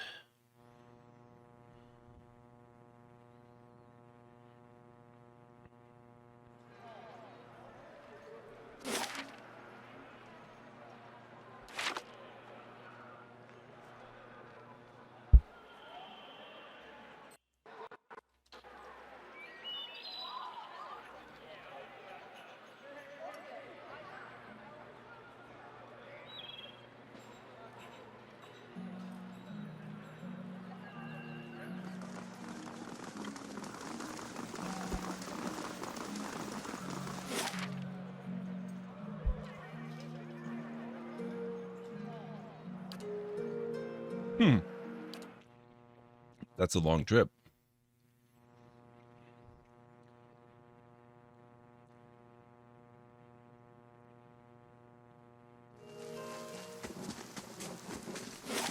Okay, where was the smithy? Right here.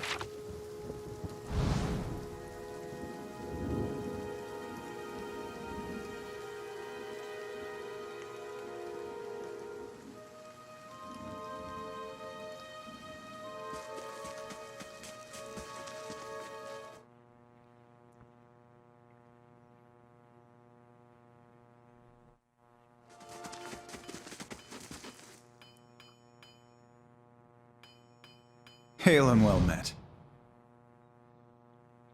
Hand over the crate. I found that shipment you were waiting on. Tuatanu reaches out to take the crate, raising it effortlessly onto the counter. His face splits in a broad smile. Why, so you have. This is excellent news. We can finally get back to work and show you real Black Hammer quality. None of these flimsy little swords. Gilded Vale, major positive. You have lost an item, shipment crate. And I gained a pile of XP. Here, I'll give you a taste. He ducks behind the counter and rises with a heavy wooden shield in hand.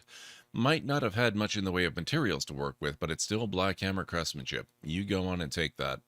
You have gained an item, Larder Door, added to inventory.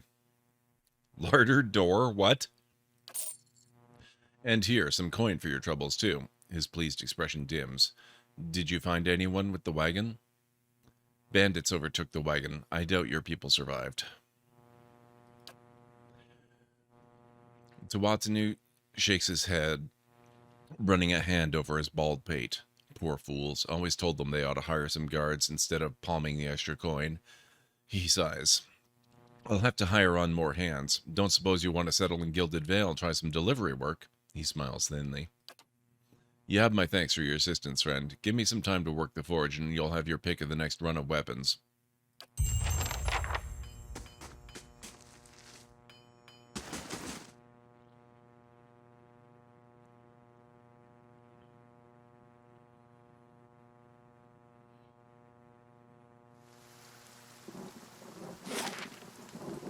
Okay, let's see. We want the road east.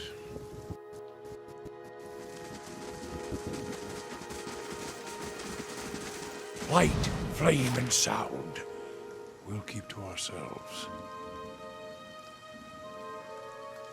We should head to Deerford Village one of these days as well.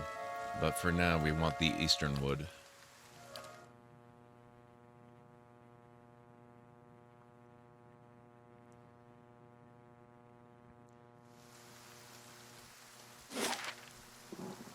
Oh, we haven't even explored all of this yet. For shame. What kind of adventurers are we?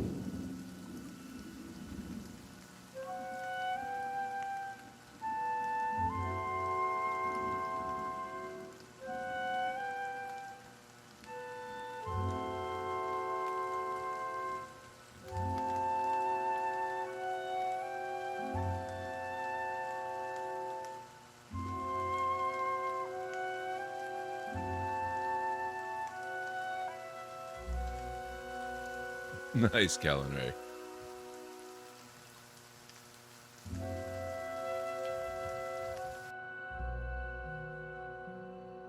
Human skeleton. Oh, lovely.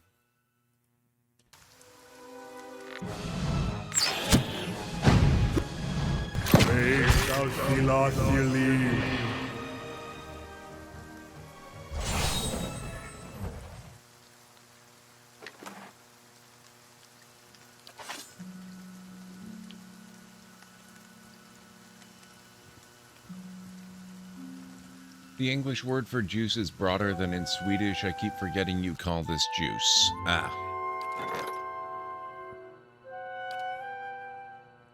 Ah. Main keep finished in 18 hours. Very nice.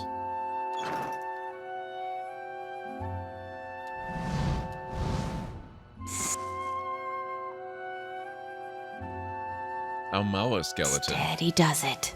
Oh, interesting that they divide them up by different origins.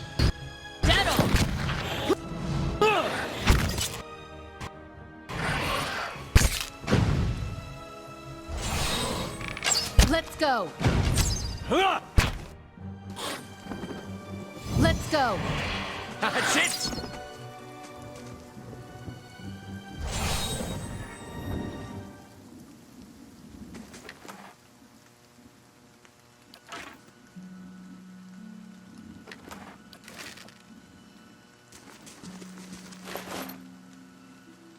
Fine arbalist. Shh.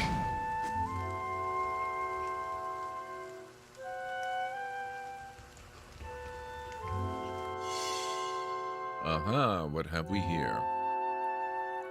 See now what the flame has shown us? Fine dagger. Minor ring of protection.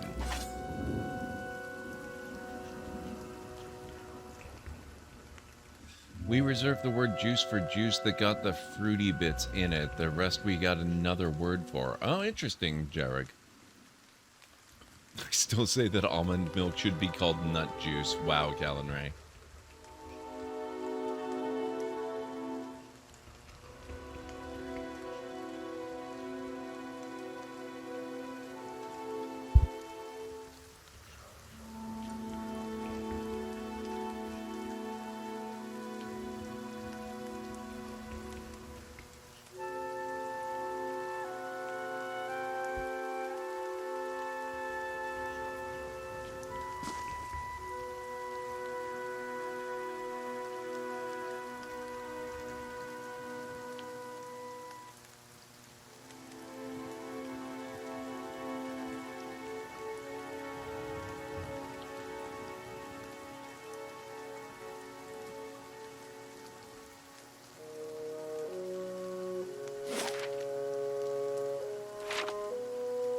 Yeah, I don't think you need to call phrasing when the phrasing is in fact the entire point.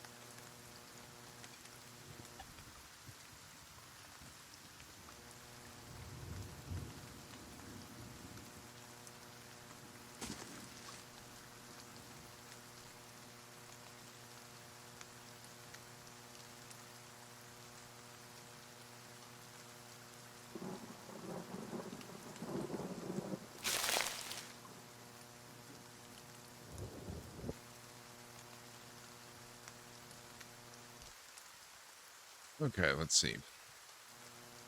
Sorry, I'm still eating. Oh, and thank you for the hydrate and neck stretch. I'm going to save those for when I'm back on camera. Won't be too much longer. Oh, we have to go down here too.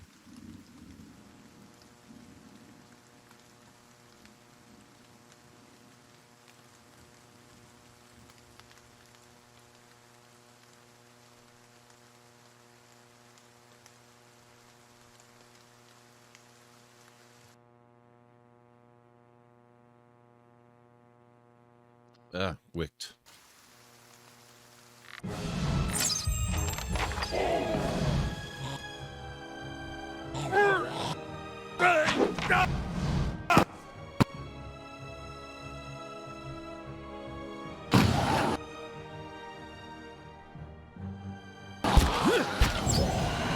There we are.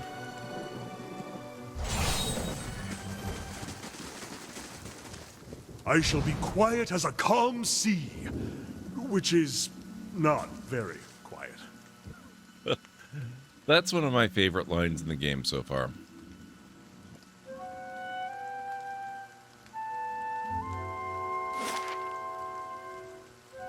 Alright, that looks pretty good.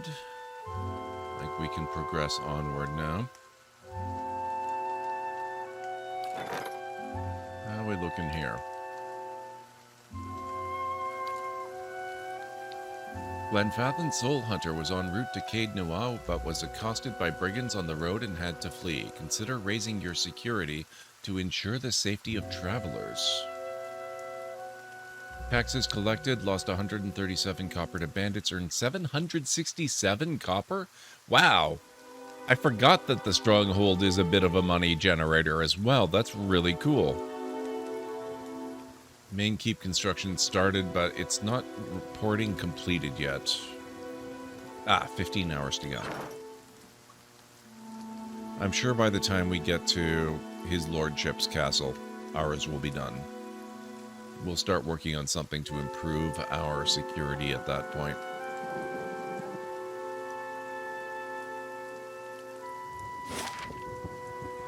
Raedric's Hold. Oh, actually, no. Only 6 hours? That's not going to be enough. We'll still have some time left before the thing is done. We're going to end up using this place as a vacation home, I expect. Lord of a barren land.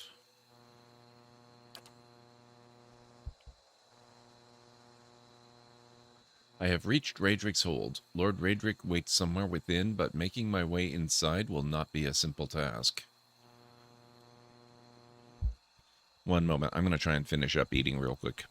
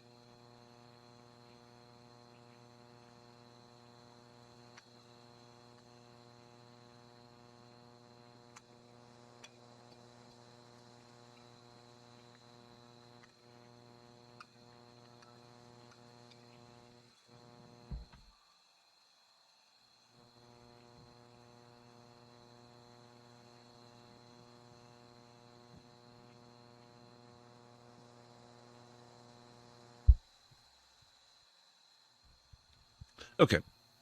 Here we are. And now...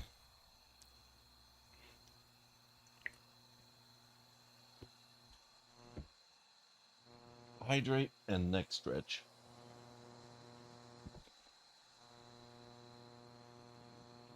Thank you. All right. Let's see what we're working with here.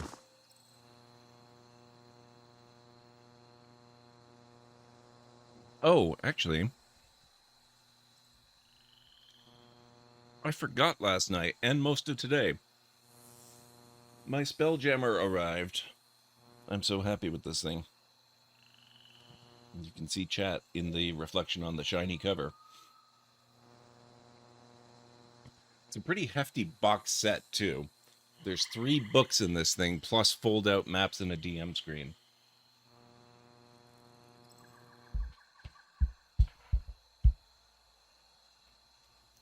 I very rarely get the D&D stuff in physical form anymore. I get it through D&D Beyond instead.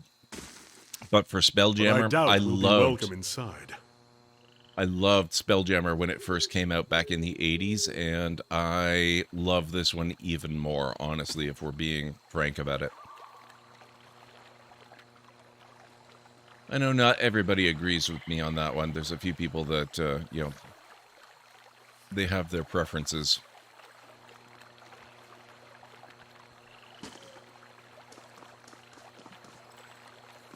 They miss some of the things from the original, and I can understand that. And there are some things that I think should have been included that haven't been yet. But I really like the new set. I really do.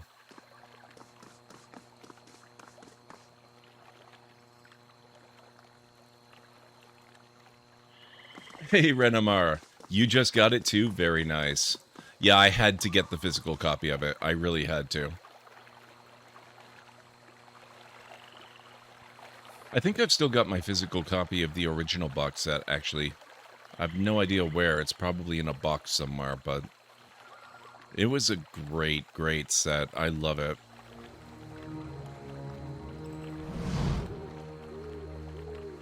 The guard fixes a glower on you. You have no business here. Lord Raedric is not permitting any visitors, merchants, or traveling entertainers. He sneers. Best turn right around.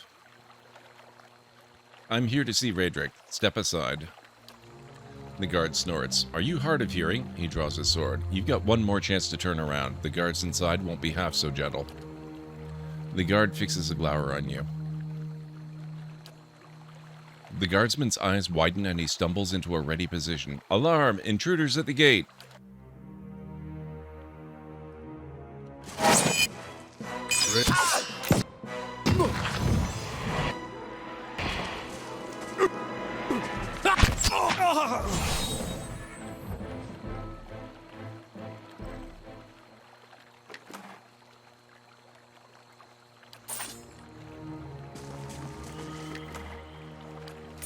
Very nice.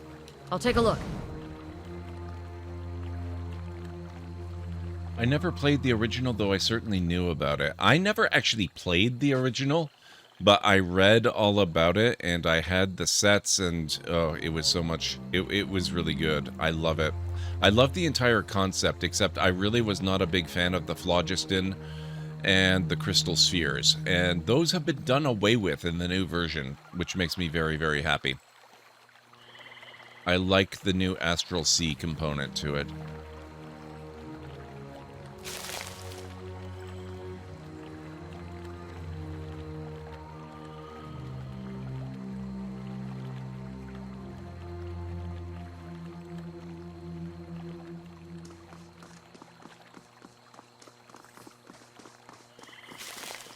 Okay, so it looks like our primary method of getting across, there's probably an alternate route, but it looks like the main way is across the gate, and I'm perfectly happy to take that route in this circumstance.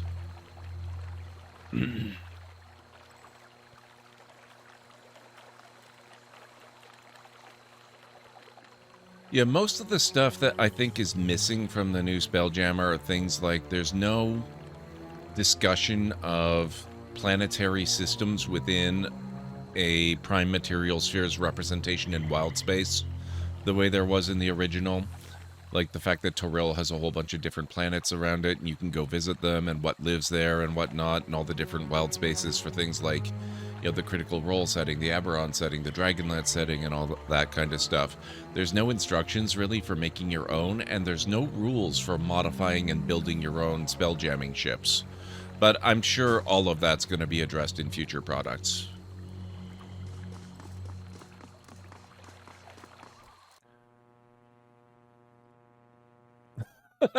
Wow, Automod. It flagged you on 3 ways, Jarrag.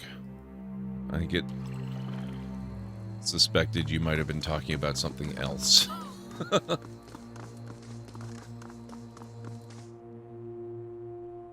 Raedric Guard.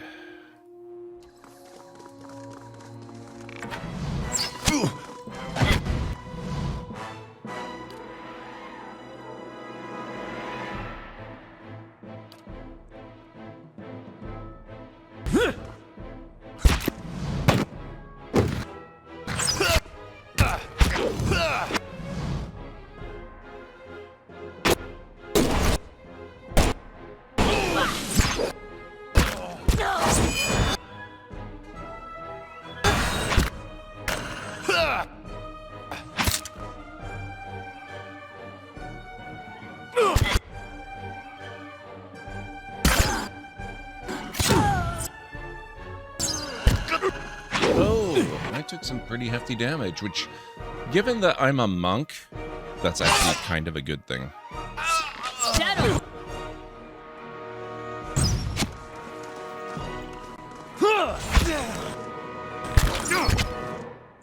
That's it!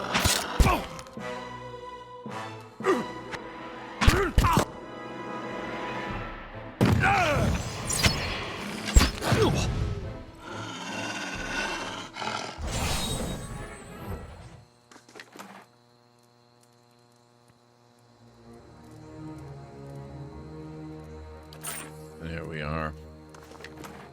Holy crap, look at all this crap. Whoa, nice. Beautiful.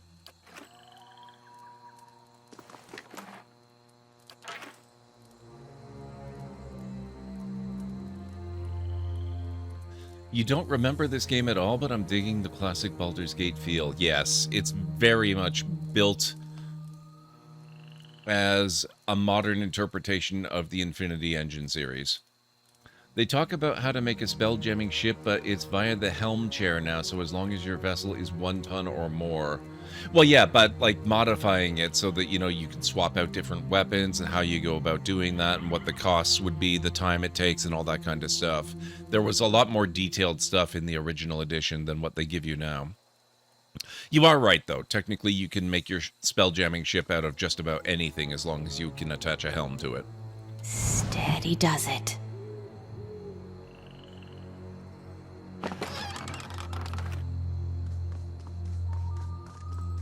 The air in the stable is heavy with bat dung. Oh, he's gonna be like a freaking vampire, isn't he?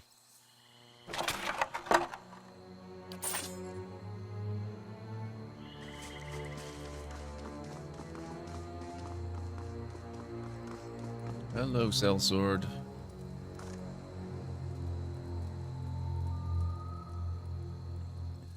New issue appears to have occurred. Just got notified through a friend's community. Do not change your Discord profile picture, anything on your profile. It's bugged at the moment and is banning your account by IP. Oh my god. Okay, well, I wasn't planning on making any changes, but I will hold off for the time being if the urge strikes. There's a lot more. We're leaving it up to DMs to figure that out in 5th edition, which is a common complaint about most of their books. Yeah, I can understand that. Some people want a lot more guidance than that. Frankly, I'm okay with that. I think that's fine.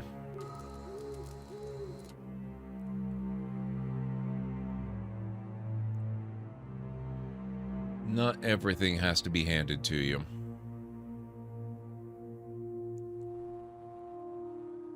Paladin of Barath. Alright, let's go. Dead on!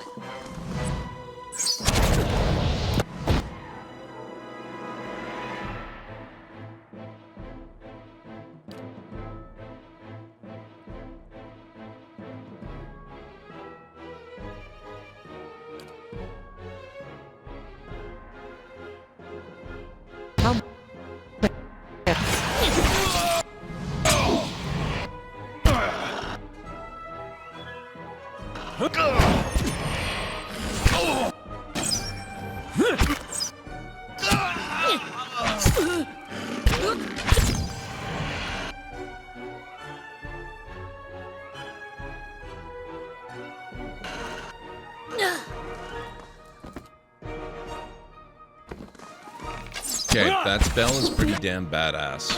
Expose vulnerabilities, that is amazing. That's really good.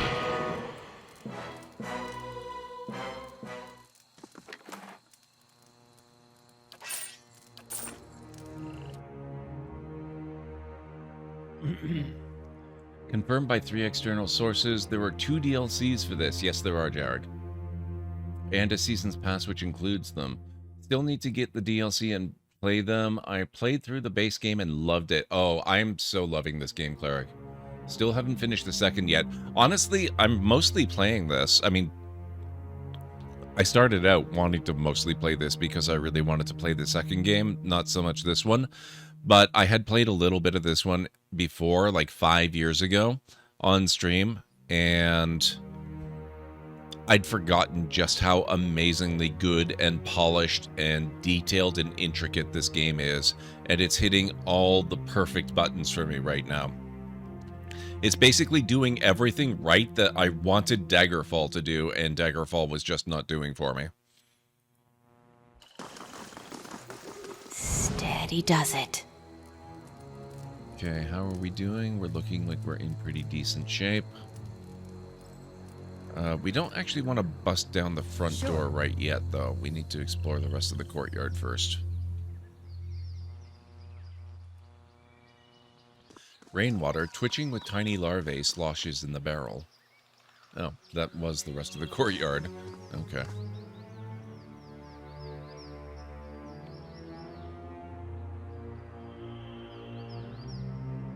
I'm glad you played the first. You can play the second without the first, but it makes the experience of the two so much richer if you play one. I always like to play all of them if I can.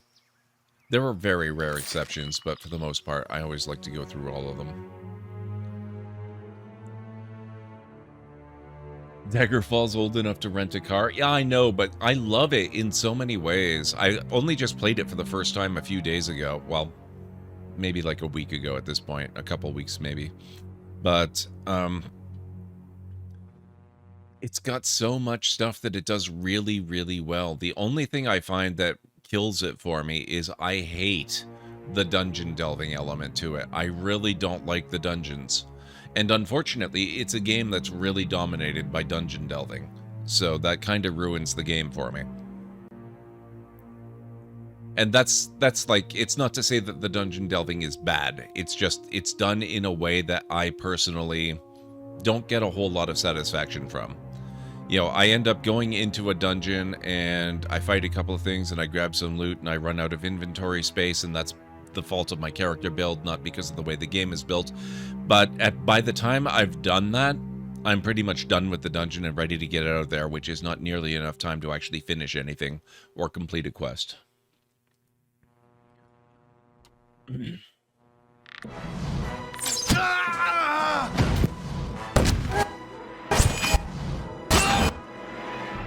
Oh, Priest of Barroth, you need to die right now. Let's maybe try a little bit of a fireball right there. Oh, that's gonna be bad. Arena, how about you go... Oh god. I'm so sorry, dog. On the other hand...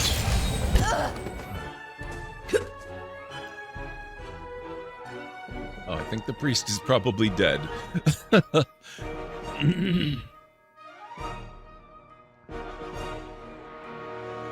Aloth Fireball, 3 hit, 1 critical.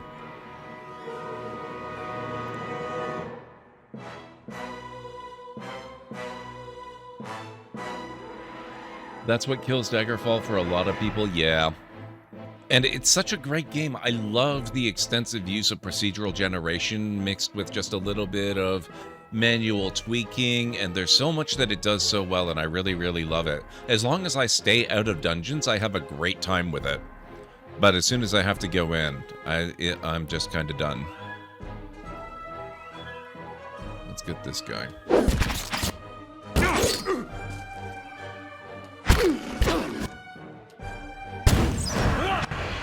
Oh. Oh. Oh, okay. They're all... They're dying faster than I know what to do with. Who are you? Spell right. Okay, you're dead. And Archer.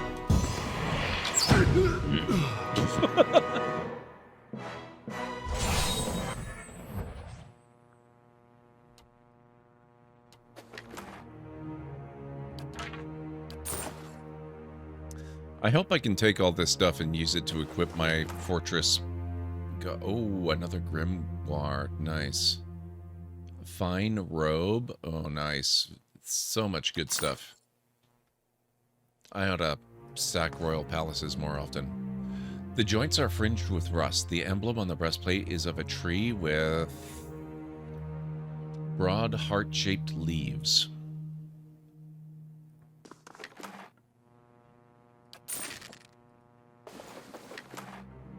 Priest of Bareth.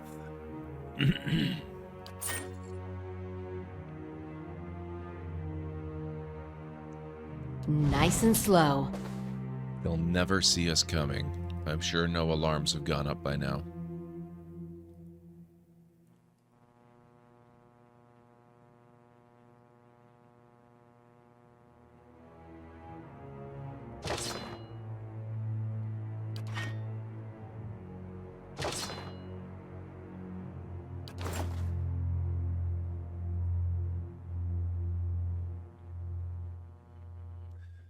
Yeah, actually, I would love to see Greenie take these games on. They're right up his alley. I don't know if he's played them before. He probably has. That would be really nice. That would be cool.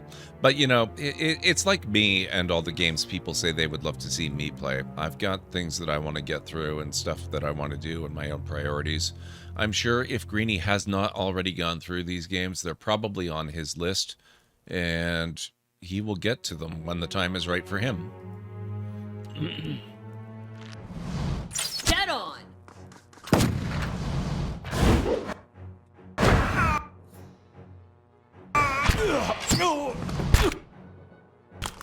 Murdered.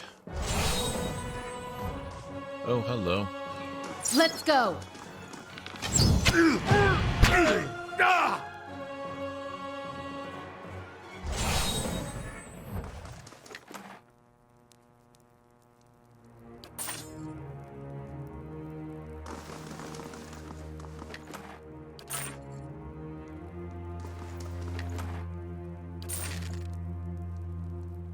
Silver forks and knives are gnawed with tarnish.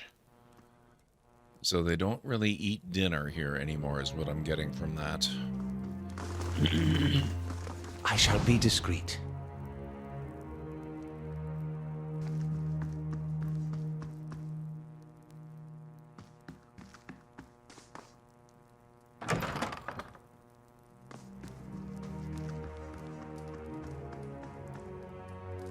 The roast goat smells only faintly of smoke and burnt fat. Hunks of meat have been carved from the cold carcass. They make it sound so appetizing.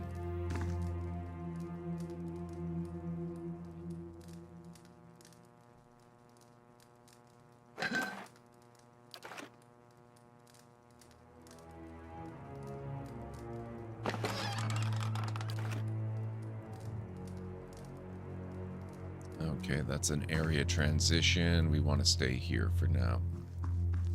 Must clear everything. Hello? What have we here?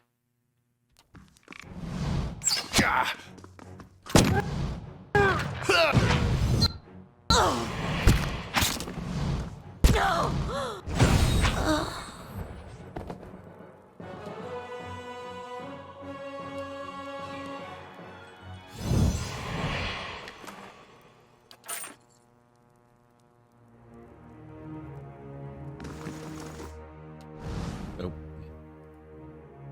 Priestess of Bareth. I'll see what I can find.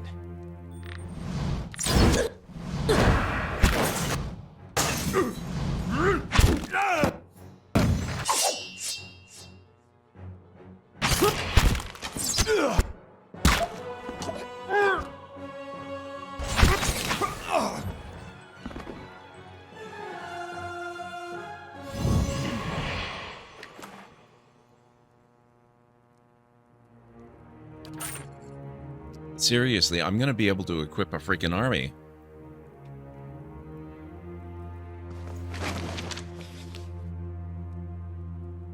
Rite of Youthful Spirits.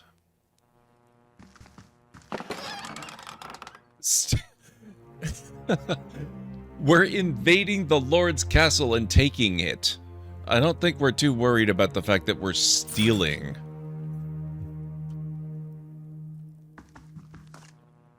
Under the pillow is a wooden medallion carved with a rising sun and 3 stars. It's tied to a leather thong.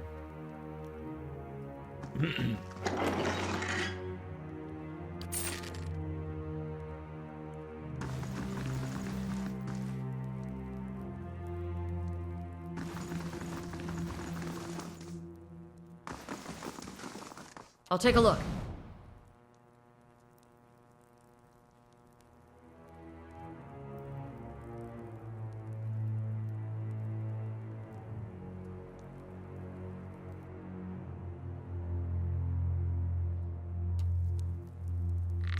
Surprise! Dead on!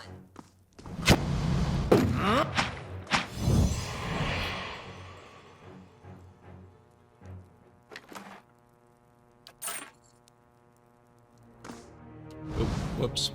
And what does the flame reveal? Oh boy. Okay, Sellsword. Why are you all glowy? That's not a good sign.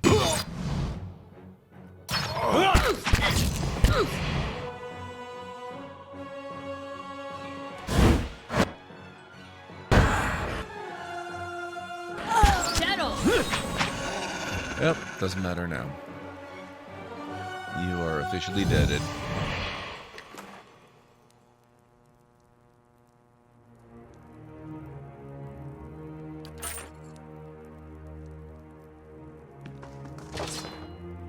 Weapon rack, fine spear.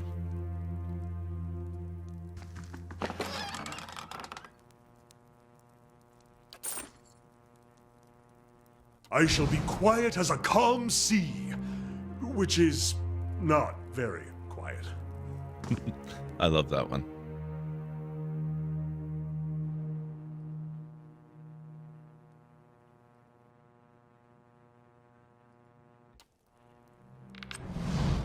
Oh, spell right. You gotta go first. Oh, and Paladin of Barroth.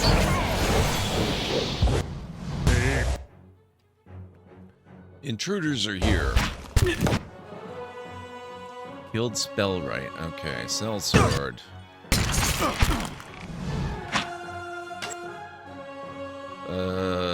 Killed Spellsword. Paladin of Barroth. I think you're probably next.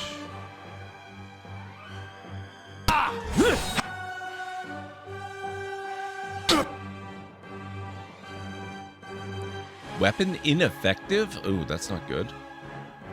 But if it's only Aloth, that's probably okay.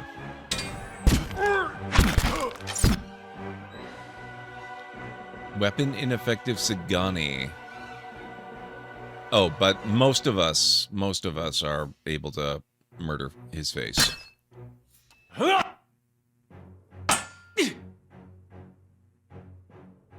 Target, Arena killed Paladin of Barroth. Excellent. So what have we got left? Raedric Guard and another Paladin of Barroth. And then we've got this archer down here too. Thank you, Sinister.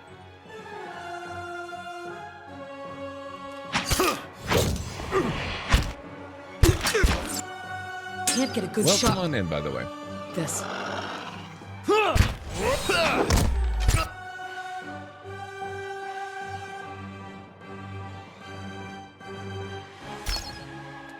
Okay, so that's them dead. Now, Frayed Archer, it's your turn. Dead on. Oof. Nice.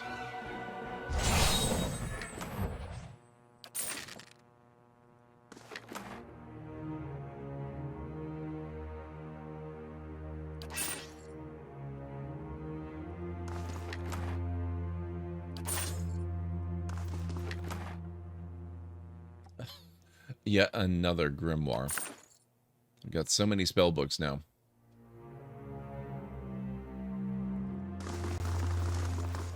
I shall be discreet. Now, let's check our time. I don't think we're done yet.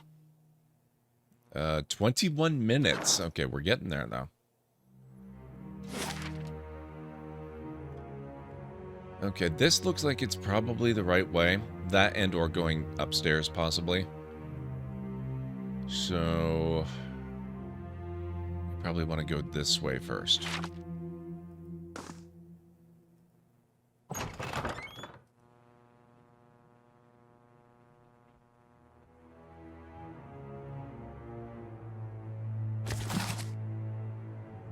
Nasitak Poetry, a compilation. Gimme. Ooh, Durance has discovered something. See now what the flame has shown us? Oh ho, a secret door. I love it. This, by the way, is why I am walking in stealth almost all the time. In this game, stealth is not only stealth, it's also detection mode, so you're actively searching as you go. So you increase your odds of finding stuff like that.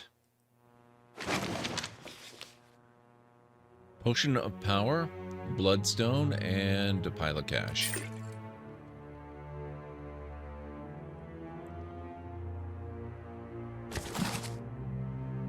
St. Waidwen, Farmer Become God. Or Waidwen, I think. The Deerwood Part 4. Hadret's Rebellion.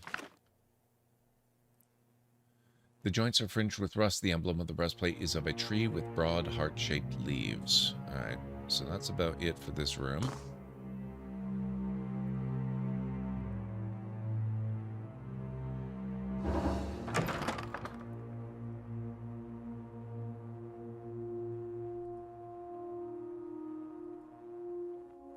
Dusty old ledgers record the taxes paid on farmsteads in Gilded Vale as far back as 2632. A simple test. That's settled.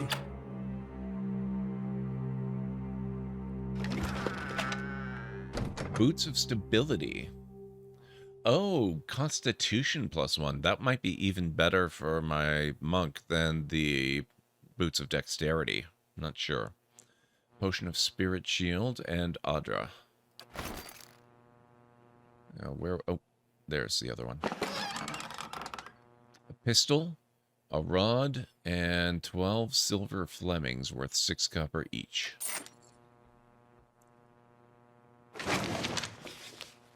Scroll of Fan of Flames, the Deerwood Part 2, the Broken Stone War, and a pile of copper.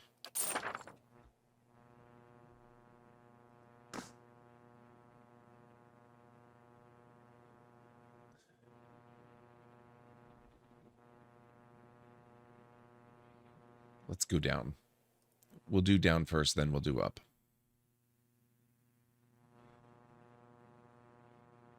The secrets are all going to be down. Or at least, you know, a good number of them anyway.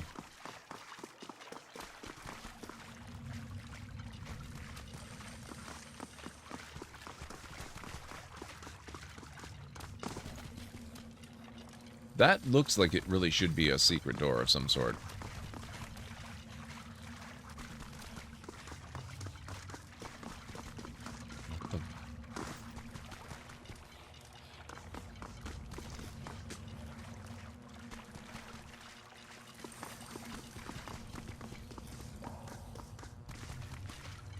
There's no way this is not a secret door.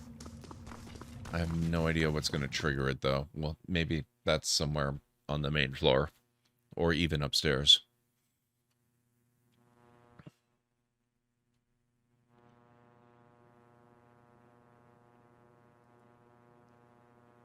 Now, is that... Oh, that's another door there. Okay, so we can check that out.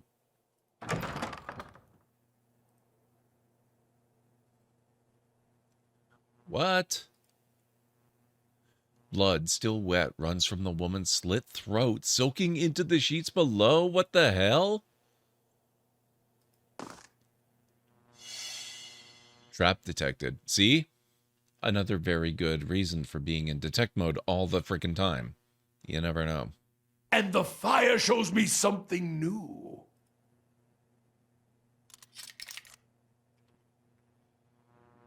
Noxious burst trap added to inventory. Hey JH, how's it going? Torque of the Falcon's Eyes. Properties of Perception +2. Scroll of Minoletta's Minor Missiles. And Adra. I guess that would be the lady. Yeah, kind of. Maybe looks that way. Blackened pages curl in the fire. A leather cover embossed with a rising sun and 3 stars is barely visible through the flames.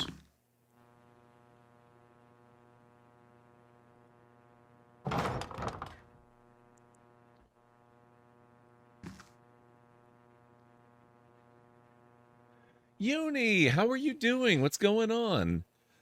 Maybe she's just a really deep sleeper. Well, I mean, if being a really deep sleeper causes you to bleed profusely all over the bed until it soaks the mattress right through, then maybe. But I think you should really consult your local priest if that's happening to you in this setting. Or, you know, other healer.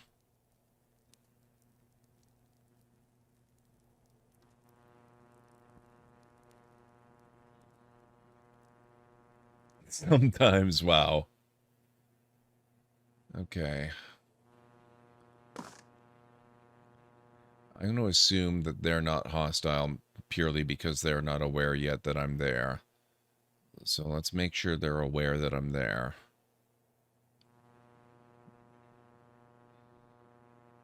I'm doing pretty good. I'm having such a good time with this game. It's going very differently than the last time I played it. I played it like 5 years ago on stream, and... A simple test. What? Wow. Okay, there's no way we're getting through this door after all. It's a good thing I found an alternate.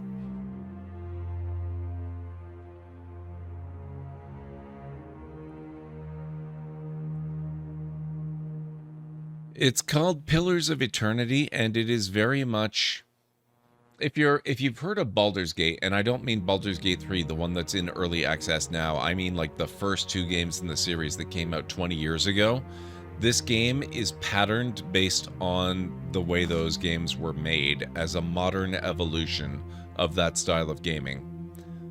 It's unbelievably well done. I'm having such a good time with it, and I'm playing it mostly so that I can get to the second game. So I can't wait to try that one if I love this one so much. I've watched you play some Baldur's Gate, yeah. Probably Baldur's Gate 3, the new one. You know, the original was more like this, where it's top-down, you control a big party and stuff. Baldur's Gate 3, yeah, I'm not trying to dismiss Baldur's Gate 3, because that one is also freaking amazing. Why are these guys not... trying to murder my face? I don't like this. I'm saving the game.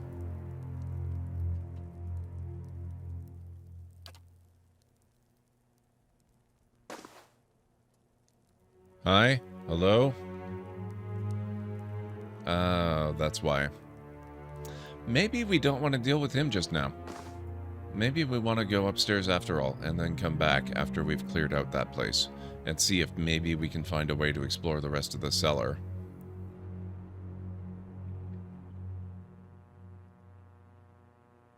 I'm sure he won't mind waiting.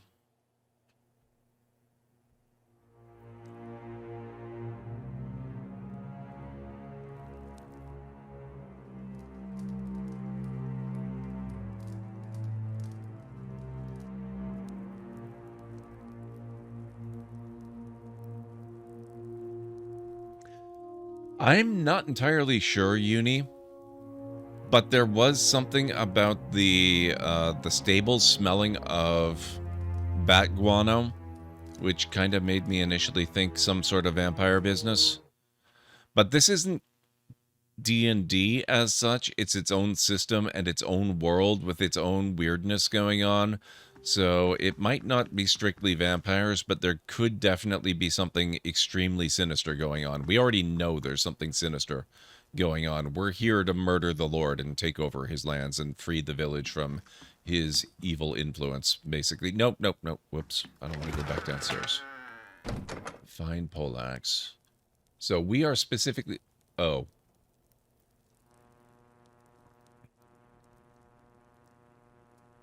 I wonder if we could disguise ourselves. I don't think we need to, but that's fun if we could. Lord of... Oh yeah, look at that. Addendum added. I have reached Radric's hold. Lord Radric waits somewhere within, but making my way inside will not be a simple task. I've found some Baratheon robes. They may help me blend in with the priests on this floor. Yeah, that's not happening. We're just gonna kill them all.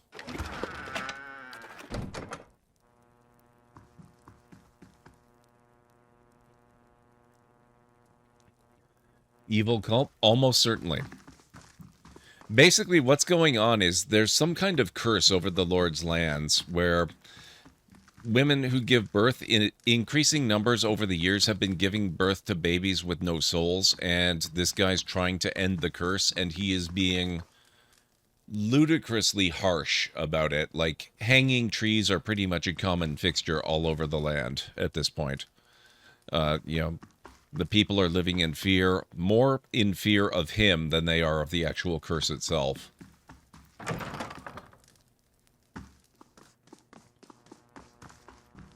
So, we've got to oust him, get him out of power. Hide armor, tricorn hat. Oh, you guys are... Ah, there we go. I was going to say we could strike up a conversation.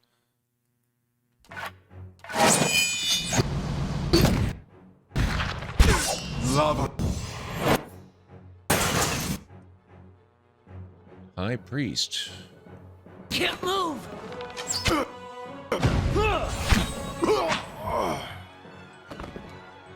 Ex-High Priest.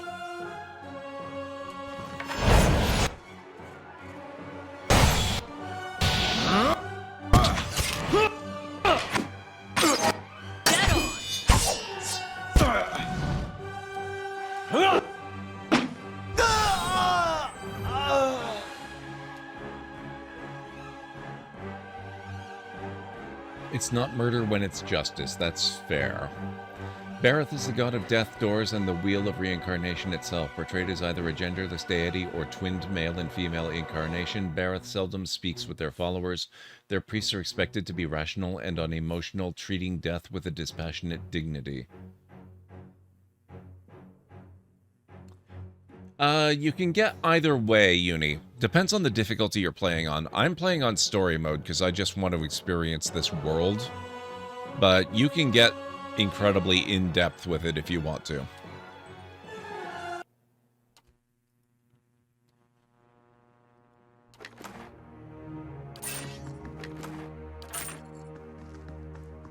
And Mr. High Priest.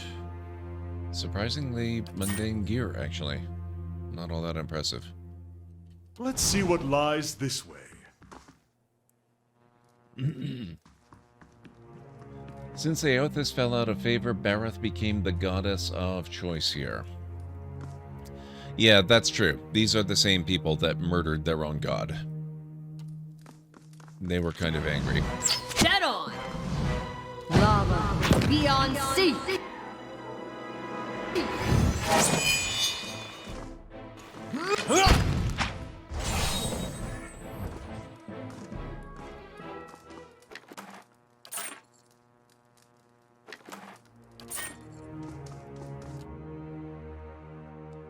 I tend to get overwhelmed if I have to manage a party's attacks and whatnot. Oh, this one's not too bad.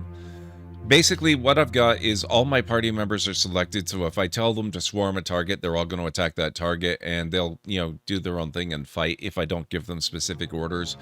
I do try to make a point of redirecting them towards the current target of choice, so that we don't have people standing around idle, but for the most part, that's not really a big concern.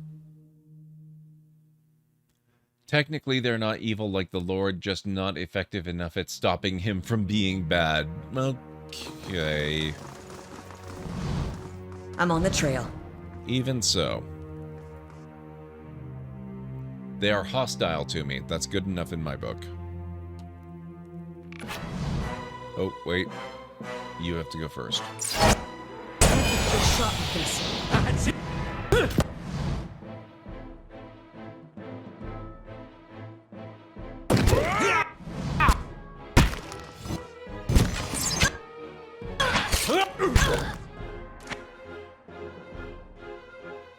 Priestess of Bareth is dead. Acolyte next.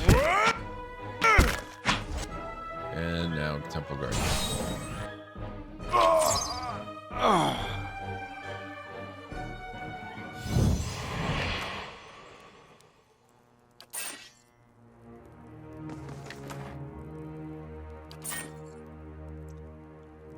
Yeah, oh, we have a new notification. I think our time is done. Main keep construction completed.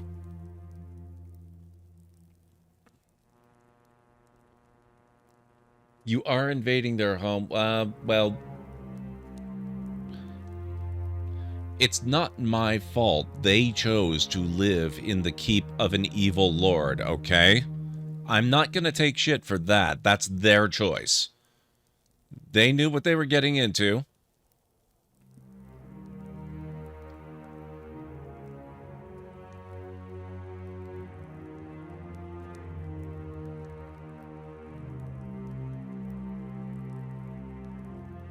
Barracks, dungeons.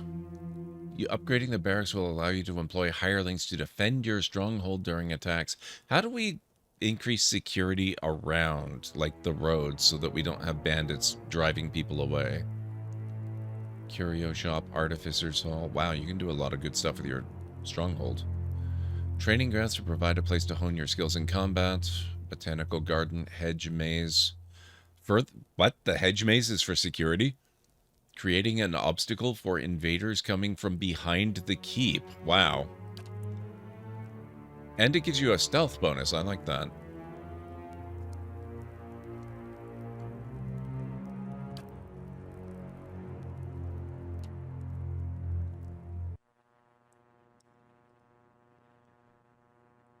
Not giving you shit. It's certainly more fun to just beat your way through everyone, yes. Maybe they gift you with shiny religious items after you liberate them from the evil lord. Maybe. I guess we could do the Western Barbican. Alright, we'll work on that. Keeping quiet. Because we've been so stealthy and quiet this whole adventure. Oh, what have we here?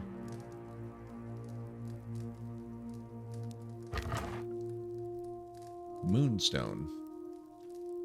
Moonstone derives its name from its moon-like light luster and is sometimes collected by Andra's gift-bearers who associate the stone's presence in the world with the legends of Andra's love affair with the moon. Okay.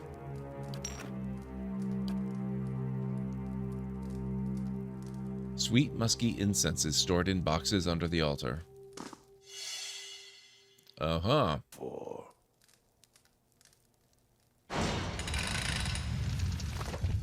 Oh, that's so cool. I love it. I thought there was going to be treasure. Instead, we got a secret door. That's actually kind of better.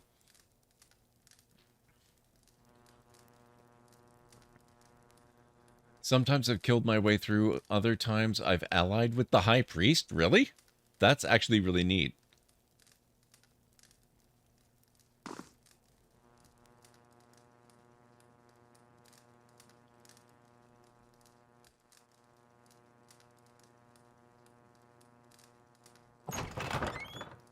I can do that. That's settled. There we are.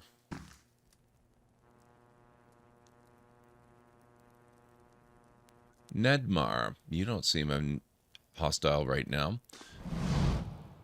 This frail old priest is hunched over a table surrounded by scattered scrolls and parchment, examining their contents with the aid of a thick monocle. He glances up as you approach, blinking rheumy eyes.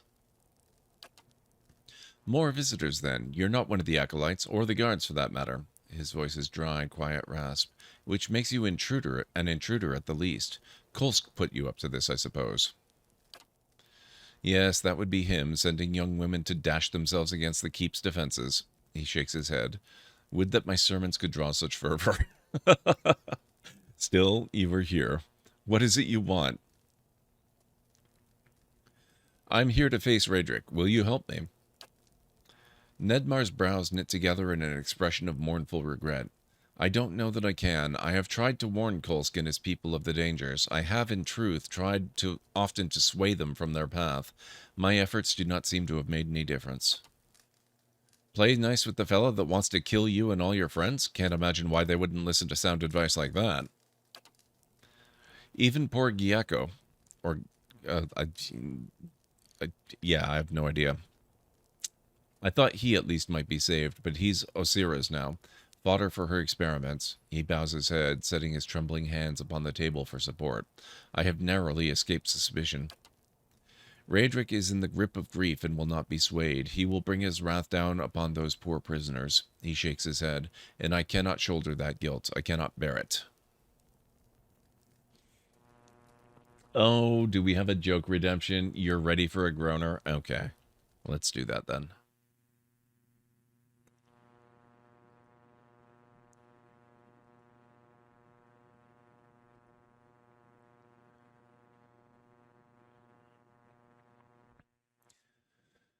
Oh boy. What happened when the weatherman broke his arms and legs? He had 4 casts. There you go.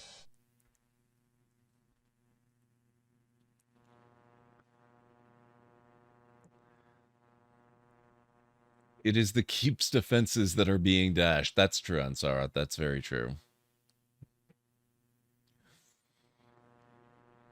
In certain degrees, the personal reputation we get for acting in different ways opens and closes different options, and there are a few different factions we can join. Oh, that's really cool, Ansara. I'm looking forward to that. I can speak from limited experience because I've played 2 different playthroughs to about this same point in the game, but I went in very different directions with them. I've never been in this keep before, for example. My other playthrough, I haven't come here. So my experience feels very different than the one I had years ago. That one was great. Oh boy. Tell me about Gyako, or however you pronounce this name. Gyacho? One of my acolytes. Nedmar's expression crumples with grief. I found him begging in the street when he was but a young lad. I took him in. I hoped he might grow within the church, take my place when I grew too old to serve Lord Raedric. A bitter note enters his voice. But he took an interest in Kolsk's efforts, his vain rebellion. I could not keep him from leaving. And now he has joined Kolsk against our lord and lingers in the dungeons. I fear he may already have fallen victim to Osira's evil designs. If I save Gyako, will you help me reach Raedric? I could give you the means to enter Raedric's chapel below. That would put you beside his throne room. I already got there, sir, but okay. Nedmar's voice trembles, but I cannot risk it while Gyako is in danger. If you can see him safely out of Osira's reach, I promise you I will do my best to help you. Oh, this will do you more good than a disguise. We have a passphrase. It is, from every ending, a beginning. Say that, and the guards here will leave you be. On this floor alone, I'm afraid. Raedric's sellswords have little patience for such things. I will see him to safety and then return. Be cautious. Osira wields powerful sorceries, and she has a fondness for cruel traps. I don't doubt she will be a terrible foe if angered. I'm sure she will give us a buttload of trouble for a whole 5 seconds. I shall be discreet.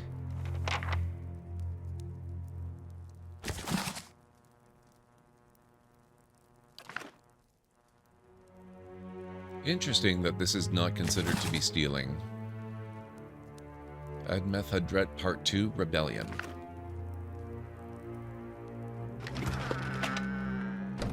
Fine Robe, Spirits, and Scroll of Restore Minor Endurance.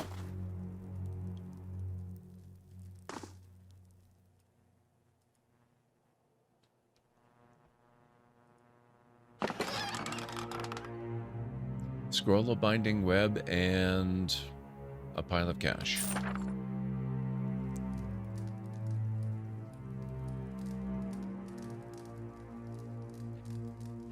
Now, how are we doing up here?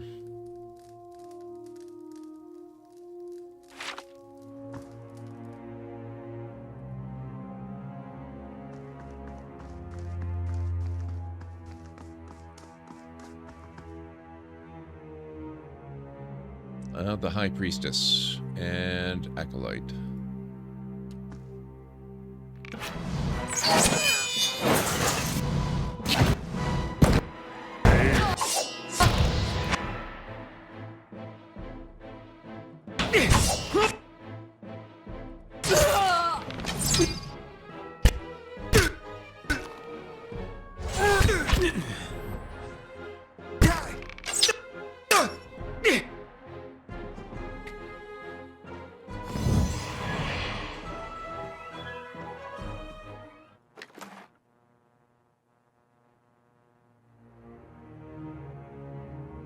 Oh, plate armor. Interesting. I wonder who would benefit from that most. Attention one moment.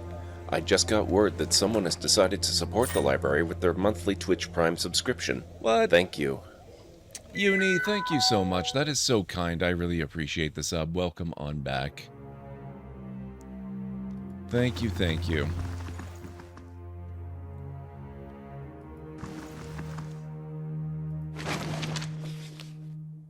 Beer, rice, and spirits. That sounds like a party.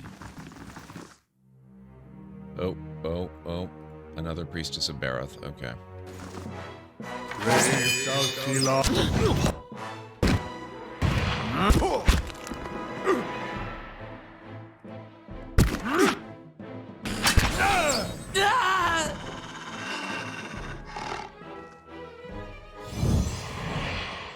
Happy to have some books back next to my name. Amazing.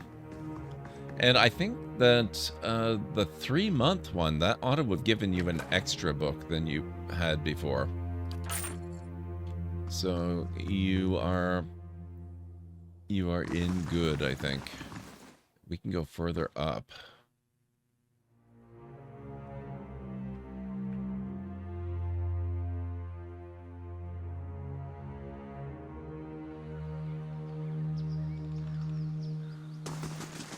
And what does the flame reveal?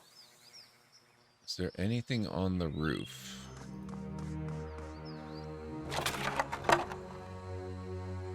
That's an interesting place to keep loads of cash.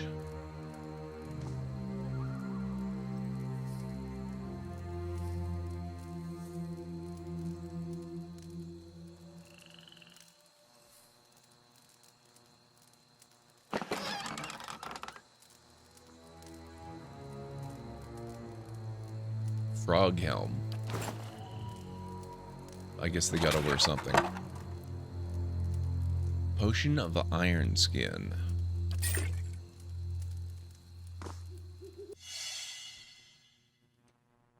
Durance has discovered something. And the fire shows me something new. Cape of Withdrawal. Disengagement defense bonus. Oh, I like that. Scroll of Fan Flames. Okay, we have to check out this cape.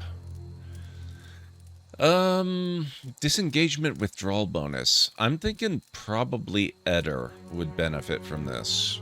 I mean, a lot of us would, frankly, but particularly Eder.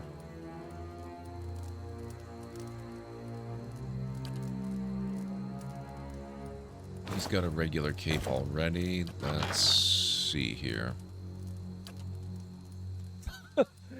I sold all this crap out of my inventory before we came here. This is all the stuff we've looted just from this place. This is ridiculous.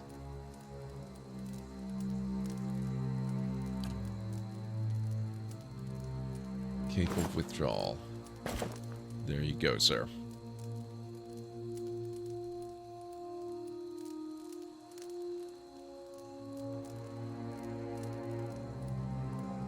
what is this? Oh, Boots of Stability, Sturdy. Right, I remember. Plus 30 defense against prone attacks, plus 15 defense against push attacks.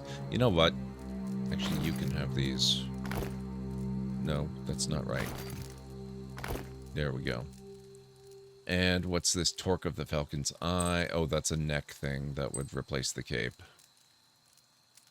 Plus 2 perception. That might be for Durance. He seems to be doing pretty good with the perception. Might as well make it even better.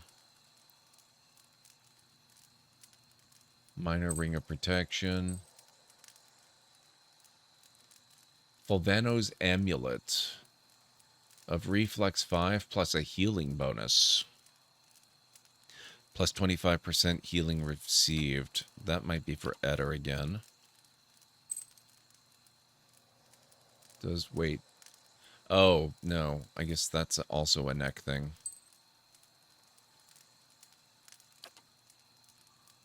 What's this? Cloak of an Athosian Priest. Oh, that gives him a will bonus. I guess you can have it. Okay.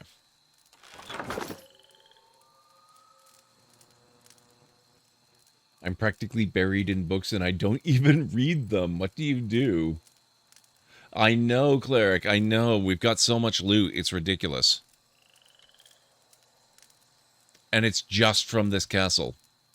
Well, not exclusively. Some of the better loot I had held on to from before, but I sold off all the cheap, crappy loot that we'd gotten.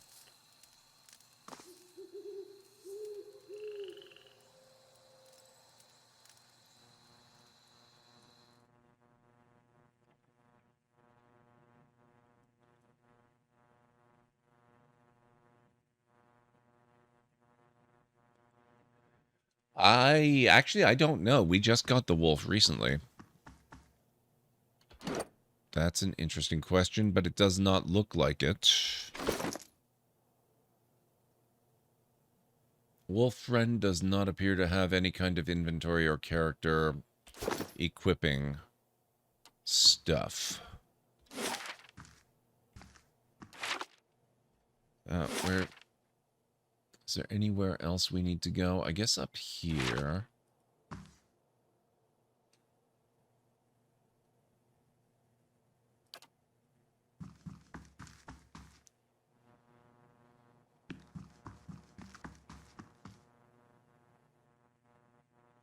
Who are you? Priestess of Bareth.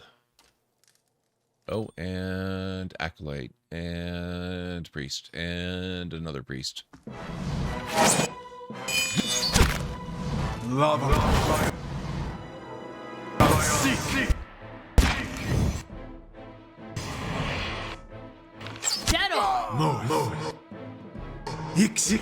Hana.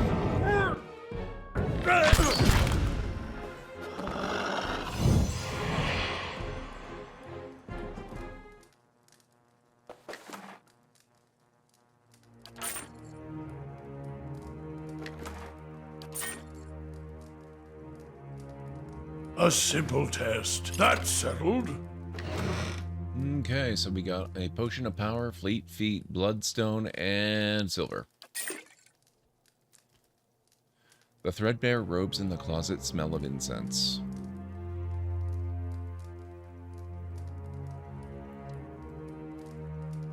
Armored wolf would be super cool, but wolf with cute collars, oh boy.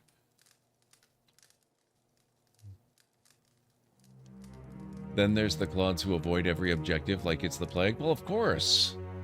If you go directly to the objective, you missed most of the game. That is called playing properly, Mr. Soggy Ramen.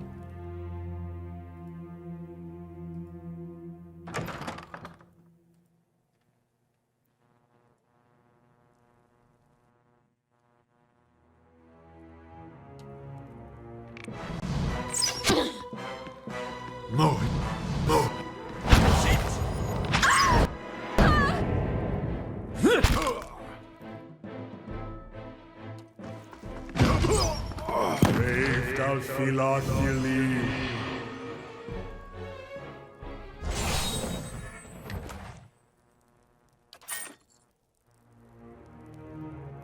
Okay, so we've got a drawer in this desk. Potion of minor recovery, Adiran dialects, and some money. Then we've got this. The Many Faces of Bareth. And the Deerwood Part 5, The Proliferation of Animancy. And some money and a scrawled note. I got your gift. I can't believe someone actually wrote down that kind of thing on parchment. I left something for you in the chapel. Careful not to go digging in the wrong skull again. Huh. Keeping quiet.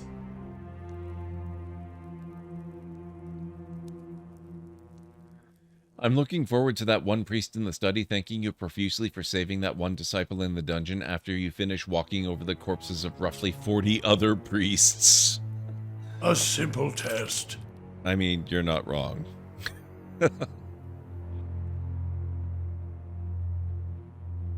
The one worthy disciple. Well, I mean, he's obviously not in league with the Lord, if the Lord is having him captured and tortured.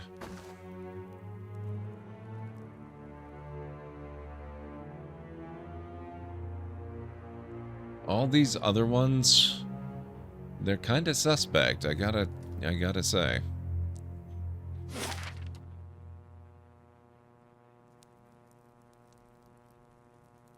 Wait, did I miss something here? What is that?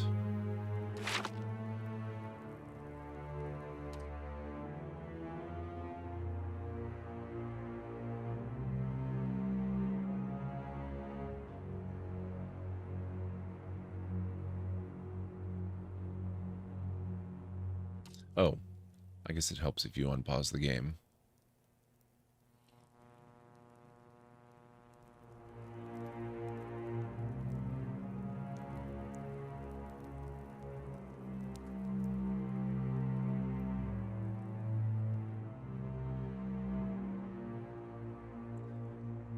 The others are, at the least, they did nothing to stop the Lord from terrorizing the people of Gilded Vales. Oh, they're kinda complicit. Yes, that's true. Aha, look at this.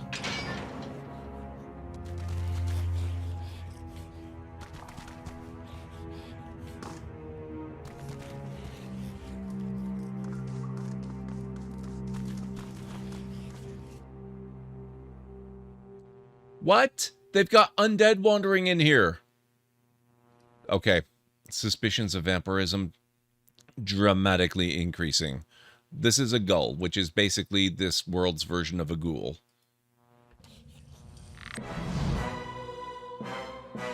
And a revenant. And a lot of other ghouls.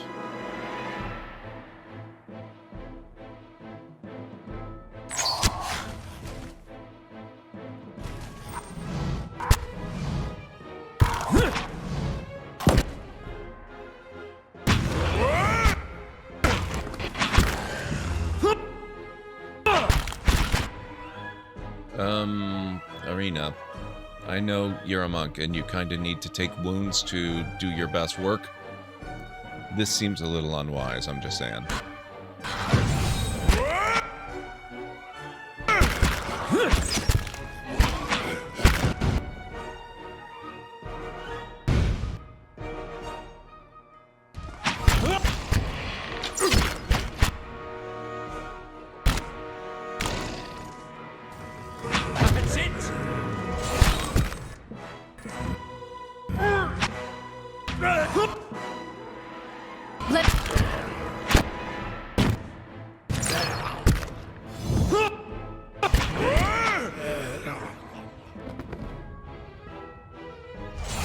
That it?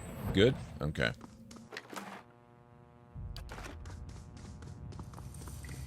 Keeping quiet. Yep, because that battle, that was totally quiet. Totally hush-hush. So I've got a cheap Ars capture card, so now I can waste money and still procrastinate streaming. Awesome. Excellent, Mr. Soggy Ramen. Speaking of, if she's taking wounds, you should actually make her do her best work. That's true. I probably should do that. Gouge marks and scratches line the edge of the lid. this I haven't seen before. Arbalest and Adra.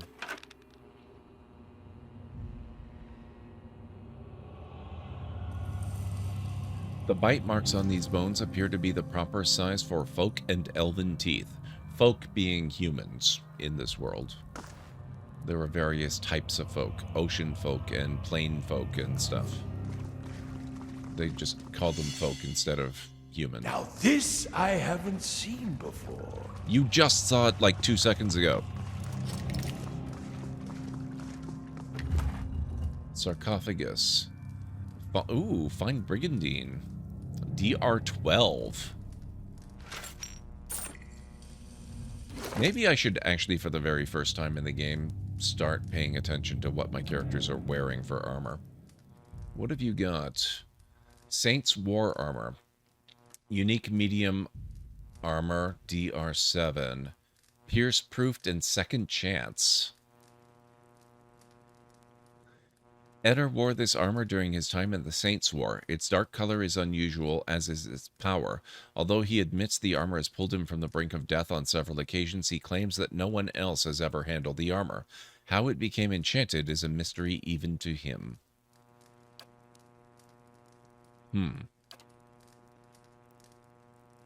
What's she got? She's just wearing fine hide armor. But she's a ranger. Do I really want to saddle her with something heavy? Welcome back, Mr. Soggy Ramen. The graphics are really pretty. Tempted to take screenshots for D&D purposes? It's a really good game, Uni. It's a really good game. No, he is actually a person. Or, well, elves are people, too. He is... Eder is what is he? He's a meadowfolk. He's a human. Since recovery speed is what determines when you next take actions. Okay, so same reason I don't want my monk wearing heavy armor. So basically it looks like maybe we don't have a use for all this fancy, really awesome heavy armor we're picking up. Yet. I'm sure we'll find other party members we can switch between eventually.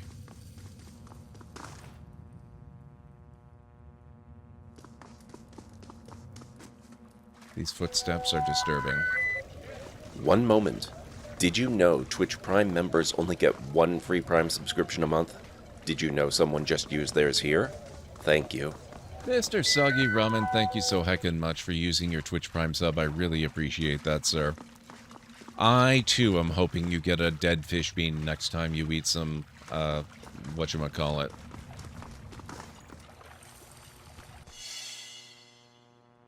Now this... Bean Boozled, that's the thing. I haven't seen before. Okay, so we got the trap. We've got to be roughly where they want to go to rescue what's-his-face. Revenant and human skeleton. Interesting that they do go for the word human when they're talking about undead. Human skeleton, not folk skeleton. Revenant and Ghoul. Okay.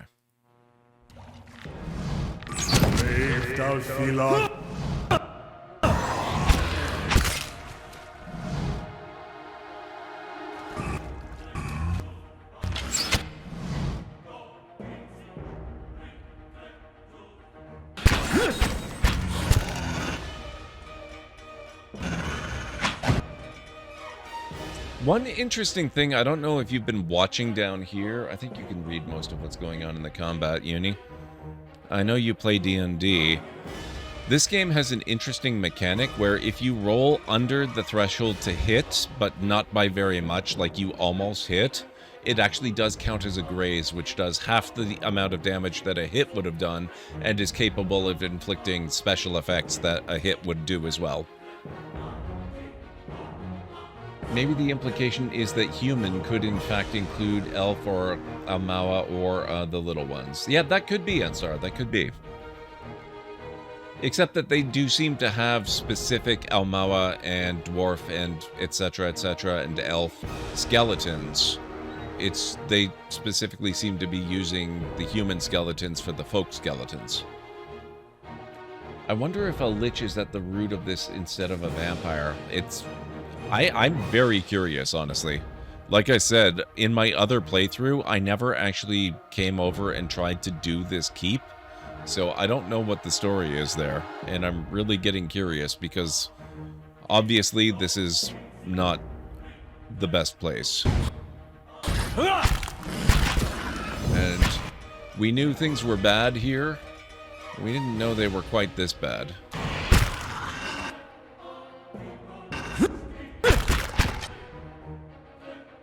That's it.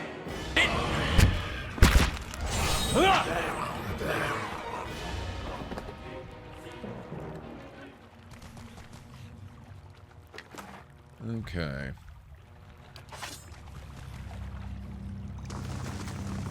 And what does the flame reveal? Spoiler alert. It reveals that the Lord is kind of a terrible person.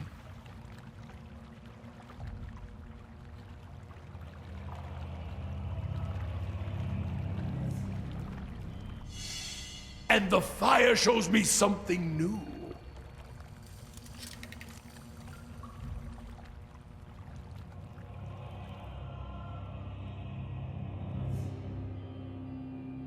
Black ooze. Fun. I love the graze mechanic in this. Yeah, it's really good. You'd have to balance health and enemy stat blocks so much, though, if you decided to implement something like that in a D&D campaign. Seems to me they are using folk instead of species, if I got the spelling right. Close enough for understanding. Yeah, that's right, Uni. That's right. But no, folk is actually, it's used specifically in place of human, which makes the choice to use human skeleton very interesting to me.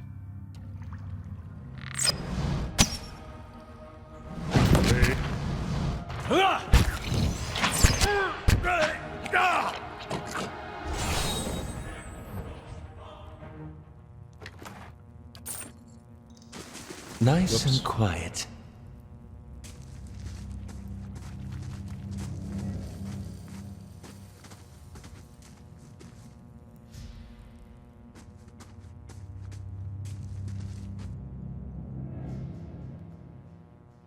Crap.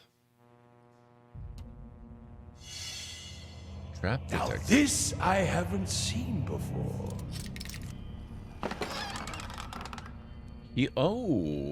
Healing hands.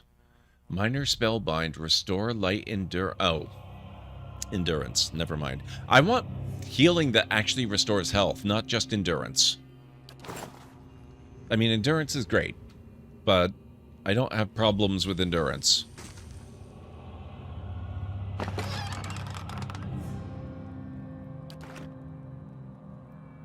Okay, I don't think we want to climb up there just yet. Unless folk aren't human? Then where are the human skeletons coming from?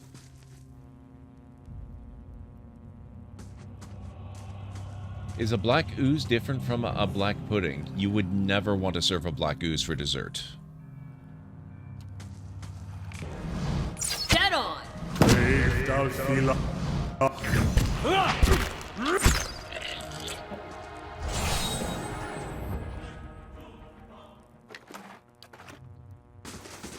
Margren's fire casts light in dark places. Oh, that... And the fire shows Let's quickly get rid of this. me something new.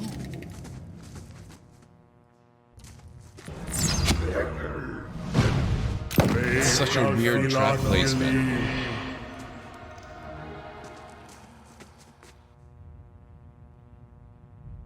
No loot from the Revenant? You're kidding me. Oh. Shh.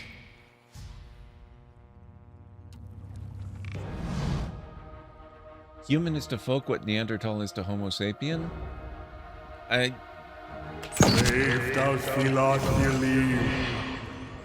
think folk is just what they call human, and they for whatever reason, just decided to go human when they're describing the skeletons. Oh my god.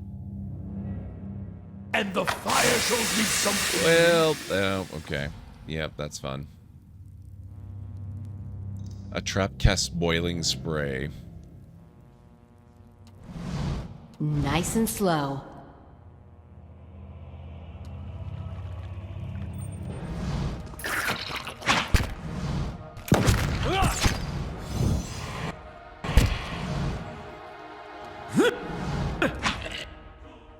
Let's go.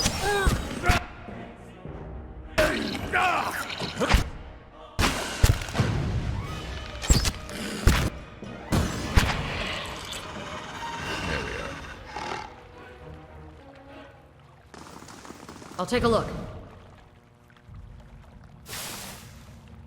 Stand. We found some Adra. Dream flavored Coke? Yeah, I've never heard of that either, Mr. Soggy Roman. It would be ironic if it tasted like nightmare. The only way I know of how to restore health is certain talents like bind wounds. Interesting, Anstara.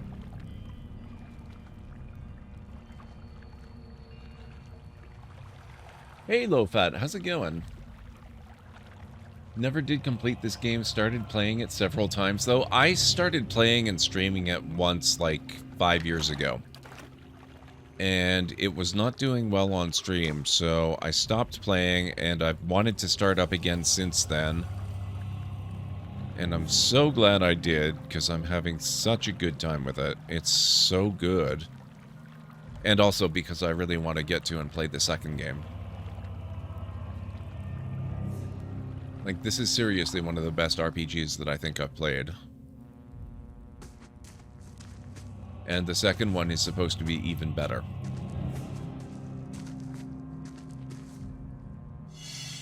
Oh, that's... what the hell is that?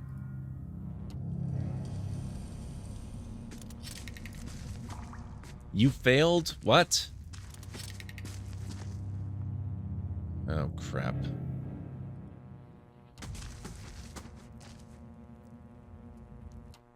Okay, if he can't do it, let's get Aloth to try. How may I help?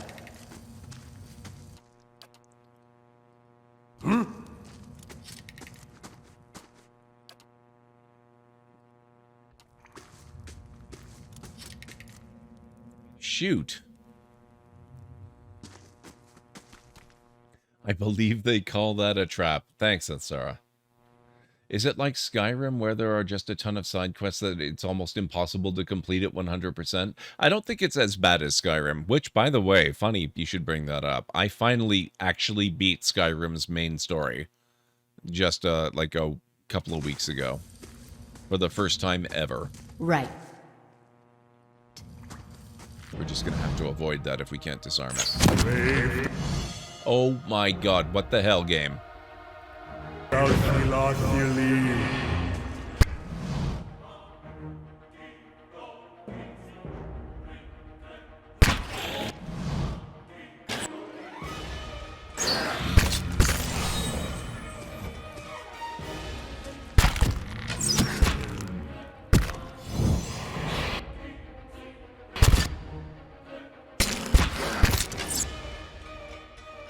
Arena's gained wounds. Oddly enough, that's actually a really good thing. We're gonna do Swift Strikes. Yeah? Arena activates Swift Strikes. Arena crits Revenant for 18 crush damage. Arena killed Revenant. Very nice. I'm excited to see what they do with Avowed. You know, I really wasn't very excited about Avowed. But now that I'm playing this again and remember how amazing the world is, I'm suddenly a hell of a lot more interested. It's funny how that works. It's supposed to be in the same world, but more akin to first-person or third-person view than this isometric and stuff. Yeah. I think I'll definitely have to at least check it out. I just bought the Anniversary Edition since it's on sale. Very nice, Uni. Very nice. I really like the Anniversary Edition, actually. I played through... the Anniversary Edition, and I started the playthrough, as a charity event back when the Anniversary Edition had just come out, so mods were not working with it. So I played through the entire thing and finished the main story without any mods, just with the Anniversary Edition, Creation Club content. And so I was able to actually finally get achievements in the Special Edition of Skyrim, which is also the Anniversary Edition. So I got a whole pile of achievements I'd never had before, because I've been modding the game for so long.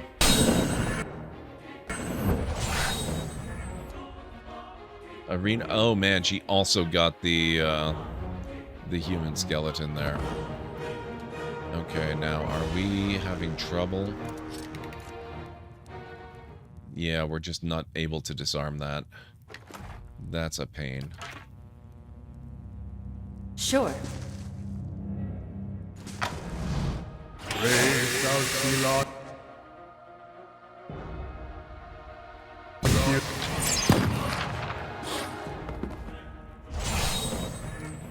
Hello? Hello? Hello? Who's there?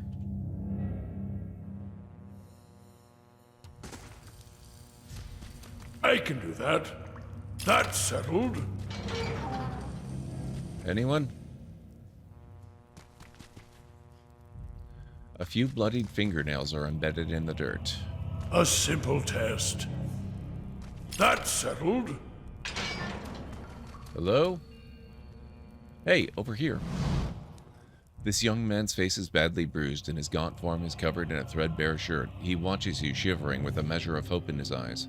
I don't know who you are, but will you help me? Poor lad's taken a beating. We're trespassing as it is. We're a little more than trespassing, Canna. We pretty much destroyed every single living individual in this place. Let's set him free and take a single scolding for it.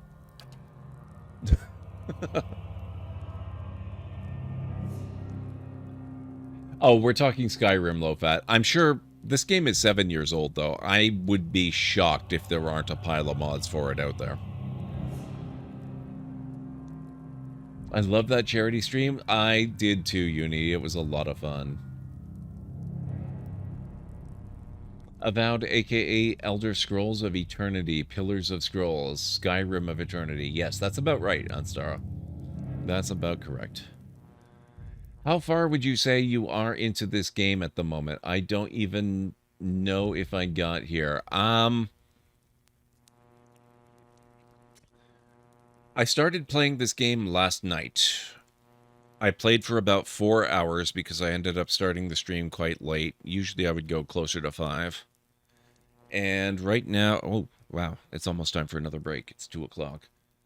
I have been streaming for just about 10 hours. So I'm about 14 hours in. I would say I'm probably 5 to 10% through the game. Although people who have actually beaten the game, like Anstara, maybe she knows better than I do, because I've never finished this game and I've never gotten here before either, so I really don't know. I don't have a good basis for comparison. This is pretty early in the game, that is, yeah. Fun thing with Pillars of Eternity is there are quite a few things you won't do on every run because some dialogue paths don't take you there. Yep, okay, that makes sense. Lots more to go, yeah. So what would be a reasonable guess for how long a run should take you on Stara? Are we talking like 50 hours, 60 hours, 100 hours, 200 hours?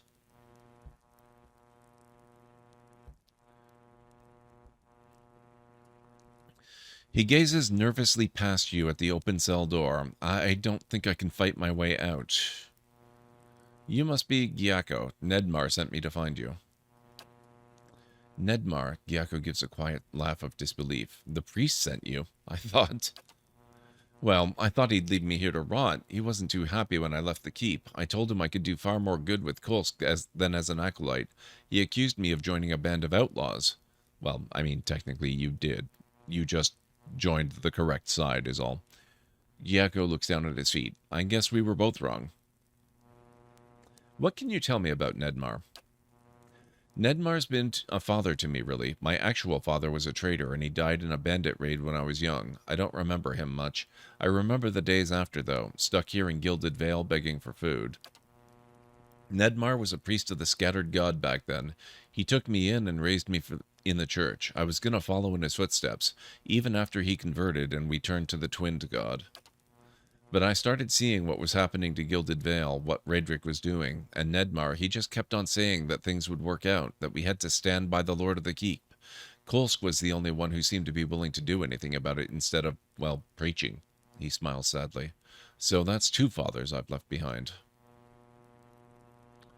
I take it you ended up here after assaulting the keep with Kolsk and his men. Yes. It seemed a good plan. We got in without incident, and I knew the way, but we were surprised in the dungeons, and most of us... Gyako shudders. You'll have seen some of them, fought them. Their bodies, at least. Not their minds anymore, but their souls. The woman down there. Raedric's Animancer. Her name is Osira. I've heard her speaking sometimes, talking about a cure. Lord Raedric calls on her often, but she's not curing anyone. She's only turned men and women into monsters. He shudders. I watched her take the others. I was sure I'd be next. So I wonder if this Osira is the actual problem and the one that's, behind all of this. Or if she's just being opportunistic about it. The one true priest. Yeah, pretty much. Might have to retry this game again. It's such a fun game. I'm having such a good time with it. I mean, it was good enough that when I played it last time, it stuck in my brain and kept urging me to play again 5.5 years later. And even then, it kept doing that after I'd forgotten most of the details that made me love it so much in the first place. If you look to like completionist finish it, which I know you want to, I'd say 100 hours plus. Okay, see, that's... A lot of people would balk at that and think, oh my god, I don't have that much time to devote to one game. That makes me really excited. I love games that take that long. Kind of, Uni, kind of. She's an Animancer, which is sort of the opposite of a Necromancer, but also sort of the same thing. It's a little bit weird. It's like the mirror image of a Necromancer almost. The same but inverted. Apparently the average completion time for people who just do the main story casually, though, is 37 hours. An anime dancer, wow, size 1. Animancers are scientists who study the soul. That's a really good description.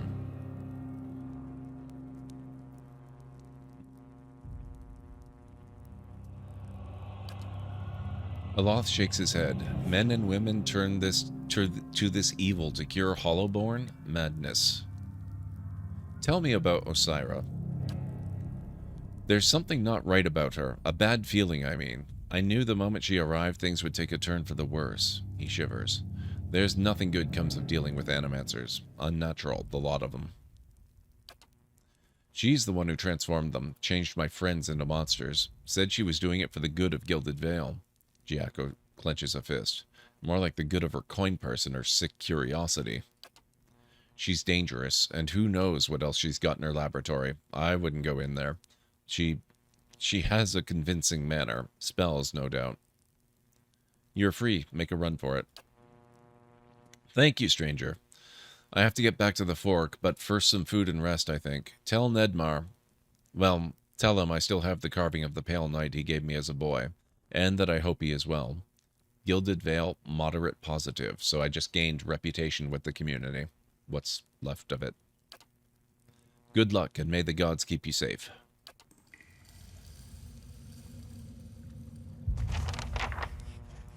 Hello. Lord of a barren land, addendum added. I've spoken with Nedmar, the High Priest. He promised to grant me safe access to Raedric's throne room if I managed to free his former acolyte Gyako from the Keep's prisons in the lower dungeons, which technically I didn't have to do because I already found my own way in, but I wanted to go through it. I have released Gyakko from his cell. I found some Baratheon robes, etc., etc. Okay.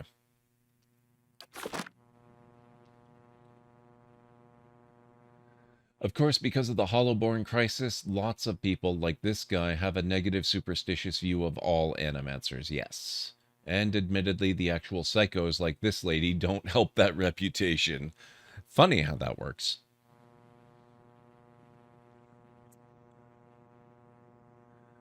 What other games would you suggest? Are you looking, Low Fat, are you looking for games similar to this one? Because I have a whole pile I can recommend.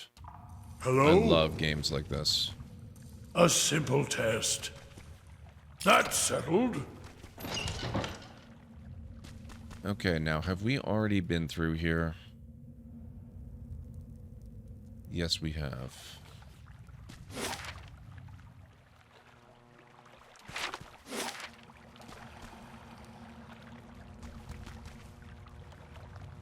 Where's this lab? Oh, to lower ramparts. Okay. Oh, so I think we want to go here.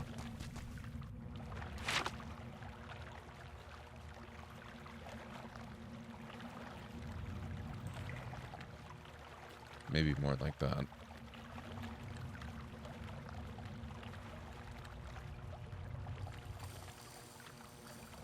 I guess we have to wade, which means that's probably not the way to the laboratory. But that's a... Oh, there's a door here. All right. I was looking for Bean Boozled, just the bad ones. Apparently, like 2 years ago, there was a rumor that they'd made it, and apparently they haven't. No, they want you to take the risk. They're not going to put out just the good ones or just the bad ones. They're going to give you Bean Boozled, and you can just build up a collection.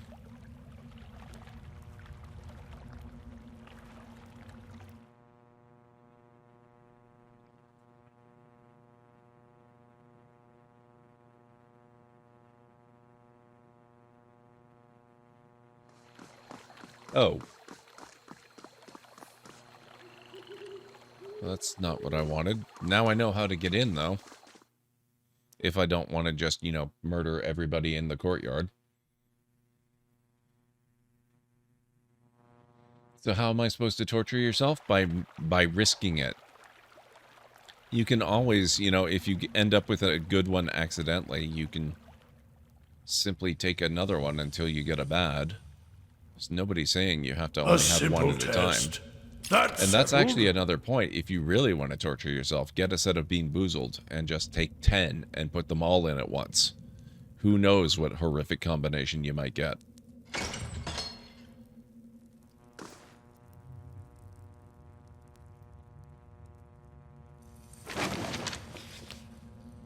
The Adir Empire, Part 1, Origin.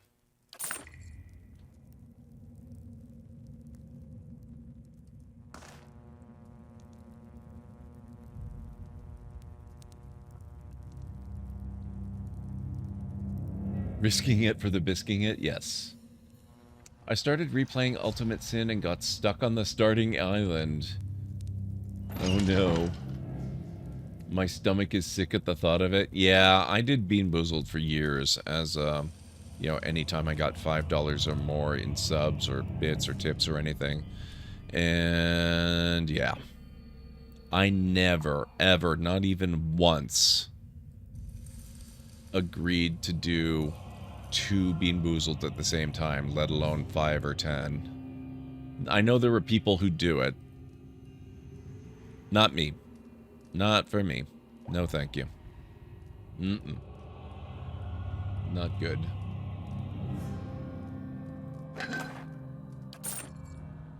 Okay, where is this laboratory? I want to see the horror. We might have to come back and see the horror, actually. I just realized it's almost 2:15. I need to take another quick break, so if you guys will bear with me.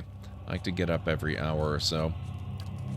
Move around a little bit, get some stretching in. So I'm going to do that and grab the last of my food, so I'll be back in a few. And if you guys need to get up and grab some food or a drink or a snack or whatever, now's a really good time to do it. I'll meet you back here in a bit.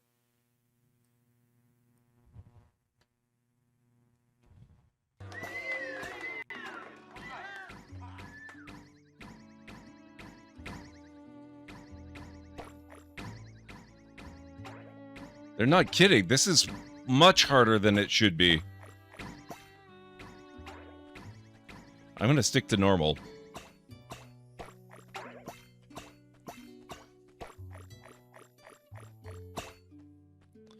Ugh, that was atrocious.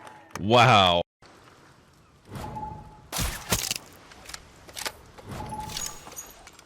Multi-kill. Hey, Did you find the lieutenants? not yet. But I think I know where they are. Good. Kill all the fuckers. Whoa! Okay, be careful with the landings. Noted.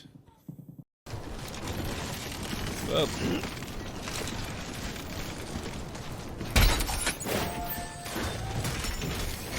You didn't see me do that. I didn't do that. You can't prove a thing.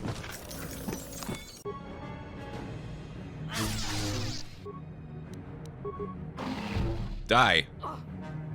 Thank you. Holy sh**. I kept expecting some sort of, you know, gunship or something, which may still be coming, actually.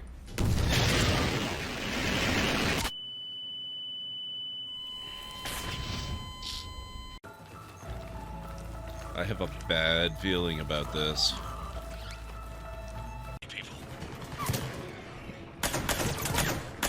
Hey. This is not the arrangement I have with you guys. When I shoot, you die. That's the deal.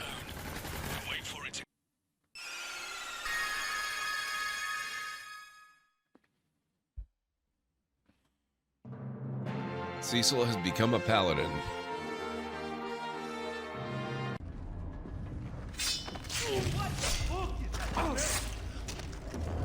What the hell? You for a little while.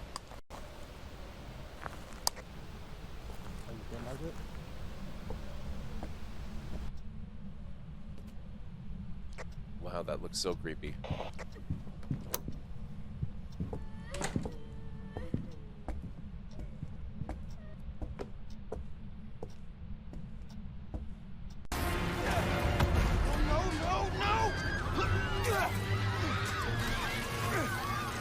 I can stop this!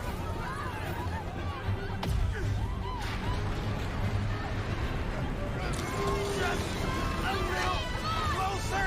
Just a little!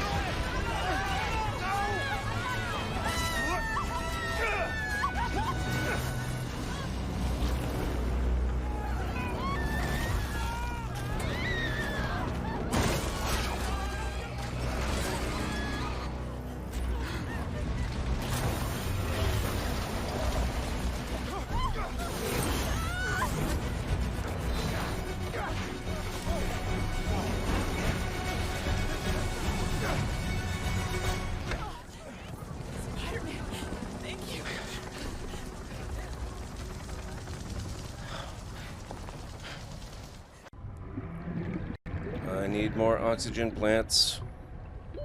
Warning. 30 seconds of oxygen remaining. Yeah, thanks. Got that. I think I'm gonna die again. Oh.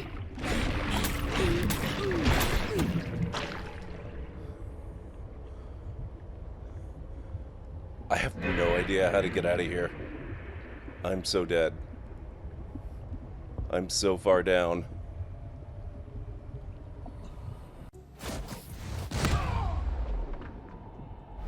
Another one bites the dust.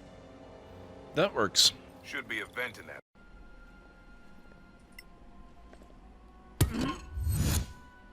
But that was unexpected. That was unexpected. Magic. From a time long forgotten. Remind me not to take a dump in that hole. Do you really have to make jokes? Yeah, it's in my contract.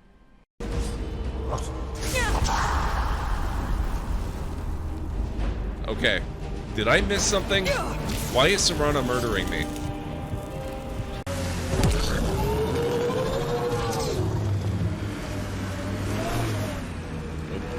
Down.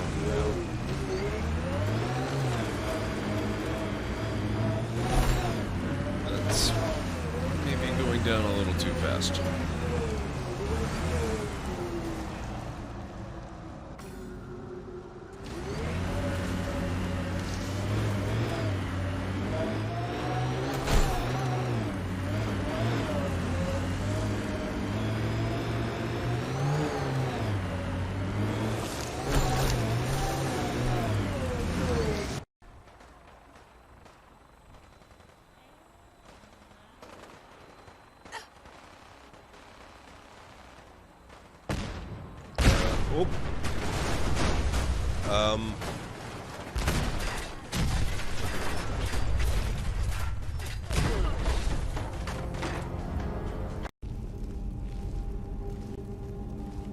Okay, Uthgerd, I'm gonna need you to be real careful here.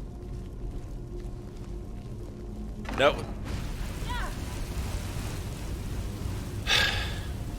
You try and warn them.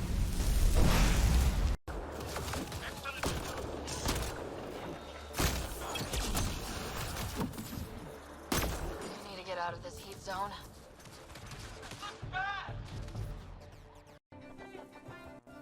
Unlocked eel trap.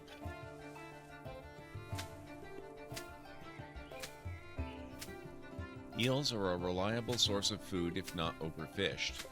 Unlocks more stuff. Requires shoreline. Do we have to? I don't love the prospect of eels.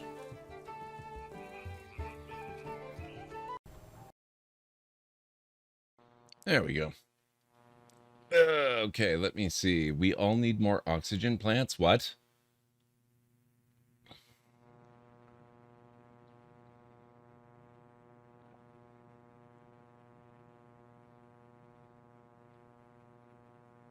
You take breaks. Make sure you get rest, Warrior of Light. Yes. I've been taking my time this patch. Haven't even started any of the new content. Tend to spread it out and bounce around a lot of games. Definitely remember the frenzy of your first months. Thank you, Anstara, JH, Cleric, and Mr. Suggy Roman. Okay, let me see. Where are we?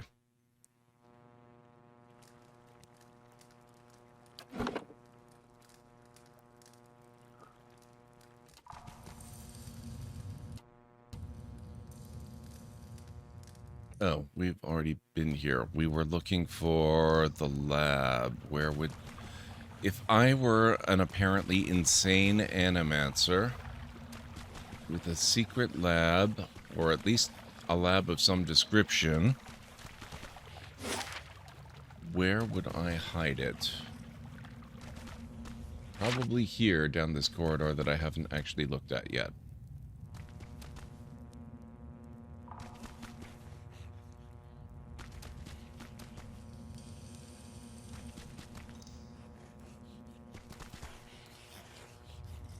Also, there's this. I'm sure these disturbing, gross-sounding noises are not a problem. Oh, Final Fantasy XIV, the true. I'm still not sure if I'm gonna have any interest in that one or not. We'll see. I'm not done with Final Fantasy. We still have to go through Final Fantasy 5 and 6 Pixel Remaster at some point.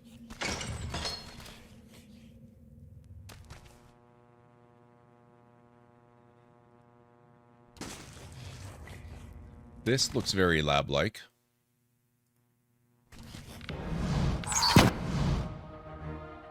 Wow, that was fast. I appreciate the fast murder.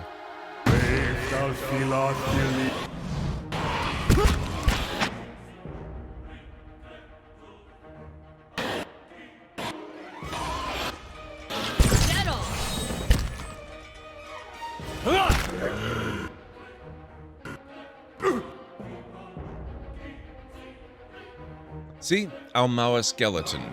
Arena killed Almawa Skeleton. That's what I was talking about before.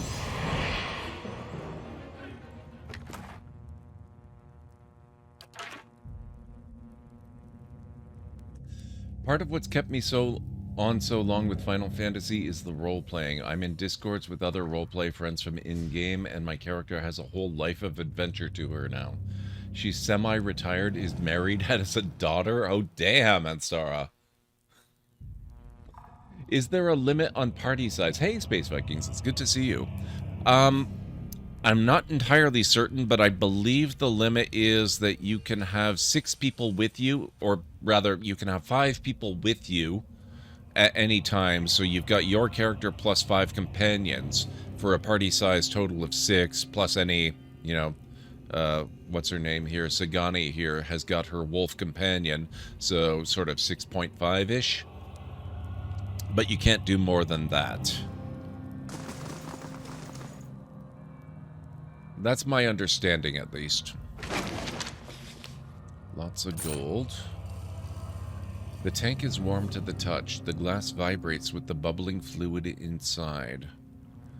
I've heard that in Pillars of Eternity 2, the party size shrinks a little bit, and you can have your own character plus 4 others, for a total of 5, rather than 6.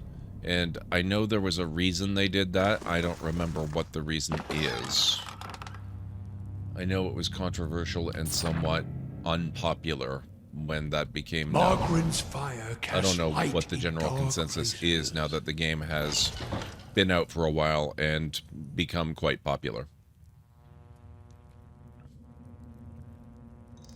I absolutely got sucked into the story of Final Fantasy XIV and absolutely love it, but ARR is definitely a tiny bit rough. Is that a pirate thing?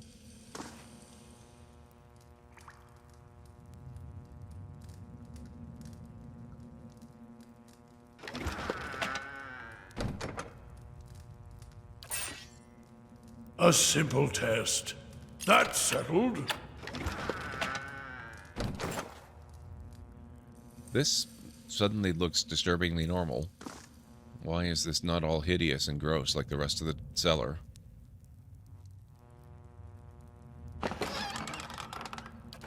I will take those camping supplies.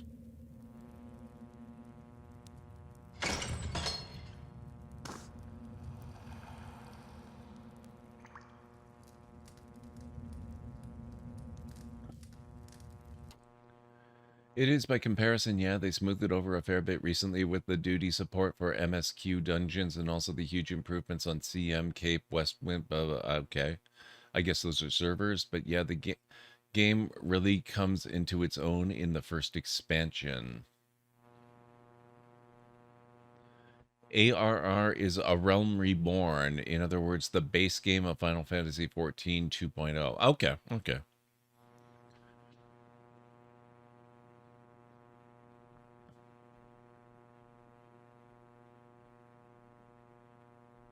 Weren't picking up the pieces from a dev that didn't want it anymore. Oh, geez. Yeah, okay, I can see how that could maybe cause the game to suffer a little.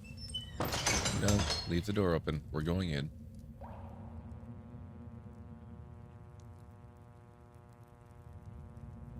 Okay, so we don't want to go up yet. We want to continue messing around down here.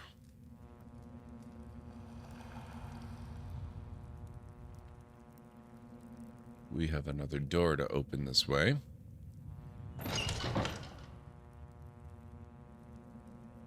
Oh, yay. More undead.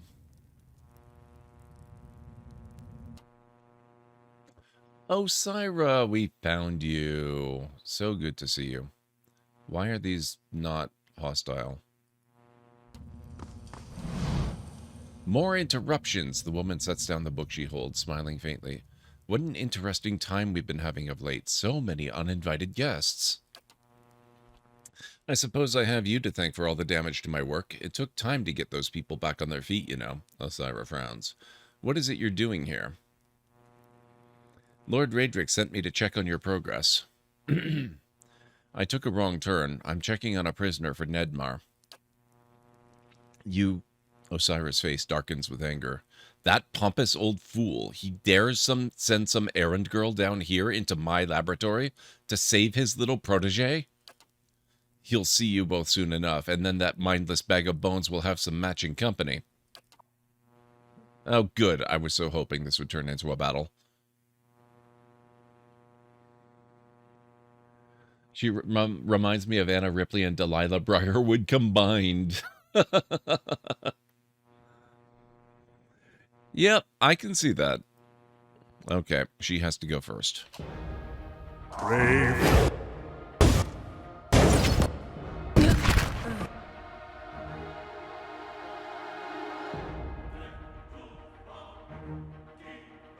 Gull hits Arena for 9 slash damage, but misses with additional effect. Holy crap, Canna! Osiris already dead!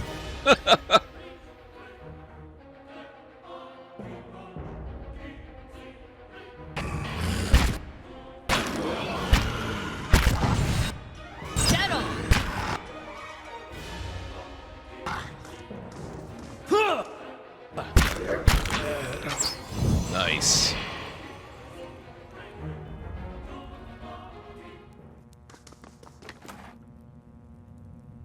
Osiris Grimoire, Rod, Pile of Money, Vessel Flesh, Rusted Iron Cell Key. I have to really start working with these grimoires at some point. We've got a fair collection of them now. Yeah? No. Loot. Thank you.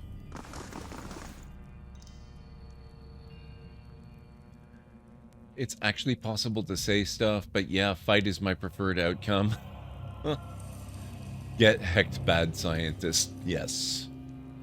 No, Canna seems to be pretty awesome. I'm not super familiar. Yes, we're stealing your stuff.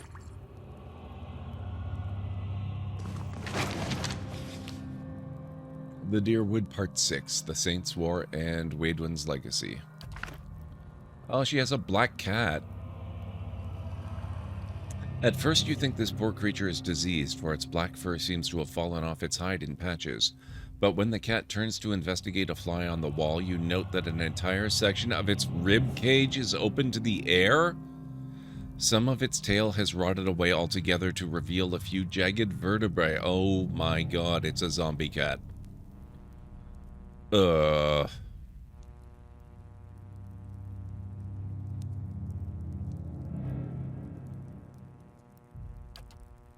This doesn't seem to bother the cat much. It lets out a trilling purr and rubs against your shin. You spent a few pleasant moments scratching the cat between the ears. Black fur comes away in clumps.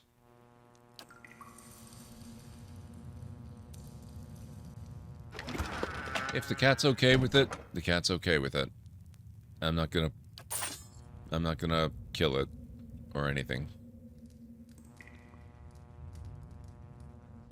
It's not the cat's fault.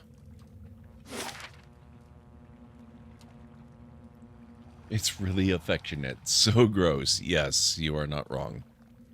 Okay, I think now we're done down here. I'm curious about where this goes.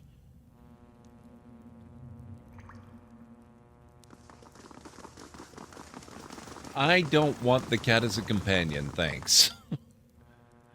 Yes, I did notice I have a pet slot. We found a pet spider earlier. I left it where we found it.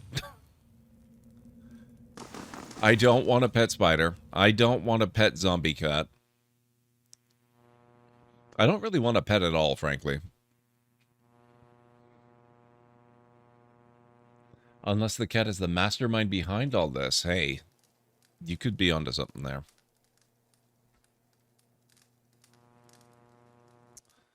Okay, where are we? We're back here. Let's go talk to What's-His-Face. We'll let him know that his protege is fine. Maybe not too entirely happy with him, but fine.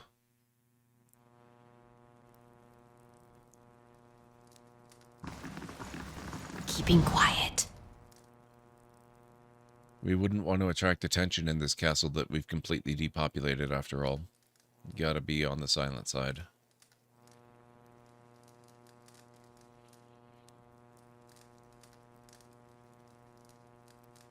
I had a pre-order bonus pet, so I have this space piglet. It's like a piglet, but transparent, just an outline with stars showing through its body. That's pretty awesome.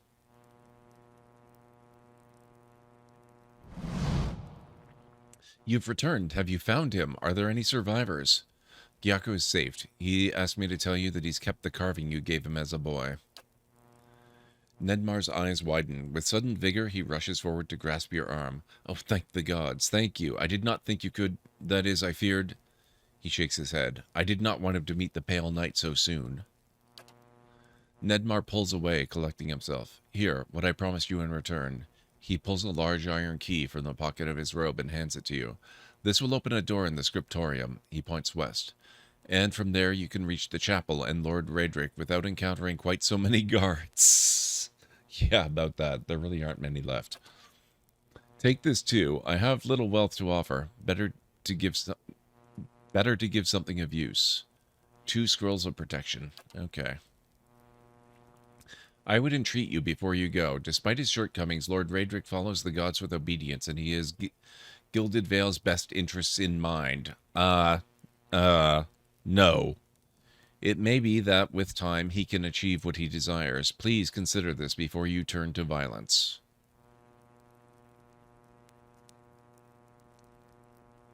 No promises, man. None whatsoever. And what does the flame reveal?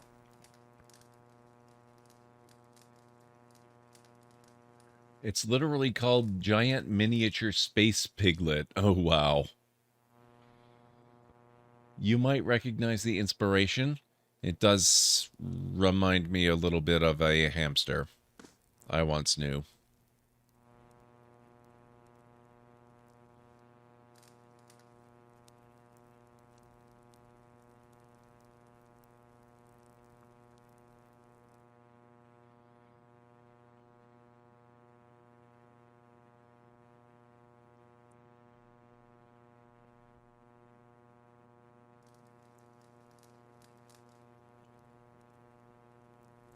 Okay.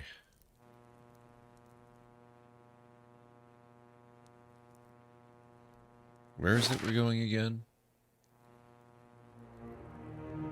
Ah. Here.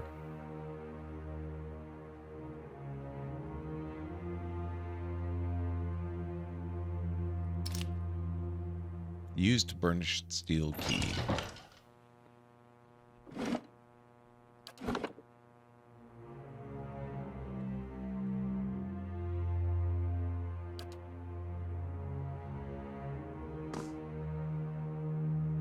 Time to make friends and influence people.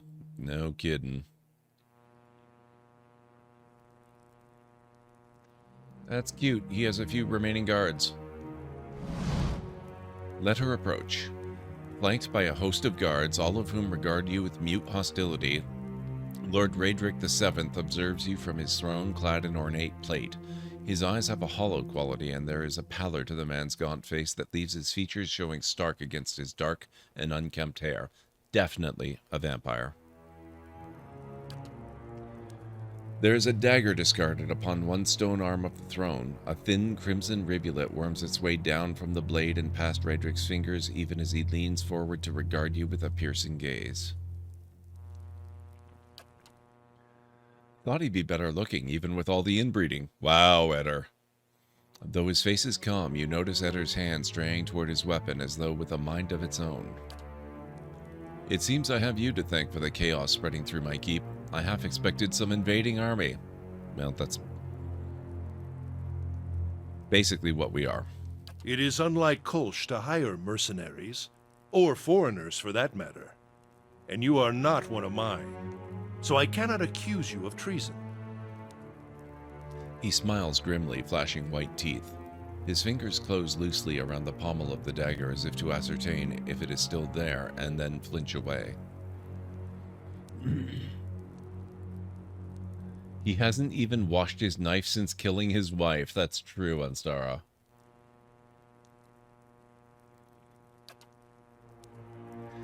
Perhaps he ought to have considered such tactics sooner. You've made short work of my guards. His eyes narrow. They were good and loyal servants, loyal to my coin, if not to me. They deserved a better fate than you gave them. And whose fault is that, sir? What has my cousin promised you? Some grand reward? If he had any resources to his name, he would not covet mine. And if he had any honor in him, he would not have tried this here, now, when I have lost so much. point to the dagger. What happened there? A just sentence. Raedric turns his head slightly to regard the dagger. There is a sudden, careful stillness in his expression. His voice wavers, and in that moment a pang of grief crosses his face. Ygritte knew. She hid the verses from me, the tokens. She knew what I would make of them. The scattered god poisoned her against me, made her deaf to my instruction. Only when our son was born, that hollow thing, that monster, then we both knew what her crimes had wrought. Raedric turns a baleful look upon you, jaw working, face flushed and splotchy with emotion. It could not stand. He brings up a hand suddenly towards his temple, obscuring his face. What does Kolsk know of sacrifice? He would indulge himself. Let us succumb one by one and suffer Barath's punishment, until the final soul goes to its keeping, never to return, and Gilded Vale is but a barren land. Oh, we have tons of options. Holy crap. I wouldn't talk of honor if I were you. I saw the body upon your bed. Raedric's face darkens with sudden fury. You do not know what you speak of. The blasphemies that fell from her lips. The dead thing she brought into the world as a result. Gilded Vale's laws hold true for all within my lands. None can be exempt. Ygritte received a just sentence, whatever her title or her worth to me. Whatever the cost I bear. You speak in ignorance. Just as you have stumbled in ignorance upon my foolish cousin's plots without understanding what is at stake.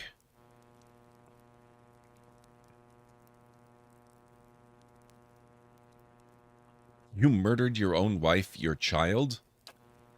I carried out the sentence. Would you have me give her to an executioner? In the Deerwood we see to our own justice. Raedric sits back in his throne, his knuckles white upon the armrest. And that thing, the silent aberration, that was not alive to kill. His dark eyes narrow. Keep your recriminations, trespasser. I have done my duty.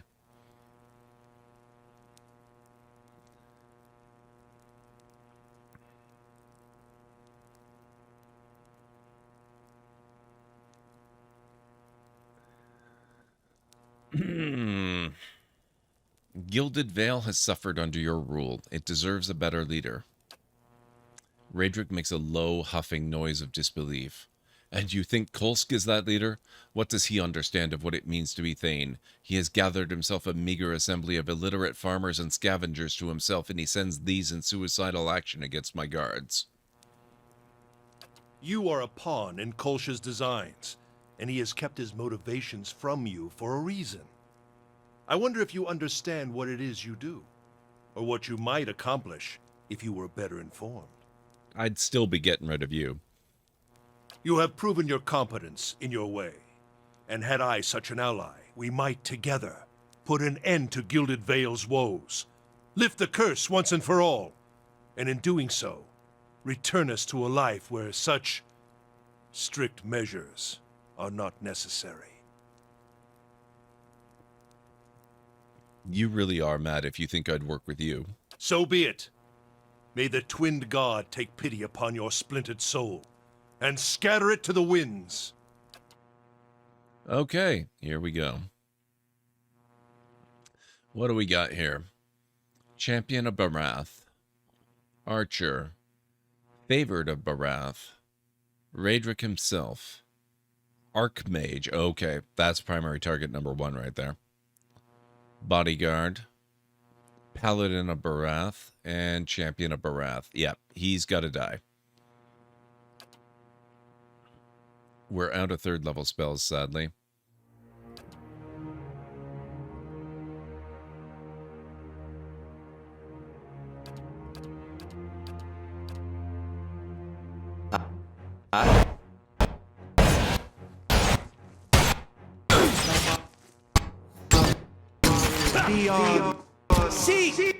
Oh, is he already dead? Kana killed Damn, Kana! Holy crap.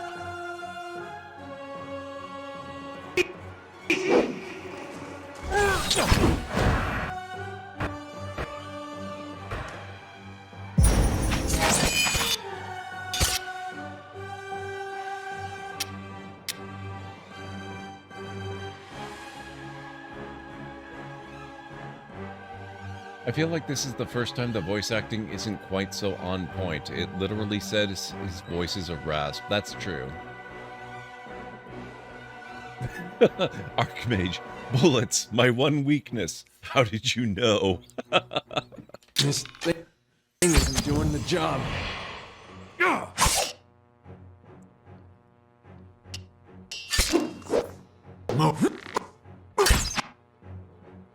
Okay. Radric, you're next.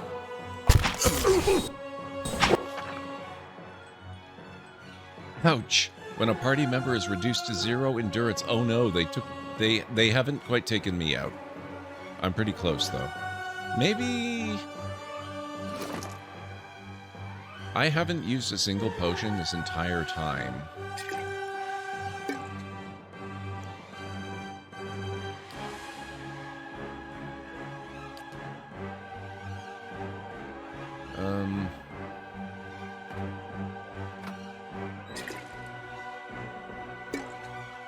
Oh, you gotta be kidding me.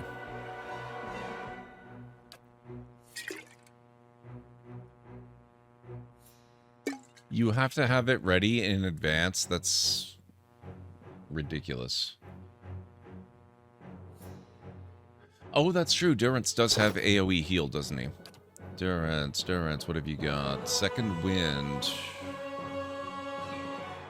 That's self.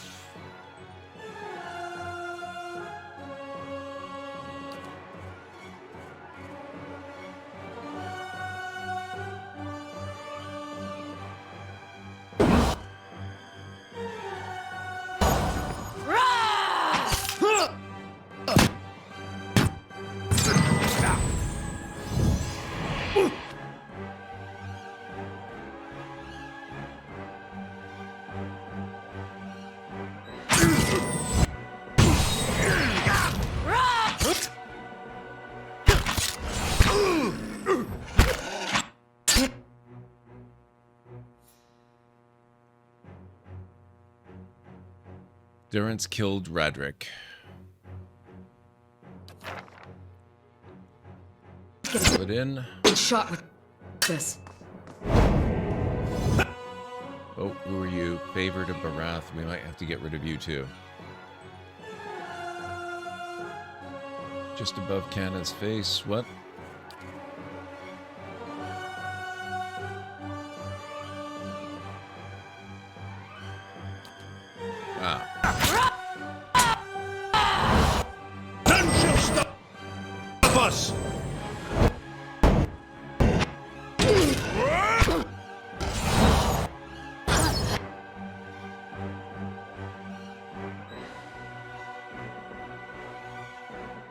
Once per encounter? That's pretty cool. I don't think it does me any good because I actually did get down to 0 endurance.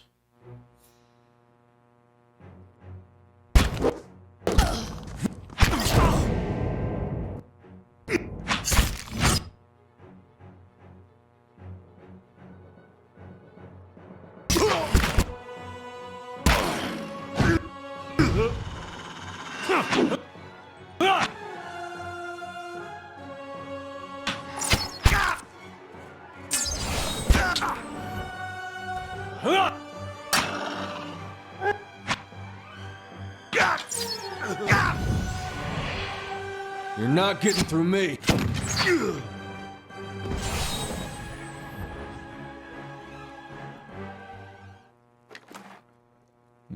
Okay, what do we got here? Justice. Unique greatsword, two-handed.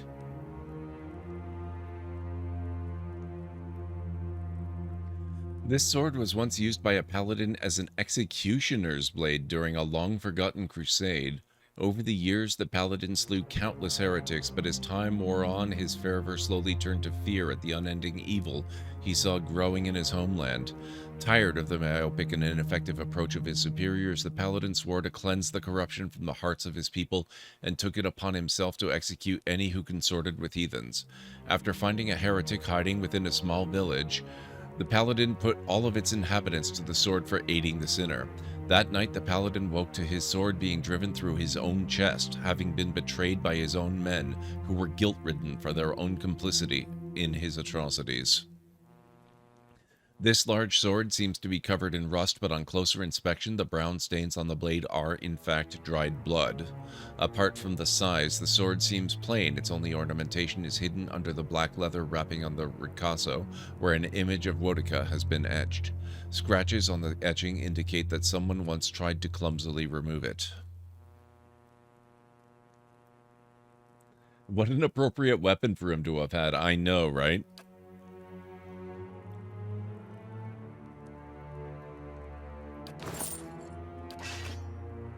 There we go.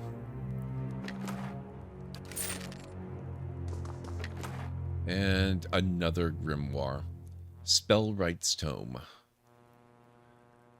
Plus a fine robe.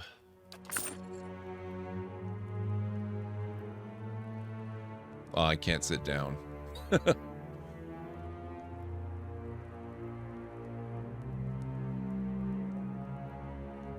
All right, then.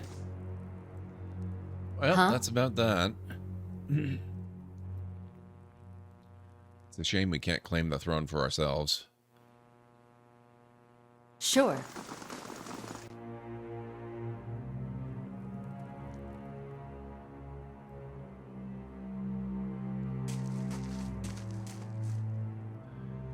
We heard that you had moved against the keep, and yet we have arrived too late. But a moment earlier and I would have heard his dying breath. No matter. It is done. The tyrant is dead and our village is free to move into a greater future.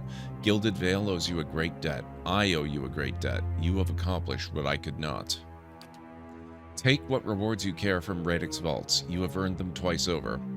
Kolsk looks over at the throne room, smiling. There is much to do. We must send word to the Earl, of course. Revoke the cruel laws Raedric has instated. But do not think we will forget your assistance. You have brought about great change. Take pride. Everyone will remember this moment.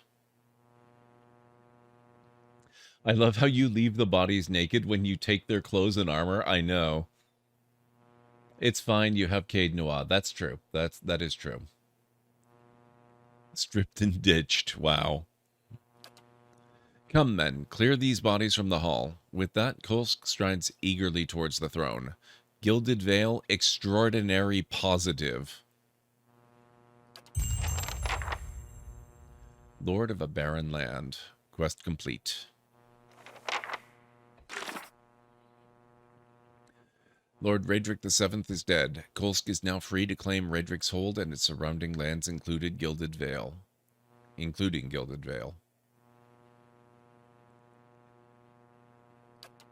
Okay. That means we're free to begin exploring the ruins underneath our own keep. Now that we've gone and dealt with his. Speaking of our own keep. Western Barbican construction started. Turn 6, nothing new to report. Turn 7, nothing new to report.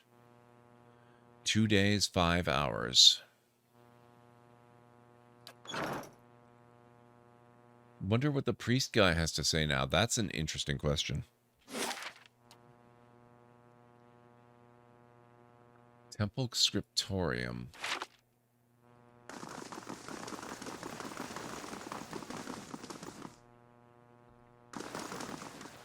He did invite us to loot the place. I mean, I think I've already effectively done that, mind you.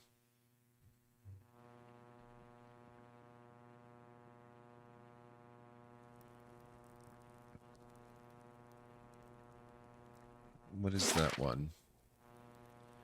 To the Keep Chapel.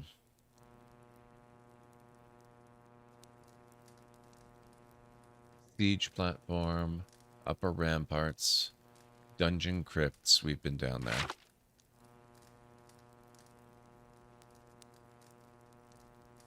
Wait, what?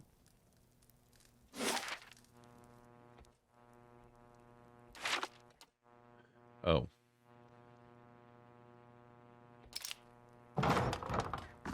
The door was closed. Keeping an eye out.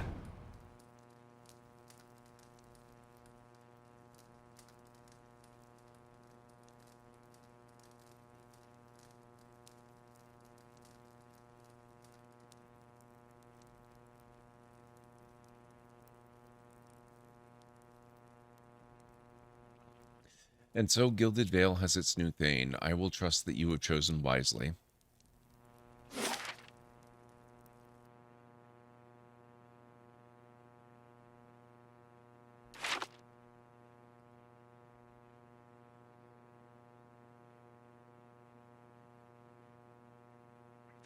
I think you've got a noise in your mic. I hear buzzing when you're not saying anything. How's that? Better?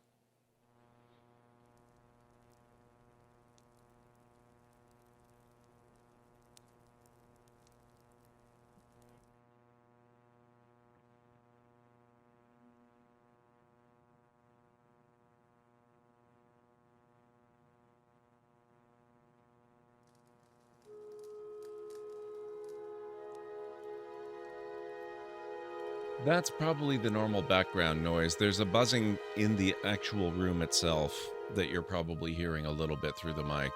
There's really nothing I can do about that.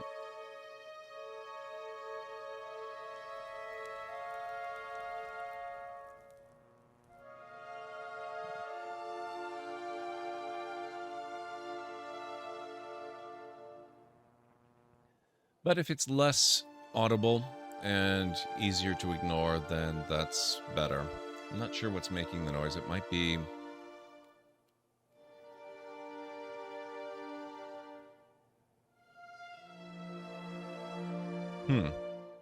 It's electronic. I'm not sure what it is. Maybe my computer or something else I've got plugged in.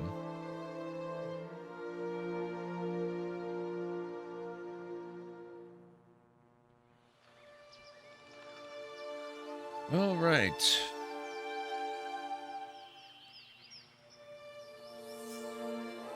Oh, we missed loot. What the heck?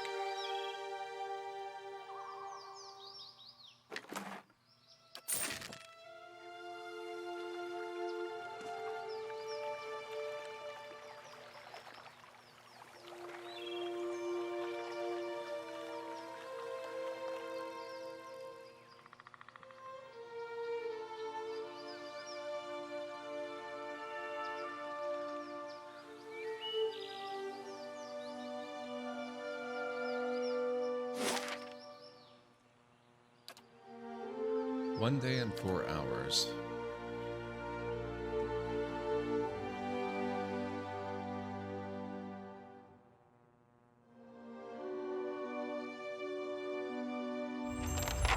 It's very nice. We're not sleeping here, are we?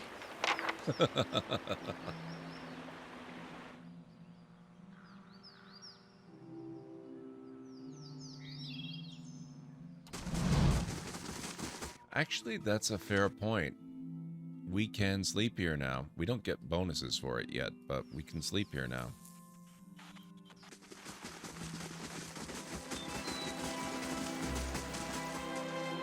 How goes the progress?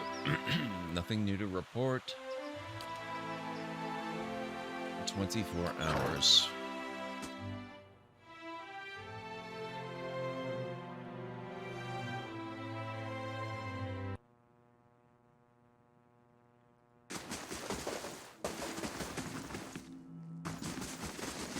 Ah, the stairway is restored. We can go upstairs.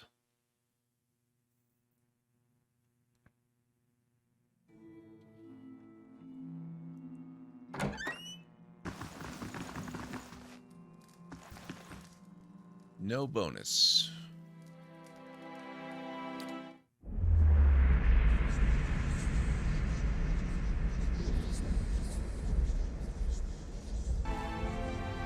Sagani drives up beside you, her fox following at her heels, and takes a seat next to you. Even if you are putting one over on me, it's nice to have a hunting party again. So you've been searching for Persoc for 5 years. 5 years for me. Must be 30-something for Ichimok. Hearing its name, the fox looks up. How's the search going? It's been a long hunt. A long time away from my family.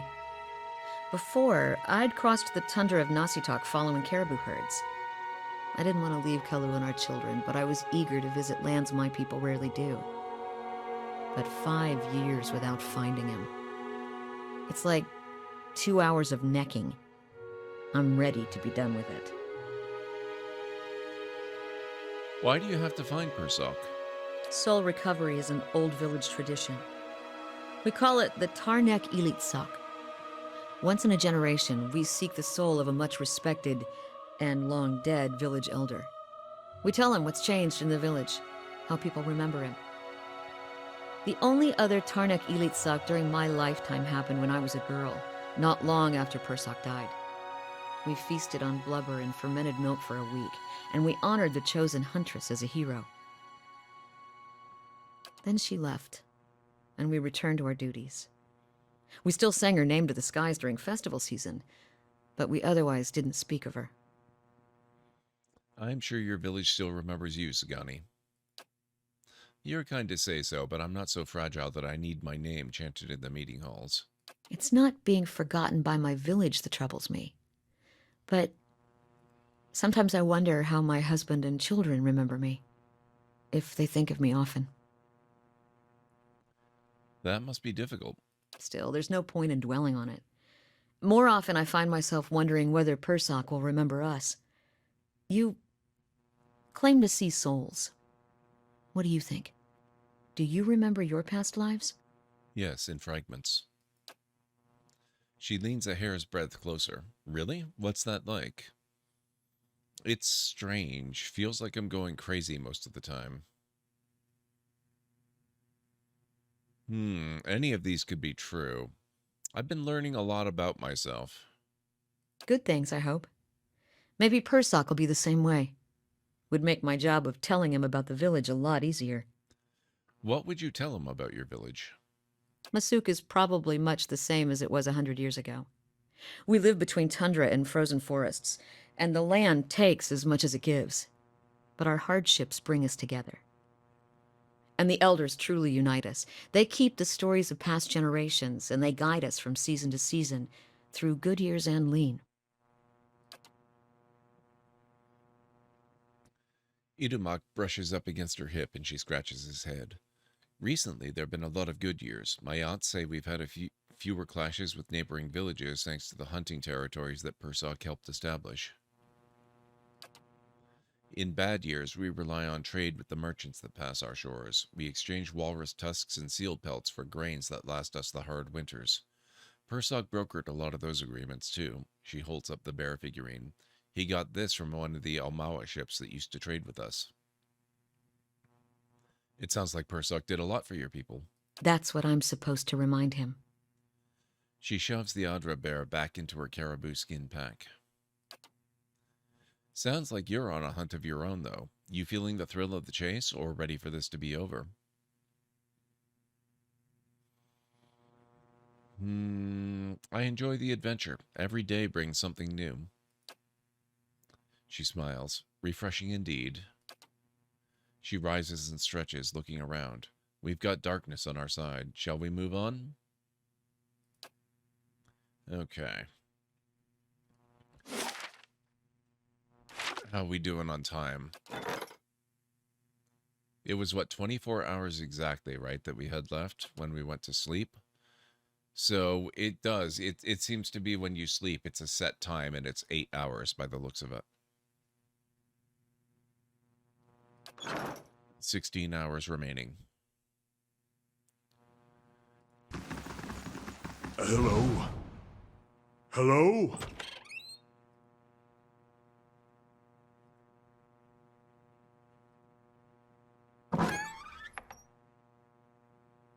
They've done a pretty good job restoring this upper section. It looks actually pretty nice up here.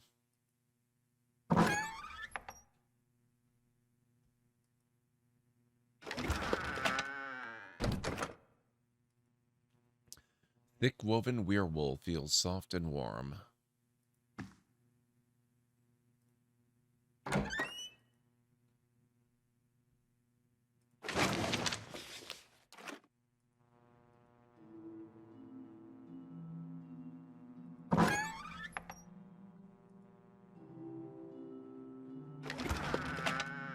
Yes, I am actually trying to loot my own home.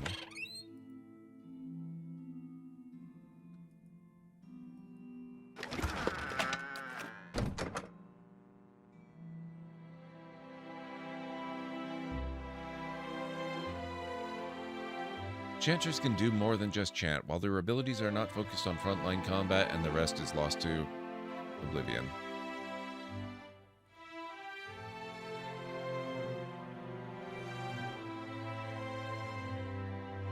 Food items cannot be used in combat, but can provide bonuses over a long period of time.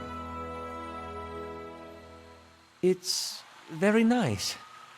We're not sleeping here, are we? I love that delivery.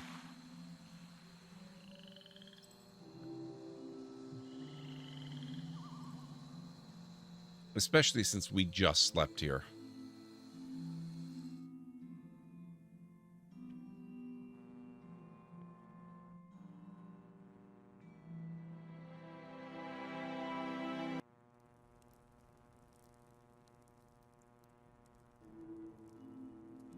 Okay, let's talk with the spirit. It is good to see you here, my lady. I feel a change in the air already. There is much to do. Is there anything I can do to help? What's the state of the keep? Where to begin? Let's see here. No events currently pending. Finished in 14 hours. It took us 2 hours to get from the bedroom to here? Holy crap. No hirelings, we need the barracks. Party management. We have gold.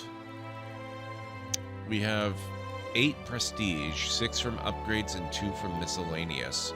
And we have +6 security from upgrades.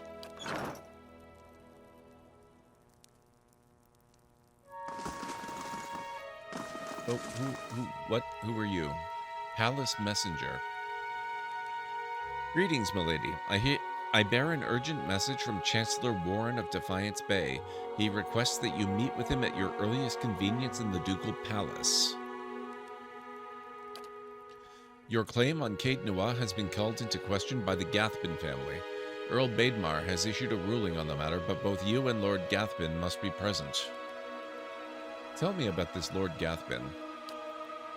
An old Adiran lineage, I believe. He looks around the Great Hall. The former lord of this stronghold, a distant relative of Lord Gathbin, allied himself with the losing side during the War of Defiance. Who's Chancellor Warren?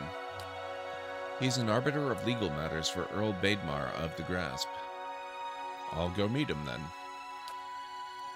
The Chancellor will await you in the records room of the Ducal Palace in First Fires. The messenger bows, then strides away. A call to court.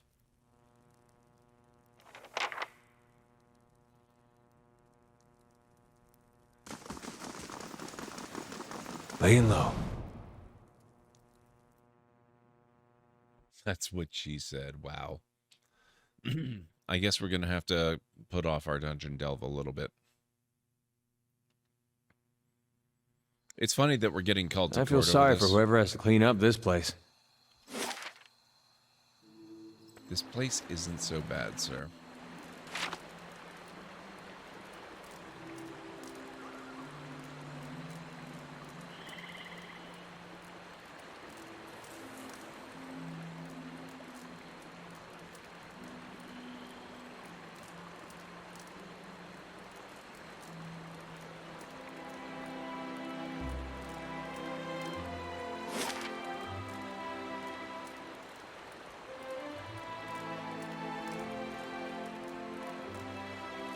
I like how it's still called Raedric's Hold, even though Raedric is now dead. Twin Elms. I guess all we can do is go to Copper Lane. We'll have to find our way to the palace.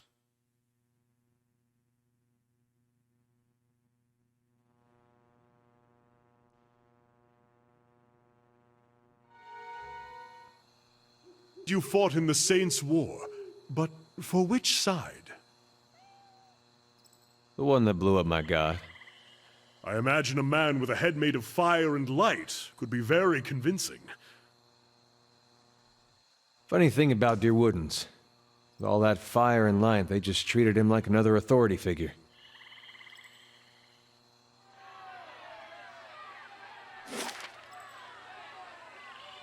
Okay, so Hall of Revealed Mysteries, First Fires, Catacombs, Brackenbury, World Map.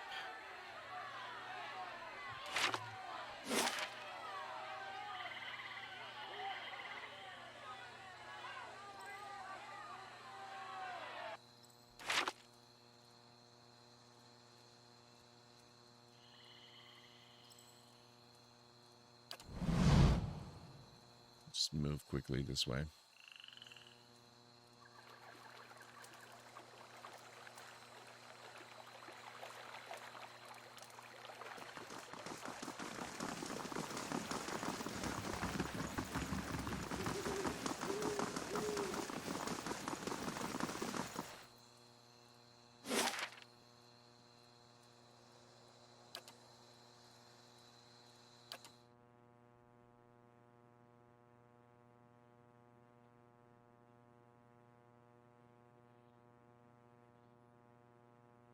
Can't wait for Phasmo season to return.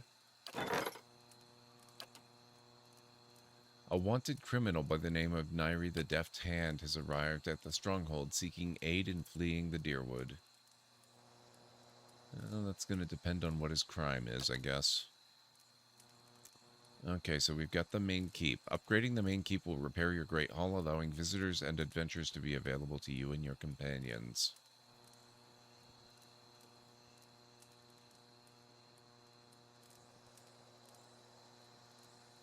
Have a good night, Matt. Thank you so much for hanging out tonight. I really appreciate that. The South Curtain Wall provides further protection to the Bailey from invaders coming from the south. Candlejack, what's going on? Oh, thank you, Mad.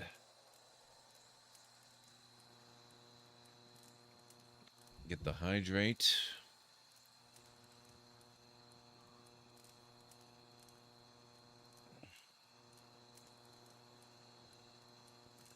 It said they're a wanted criminal, Mr. Soggy Rum, and it did not say that there was a bounty on them. The towers of Caed Nua stand high above the walls of the stronghold. Upgrading the towers will grant a perception bonus when resting at Bright Hollow. What can we do relatively quickly? 2 days, 3 days, 4 days, 2 days, 1 day. Merchant stalls. Purchasing the merchant stalls will allow for a merchant to sell general goods in your Great Hall. Done. Hydrate your neck. Done. Done that too. Ah, this is the Ducal Palace. Excellent.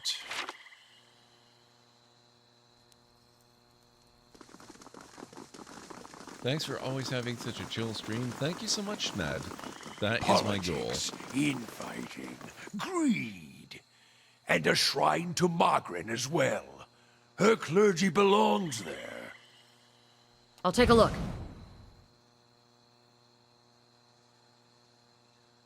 You can unlock bounties in your castle unlocks? Oh, interesting.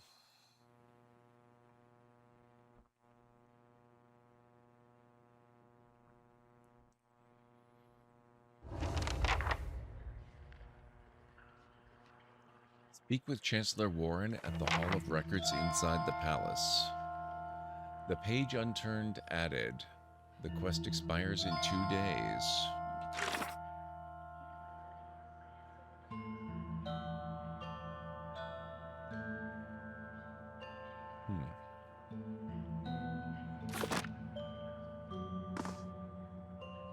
Welcome to the Ducal Palace. Well met, friend. The young woman wears a simple but well-tailored uniform. She watches the comings and goings around her with quiet attention. Any news to share, or were you just here to see the Ducal Palace? What goes on in here? She laughs. Where to start? We've got meetings, public hearings, and ceremonies, and that's just the stuff that happens out in the open. She leans a little closer. This is where the Duke and his key advisors work, so there's always someone bartering for a favor. Unfortunately, I'm not at liberty to talk about that side of things. But if you want the official version, she clears her throat and gestures counterclockwise around the palace. We have a shrine devoted to Magrin, official records, and chambers for public hearings and council meetings. Is there a hearing going on right now? Sure is. Duke Avar's been meeting with some of the city leaders for weeks now, trying to figure out how to address the legacy. The whole business is terribly secret, though. I tried to sit in the gallery during my lunch break one day and got turned away. But a lot of the talk concerns Animancy, so there's a good reason they're keeping the meetings behind closed doors. The legacy? Waydwin's legacy. That's what a lot of people call the Rash of Hollowborn. The theory goes that it's punishment for meddling in Animancy. Why is Animancy so controversial? She laughs. Where to begin? Traditionalists think that it's a crime against the gods. There's no question that poking around in souls is risky, but the more progressive elements believe it's our only shot at restoring healthy births. And it doesn't help matters that Animancy research often involves old Engwithan relics that were illegally looted from ruins in Ireglen Path. She makes a quick, twitching motion with her index and middle fingers. So what do you think about Animancy? Me? I think the real danger of Animancy is confusing a real scholar with an expensive fake. We get a new case here every day. Some poor couple in the Gift or Copper Lane who spent every copper they had on a miracle cure for their unborn child. It never works. She shakes her head. Breaks your heart, but there's usually nothing we can do for them. Anyway, the legacy is what the politicians have all been whispering about lately.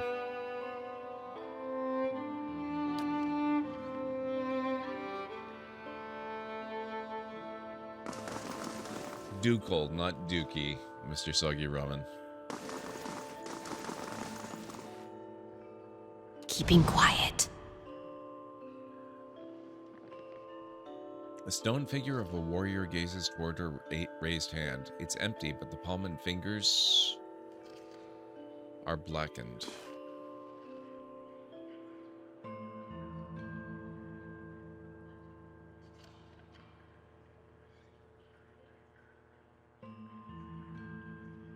Oh, stronghold stuff. Okay. Oh, yes, I see. The Page Unturned. Rewards 15% experience. The Blind Monk's Venom minor item. Expires in 2 days. A series of murders has shocked and terrorized the scribes of White Rock Isle. Sequestered in their island monastery in the Boot of Andra, they have had little success reaching out to the mainland for help. Though renowned for their integrity and artistic talents, the scribes may be unknowingly harboring someone who is attempting to sabotage their work on forbidden books. Bad visitor leaving in 5 days, 8 hours. A wanted criminal by the name of Nairi the Deft Hand has arrived at the stronghold seeking aid in fleeing the Deerwood. No companions at the stronghold, so I can't assign it.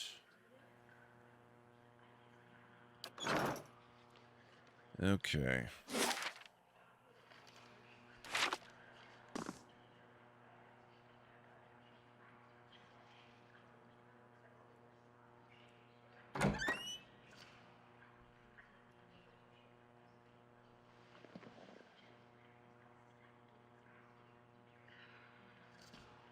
Only people with official invitations are allowed to observe the Animancy hearings. Okay.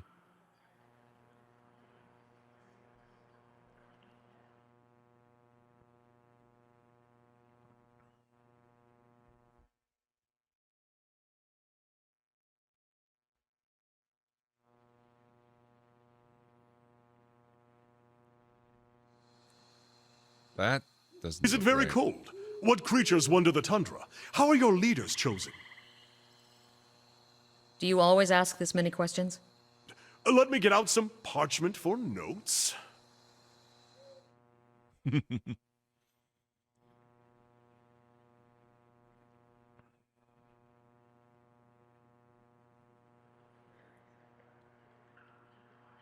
All right, let's see here.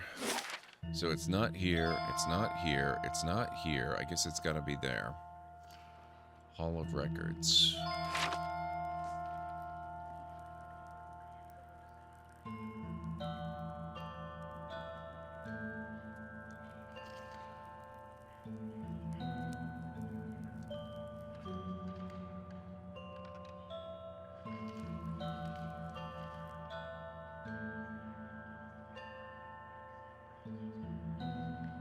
Chancellor Warren, Marshal Forwin, Records Keeper.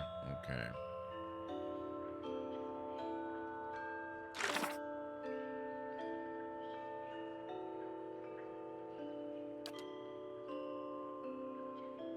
I learned from Marigold that members of the Leaden Key tend to worship Boudica, and the steward has mentioned there is a temple dedicated to Boudica in Defiance Bay. Alright.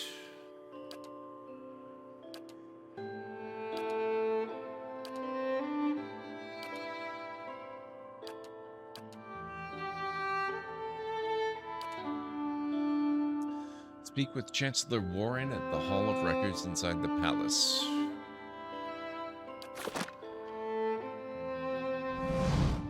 Thank you for coming, Irina. I've been trying to track you down for some time. This is Marshal Forwin, Earl Bademar's military advisor. He will serve as a witness for this proceeding.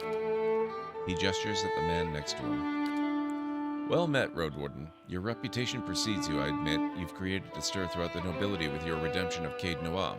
Most are still not sure what to think of you. The legitimacy of your claim to Caed Noir is in question. Earl Bademar has issued a ruling on the matter.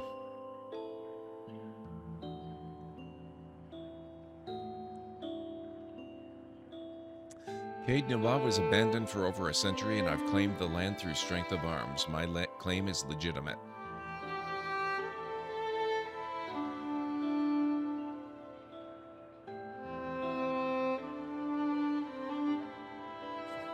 Wow, Mr. Soggy Ramen. Okay, let's go with 2. If there were no other claimant, you would be correct. Unfortunately, this is not the case.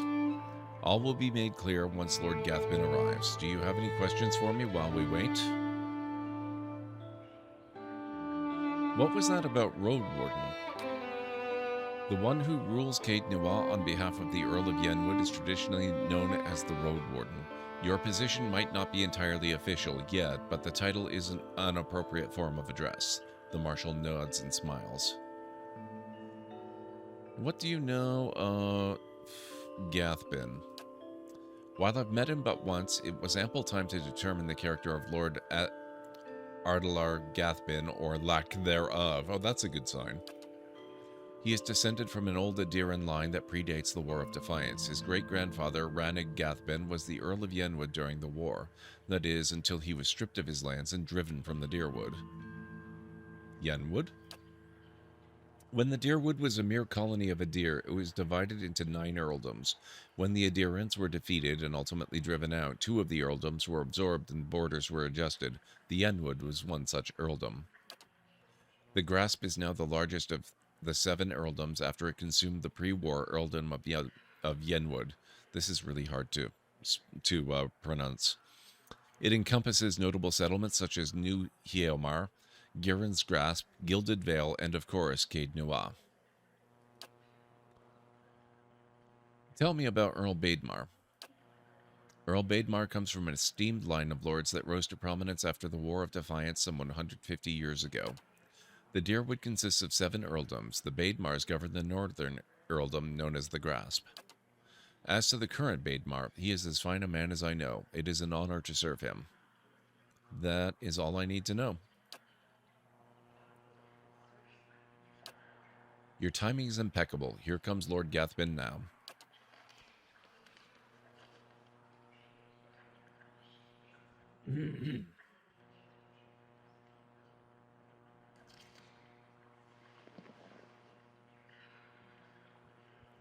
An opulently dressed man strides towards the Chancellor, his sandy hair trailing behind him like a banner caught in a light breeze, boot heels echoing throughout the hall.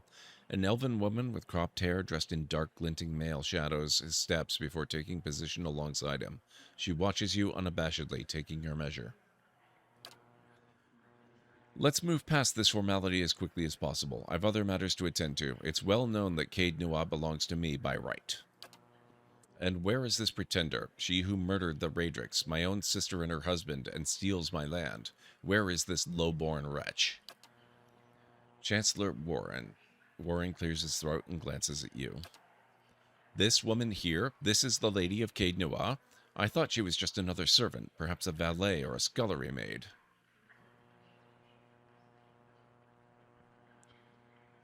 Everyone who owns their own keep, raise a hand. Go on, don't be shy. Imbecile. I hope you've enjoyed your time squatting on my land. Provoke me further and I'll hang you from the highest wall of Caed Noir when our business is finished. Chancellor, read the Earl's decree. Warren breaks the seal on the scroll and unfurls it. Regarding the matter of the Gathbin claim on Caed Noir, Earl Baedmar finds that the Gathbin claim was never relinquished. By law, Caed Noir is the rightful property of the Gathbin family. I knew it, Gathbin smirks at you triumphantly. I'm not yet finished reading, my lord.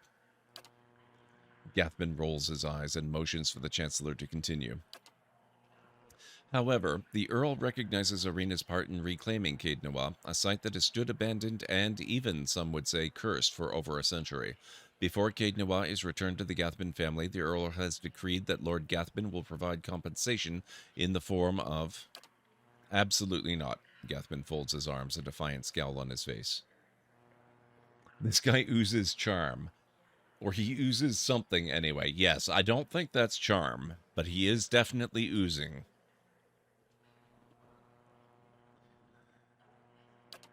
My lord, Warren raises his eyebrows. The amount is quite reasonable and a requirement for your land to be returned to you, if you'll just allow me to finish. I'll pay not a single copper to this miscreant for my ancestral land. Do you think I'm blind to the Earl's motives, lackey? He thinks he can send a message with this insult. I have a message you can send that son of a whore.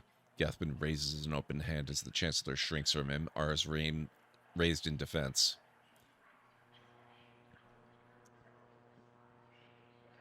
It's nice that he's so unreasonable. It really is. I'm going to grab his arm. Keep your hands off me, you peasant. Gathbin yanks his arm free of your hand and steps back. The elven woman deftly draws a pistol from her thick leather belt. Her eyes widen in anticipation. My lord, my lady, please, there's no need for further violence. Oh, there's been no violence. You'd know if there were violence. Lord Gathbin holds your gaze for several heartbeats, his eyes burning with hatred.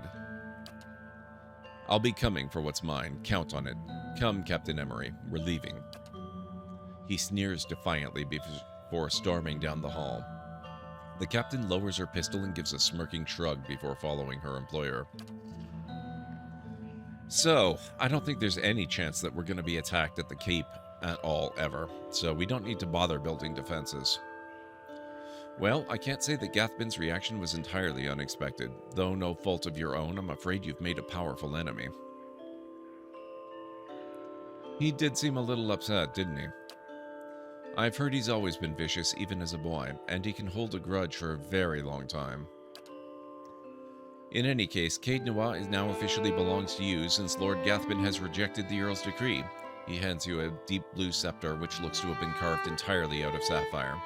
Here, this belonged to one of the old lords of Caed Noir. By right, it's yours now. You have gained an item. Gyrd Hawaine's Stains. I don't know what that is pronounced as, but there you go. Added to your inventory. Have this sent to Lord Gathbin as a token of friendship.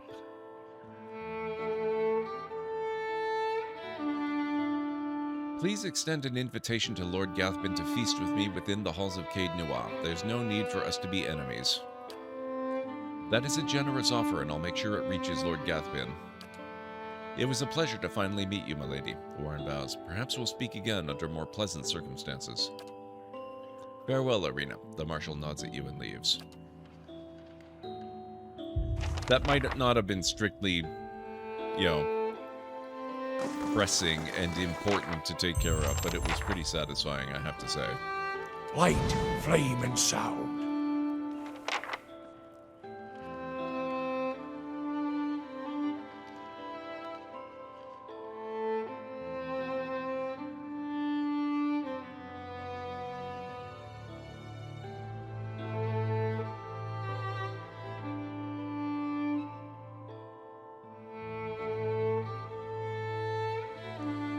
Okay, let me see here. We need to go back this way.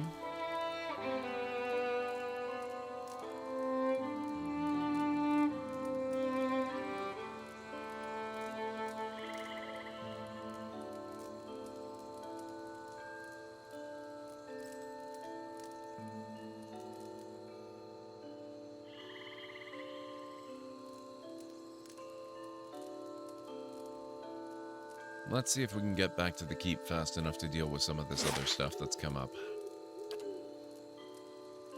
22 hours, 30 minutes.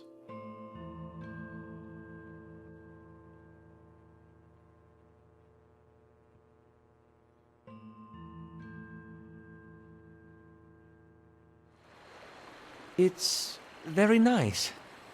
We're not sleeping here, are we? I don't think that's ever going to stop cracking me up.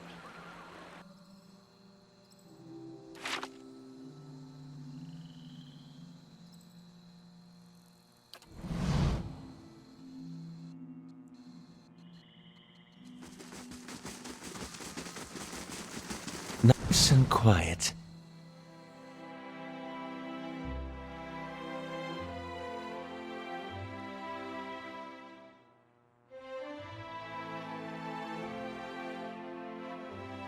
I know, Ansara, I know. Hey, it looks a lot nicer in here.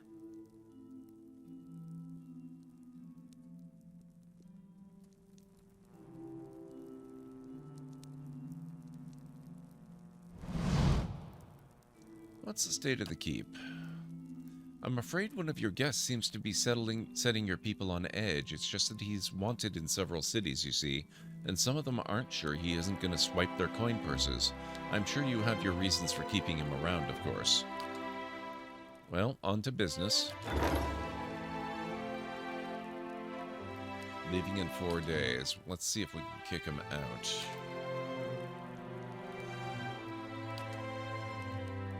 I have all my companions at the stronghold. What is this foul lie you spew? Now, if I hire somebody... Oh, I can't do that yet, can I? Merchant stalls... Oh, it's done! What more can we do?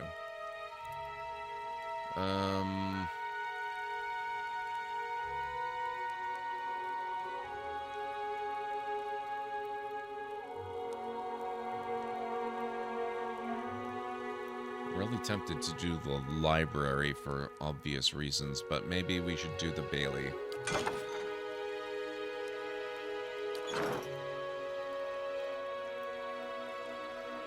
You'd need to click the party selector there and remove someone.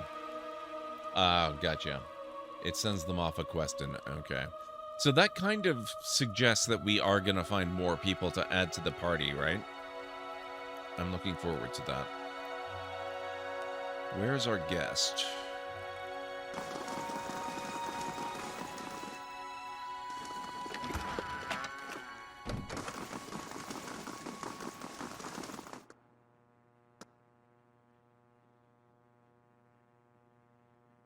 Oh, where'd we go?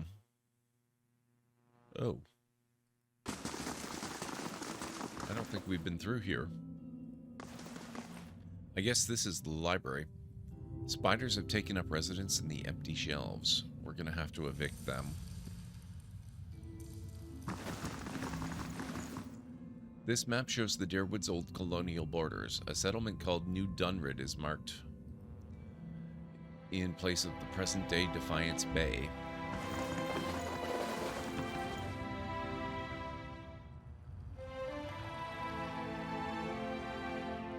Three that I can think of off the top of my head. That's good news. Because I've met all the ones we've got now before, but I've never met any others. At least I certainly don't remember it.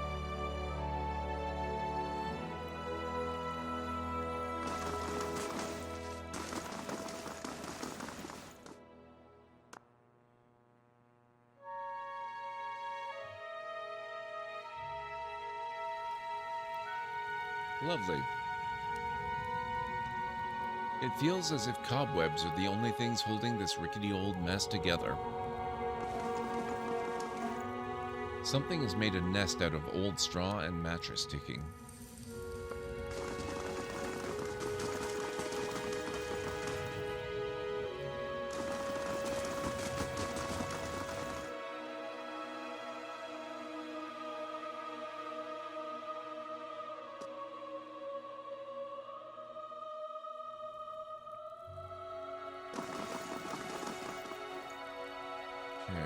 Where we need to go.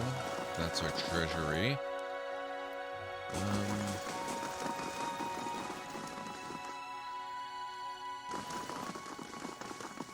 If I were a criminal hiding out at the stronghold of an unknown lord, where would I be hanging out? I'm going to try the resting area in place. Walls need some work before this place is secure. My husband could fix them right up.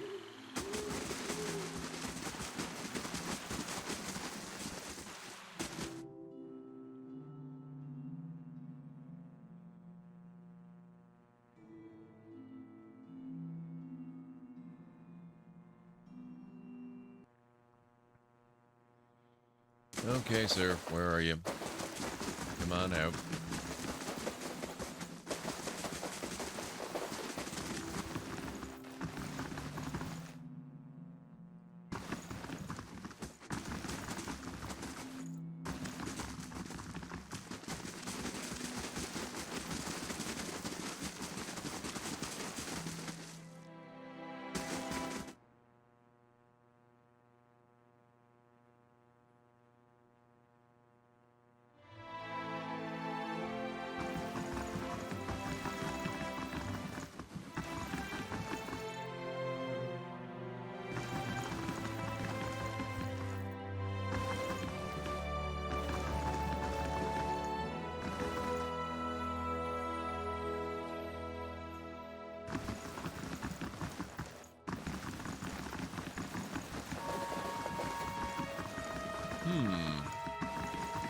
Nope, not in here.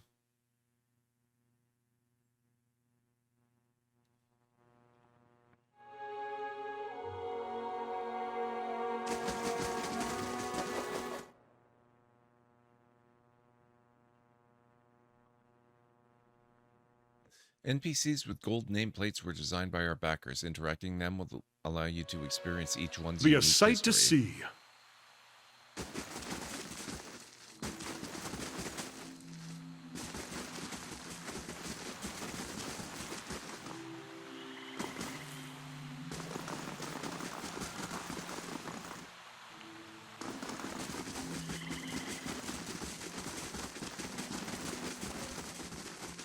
Huh. So do I not get to make any kind of a decision about this guy hanging out? Just kind of using my place as a hideout? Neri the Deft Hand requests an audience at the stronghold. Well, let me see if I can figure out how to make that work. Yeah, that's what I'm looking for on Stara. It looks like he's requested an audience.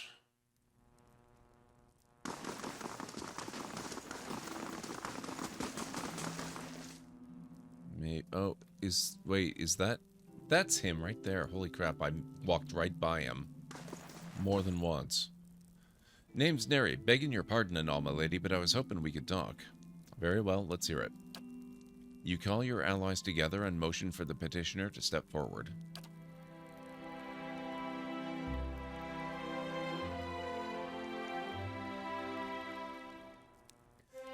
So, might be I got myself nicked here and there for a few unsavory deeds. My name's on posters all over Defiance Bay now. Makes it harder to walk about freely if you get me. My thinking is it's time for me to seek out new horizons. Deadfire Archipelago seems nice. Then I'm out of everyone's hair, only I could use some help getting there. Not that I'm asking you to do this for free, mind. I picked up a couple of things here from a fellow I know. Not much good to me if I'm caught. What do you think? He is a rogue, I guess. Yes, it seems that way. So I guess it's understandable that I failed to notice him. I could help you escape. Should we help him? We could use a good rogue for the party, but it doesn't sound like he's going to stick around and be part of the party.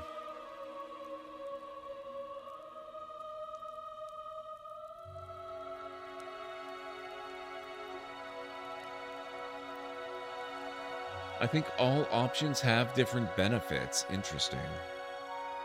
I kind of feel like being generous. Knew you could, boss. I mean, milady. What's the plan? Here, this ought to be enough for pay for passage. Not a companion? Yeah. Highly as tits. That's real generous of you. I'll get myself to the harbor right off. I won't forget this. I owe you one. You have gained an item. Cape of the Cheat added to inventory. Potion of Power added to inventory. Well, that got him out of the stronghold. That was the main priority.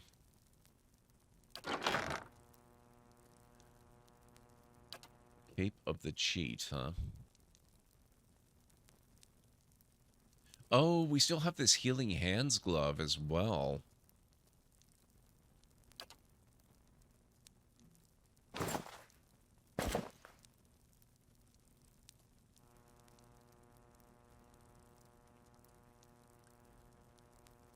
Yeah, potions. There's like a million of them.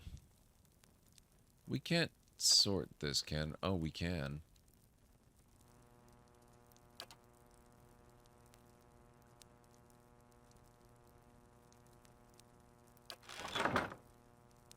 Oh, Adair got it. Okay. Cape of the Cheat. Unique neck. Minor spellbind. Escape. Deceptive. This simple cape was the property of a young gambler who made her living at dice. She played and cheated her way across the Deerwood, and she was playing a game with the off-duty soldiers at Hell's Gate Cat Citadel when an extra die clattered out of her sleeve. She fled, and the drunken soldiers at the table grabbed their weapons and gave chase. The alarm went up across the Citadel, and the gambler dodged the spears and arrows of the emerging guards as she made her way to the edge of the island. When she reached the cliffs, she skidded to a halt, cast a single glance at the pursuing soldiers, and tumbled into the sea. Half of the guards on duty that night tried to claim credit for the arrow or spear that must have knocked her into the water, but when they retrieved her cape from the branch that had snagged it, they found that it was whole. Her body was never found.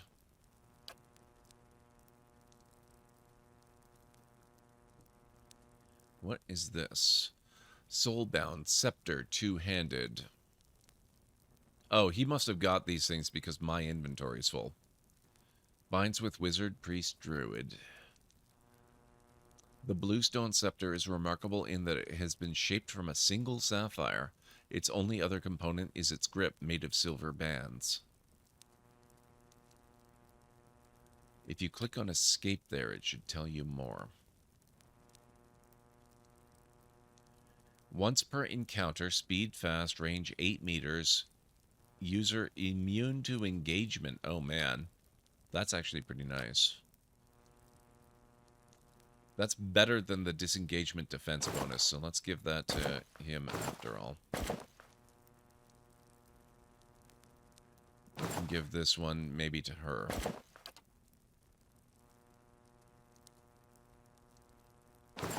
Can you...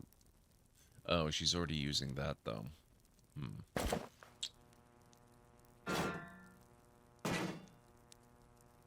Larder door. This shield appears to have once quite literally comprised the front of a larder. It still has the pull ring and metal crossbands reinforcing its surface, giving it considerable heft when swung at an opponent. Despite its humble origins, the nicks and gouges on the shield's surface suggest it has seen more than a few battles in its time, and proved a sturdy defense, though it leaves the harrowing prospect that there may be a larder somewhere lying undefended. Oh my god. Who would dare?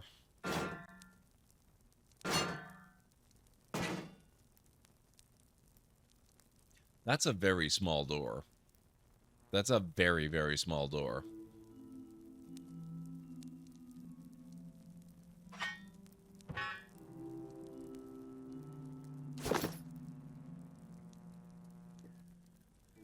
Alright. What's the other thing that needs our attention here? The page unturned.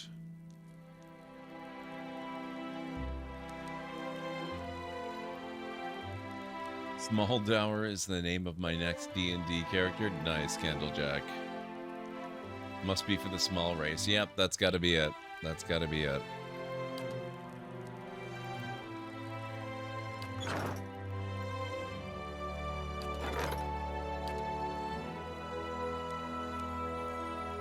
Farewell.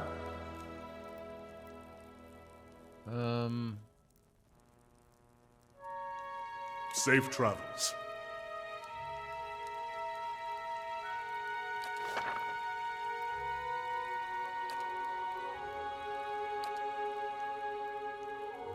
Oh, am I only sending one? Okay, 2 turns.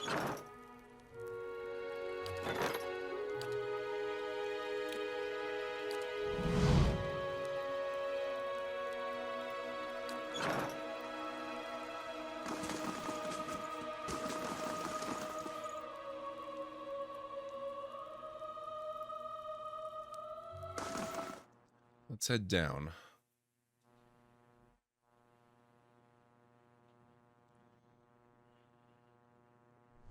I want to at least get started on exploring.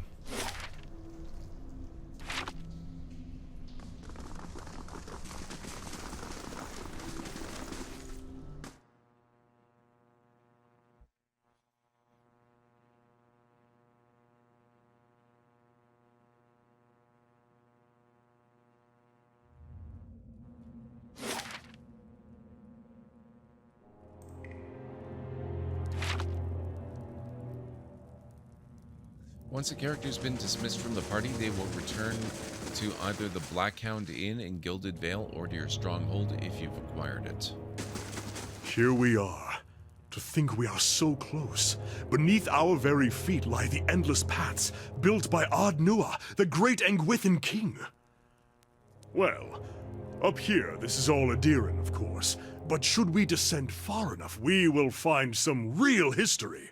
To uncover that great king's tomb would be a dream. But it is one of his servants I am after.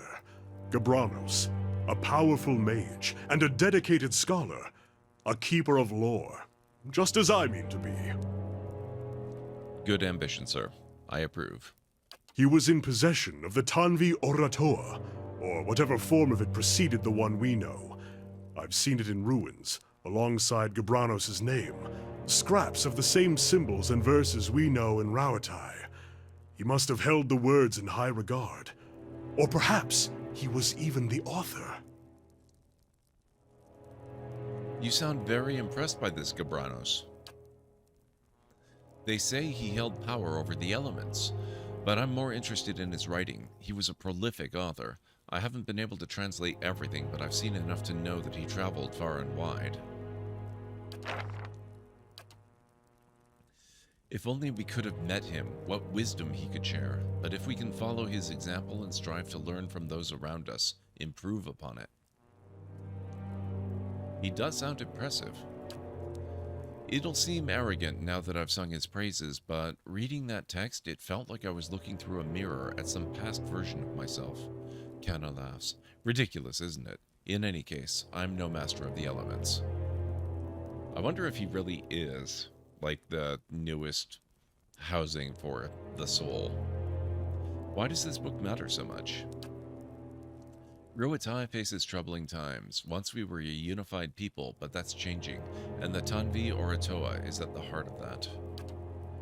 There are those who say that we haven't held to its instruction, that we've allowed ourselves to grow weak and polluted our traditions by welcoming foreigners, rather than laying claim to the lands around us, that we must hold to those traditions if we are to make of ourselves a nation to be feared.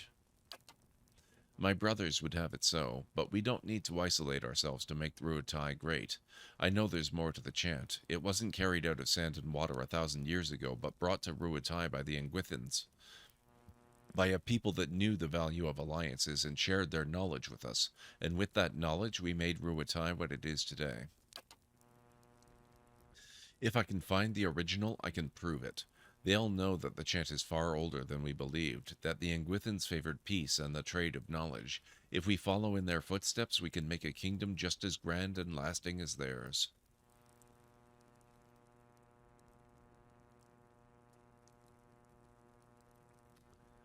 Averting conflict is a noble ambition. And a lofty one, I know, Kana grins. I'm glad you feel the same. I feel it's the better course for Rauatai. We're a people of many races, and we've always stood together. I feel we are destined for greatness. Let's start looking then. If my sources are correct, Gabranos will have brought the text with him. It will probably be within a library, or a tomb perhaps. It tends to be one of the two. I would prefer the library, but I'm good with either. Let's be off. We found the ruins beneath Caed Nua. Now we need to explore the endless paths with Kana. I'll see what I can find.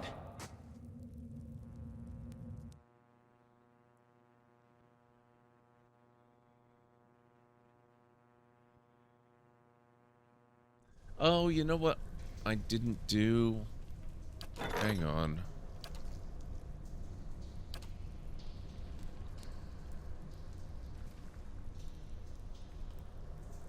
I didn't find the merchant stalls.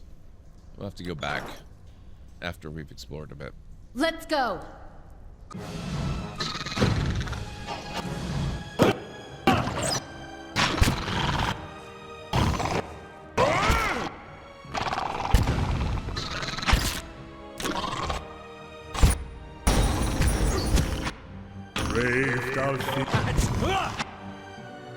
What is skirmisher?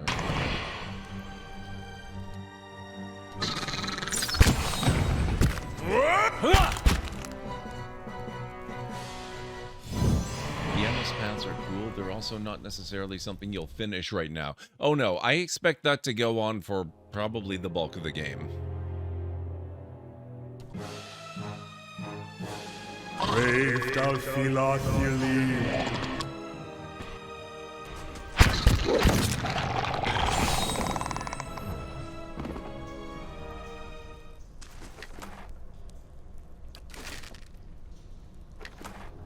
Maybe I have an exaggerated sense of the scale of them, but I always kind of thought they were most of the game. This crooked effigy has been cobbled together with long scaled hides and bones. A human skull adorns the top. And what does the flame reveal?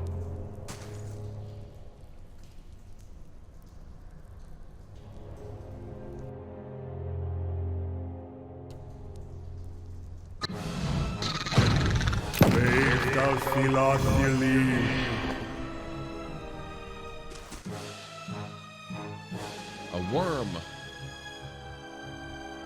You're more correct is incorrect is all I'll say. Okay.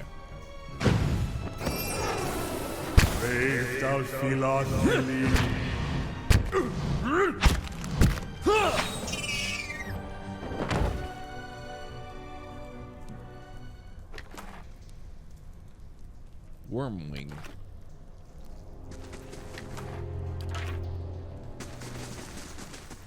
Steady does it.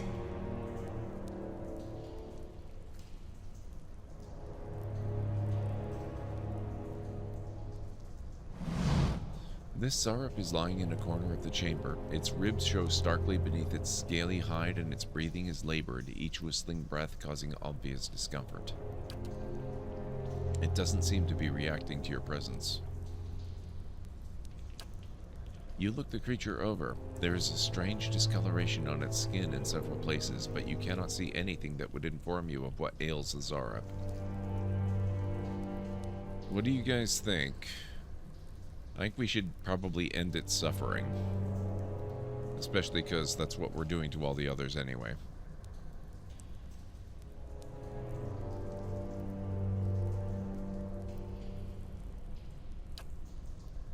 The Zarup barely makes a sound. There is a muted wet gurgle, and then the creature lies still, blood pooling beneath the withered body. Soon its eyes are glassy, empty of life.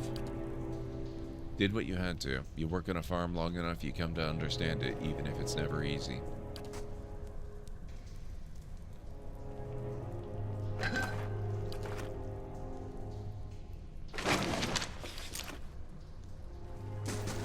Nice and quiet.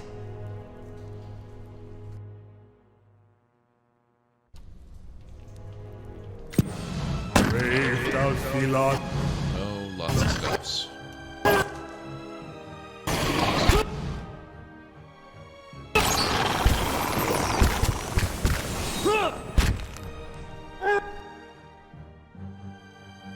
Let's go!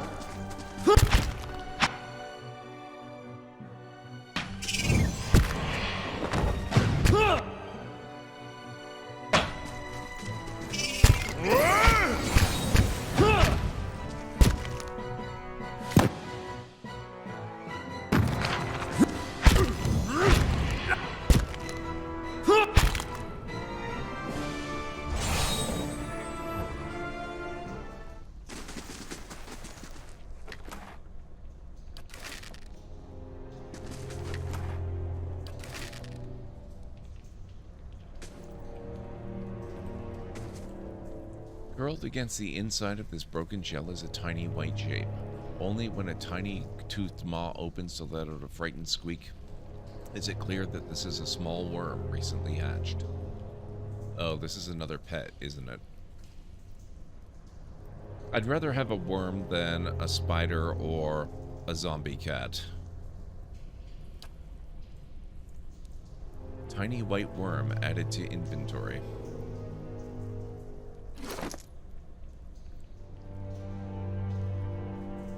Yep, it's a pet. This worm appears to have been the runt of the litter, for it is much smaller than its fellows. For all that, its scales are a beautiful gleaming white, and it seems to be fond of you.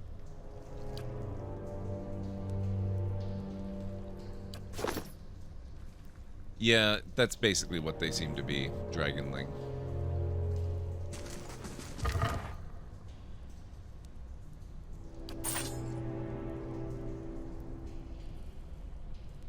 These cracked eggshells are leathery but brittle. Most of them have been trampled into a fine dust, stamped with tiny clawed footprints. Laying low.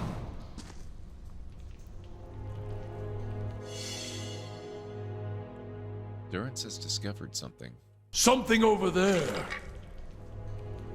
Fine club and camping supplies.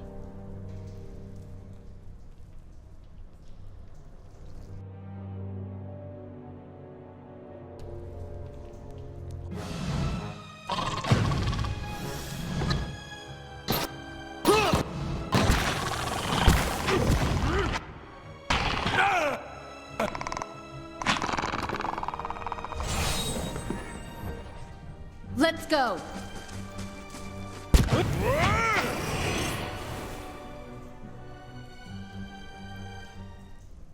You can equip it and see it flying around, probably. Okay, well, maybe we'll do that then. It's definitely the best pet option we've been given so far.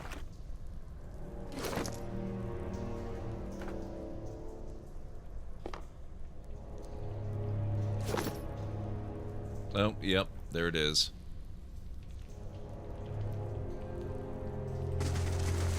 Hello?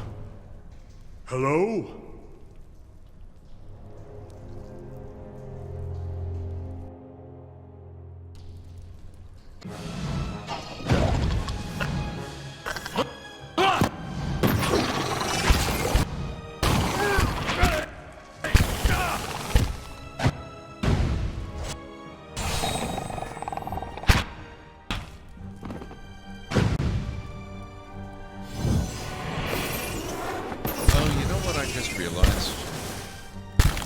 Let's go!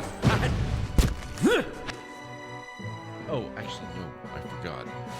I just realized two things. I thought we had reached our daily sub goal, and then I remembered that it's a long stream of the month, so the sub goal is higher than usual.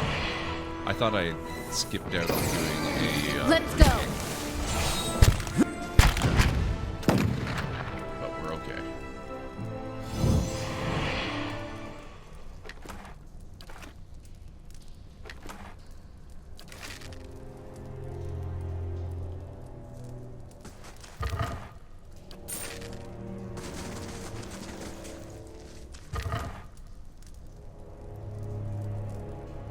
Oh, fine leather armor, very nice.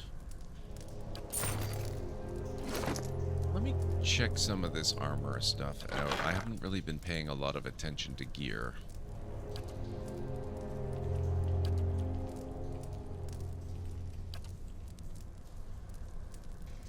Fine leather armor, recovery speed minus 30. What am I wearing? Light armor, DR 0, recovery speed 0%.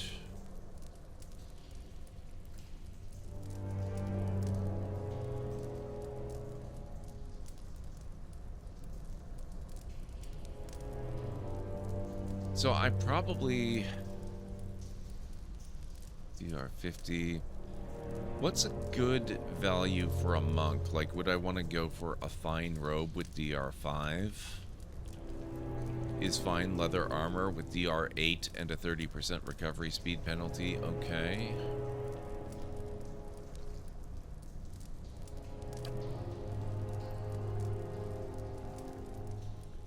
+2 damage reduction. It is the least restrictive type of body armor.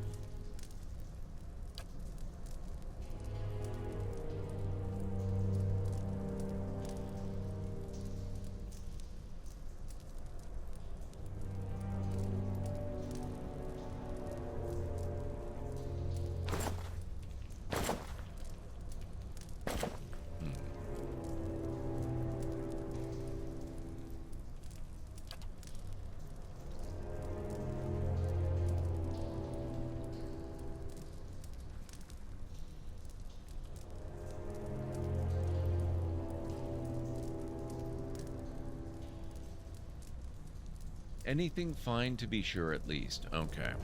Or higher, yeah.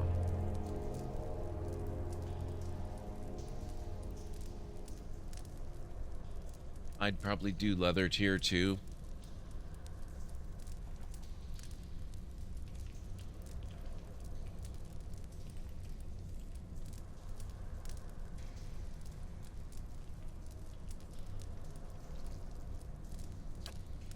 Defense versus offense, yeah. I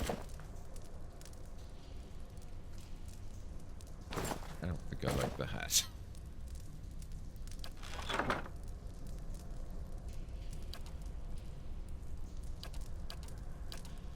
Okay. Let's see what lies this way. Oh. Hello. Stepping into this chamber, you are assailed by a cacophony of screeches, growls, and barks. Blood-spattered Zarup dance in frenetic, leaping motions.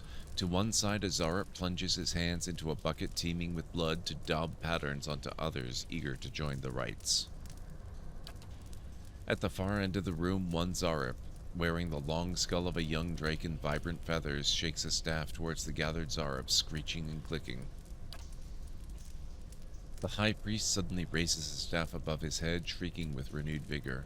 He swings the staff downward to point it at the pit, and then at you. I think we've just been invited to participate.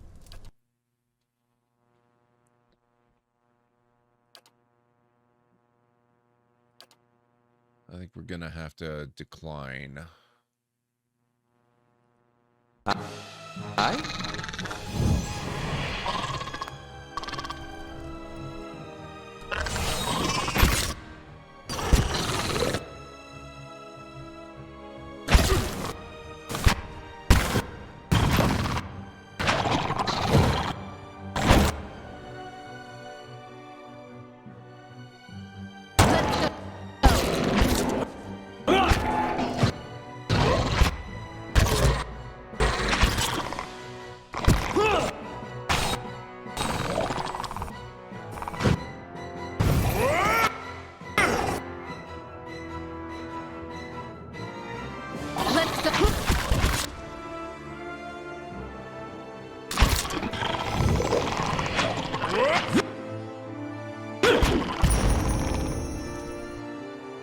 There's another priest.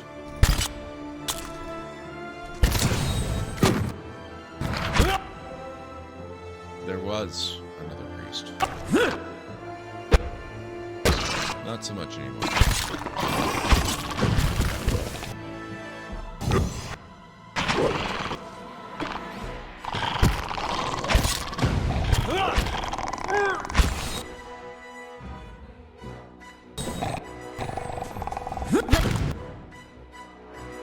Let's go.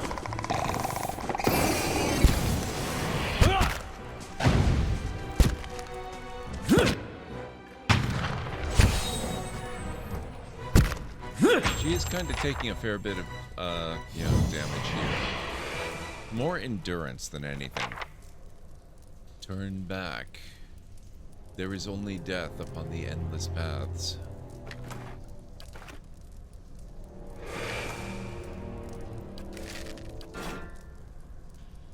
Right.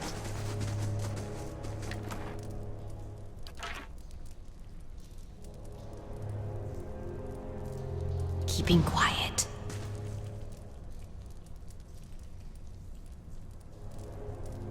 The blood spilled from this bucket seems to have eaten into the stone. The rope tied to the bucket looks long enough to descend into the pit.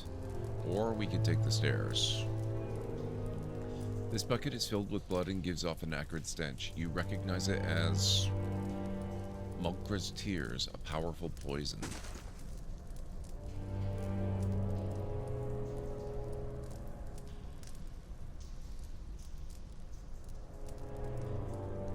When combat ends and your endurance is low, it heals at a cost to health. Okay, got it, got it.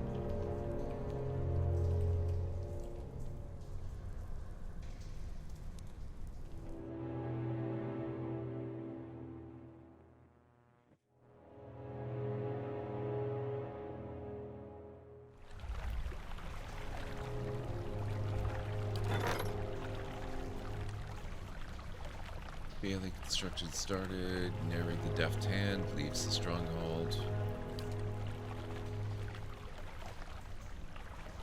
Remaining 2 turns.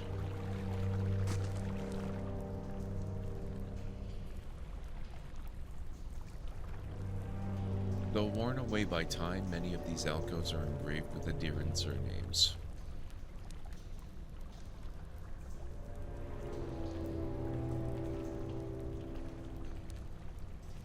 Note how each character has second wind. Okay.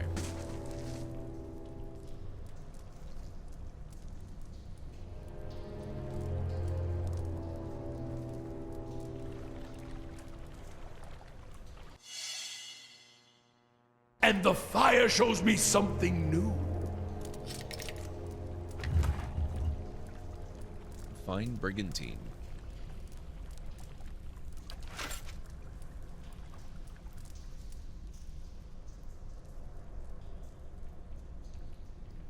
Oh.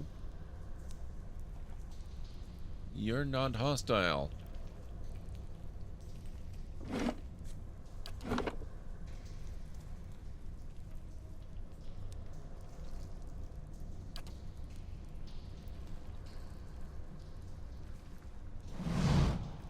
Cast in orange hues by the guttering torches, a massive creature sits at the rear of this wide chamber. There is an acrid stench of blood and offal about the room, and a hot, malodorous gust wafts towards you as the ogre rises, stirring up dust beneath its feet. If they had only known how many unwitting fools would wander into my camp, I would not have been exiled. Despite his words, the ogre studies you dispassionately. His pale, grim features are streaked with dried blood. But then, I think they have lost the taste for Elf, now that they have feasted on one another for so long. The ogre turns away. I will not be fattened for the eating. I'd say you're more big-boned than fat. You are no illusion of mine. I thought perhaps I was imagining that a good meal had come strolling out into the darkness. Or out of the darkness. He shakes his head. You should not have come, Elf. I am Thulgar, once most trusted of Zola's warriors. Once. The ogre shrugs a shoulder. It matters not. Go but a little ways south and you'll find what's become of us. Once a dozen strong and now we are nothing. Our great chief enraged by voices, and our people driven to devouring one another. And I, the coward, wait here to die alone. Easier said than done. He gestures to a heap of bones and cloth. Hunger has a will of its own. Matron Zola knows that well. You're all starving? Isn't there something to eat down here? We have lived here for many years. The caverns have changed around us. Many old tunnels have been closed, perhaps as the spiders doing. For a time we feasted on the Zarups and lived well, but the Zarup tribes have become diseased, poisoned. We did not notice at first, not until we too began to grow weak. Some of us became like feral creatures maddened by the poison. Matron Zola, strongest of us. She did not go so easily. Her madness came slowly. Some of us went on eating the Zarups, of course, even knowing there was nothing else. They died painfully but quickly. Others tried venturing out into the Great Stair, trying to find a way out. Zola forbade us from leaving in time. If we could not find anything to hunt, then some of us, she said, must sacrifice themselves. Who are you? I am Thulgar, once most trusted of Zola's warriors. Once, the ogre shrugs his shoulder. It matters not. You're cannibals? Yes, we have come to that. Even I have tasted it. There is no returning from that, I think. I will remember the moment for what remains of my life. What happened to your leader? Matron Zola. She was plagued with dreams from the moment we came here. Terrible dreams of something down below. She was convinced we should not go there. Thulgar lowers his head. I told her it was nothing. Thought nothing of it until we discovered the poison within the Zarevs. It changed her. Whatever the voice spoke, she grew harder, colder. Perhaps it was enough that the voice was never silent, though all those days and nights. Perhaps the poison made the dreams all the worse. It is harder, perhaps, to see madness in those closest to you, but I should have seen it all the same. Too late for that now. I should put an end to this, Zola. Yes, if you could do that, then at least we will be free of this madness. Who knows how long we might remain eating one another until there is but one of us left. Bring me your torque, and I will know the deed is done, that our clan at least is finished. At last is finished. Consider this the final request of a fallen ogre, elf. Do what I cannot, and I will find some reward worthy of your service. Wow. That was not the ogre encounter I was expecting. That's cool. I'll see what I can find.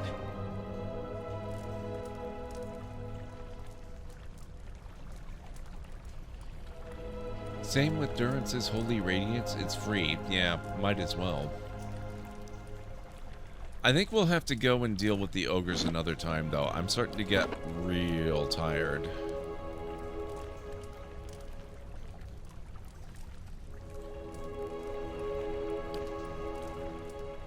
It really does on Stara. I love this game. This is so good. I'm so glad I'm playing it again. I think we're gonna have to go find somebody to raid, though.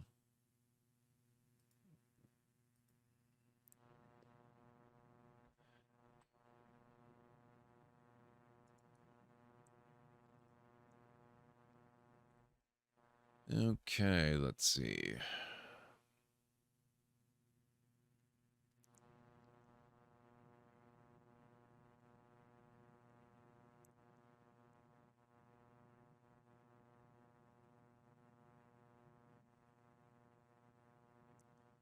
Just checking out who our possible targets are. We've got a few good ones. So, friend of the channel, Crystal Dragon 22 is playing... What is he playing?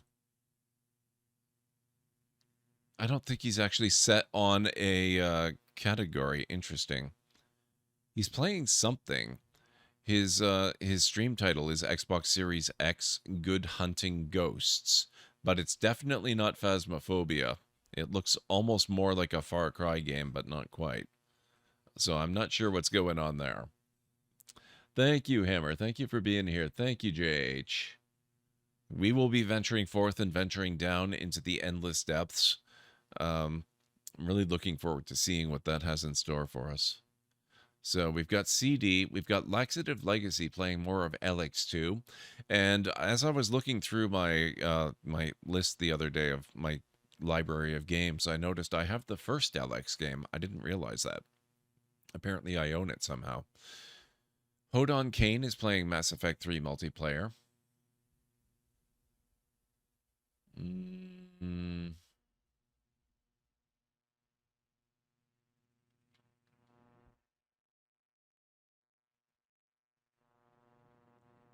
Ash Monster. We haven't rated her in forever and a day.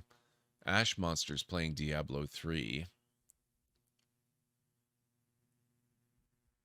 iTrey has her 5-year streamiversary, although it kind of looks like she's doing a watch party.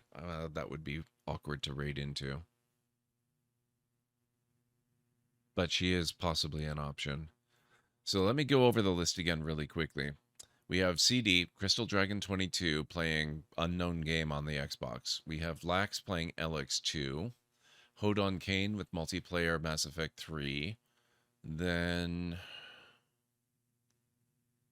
We have Ash Monster FTW playing Diablo 3, and maybe iTray doing some kind of watch party. Not sure what she's watching. What are you guys feeling? Any particular preference with regards to streamer or game?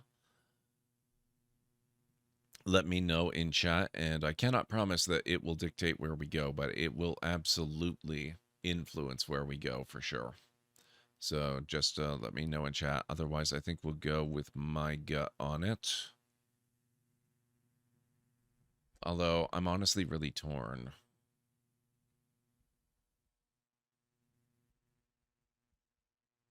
There's a couple there I would really love to raid. So if anyone wants to help me break the tie or suggest something else entirely, I would love the input. Even if you can't stick around, a little direction is good.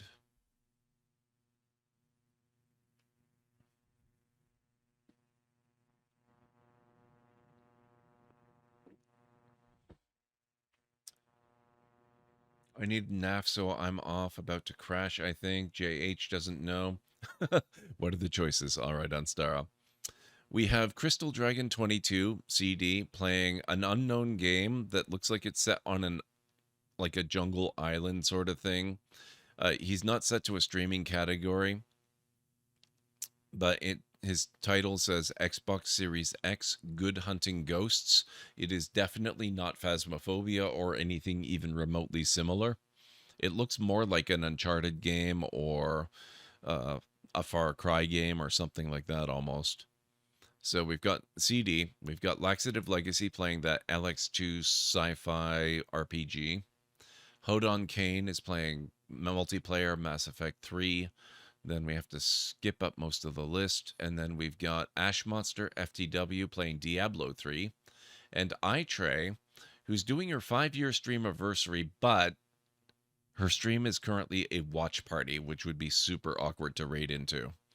So I'm a little, you know, I'm not sure there. I'm mostly leaning right now myself towards CD or towards Ash Monster. Thank you, Jarek. I appreciate that. You vote for CD? Okay. Let's do that.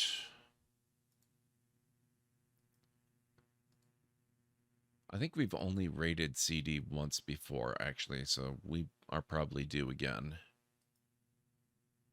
Let me just load up his channel here. I do have a little bit of an ad, but we'll see what goes on.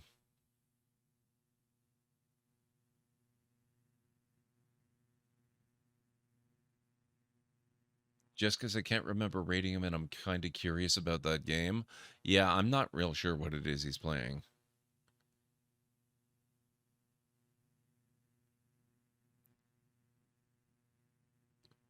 It might be that he switched up games and the stream title doesn't have anything to do with what he's currently playing. But we'll find out. Okay, it does look like he's actively playing, so let me get you his link. Crystal Dragon 22. That, yes, that's right. Okay. And the raid call. Here at the Library of Lore, we use Library Raid. You've been bookmarked with the heart emote and wave emote of the channel if you're a sub. If you're not a sub, you can use the Twitch Raid and the Tomb Raid emotes. In either case, sub or non-sub, please feel free to use any emote you feel is fun and appropriate for a raid. If you have emotes of your own or emotes from another streamer, maybe other Twitch emotes you'd like to use, just copy the raid message, arrange the emotes you want to use the way you want them to appear, and it'll all be good in my book. So let's get over to Crystal Dragon 22 stream. He's been a good friend of our channel for a while now. We have raided him before. He's raided us a number of times, so it's always good to go and return the favor. And we'll see what the heck it is that he's playing. Actually, looks like it could possibly be some kind of multiplayer game. It's not something I recognize off the top of my head, so I'm really curious about it. So let's get over there and see what's going on, and I'll meet you over in his channel. I will be back tomorrow night at my regular time.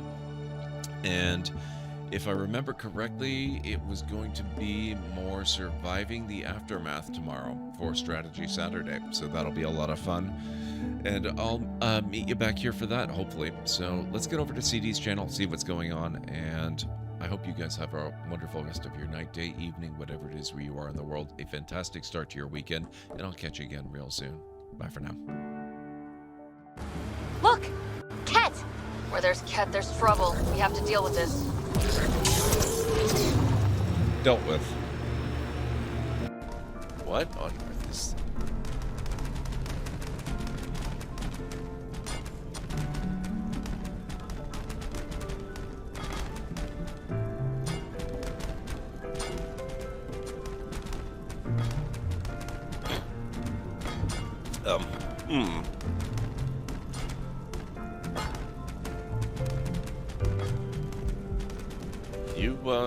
You carry on carrying on.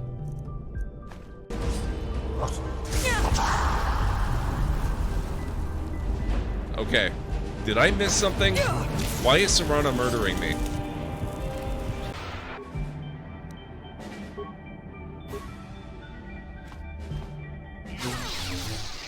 See, now I might acknowledge you. Even though you're only a shell of your former self, you're still a formidable opponent. I can't even imagine the power.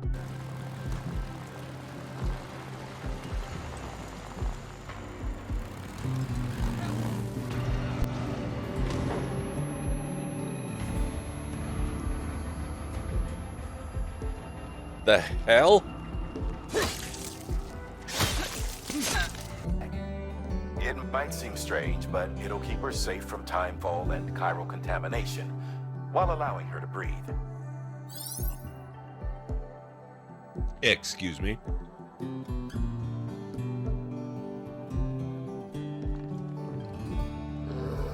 Uh-oh.